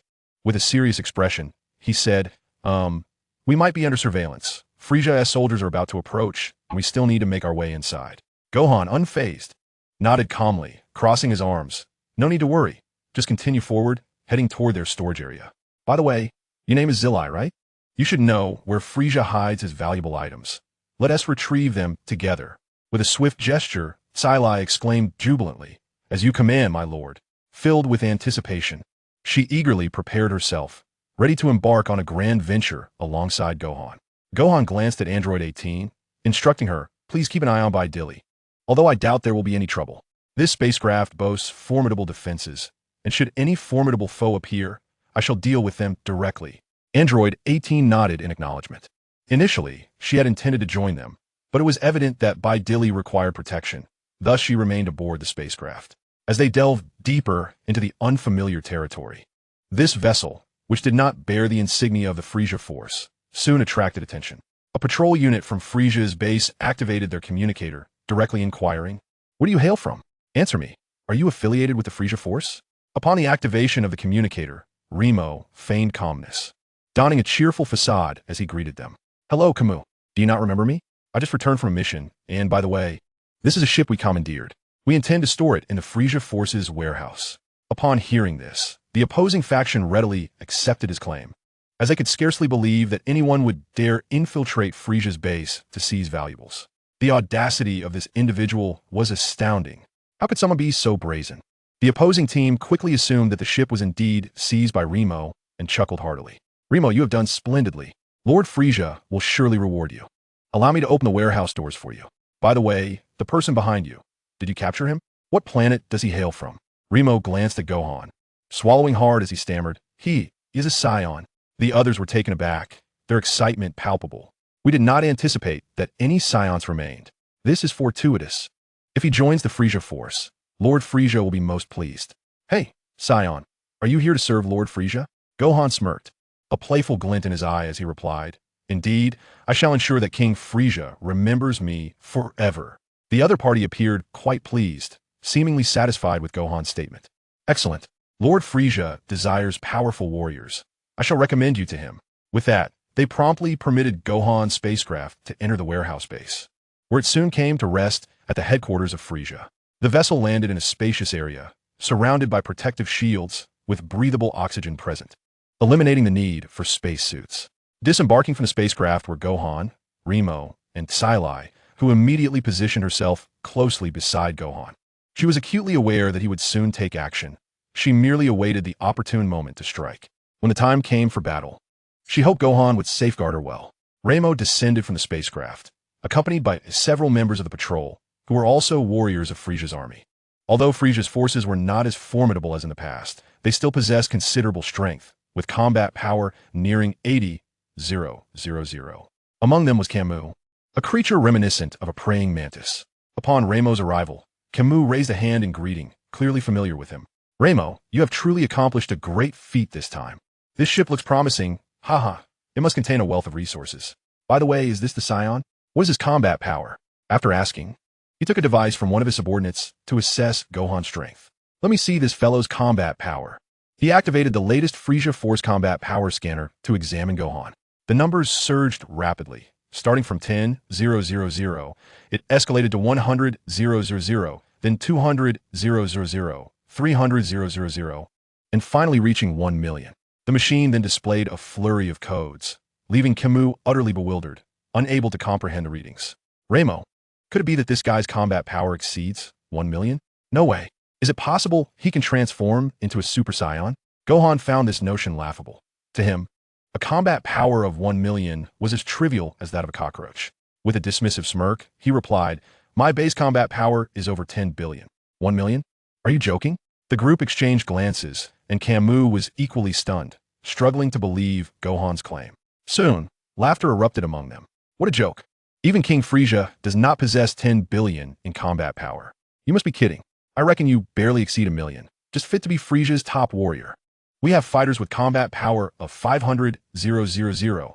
I won't hesitate to tell you. The mention of 500,000 combat power piqued Gohan's interest, and he inquired curiously, oh really? How many fighters of 500,000 combat power do you have? Camus chuckled. There are 3 in total, warriors that Lord Frisia has recruited anew. In this universe, none can compare. Even Super Saiyans must tread carefully. Gohan found this amusing.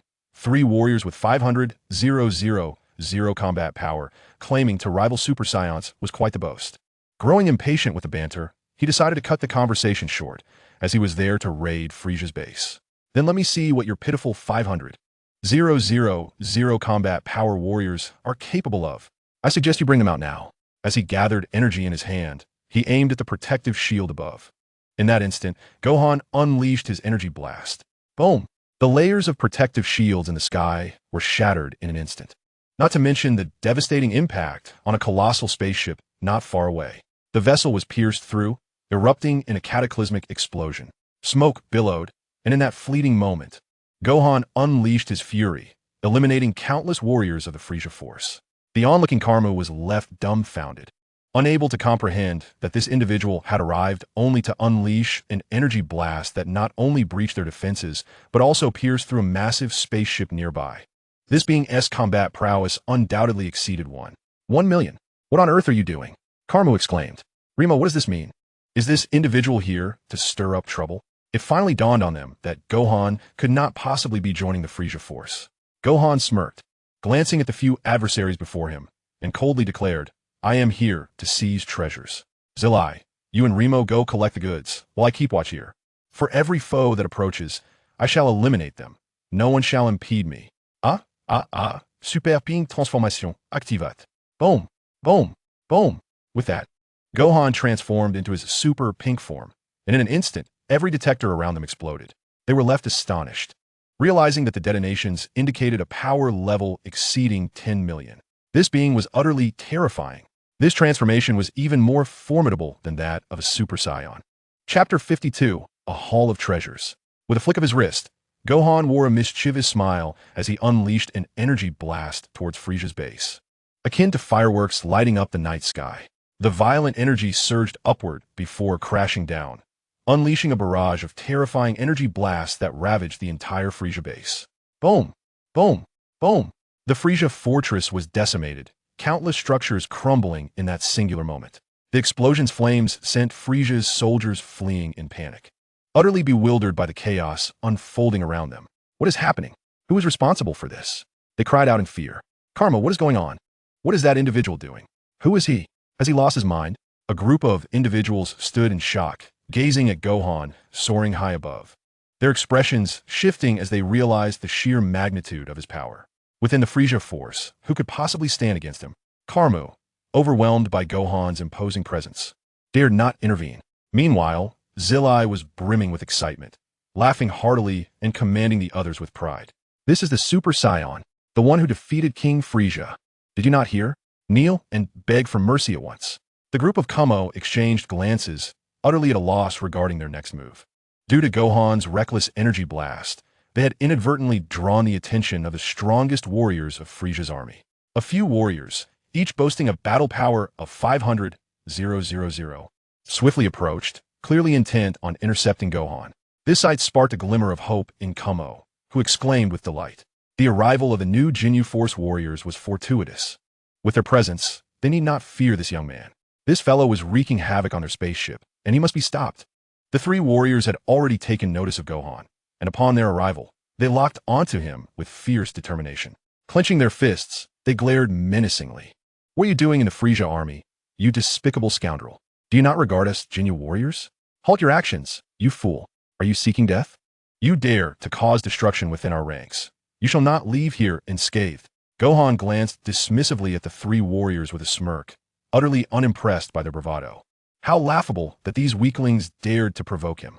With a cold demeanor, he cast a glance their way, and in that instant, the three warriors felt a chill run down their spines. Their expressions turned pale as they sensed Gohan's extraordinary aura. What was his battle power? They had no clue.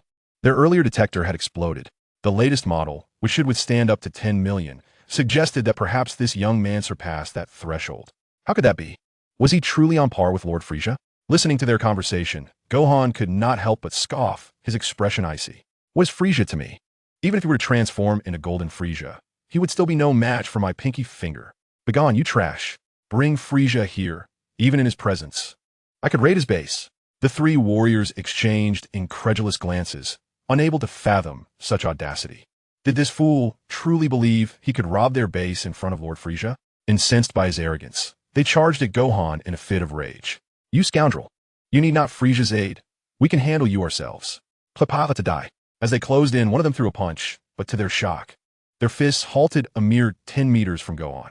They could not advance. The power radiating from him was formidable. The transformation into Super Saiyan God with a pink hue was extraordinary. With a mere flick of his hand, he pointed at the air, and in the blink of an eye, a tremendous surge of energy erupted from him. Boom! The aura surged forth, enveloping the surroundings and crashing against three new elite warriors, leaving their expressions in utter disbelief. Before they could even comprehend the situation, they were obliterated by this force, reduced to nothing more than dust, with even their bones disintegrated. The disparity in power was insurmountable, and Gohan could only lament, "You cannot withstand even the slightest movement of my finger, yet you choose to approach your demise. Truly, you seek your own end. Zillai, what are you still doing standing there? Hurry and retrieve the items." Lowering his gaze, Gohan noticed Zillai and the others frozen in shock, their faces blank. With a furrowed brow, he spoke up, prompting Zillai to burst forth with enthusiasm. Long live the Saiyan Lord. The Saiyan Lord is truly magnificent. Remo's expression mirrored his astonishment as he witnessed the three formidable warriors, each with a battle power of 500,000, being effortlessly dispatched by a mere flick of Gohan's finger. Looking at Kamo, who sensed the overwhelming might of Remo and his companions, he was already kneeling in fear.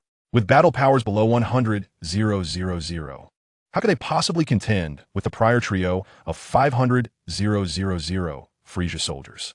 Witnessing Gohan eliminate them with such ease, they immediately fell to their knees in surrender. Please, spare us, Saiyan Lord. I will take you to the treasury at once and help you find what you seek. I beg you, do not harm us, we surrender. We will comply with any demands. They were overwhelmed by terror, realizing that even Frieza himself could not subdue such a being. He was indeed a Super Saiyan. With apprehension writ large upon their faces, the group led Zillai and Remo to the treasury, seeking the treasures within.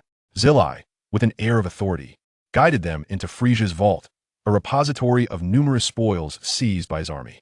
Here lay rare artifacts from various planets, including naturally occurring gems the size of 100 meters in diameter and super armor capable of withstanding numerous attacks. The wealth of valuable items was staggering. Upon entering, Zilai let out a jubilant cheer and dove into a pile of jewels, rolling gleefully atop them. Remo, observing his behavior with a disapproving glare, urged, "Enough. Let's quickly gather the items and leave. Frisia could arrive at any moment." Zilai laughed heartily, showing no concern. What of Frisia's arrival? Mr. Gohan is a super Saiyan. What do we have to fear from Frisia? With so many treasures here, we must take them all. The sheer volume of goods was overwhelming. Enough that several spacecraft would struggle to transport it all. Zilai eagerly stuffed his pockets, relentless in his pursuit to gather more. Remo, witnessing the chaotic looting, shook his head and retrieved the capsule storage device Gohan had given him. He began to search for valuable items, including the Saiyan scouter that Gohan required, and meticulously packed everything of practical worth into the capsule. In one swift motion, they gathered everything, and the treasures within the vault were instantly halved. Zilai, having acquired a substantial amount of items, approached Remo and extended her hand, saying, "By the way, could you pass me your capsule? I wish to bring back these precious jewels." Remo shot her a warning glance and cautioned, "Be careful. Do not hoard them for yourself. These were meant for that esteemed Saiyan. If he finds out, your life may well be forfeit." Zilai nodded vigorously, her face radiant with joy as she replied, "I understand. These treasures were entrusted to me by sister number 18, as well as that other sister, Biddy Lee. They will surely appreciate the jewels, and when I return them, perhaps they will reward me with a piece or two, and I shall be fortunate." Each jewel was worth a fortune, and she would be delighted to take even a couple. She swiftly seized the capsule, cramming numerous jewels into it. The two of them had effectively plundered a significant portion of Frisia's treasury, and upon Frisia's return, he would likely be infuriated, having secured their loot. The duo swiftly exited and promptly reported to Gohan. At this moment, Gohan's energy blast had annihilated a large part of Frisia's army, and the entire base of Frisia's forces was engulfed in flames, with casualties unknown. This time, Frisia's Cosmic Legion would undoubtedly suffer a grave setback. Not content with this, Gohan unleashed one final super Kamehameha, obliterating the entire treasury along with the central ship. Boom! It erupted like a celestial explosion, filling the sky with flames. Satisfied with the scene, Gohan glanced at the two behind him, clearly noting that they had claimed all they could carry. With a wave of his hand, he made his way back to the ship. "We are returning. It is time to leave." Zilai gazed at the distant flames blazing in the cosmos, overcome with admiration and delight. With a beaming smile, she remarked, "Haha, Frisia must be furious now. Gohan, we have gathered quite a bounty. There was an abundance of treasures in Frisia's vault, and we nearly couldn't take it all." She eagerly presented the capsule to Gohan, who nodded and accepted it, planning to inspect the spoils once aboard the ship. Number 18 and Biddy Lee were surely eagerly anticipating their return. He promptly made his way back to the ship and piloted it away from the area. Within half an hour of Gohan's departure, another ship arrived at the site.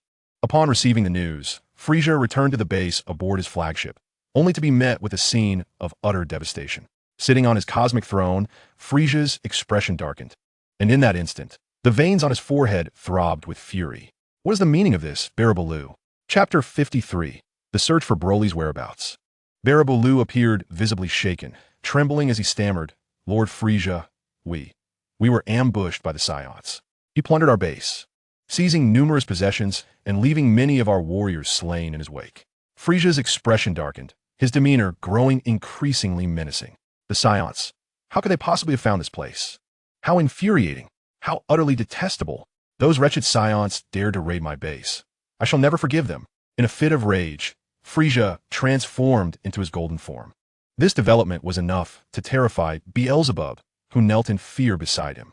Frisia was genuinely enraged, unable to comprehend why he had been robbed by a Saiyan. Such audacity! He had not sought trouble on Earth, yet they dared to confront him? His base, the stronghold of King Frisia, could be ransacked? How could these vile Saiyans be so shameless? The furious Frisia's voice echoed throughout the cosmos. "But I will find him. I, King Frisia, will personally annihilate him." Immediately, Frisia's legion mobilized their remaining warriors, commencing a cosmic search for Gohan. Meanwhile, after plundering Frisia's base, Gohan began to assess his spoils. First and foremost, he located the Saiyan scouter he required, along with the complete cosmic map of Universe 7. This would greatly assist him in locating the remaining 2 Dragon Balls and finding Broly. He had not anticipated that Frieza possessed such a wealth of valuable items. Even a cosmic map. This would facilitate his search throughout the universe, especially with the advanced scouters, which surpassed Bulma's technology, likely acquired from other planets. With just a few scouters, he could detect anything in the vicinity and report back promptly. Their extensive range enabled a comprehensive understanding of an entire star system, even allowing for the exploration of a planet's interior to uncover its resources. Frieza truly had an abundance of treasures, and now they were all his. Gohan was quite pleased with the cosmic map and the scouter, wearing a broad smile, while nearby, Biddy and her companions could not suppress their astonishment. Wow, this gemstone is enormous. Look at all these jewels. Gohan, these items are truly remarkable. Chi-Lai had seized a considerable amount of jewelry, which left Biddy and Android 18 in awe. As Biddy picked up several pieces, she could discern their immense value. Android 18 also found herself captivated by these treasures. Casually selecting a few, she realized that selling them on Earth could yield billions. With such a vast collection, their worth could easily reach hundreds of billions. In high spirits, she complimented Chi-Lai, "Well done. If we bring these back to Earth, we could sell them for hundreds of billions, even over 1,000 billion. With a sly smile, Chi-Lai immediately began to ingratiate herself. Sister number 18, all these treasures are what I retrieved. Originally, that fellow Remo had no desire for them. I thought of you, Sister number 18 and Lady Bidalai, knowing you would surely appreciate them, so I brought them all back." A faint smile graced the lips of No. 18 as she casually picked up 2 pieces of jewelry and tossed them to her. "Well done. This is your reward." Ecstatic at receiving the 2 pieces of jewelry, Chi-Lai erupted in cheers. "Thank you, Sister number 18. This is wonderful. It's exactly what I wanted." Just receiving 2 pieces was a source of great joy for her. For even one would suffice to exchange for a considerable sum of cosmic currency. 2 pieces would be enough to sustain her for a lifetime, especially considering they were treasures from Frieza's vault. While number 18 and Bidalai admired the jewels, Gohan directed Remo to pilot the spaceship toward a distant planet. Observing Gohan's instructions, Remo's expression shifted, and he hesitantly spoke up.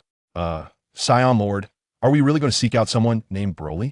I've heard that this individual harbors a deep-seated grudge against your kind.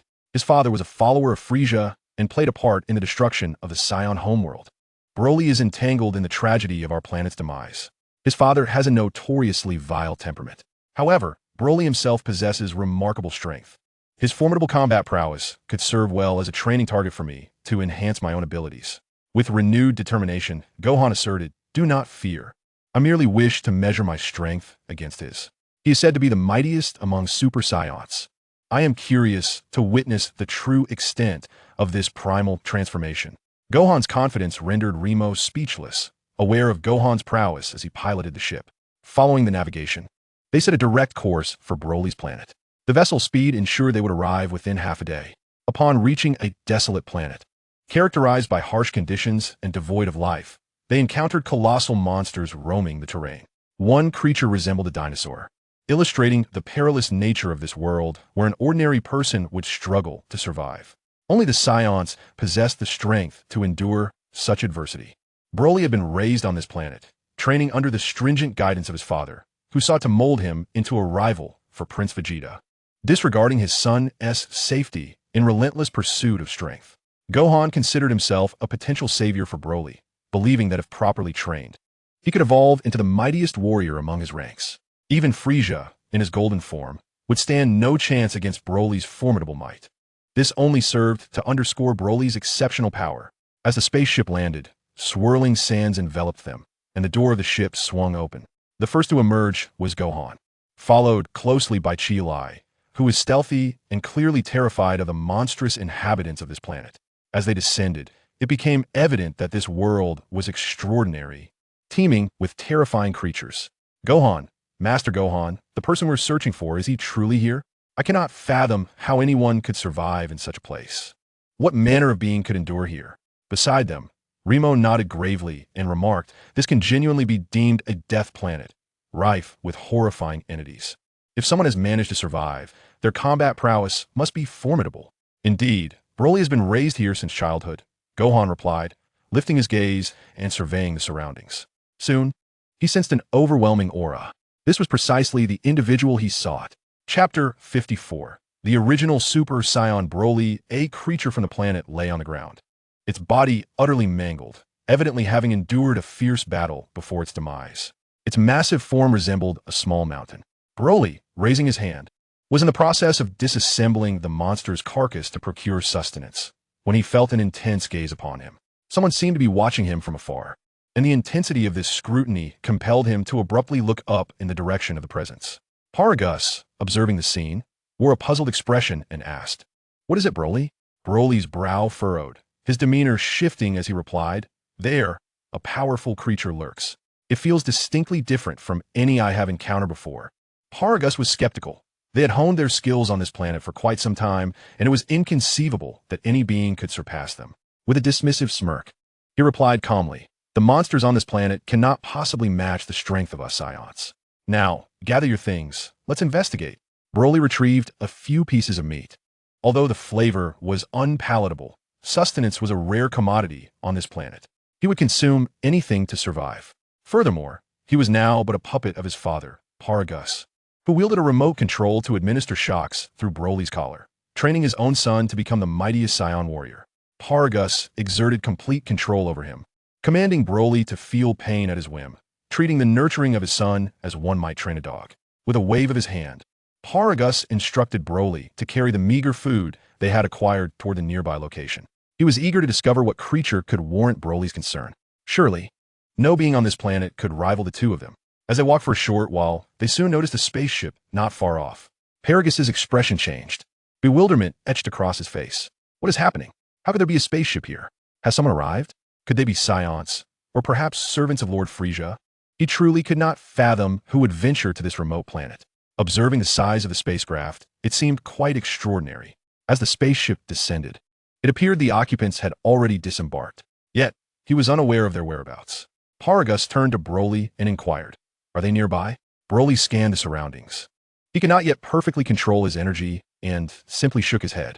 Paragus let out a disdainful scoff, his expression reflecting dissatisfaction. "I instructed you to master your power, yet you've shown no improvement. It seems my efforts in training you over these years have been in vain." Broly lowered his head, refraining from speaking. Paragus fixed his gaze on the spacecraft ahead, a smirk forming at the corners of his mouth as he chuckled with intrigue. Given the ship's presence, its immense size suggested it was laden with valuable resources. Without a moment's hesitation, he commanded, "Broly, go over there, destroy the spaceship, and retrieve its contents." Broly's expression shifted. The notion of robbing others clearly unsettled him, and he was about to decline when Paragus brandished the electric remote control around his neck. A menacing glare in his eyes. "You will proceed and seize everything aboard that ship. Disobey me, and you shall face dire consequences." Broly's visage darkened with fear as he glanced at the remote, retreating a few steps, his gaze landing on the spacecraft not far away. Reluctantly, he took a step forward, approaching the vessel. However, unbeknownst to him, as he drew near and made contact with the ship, a beam of energy laser shot forth. "What do you intend to do?" Boom! The energy laser from Android 18 struck, causing Broly's face to change as he instinctively recoiled, witnessing the laser obliterate a small hill. His expression fluctuated, realizing the formidable strength of the opponent. Paragus sneered coldly. Observing the newcomer was a woman, his eyes icy. "It seems this ship belongs to you. A mere girl can obstruct us? Broly, eliminate her and seize her vessel. Do you understand?" Just as Broly hesitated, Paragus activated the electric button in his hand. Crackle! A cacophony of electrical discharges ensued, and as the current surged, Broly clutched the collar around his neck, his body trembling. In an instant, he was engulfed in anguished cries. The torment was evident on his face, prompting Android 18 to furrow her brow, while her companion, Videl, regarded him with a hint of sympathy. Who were they, and why did he treat his own son in such a manner? Android 18 glanced at Paragus, begrudgingly acknowledging that some Saiyans lacked any semblance of familial bonds, driven solely by self-interest. Once the electric shock ceased, Broly complied, charging towards Android 18 under Paragus's command, delivering a powerful punch. As the 18th turned pale, she realized that the opponent had been struck by an electric shock. In an instant, he unleashed an astonishing burst of power that evidently surpassed that of a Super Saiyan. At that moment, she comprehended that this individual was indeed extraordinary. It was no wonder that Gohan had come to this planet to encounter such formidable strength. The 18th, unwilling to evade, confronted Broly head-on, exchanging blows in a fierce clash where they traded dozens of strikes in mere moments.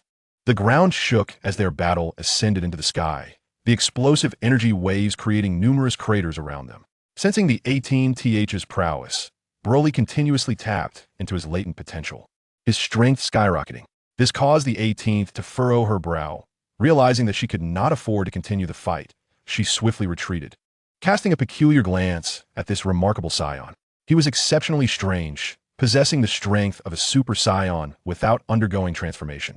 Despite her own power exceeding that of Super Saiyan 1 and approaching Super Saiyan 2, she found herself unable to best this individual in his base form. Indeed, the fact that Broly was so terrifying in his untransformed state heightened her vigilance. Just as Broly was about to make his move, a voice interrupted. "Hey, you two. You're in quite a hurry. I just went looking for you, only to find you back on my ship. Are you planning to pillage it?" Gohan had returned with the two after searching for them, only to realize that Broly had found his ship and made a beeline back.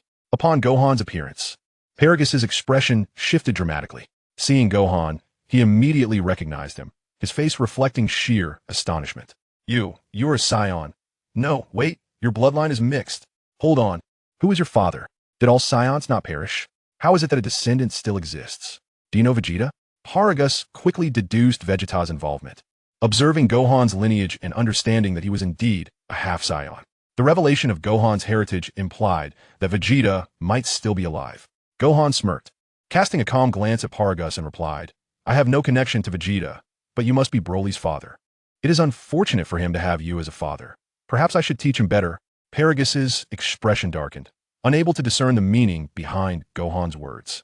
Upon hearing Gohan mention his familiarity with Vegeta, he clenched his fists in rage, exclaiming that detestable Vegeta is still alive. "I will capture you and extract the whereabouts of Vegeta. Broly, seize him alive." He raised his hand, issuing another command to Broly. With a furious roar, Broly, now clearly on the verge of losing his sanity, charged forward, launching a powerful punch directly at Gohan. Gohan did not flinch. In a swift motion, he caught Broly's punch effortlessly. The surrounding winds howled, yet Gohan remained steadfast and unyielding in his stance. Paragus was left dumbfounded, and even Broly exhibited a hint of astonishment. "No, this is impossible. You cannot possibly have caught my Broly's punch. Who exactly are you?" Broly's strength had ascended to that of a Super Saiyan god, and as an ordinary Saiyan, you should not be able to withstand his blow. Paragus's expression was one of disbelief, unable to comprehend how Gohan could absorb Broly's immense power without transforming. With a cold smirk and an indifferent demeanor, Gohan replied, "It is not solely this fellow who can exhibit Super Saiyan strength without transformation. I can do the same, and without transforming, this opponent is no match for me." Upon finishing his words, he seized Broly's arm and, with a swift motion, hurled him away towards a nearby hill. Boom! Boom! Boom! Broly's body could not halt its momentum, crashing into the hillside and shattering several mounds before finally coming to a stop, his body marred with injuries. This time, the damage was significant. From behind, Chi-Lai raised her hand, cheering with excitement. "Go, Gohan! Hee, this Broly isn't that formidable. He cannot compare to Gohan's prowess. His combat power seems rather insignificant." Beside her, Limo wore a serious expression, speaking with gravity. "No, that fellow's combat strength is truly terrifying. Since Gohan has taken notice of him, he must possess some hidden potential that is yet to be realized. We shall see." Chi-Lai looked on with curiosity. Although she had a favorable impression of Broly, she admired Gohan even more, recognizing his extraordinary strength was far beyond that of this inferior Saiyan. As Broly was launched away, Paragus's expression darkened, his rage boiling over. "Broly, you fool! How could you let yourself be thrown aside? What are you doing? Quickly eliminate this opponent." Chapter 55. I have yet to transform. The fact that Broly, with such power, could not even best a half-breed Saiyan infuriated Paragus to the point of eruption. He cursed vehemently and raised his hand, intensifying the electric shocks. "Kill him. You need not capture him, just eliminate him. I will interrogate his companions later." With a surge of energy, the electric shocks reached their peak, coursing through Broly's collar, flooding his already battered body with electricity. The overwhelming current made him tremble uncontrollably, rendering him unconscious. The might of the electricity lifted Broly off the ground and nearby. Chilai could not help but feel a twinge of sympathy for him. The father of this individual is truly despicable, treating his own son in such a manner. Remo maintained a calm demeanor, stating, "The Saiyan lineage is inherently like this. Let us not forget that they were once the fiercest warriors in the entire universe." Indeed, Paragus was solely driven by vengeance, indifferent to all else. He rendered Broly unconscious, and in the next moment, Broly trembled, unleashing his latent power. His muscles expanded instantaneously, and his energy surged skyward. The entire planet quaked under the transformation into a primal Super Saiyan. Not to mention, the ground cracked open, spewing forth molten lava. Broly was entirely oblivious, consumed by the thrill of battle, his eyes vacant as he roared in a frenzy. It was only now that Zillai comprehended the significance of Gohan's quest for this individual. This terrifying combat prowess left her trembling uncontrollably. This being is astonishingly powerful, even surpassing King Frieza. Remo nodded in agreement, affirming, "Indeed, this creature's energy is overwhelmingly potent. Even King Frieza does not possess such strength." I now understand why Gohan sought him out. Zillai began to worry. What if Gohan is not his match? His energy is so formidable, exceeding that of King Frieza. Could it be that Gohan might be defeated or even killed? Remo glanced at Gohan, who remained composed, his expression tranquil. He reassured her, "No, look at Gohan's calm demeanor. It seems everything is proceeding according to his expectations." Zillai then noticed that Gohan remained unperturbed by Broly's transformation. Even if Broly, in his primal Super Saiyan form, could reach the power of Super Saiyan Blue, he would still be a worthy adversary, yet defeating Gohan was utterly impossible. How could a mindless brute ever hope to rival him? His gaze shifted to Paragus nearby, recognizing him as a harbinger of disaster. As long as this man was present, Broly could never be his subordinate. In an instant, a glimmer of murderous intent flickered in Gohan's eyes, a gaze that did not escape Paragus's notice, causing him to tremble as he hastily commanded, "Broly, eliminate him. Dispose of him at once." Once Broly had succumbed to mindlessness and transformed into a war machine, he instinctively targeted Gohan, for he was the strongest presence here. He sought to challenge the mightiest. This was his final vestige of consciousness, and he charged madly towards Gohan, attempting to seize him. Gohan deftly evaded, retreating as Broly pursued relentlessly. No matter the obstacles, he barreled through. This resulted in the two of them plunging from the surface directly into the planet's core, culminating in an explosive eruption of lava. As Gohan surged forth once more, the two ascended into the heavens amidst the eruption of molten lava. They exchanged blows with a resounding crash, the explosive energy rippling through the air, causing more fissures to mar the planet's surface. Each punch unleashed a torrent of lava, further fracturing the very ground beneath them. Observing this chaos, Zillai's expression darkened. Sensing an imminent threat, Gohan and that formidable foe possessed an overwhelming power. If this continued, the entire planet would face obliteration. Sister number 18, Lady Videl. "We must hasten back to the spaceship." Remo concurred, apprehensive that prolonged conflict would lead to the planet's cataclysmic demise. He raised his hand, calling out to Gohan, "Lord Gohan, we need to return to the spacecraft. This adversary's strength is terrifying, and we fear the planet may explode." Gohan, too, recognized that if he were to unleash his full might against Broly, the planet could not endure such a confrontation. He had no desire to harm his comrades. Nodding, he instructed number 18, who was nearby, "You all ascend to the spaceship first. Do not concern yourselves with me. I shall handle this foe." Number 18 nodded in agreement, leading Videl and the others aboard the spacecraft. They swiftly took to the skies. Paragus, watching intently, exhibited a change in demeanor, his dissatisfaction palpable. He was unwilling to allow the spaceship to escape their grasp. "Damn it, you lot, leave the spaceship behind," Paragus shouted, launching himself towards the vessel. However, before he could reach it, Gohan unleashed an energy blast, intercepting him. The blast whizzed past Paragus, causing him to break into a cold sweat as he glared at Gohan from a distance, seething with anger. "You cannot possibly be a match for Broly. I suggest you surrender. Reveal Vegeta's whereabouts, or you shall all perish here." Gohan chuckled, finding the situation quite amusing. "Do you not find it peculiar? I am currently not transformed, yet I stand here battling your Broly. You should know that beyond the Super Saiyan transformation, there exist other forms.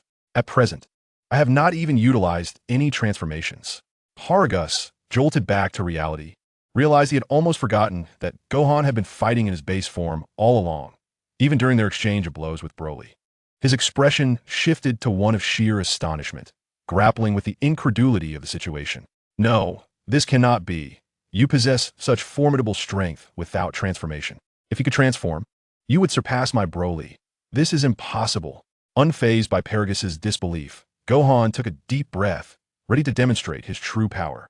Allow me to reveal the extent of my strength. Super Paint Transformation. In a breathtaking moment, Gohan completed his transformation into a Saiyan god, his aura radiating like a kaleidoscope of colors. With his full power unleashed, he showcased his ultimate strength. Chapter 56. The planet trembled under the intensity of their battle. A vibrant pink energy surged forth, materializing into a colossal giant. Harnessing the energy from his transformation, Gohan unleashed his Susanoo, rendering it even more formidable. Boasting unparalleled defenses and devastating destructive capabilities, Paragus, struck dumb by the spectacle, could hardly fathom the extent of Saiyan's potential. How could it be? The transformation was one thing, but becoming a giant was entirely beyond his comprehension. The overwhelming aura sent shivers down his spine as he gazed up at the towering figure. As Broly charged forward, Susanoo raised a hand, delivering a resounding slap that sent him hurtling through the air. With one hand, Susanoo pressed down relentlessly, crashing Broly into the ground. The earth shattered beneath the impact, and Broly was driven deep into the planet's molten core. The eruption of lava exploded forth, spewing violently as the planet's heart fractured. The ground quaked ominously. If the fighting continued, the planet itself would surely be obliterated. Noticing the impending disaster, Paragus' face paled as he shouted to Broly, imploring him to cease. Broly, stop. If this continues, the planet will explode. You must halt. Regrettably, Broly had already succumbed to a frenzy, pushed over the edge by Gohan's Susanoo, igniting a further surge of power as a Super Saiyan at full throttle. With a thunderous roar, he erupted from the lava, his battle prowess soaring to new heights, much to Gohan's satisfaction. Excellent. Continue to amplify your strength. Only then can you serve as my worthy training partner. It was well worth my effort to seek you out. Gohan laughed heartily, winding up for a punch directed at Broly. This time, Broly seized the hand of Susanoo, eager to measure his strength against Gohan's pink energy-infused form. With a ferocious shout, he propelled his Susanoo forward. Gohan raised an eyebrow, a look of approval crossing his face. Impressive, your power indeed pleases me. Alas, you lack awareness and are completely out of control. Relying solely on raw strength is insufficient. As he spoke, Gohan waved his hand, retracting Susanoo, causing all the energy to flow back into his being. In an instant, Broly lost his focus, standing bewildered, his expression blank as he pondered the abrupt disappearance of the giant form. Gohan, having replenished his energy, initiated his pink transformation once more, taking a deep breath. In that moment, a glimmer ignited in his eyes, and the next instant, the hundredfold Kaioken was unleashed, propelling his speed to its utmost limits. Whoosh! A streak of crimson light darted past, leaving Broly momentarily stunned, motionless as Gohan's maximum velocity of the hundredfold Kaioken manifested. Even a god of destruction would be astonished. In an instant, he materialized before Broly, who remained unresponsive, and with a single, forceful blow, he sent him plunging into the molten depths. Boom! Boom! Boom! The sheer force of that punch drove Broly deeper into the core of the magma, causing the very heart of the planet to rupture. The explosive magma surged forth, engulfing the entire planet. Its demise was imminent, and within mere minutes, it would erupt. Paragus' countenance paled, his face drained of color. Utterly unprepared for such a turn of events, as fissures formed beneath him, he had relinquished any desire to continue the battle. Without a spaceship, their demise was assured with the impending explosion. His expression grim, he shouted into the magma, where Broly was trapped. Enough, Broly. Stop. We need to escape. The planet is about to explode. Hurry, cease this madness. Gohan cast a dispassionate glance at him, disdain etched on his features, and remarked coldly, Now you wish to halt? It is not so simple with you here. Broly finds it exceedingly difficult to regain his composure. With that, Gohan raised a hand, aiming it at Paragus. Paragus' expression shifted, intent on resisting, yet Gohan offered him no chance. Perish! Whoosh! A beam of energy surged forth, and Paragus' face contorted in horror. In his current state, he had no means to counter Gohan's assault. The intent to eliminate him was unmistakable. He lifted his hand in a futile attempt to block, but the laser pierced through his body, obliterating half of him. Overcome with agony and despair, he collapsed to the ground, his eyes filled with bitterness. Gohan glanced at him dismissively, utterly indifferent, before turning his attention back to the magma, smirking as he taunted Broly. Your father has met his end. If you wish to avenge him, step forth now. Surely, you can hear me. You want to be defeated so easily, not with your strength.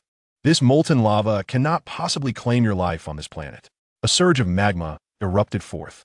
Broly reappeared, his gaze falling upon his father's lifeless form, his expression darkening as he clenched his fists.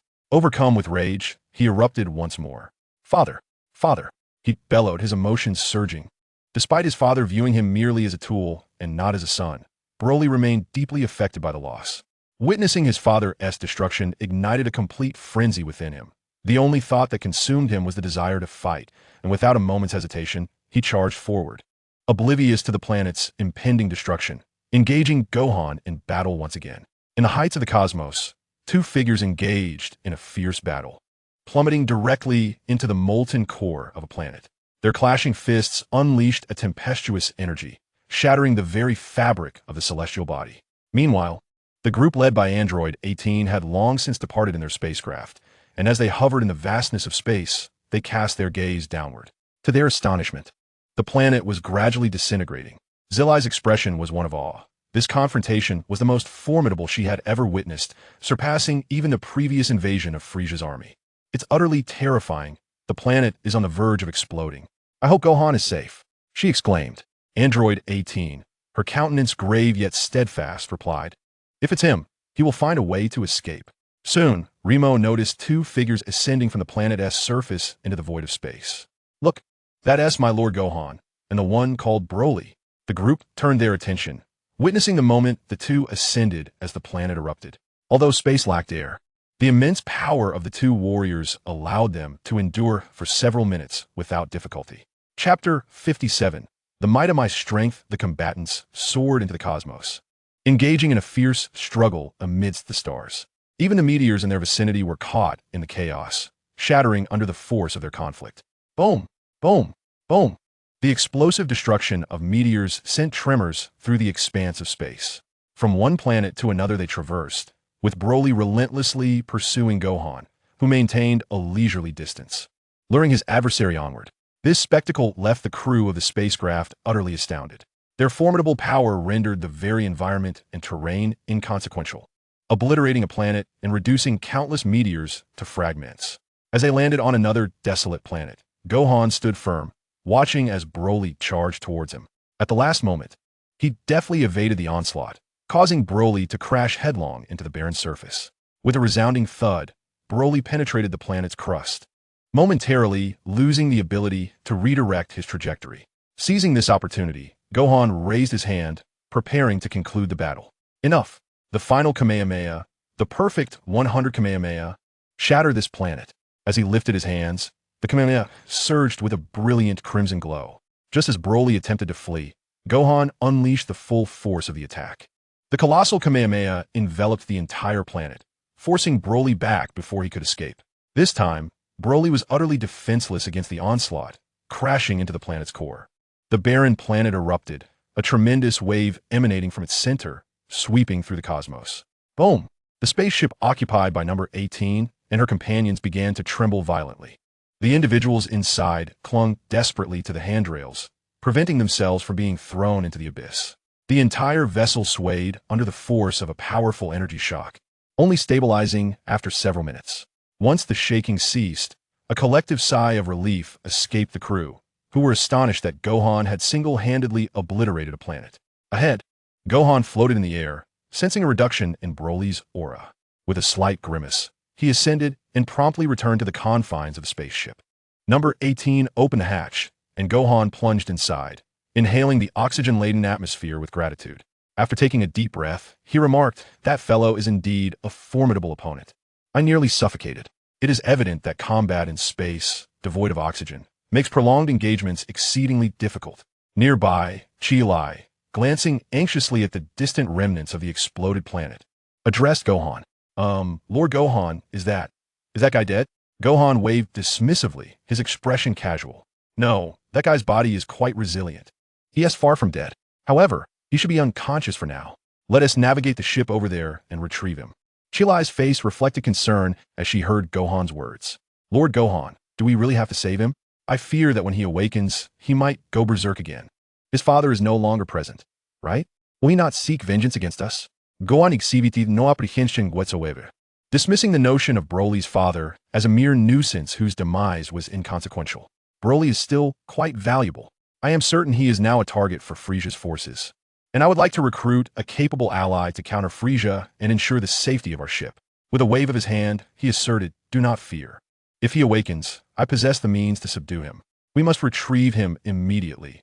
Otherwise, in a few minutes, he will truly be lost to us. Remo promptly piloted the spaceship toward the remnants of the exploded planet. Soon, they spotted the unconscious Broly. Following Gohan's instructions, he donned a spacesuit, ventured into the void, and secured Broly before returning him to the ship. Broly regained consciousness a day later, now restrained. With Broly captured and secured, Gohan resumed his quest for the Super Dragon Balls of Universe 7. While examining Frisia's cosmic map to ascertain their direction, a sudden commotion interrupted his thoughts. Lord Gohan, he has awakened, Chilai exclaimed. Turning around, Gohan noticed that the bound Broly had indeed regained consciousness. Despite his restraints, the feeble bindings were of little consequence against Broly's formidable strength. Acknowledging Broly's awakening, Gohan set aside the cosmic map and approached him directly. As Broly emerged from his stupor, he lifted his gaze to fixate on the individual before him. Despite having lost his reason in prior battles, he remained acutely aware that his father had perished at the hands of this very person, who had nearly extinguished his life amidst the cosmos. He found himself baffled as to why this adversary had chosen to spare him to bring him aboard the spaceship. Yet, blinded by rage, he glared fiercely, on the brink of unleashing his fury, causing Chilai to hastily retreat behind Gohan. Gohan, this individual should not have saved him. He might erupt again, and our ship could be obliterated. Gohan responded with an air of indifference, unleashing his conqueror as Haki, momentarily subduing Broly with an illusion. With a calm demeanor, he regarded Broly's furious expression and spoke softly. Broly, I can offer you the freedom you seek. Are you willing to serve me and assist in conquering this universe? With a mere gesture, Gohan was taken aback as Broly broke free. His face contorted with rage as he shouted, My father died because of you. I seek vengeance for my father. Gohan, unimpressed, dismissed Broly's fury with a scoff. Your father brought this upon himself. He attempted to seize my ship and sought to kill me. This was of his own making. This world belongs to the strong, and because I surpassed him, he met his demise. Had I been weaker, it would have been my life extinguished. The reason I stand here is my strength. Broly's countenance fluctuated as he grappled with Gohan's audacious assertions. He was compelled to concede that Gohan spoke the truth. This universe favored the strong, and his own power would not match that of the man before him. His expression faltered, pallid and bewildered, as he queried, why do you not kill me? Gohan replied coolly, because you possess value, utility. I do not expect your forgiveness, but your strength compels you to submit to me. I offer you the opportunity for revenge. Should you possess the capability to prevail, I am willing to assist you in avenging your father. Broly's expression shifted drastically, taken aback by Gohan's composure. Chapter 58, The Heart Captured by Delicacies. Broly's demeanor wavered. He remained skeptical of Gohan's words. Why should I trust you? His face twisted in resentment as he glared intensely. Chilai, pouting in discontent, interjected, if it weren't for Gohan, you would have perished long ago. Let's not forget, you were defeated by Gohan. Otherwise, why would he have rescued you, allowing you to linger in the cosmos a while longer? You are alive now because of him. Silenced by Chilai's retort, Broly reflected inwardly. Indeed, had Gohan not intervened, he would likely have met his end. He struggled to comprehend the intentions of the person before him, the one who had slain his father yet granted him a chance to survive. The power of choice was now bestowed upon him, and in this moment, he could truly be said to possess freedom. However, he found himself at a loss regarding what to do next. His simplistic mind was utterly incapable of grappling with such intricate dilemmas. Though he harbored a desire for vengeance against Gohan, having faced defeat once already, how could he possibly contend with the individual before him? To seek direct retribution would only result in being cast out of the spaceship, leaving him with no escape. Conversely, what options remained if he refrained from revenge? Would he truly become this person's subordinate, assisting him in his endeavors? Broly's face was a portrait of turmoil and anguish. Noticing his distress, Chi approached and gently placed a hand on his shoulder in a gesture of consolation. In truth, aligning oneself with Gohan was a commendable choice. Gohan was far superior to Frieza and significantly better than your father. That father of yours was exceedingly brutal, controlling you with a collar, whereas Gohan has never resorted to such measures. Chi words began to resonate with Broly, and he conceded that his father had indeed been cruel. In comparison to the individual before him, Gohan was without a doubt a kinder soul. Lowering his head, he fell silent. Chi, with a smirk, returned to Gohan's side and spoke softly, "Lord Gohan, this guy we've brought onto our ship could erupt at any moment. Should we restrain him further?" Gohan waved his hand dismissively, unperturbed. No need for that. Let him come to his senses in his own time. He had his own pursuits to attend to, and whether Broly found clarity was a matter solely for him to resolve. Turning away, Gohan examined the cosmic map, searching for the whereabouts of the third Super Dragon Ball.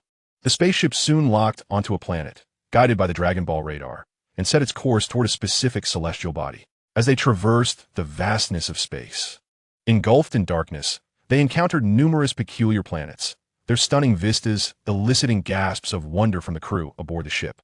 Videl, particularly captivated by the beauty of these worlds, exclaimed with delight, "Lord Gohan, look at that planet over there. It's stunning, and it even has green vegetation like Earth." Pointing toward a small Earth-like planet in the distance, she spoke with excitement. Gohan also took notice. The Dragon Ball radar was reacting, indicating that they were nearing the location of the Super Dragon Ball he sought. "Indeed, let us proceed. This should be the site of the third Super Dragon Ball." He commanded Remo to pilot the ship toward the small Earth-like planet. Upon landing, they quickly realized that this world was indeed reminiscent of Earth, with lush greenery abundant and oxygen present.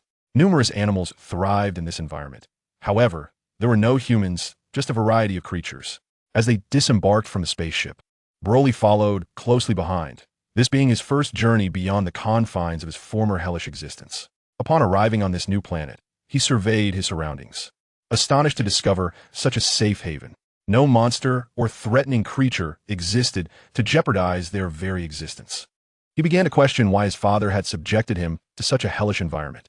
Bowing his head, he glanced at his collar, his expression shifting unpredictably. Not far away, Number 18 and Chi had already unpacked their food, intending to dine there. "Gohan, this picnic is delightful. We brought plenty of food from our spaceship." With the increase in their numbers, the consumption had also surged. Fortunately, Bulma had prepared an ample supply of provisions. The food prepared for a year was sufficient for them to feast for several months. As the delectable dishes from Earth emerged, both Remo and Chi's eyes lit up, drawn to the authentic roasted chicken and duck alongside hamburgers and fries. Upon tasting them, they were immediately enraptured by the exquisite flavors. Earth's cuisine was truly unparalleled. "Gohan, your Earth's food is simply divine." "Ooh, the meals aboard the spaceship these past few days have been the best I've ever had," Chi exclaimed joyfully, devouring a hamburger in mere bites. Savoring her fingers, she relished the moment, while Remo continued to indulge. However, not far off, Broly observed with a cautious demeanor. Reluctant to approach, Chi glanced over at him, shook her head, and directly pressed a hamburger into his hands. "All right, eat up. Are you afraid we might poison you here?" "Umph. Gohan wouldn't resort to such trivialities, so enjoy your meal. I bet you Haven Tea tasted anything good in that dreadful place." Staring at the hamburger before him, Broly was momentarily stunned. When had he ever savored such a meticulously crafted delicacy? On his planet, merely consuming cooked meat was a luxury. Most of the time it was raw, and eating the flesh of certain creatures was indeed unpalatable. The moment he took a bite of the hamburger, his eyes widened in astonishment, and he began to grasp the concept of fine cuisine, devouring it ravenously as if in a competitive eating frenzy. Gohan watched in disbelief, realizing that even this formidable being had a weakness for Earth's culinary delights. There was no need for him to utter a word. The allure of Earth's food was enough to ensnare him. Observing Broly devour the hamburger, Chi nudged him playfully and remarked, "So, how does it feel to follow Gohan? Eating well and enjoying freedom, far better than whatever garbage your father offers." Broly instinctively nodded, only to shake his head vehemently, glaring at her with fury. Chi feigned ignorance, grinning as she continued, "You've admitted it yourself. Deep down, you understand your father's cruelty. He doesn't even provide you with good food, while Gohan always shares his bounty without hesitation." Broly remained silent, staring at the hamburger in front of him. Zillai's dissatisfaction was palpable, were it not for Lord Gohan. Your life would have long since ended. Your father manipulates you merely as a tool for murder. Lord Gohan, however, has granted you liberation, yet you remain utterly ungrateful. Broly, pausing in his meal, fell silent and set down the hamburger in his hand. Zillai, observing this, furrowed her brow, genuinely believing this fellow to be exceedingly obstinate. Just as she was about to voice her thoughts, the spaceship emitted an alarming signal. Beep, beep. Lama, equipped with a surveillance device, raised his watch and his expression shifted dramatically. He hurriedly addressed Gohan. This is bad. Lord Gohan, a fleet of spaceships is approaching our location. Look at their insignia. They must belong to Frisia's army. Frisia's legion, notorious throughout much of the universe, had finally tracked their whereabouts. As their spaceship landed, Frisia's forces promptly surrounded them, furious and intent on avenging the theft from his base. Lord Frisia, those individuals have landed on a nearby planet. This is our opportunity. Let's encircle them. We shall not allow that scoundrel to escape. Frisia, seated at the helm of his ship, glared menacingly at the vessels docked on the planet. His teeth clenched. His countenance darkened. How dare they rob Lord Frisia of his possessions? Regardless of their numbers, they would meet their demise here. Deploy all troops. This time, not a single one must escape. His subordinates responded in unison, swiftly dispersing their fleet across the cosmos.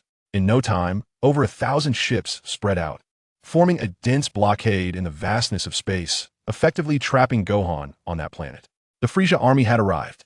Zillai quickly noticed, her face paling in fear as she instinctively hid behind Gohan, trembling at the mere thought of Frisia. After all, in the 7th universe, the name of King Frisia resonated throughout the cosmos, even eclipsing that of the god of destruction. For years, it was Frisia who had undertaken various tasks for the god of destruction, allowing the latter to remain in repose, free from labor. The terror of Frisia was known to all. Lama's expression mirrored her dread. If it were only Frisia, it would be manageable, but now he approached with his legion. Thousands upon thousands filled the sky, clearly indicating an intent not to spare any of them. Gohan lifted his gaze and immediately spotted Frisia. Ensconced in a hovering pod high above, his visage twisted in fury.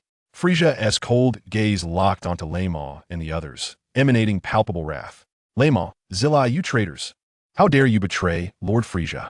Your only fate is death. Rest assured, I shall torment you all to your very end, ensuring that your demise is anything but swift. Frisia harbors a profound disdain for betrayal. Those who dare betray him shall face excruciating punishment. The instigator of this treachery, none other than that Saiyan, caught Frisia's attention. His teeth clenched, his entire being trembling with fury. Coldly, he declared, "And you detestable Saiyan, your kind is utterly loathsome. How dare you plunder my base?" Chapter 59. The Emergence of Golden Frisia. Wretched Saiyan, in you, I see the shadow of the one I despise most. I shall take my time to torment you. You shall all perish here. He glared at Gohan, his anger boiling over. Frisia's legion was prepared, over 10,000 warriors surrounding them. A formidable force indeed. It was evident that Frisia was genuinely enraged, for his base had suffered tremendous destruction and significant losses at their hands. How could he remain calm? His fury was explosive. He intended to annihilate those who dared to rob him. Gohan lifted his gaze. To him, Frisia was hardly a formidable opponent. However, the sheer number of 1,000 warriors made the situation precarious. If combat ensued, it was inevitable that they would harm the likes of Destined and Android 18. He cast a glance at Broly nearby, smirking as he addressed him. Leave the one at the forefront to me. You can handle the rest of these insignificant foes. Unless you wish to meet your end here.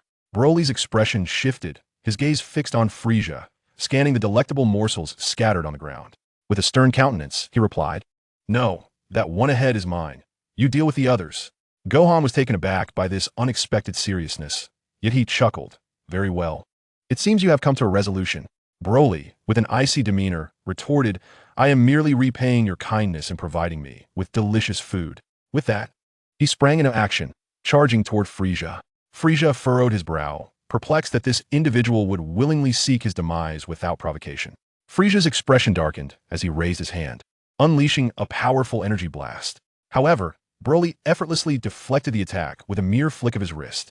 Such prowess and strength made Frisia realize, with a scowl, that he was indeed facing another Saiyan. The battle commenced between the untransformed Broly and Frieza. Broly pursued Frieza, who attempted to evade while simultaneously firing energy blasts. It appeared that Broly could stall Frieza for a while, providing Gohan the opportunity to deal with the remaining foes in one fell swoop. Swiftly and decisively, he wished to delay no longer. Very well, from here on, I shall take charge of everything. You all step back a little. I intend to eliminate this entire legion of 10,000 in one fell swoop. Gohan's words caused Chi-Lai and Remo's expressions to fluctuate. As they were well aware of Gohan's formidable strength, they retreated silently, standing at a distance, awaiting Gohan's move. As Gohan stepped forward, the thousands of warriors from the Frieza force erupted in laughter, completely oblivious to Gohan's true power. They were convinced that their sheer numbers guaranteed them victory. Huh? You intend to take on over 10,000 of us alone? Who gave you such audacity? They scoffed. This Saiyan is utterly ridiculous. Our strength is incomparable to those at the base, especially with our overwhelming numbers. With so many of us, we could crush him effortlessly. Even if he transforms into a Super Saiyan, can he truly defeat us all at once? We do not even need Lord Frieza to intervene. We can easily annihilate this fool ourselves. The 1,000 warriors of the Frieza force laughed boisterously, mocking Gohan. Gohan found their ridicule amusing, inhaling deeply before fixing them with a steely gaze. With an air of indifference, he declared, I can eliminate all of you in one go. The thought of annihilating these 10,000 warriors was trivial for him. Raising a hand, Gohan initiated a shadow clone technique. You think your numbers give you an advantage? In my presence, they're inconsequential. Shadow clone technique, 101,000 clones. In an instant, clouds of smoke enveloped the area, and in the next moment, Gohan had multiplied into 1,000 identical figures.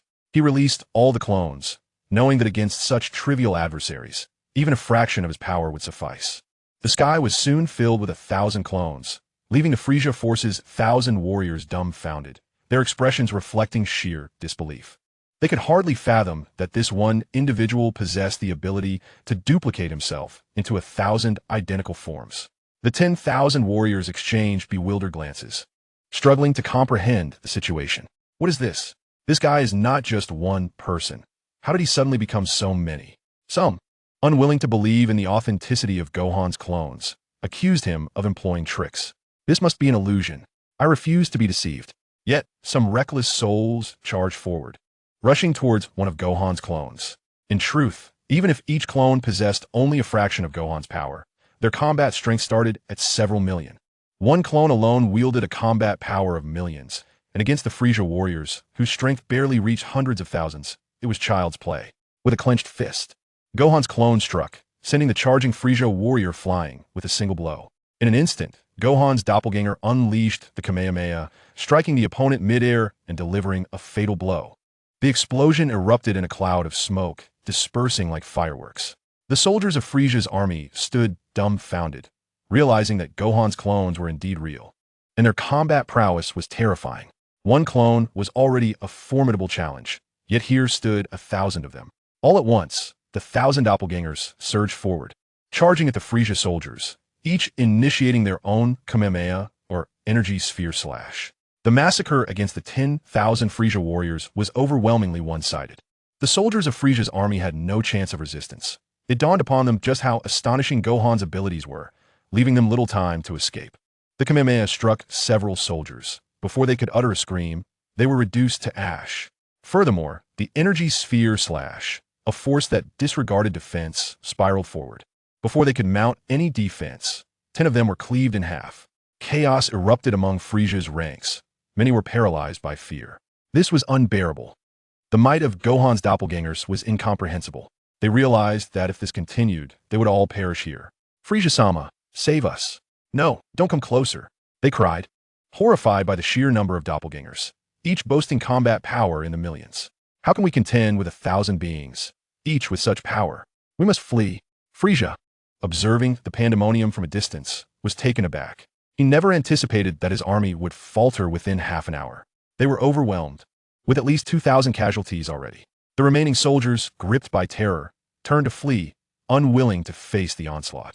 This left Frieza infuriated. With a thunderous roar, he transformed. Stop running. I, Frieza, and my army are invincible. Curse Saiyans, I shall eliminate you both. In an instant, Frieza completed his most powerful transformation, Golden Frieza.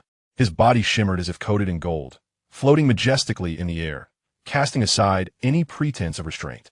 With an air of superiority, he taunted Broly. The game is over, Saiyan. Your demise is imminent. My Golden Frieza was initially intended for a Super Saiyan, yet you should consider it an honor to face me. Unaware of the true power of Golden Frieza, Broly charged forward without hesitation. Alas, without his Super Saiyan transformation, he was no match for Frieza's overwhelming might. With a swift motion, Golden Frieza effortlessly evaded the attack and ensnared his opponent's neck with his tail, lifting him high into the air. Broly struggled in vain. His face contorted in agony, unable to free himself as he gasped for breath under Frieza's control. He was entirely devoid of combat power. Golden Frieza wore a smug grin, his haughty demeanor firmly binding his captive. You, a pitiful Saiyan, dare to compare yourself to me, Golden Frieza? Utterly absurd. I shall make you the first to perish, he declared, preparing to snap Broly's neck. However, just as he moved, a powerful energy blast soared through the air, striking his tail. With a sharp crack, it shattered. Frieza cast a furious glance toward Gohan, who stood at a distance, his expression calm. Frieza, this one has considerable potential. You cannot simply kill him. He is my subordinate, and his true strength surpasses yours, Gohan stated coldly. Frieza scoffed at Gohan's words, watching as Broly narrowly escaped. This wretched Saiyan surpass me? How laughable. You interrupted me, and thus, I shall make you the first to die, he retorted, charging at Gohan. Unfazed, Gohan refrained from transforming, retreating swiftly. He aimed to draw Golden Frieza away to a distant battlefield, wary that a clash might obliterate the area and endanger others, just as the fight with Broly had done. Gohan leaped ahead, and Frieza followed closely, his teeth clenched in rage. You little brat, stop hiding. I, Golden Frieza, will emerge victorious. Chapter 60. Frieza's outdated information. Golden Frieza brimmed with confidence, having prepared for this encounter specifically to counter Goku. He believed that the Saiyan before him could merely transform into a Super Saiyan, while his own power far surpassed that threshold. No ordinary Super Saiyan could match him, not even a Super Saiyan 3. His arrogance swelled as he regarded Gohan with a predator's gaze. Gohan lured Frieza to a nearby plain, halting once they had reached a suitable distance. Noticing Frieza's mocking expression, he couldn't help but smile. Frieza, it seems you have great confidence. Do you truly believe that Golden Frieza can triumph over my father, Goku? Frieza's brow furrowed, realization dawning upon him. No wonder the boy looked so familiar. He was Goku's son. Clenching his fists in anger, Frieza was incensed by Gohan's words. You little brat. I never imagined you were that fool's offspring. Now it all makes sense. The detestable Kakarot, I will first eliminate you before seeking out that individual on Earth. Gohan found this utterly amusing, chuckling as he remarked, Frieza, if you can defeat me, you would undoubtedly surpass my father. Frieza paused, disbelief etched across his face. Oh, you are even more formidable than your father, Kakarot? How did I not perceive this? Aside from those trivial tricks, what else can you do? Do not hide from me. Before my Golden Frieza, everything you possess is insignificant. Frieza's arrogance remained unshaken, confident to the core, as he relentlessly sought trouble with the Saiyans. A testament to his stubborn nature, Gohan, with a cold smile, gazed steadily at his opponent and calmly stated, Frieza, you will soon regret encountering me. I intend to rely on you to achieve my perfect Rose transformation at 100%. Clenching his fist, Gohan understood that his current Rose transformation had yet to reach its full potential, and the next opportunity for a draw had not yet manifested.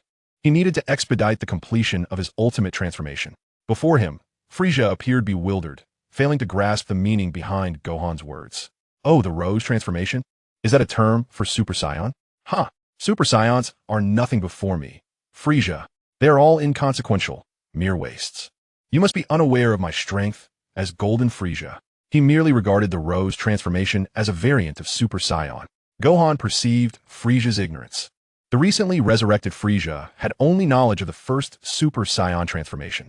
Therefore, upon returning to Earth, he could not fathom that Kakarot and Vegeta had both achieved the Super Saiyan God Blue transformation.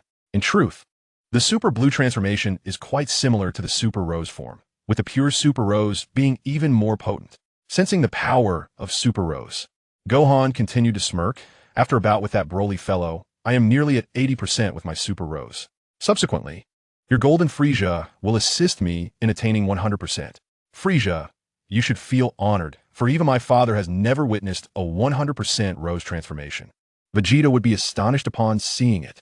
At the mention of Vegeta's name, Frieza's expression soured, his brows furrowing in displeasure. Oh, that Vegeta fellow is still alive? Has he also completed the Super Saiyan transformation?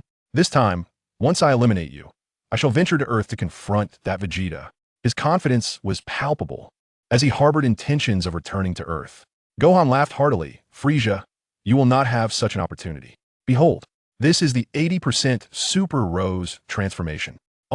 With a powerful roar, Gohan trembled as he instantaneously completed the Super Rose transformation. Boom! The furious crimson energy erupted outward, manifesting as countless red beams radiating in all directions. Frieza, clearly oblivious to Gohan's energy, exhibited a cold smirk. The Super Pink transformation, much like the Super Saiyan, is merely another trick in your arsenal. It pales in comparison to my golden form.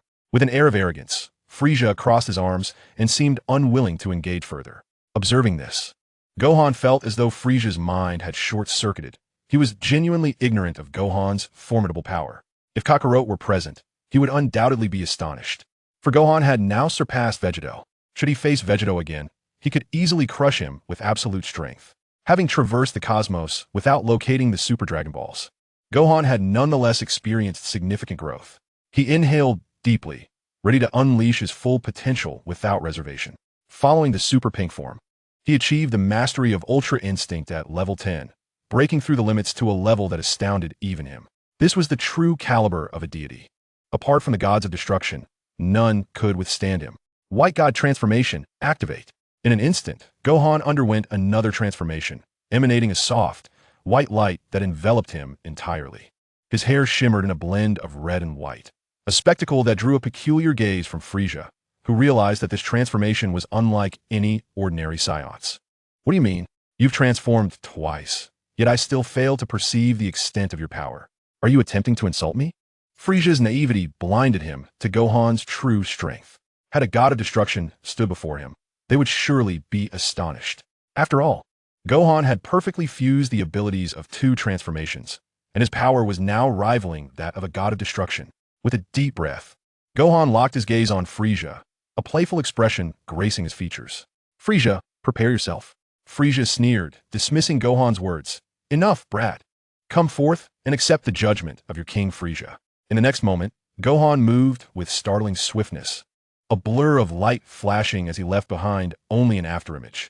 Before Frieza could react, Gohan was upon him, lifting his foot and delivering a powerful kick that sent Frieza hurtling away. Bang! Frieza, caught unawares, was struck by Gohan's kick, his body soaring through the air. He crashed into nearby mountains, shattering several in the process, yet his momentum showed no signs of abating. Not far off, Broly and Chi watched in disbelief as King Frieza was sent flying, orbiting the small planet in a dramatic arc returned to the starting point. It truly feels as though I have circled the planet, only to crash heavily back where I began. Clearly gravely injured, the Golden Frieza stands no chance before Gohan. Chi is utterly astounded. Frieza, the mighty Frieza, cannot even withstand a single kick, having been sent spinning and collapsing to the ground. Lying there in pain, Frieza struggles to lift its head to gaze at Gohan, still unable to comprehend why its opponent possesses such overwhelming strength. The sudden surge of power from this individual instills a profound fear within it. Gohan had concealed his energy, only to unleash it fully at the moment of attack. Frieza lies on the ground, infuriated. You dare deceive me, boy? From the very beginning, you hid your power. You tricked me and ambushed the Golden Frieza. Gohan finds this notion utterly ridiculous. Does he truly need to ambush or deceive? With a simple lift of his foot, he approaches, activating the Kaioken technique at 100-fold. Frieza, let me demonstrate the vast gulf between us. I need no ambush. I stand before you, and you cannot harm me. Frieza, in disbelief and gritting its teeth, struggles to rise once more, panting heavily. Severely injured, it clings to the belief that its opponent's victory was due to an ambush. Unwilling to accept defeat, Frieza raises a hand, unleashing a death ball towards Gohan. Channeling energy through its finger, it looks at Gohan, who remains motionless. With a dark expression, had it not been for the ambush, you would never stand a chance against me. Frieza the Great. You insufferable brat, perish. A destructive beam hurtles forth, but as it reaches Gohan, he effortlessly swats it aside. The beam is sent flying, leaving Frieza gaping in disbelief, its jaw nearly dropping to the ground. No, it cannot be. I am Golden Frieza, embodying the might of 100 times my strength. You cannot be this formidable. I refuse to believe I, Golden Frieza, am outmatched by you. Frieza roars in defiance, unleashing all of its power in a frenzied barrage of death beams, its hands moving wildly as the beams continuously surge forth. Yet, Gohan requires no more than a single hand. He lifts it to face the onslaught of beams, effortlessly swatting them away. Boom! Boom! Boom! The beams are completely shattered, and with a look of utter calm, he begins to advance. He walks slowly, each step taking several seconds, as though the mere 100 meters before him would take minutes to traverse. However, with each advance, Frieza's pressure intensified as he gathered energy within his fingers, preparing to unleash a devastating force capable of obliterating planets. He hurled this energy toward Gohan. Chapter 61 details the demise of Golden Frieza. Ah, perish, you wretched little brat. I, Golden Frieza, shall never succumb to you Saiyans. You loathsome Saiyans. With a raised hand, a colossal wave of destructive energy surged forth, intent on annihilating not only Gohan, but the planet itself. This attack was insurmountable for most. If unleashed on Earth, it would lead to its obliteration.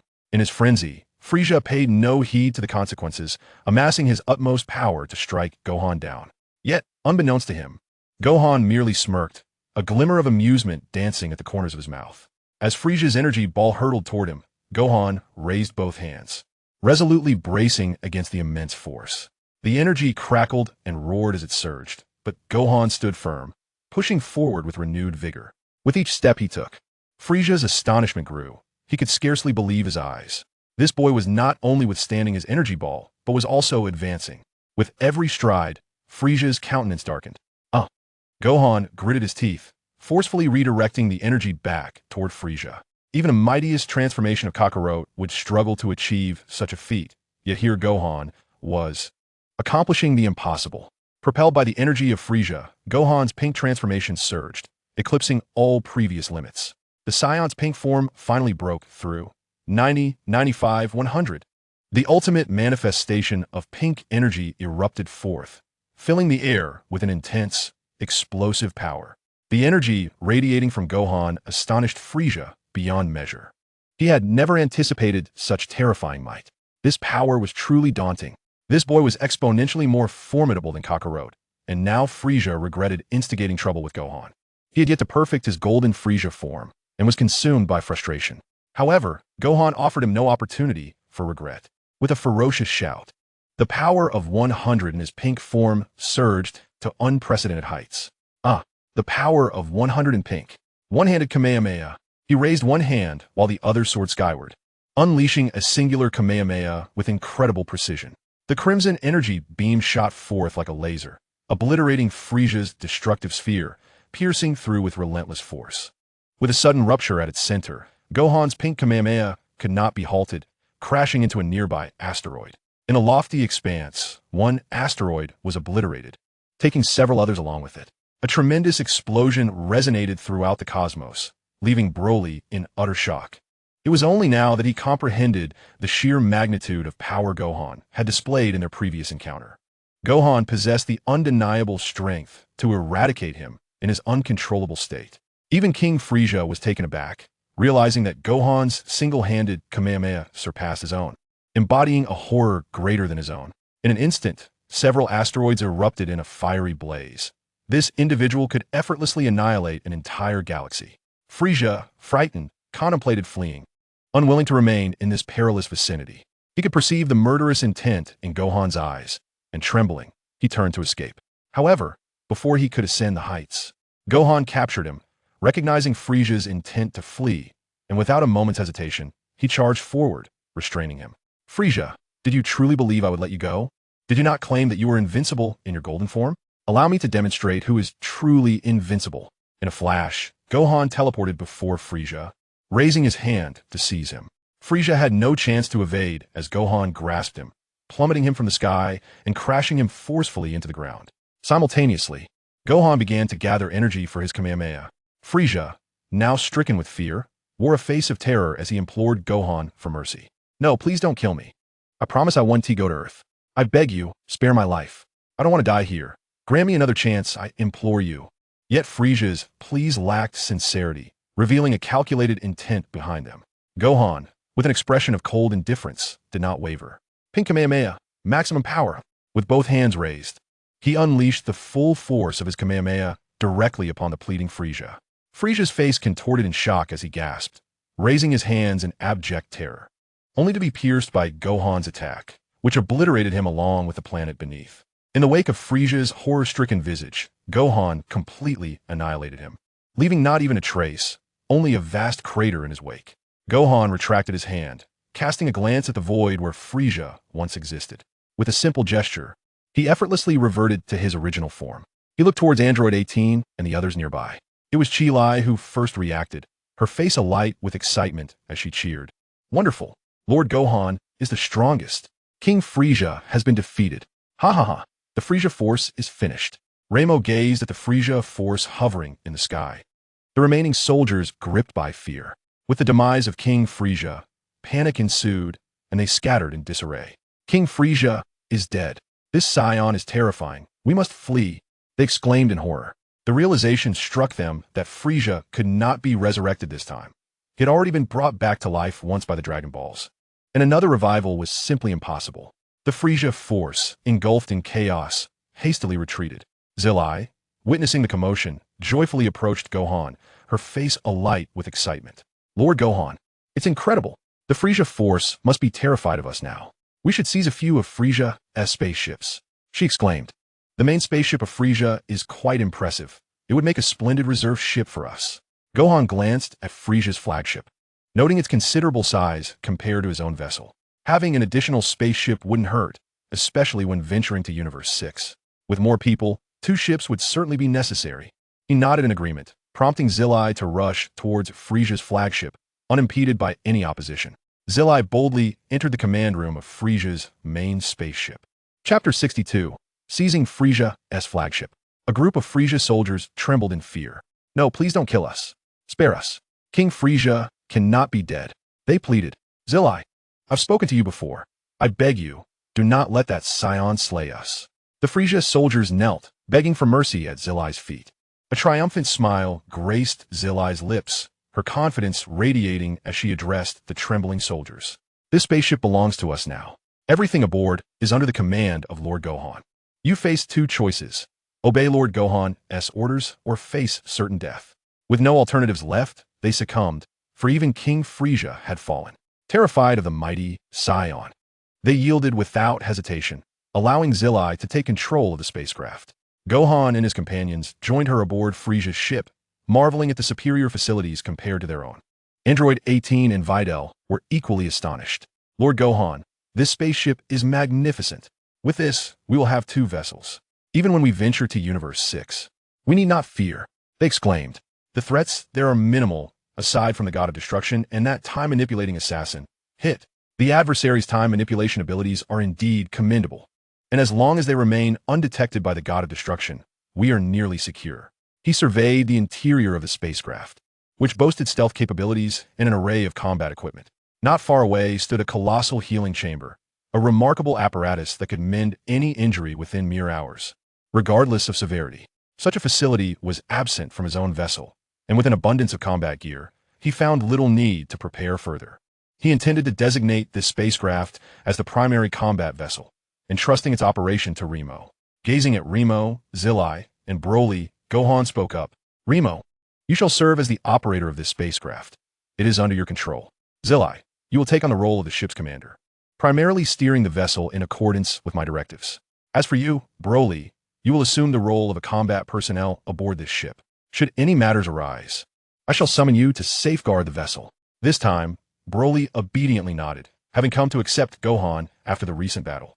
He recognized that Gohan posed no threat to him and, yearning for freedom, wished to continue exploring the cosmos, seeking his purpose for existence.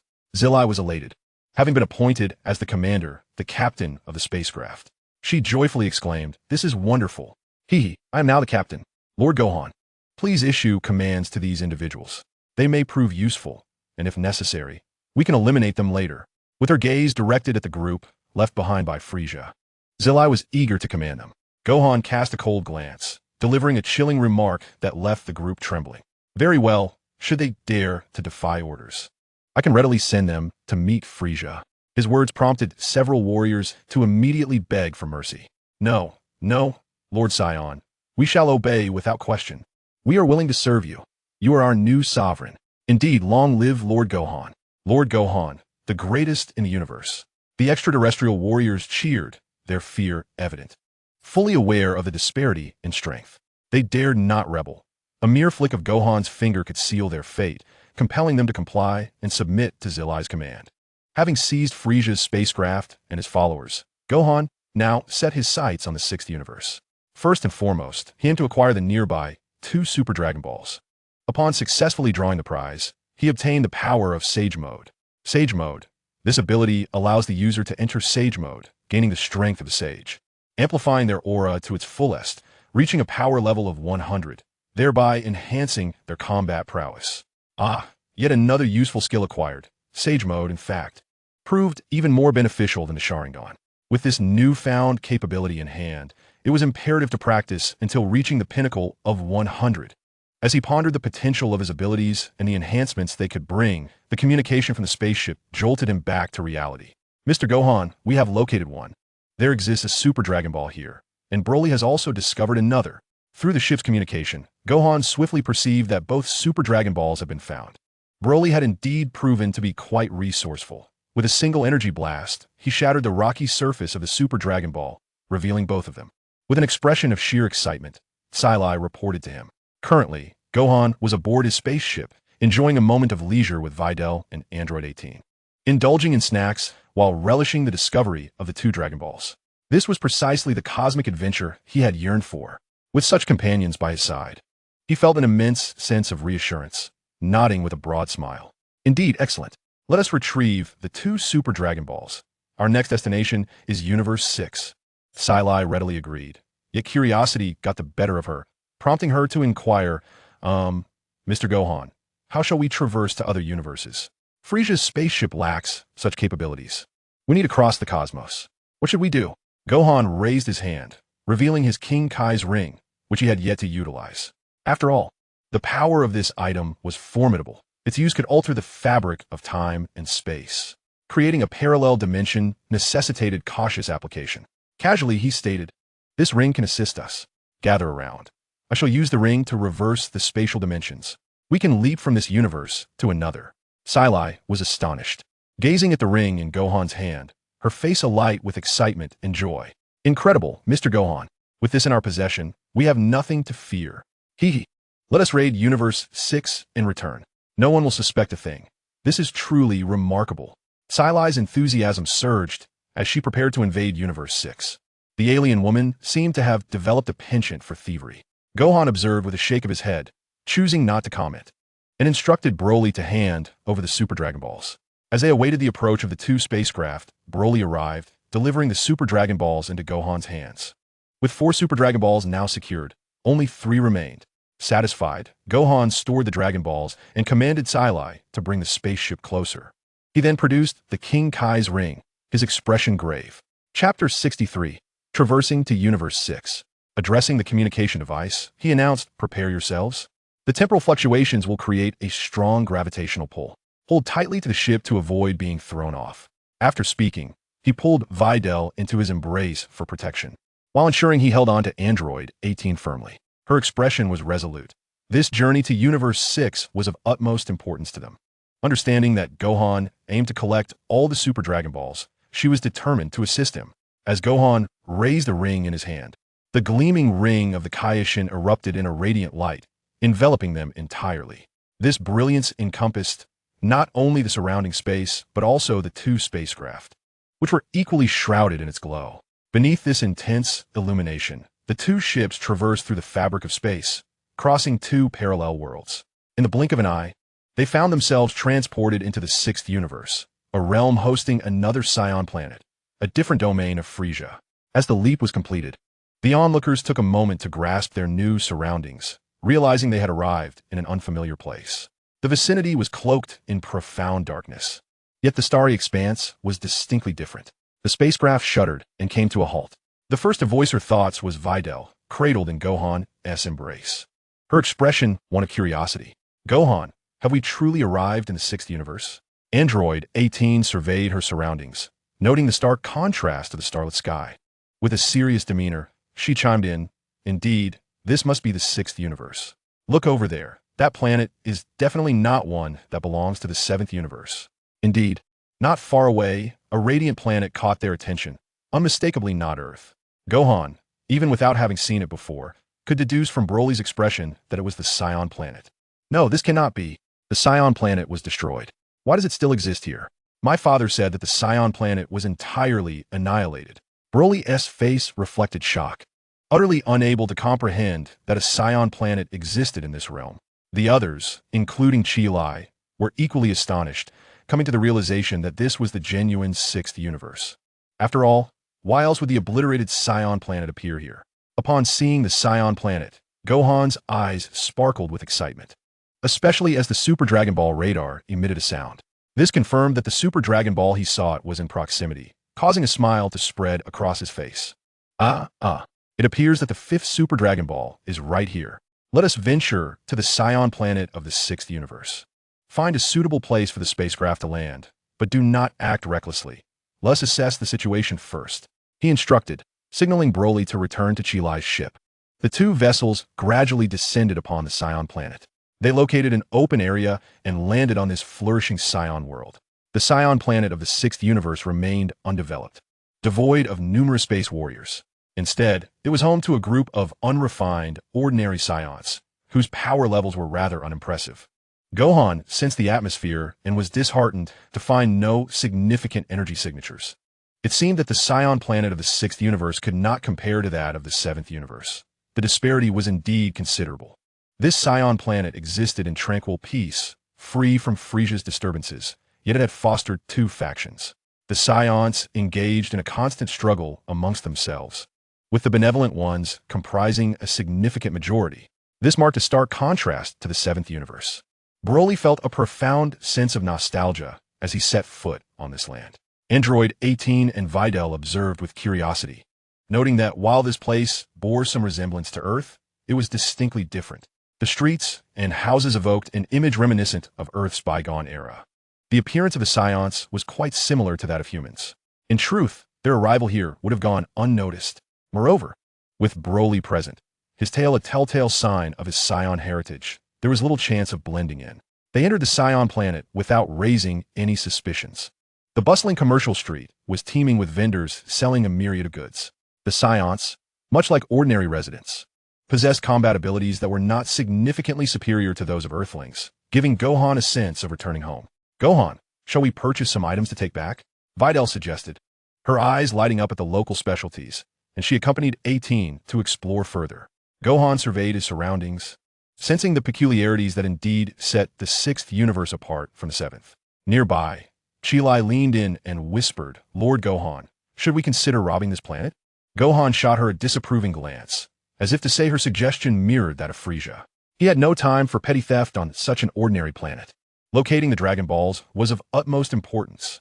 Just as he contemplated calling Videl and 18 back, a commotion erupted among the vendors. "No, this is bad. They're back again, run!" they cried. "Damn it, they're here to steal our goods. Don't just stand there, flee at once." Panic swept through the market as vendors hurriedly abandoned their stalls, leaving their wares behind. This piqued Chi-Lai's curiosity. "Lord Gohan, what is happening? We had even attempted to rob them yet. Why are they fleeing?" Gohan lifted his gaze and soon detected a faint energy signature. Realizing that this group of Saiyans also had their share of rogues, it was indeed intriguing, as this band resembled petty thugs, particularly one familiar voice that boomed with laughter and unmistakable sound. You lot, smash everything here. Anyone who dares defy me, Caulifla, shall face dire consequences," she proclaimed. "Oh, no one is running? They're actually standing their ground upon seeing me, Caulifla. These people possess quite the audacity." Caulifla, leading her group to plunder, had anticipated that everyone would have fled. To her surprise, a few fearless souls remained, stirring her interest as she and her entourage approached. The malevolent Saiyans took notice of Gohan and his companions, erupting into raucous laughter, clearly intent on bullying them. Lord Caulifla, it seems these fellows are utterly bewildered, as if they have never encountered the world before. Among this motley crew, there were even extraterrestrials mingling with the Saiyans, revealing the utter incompetence of one particular Saiyan. Lord Caulifla, let us abduct these individuals. Perhaps selling the aliens could yield a substantial profit. With a swift glance, Caulifla's gaze settled on Gohan, a smirk gracing her lips as she approached him directly.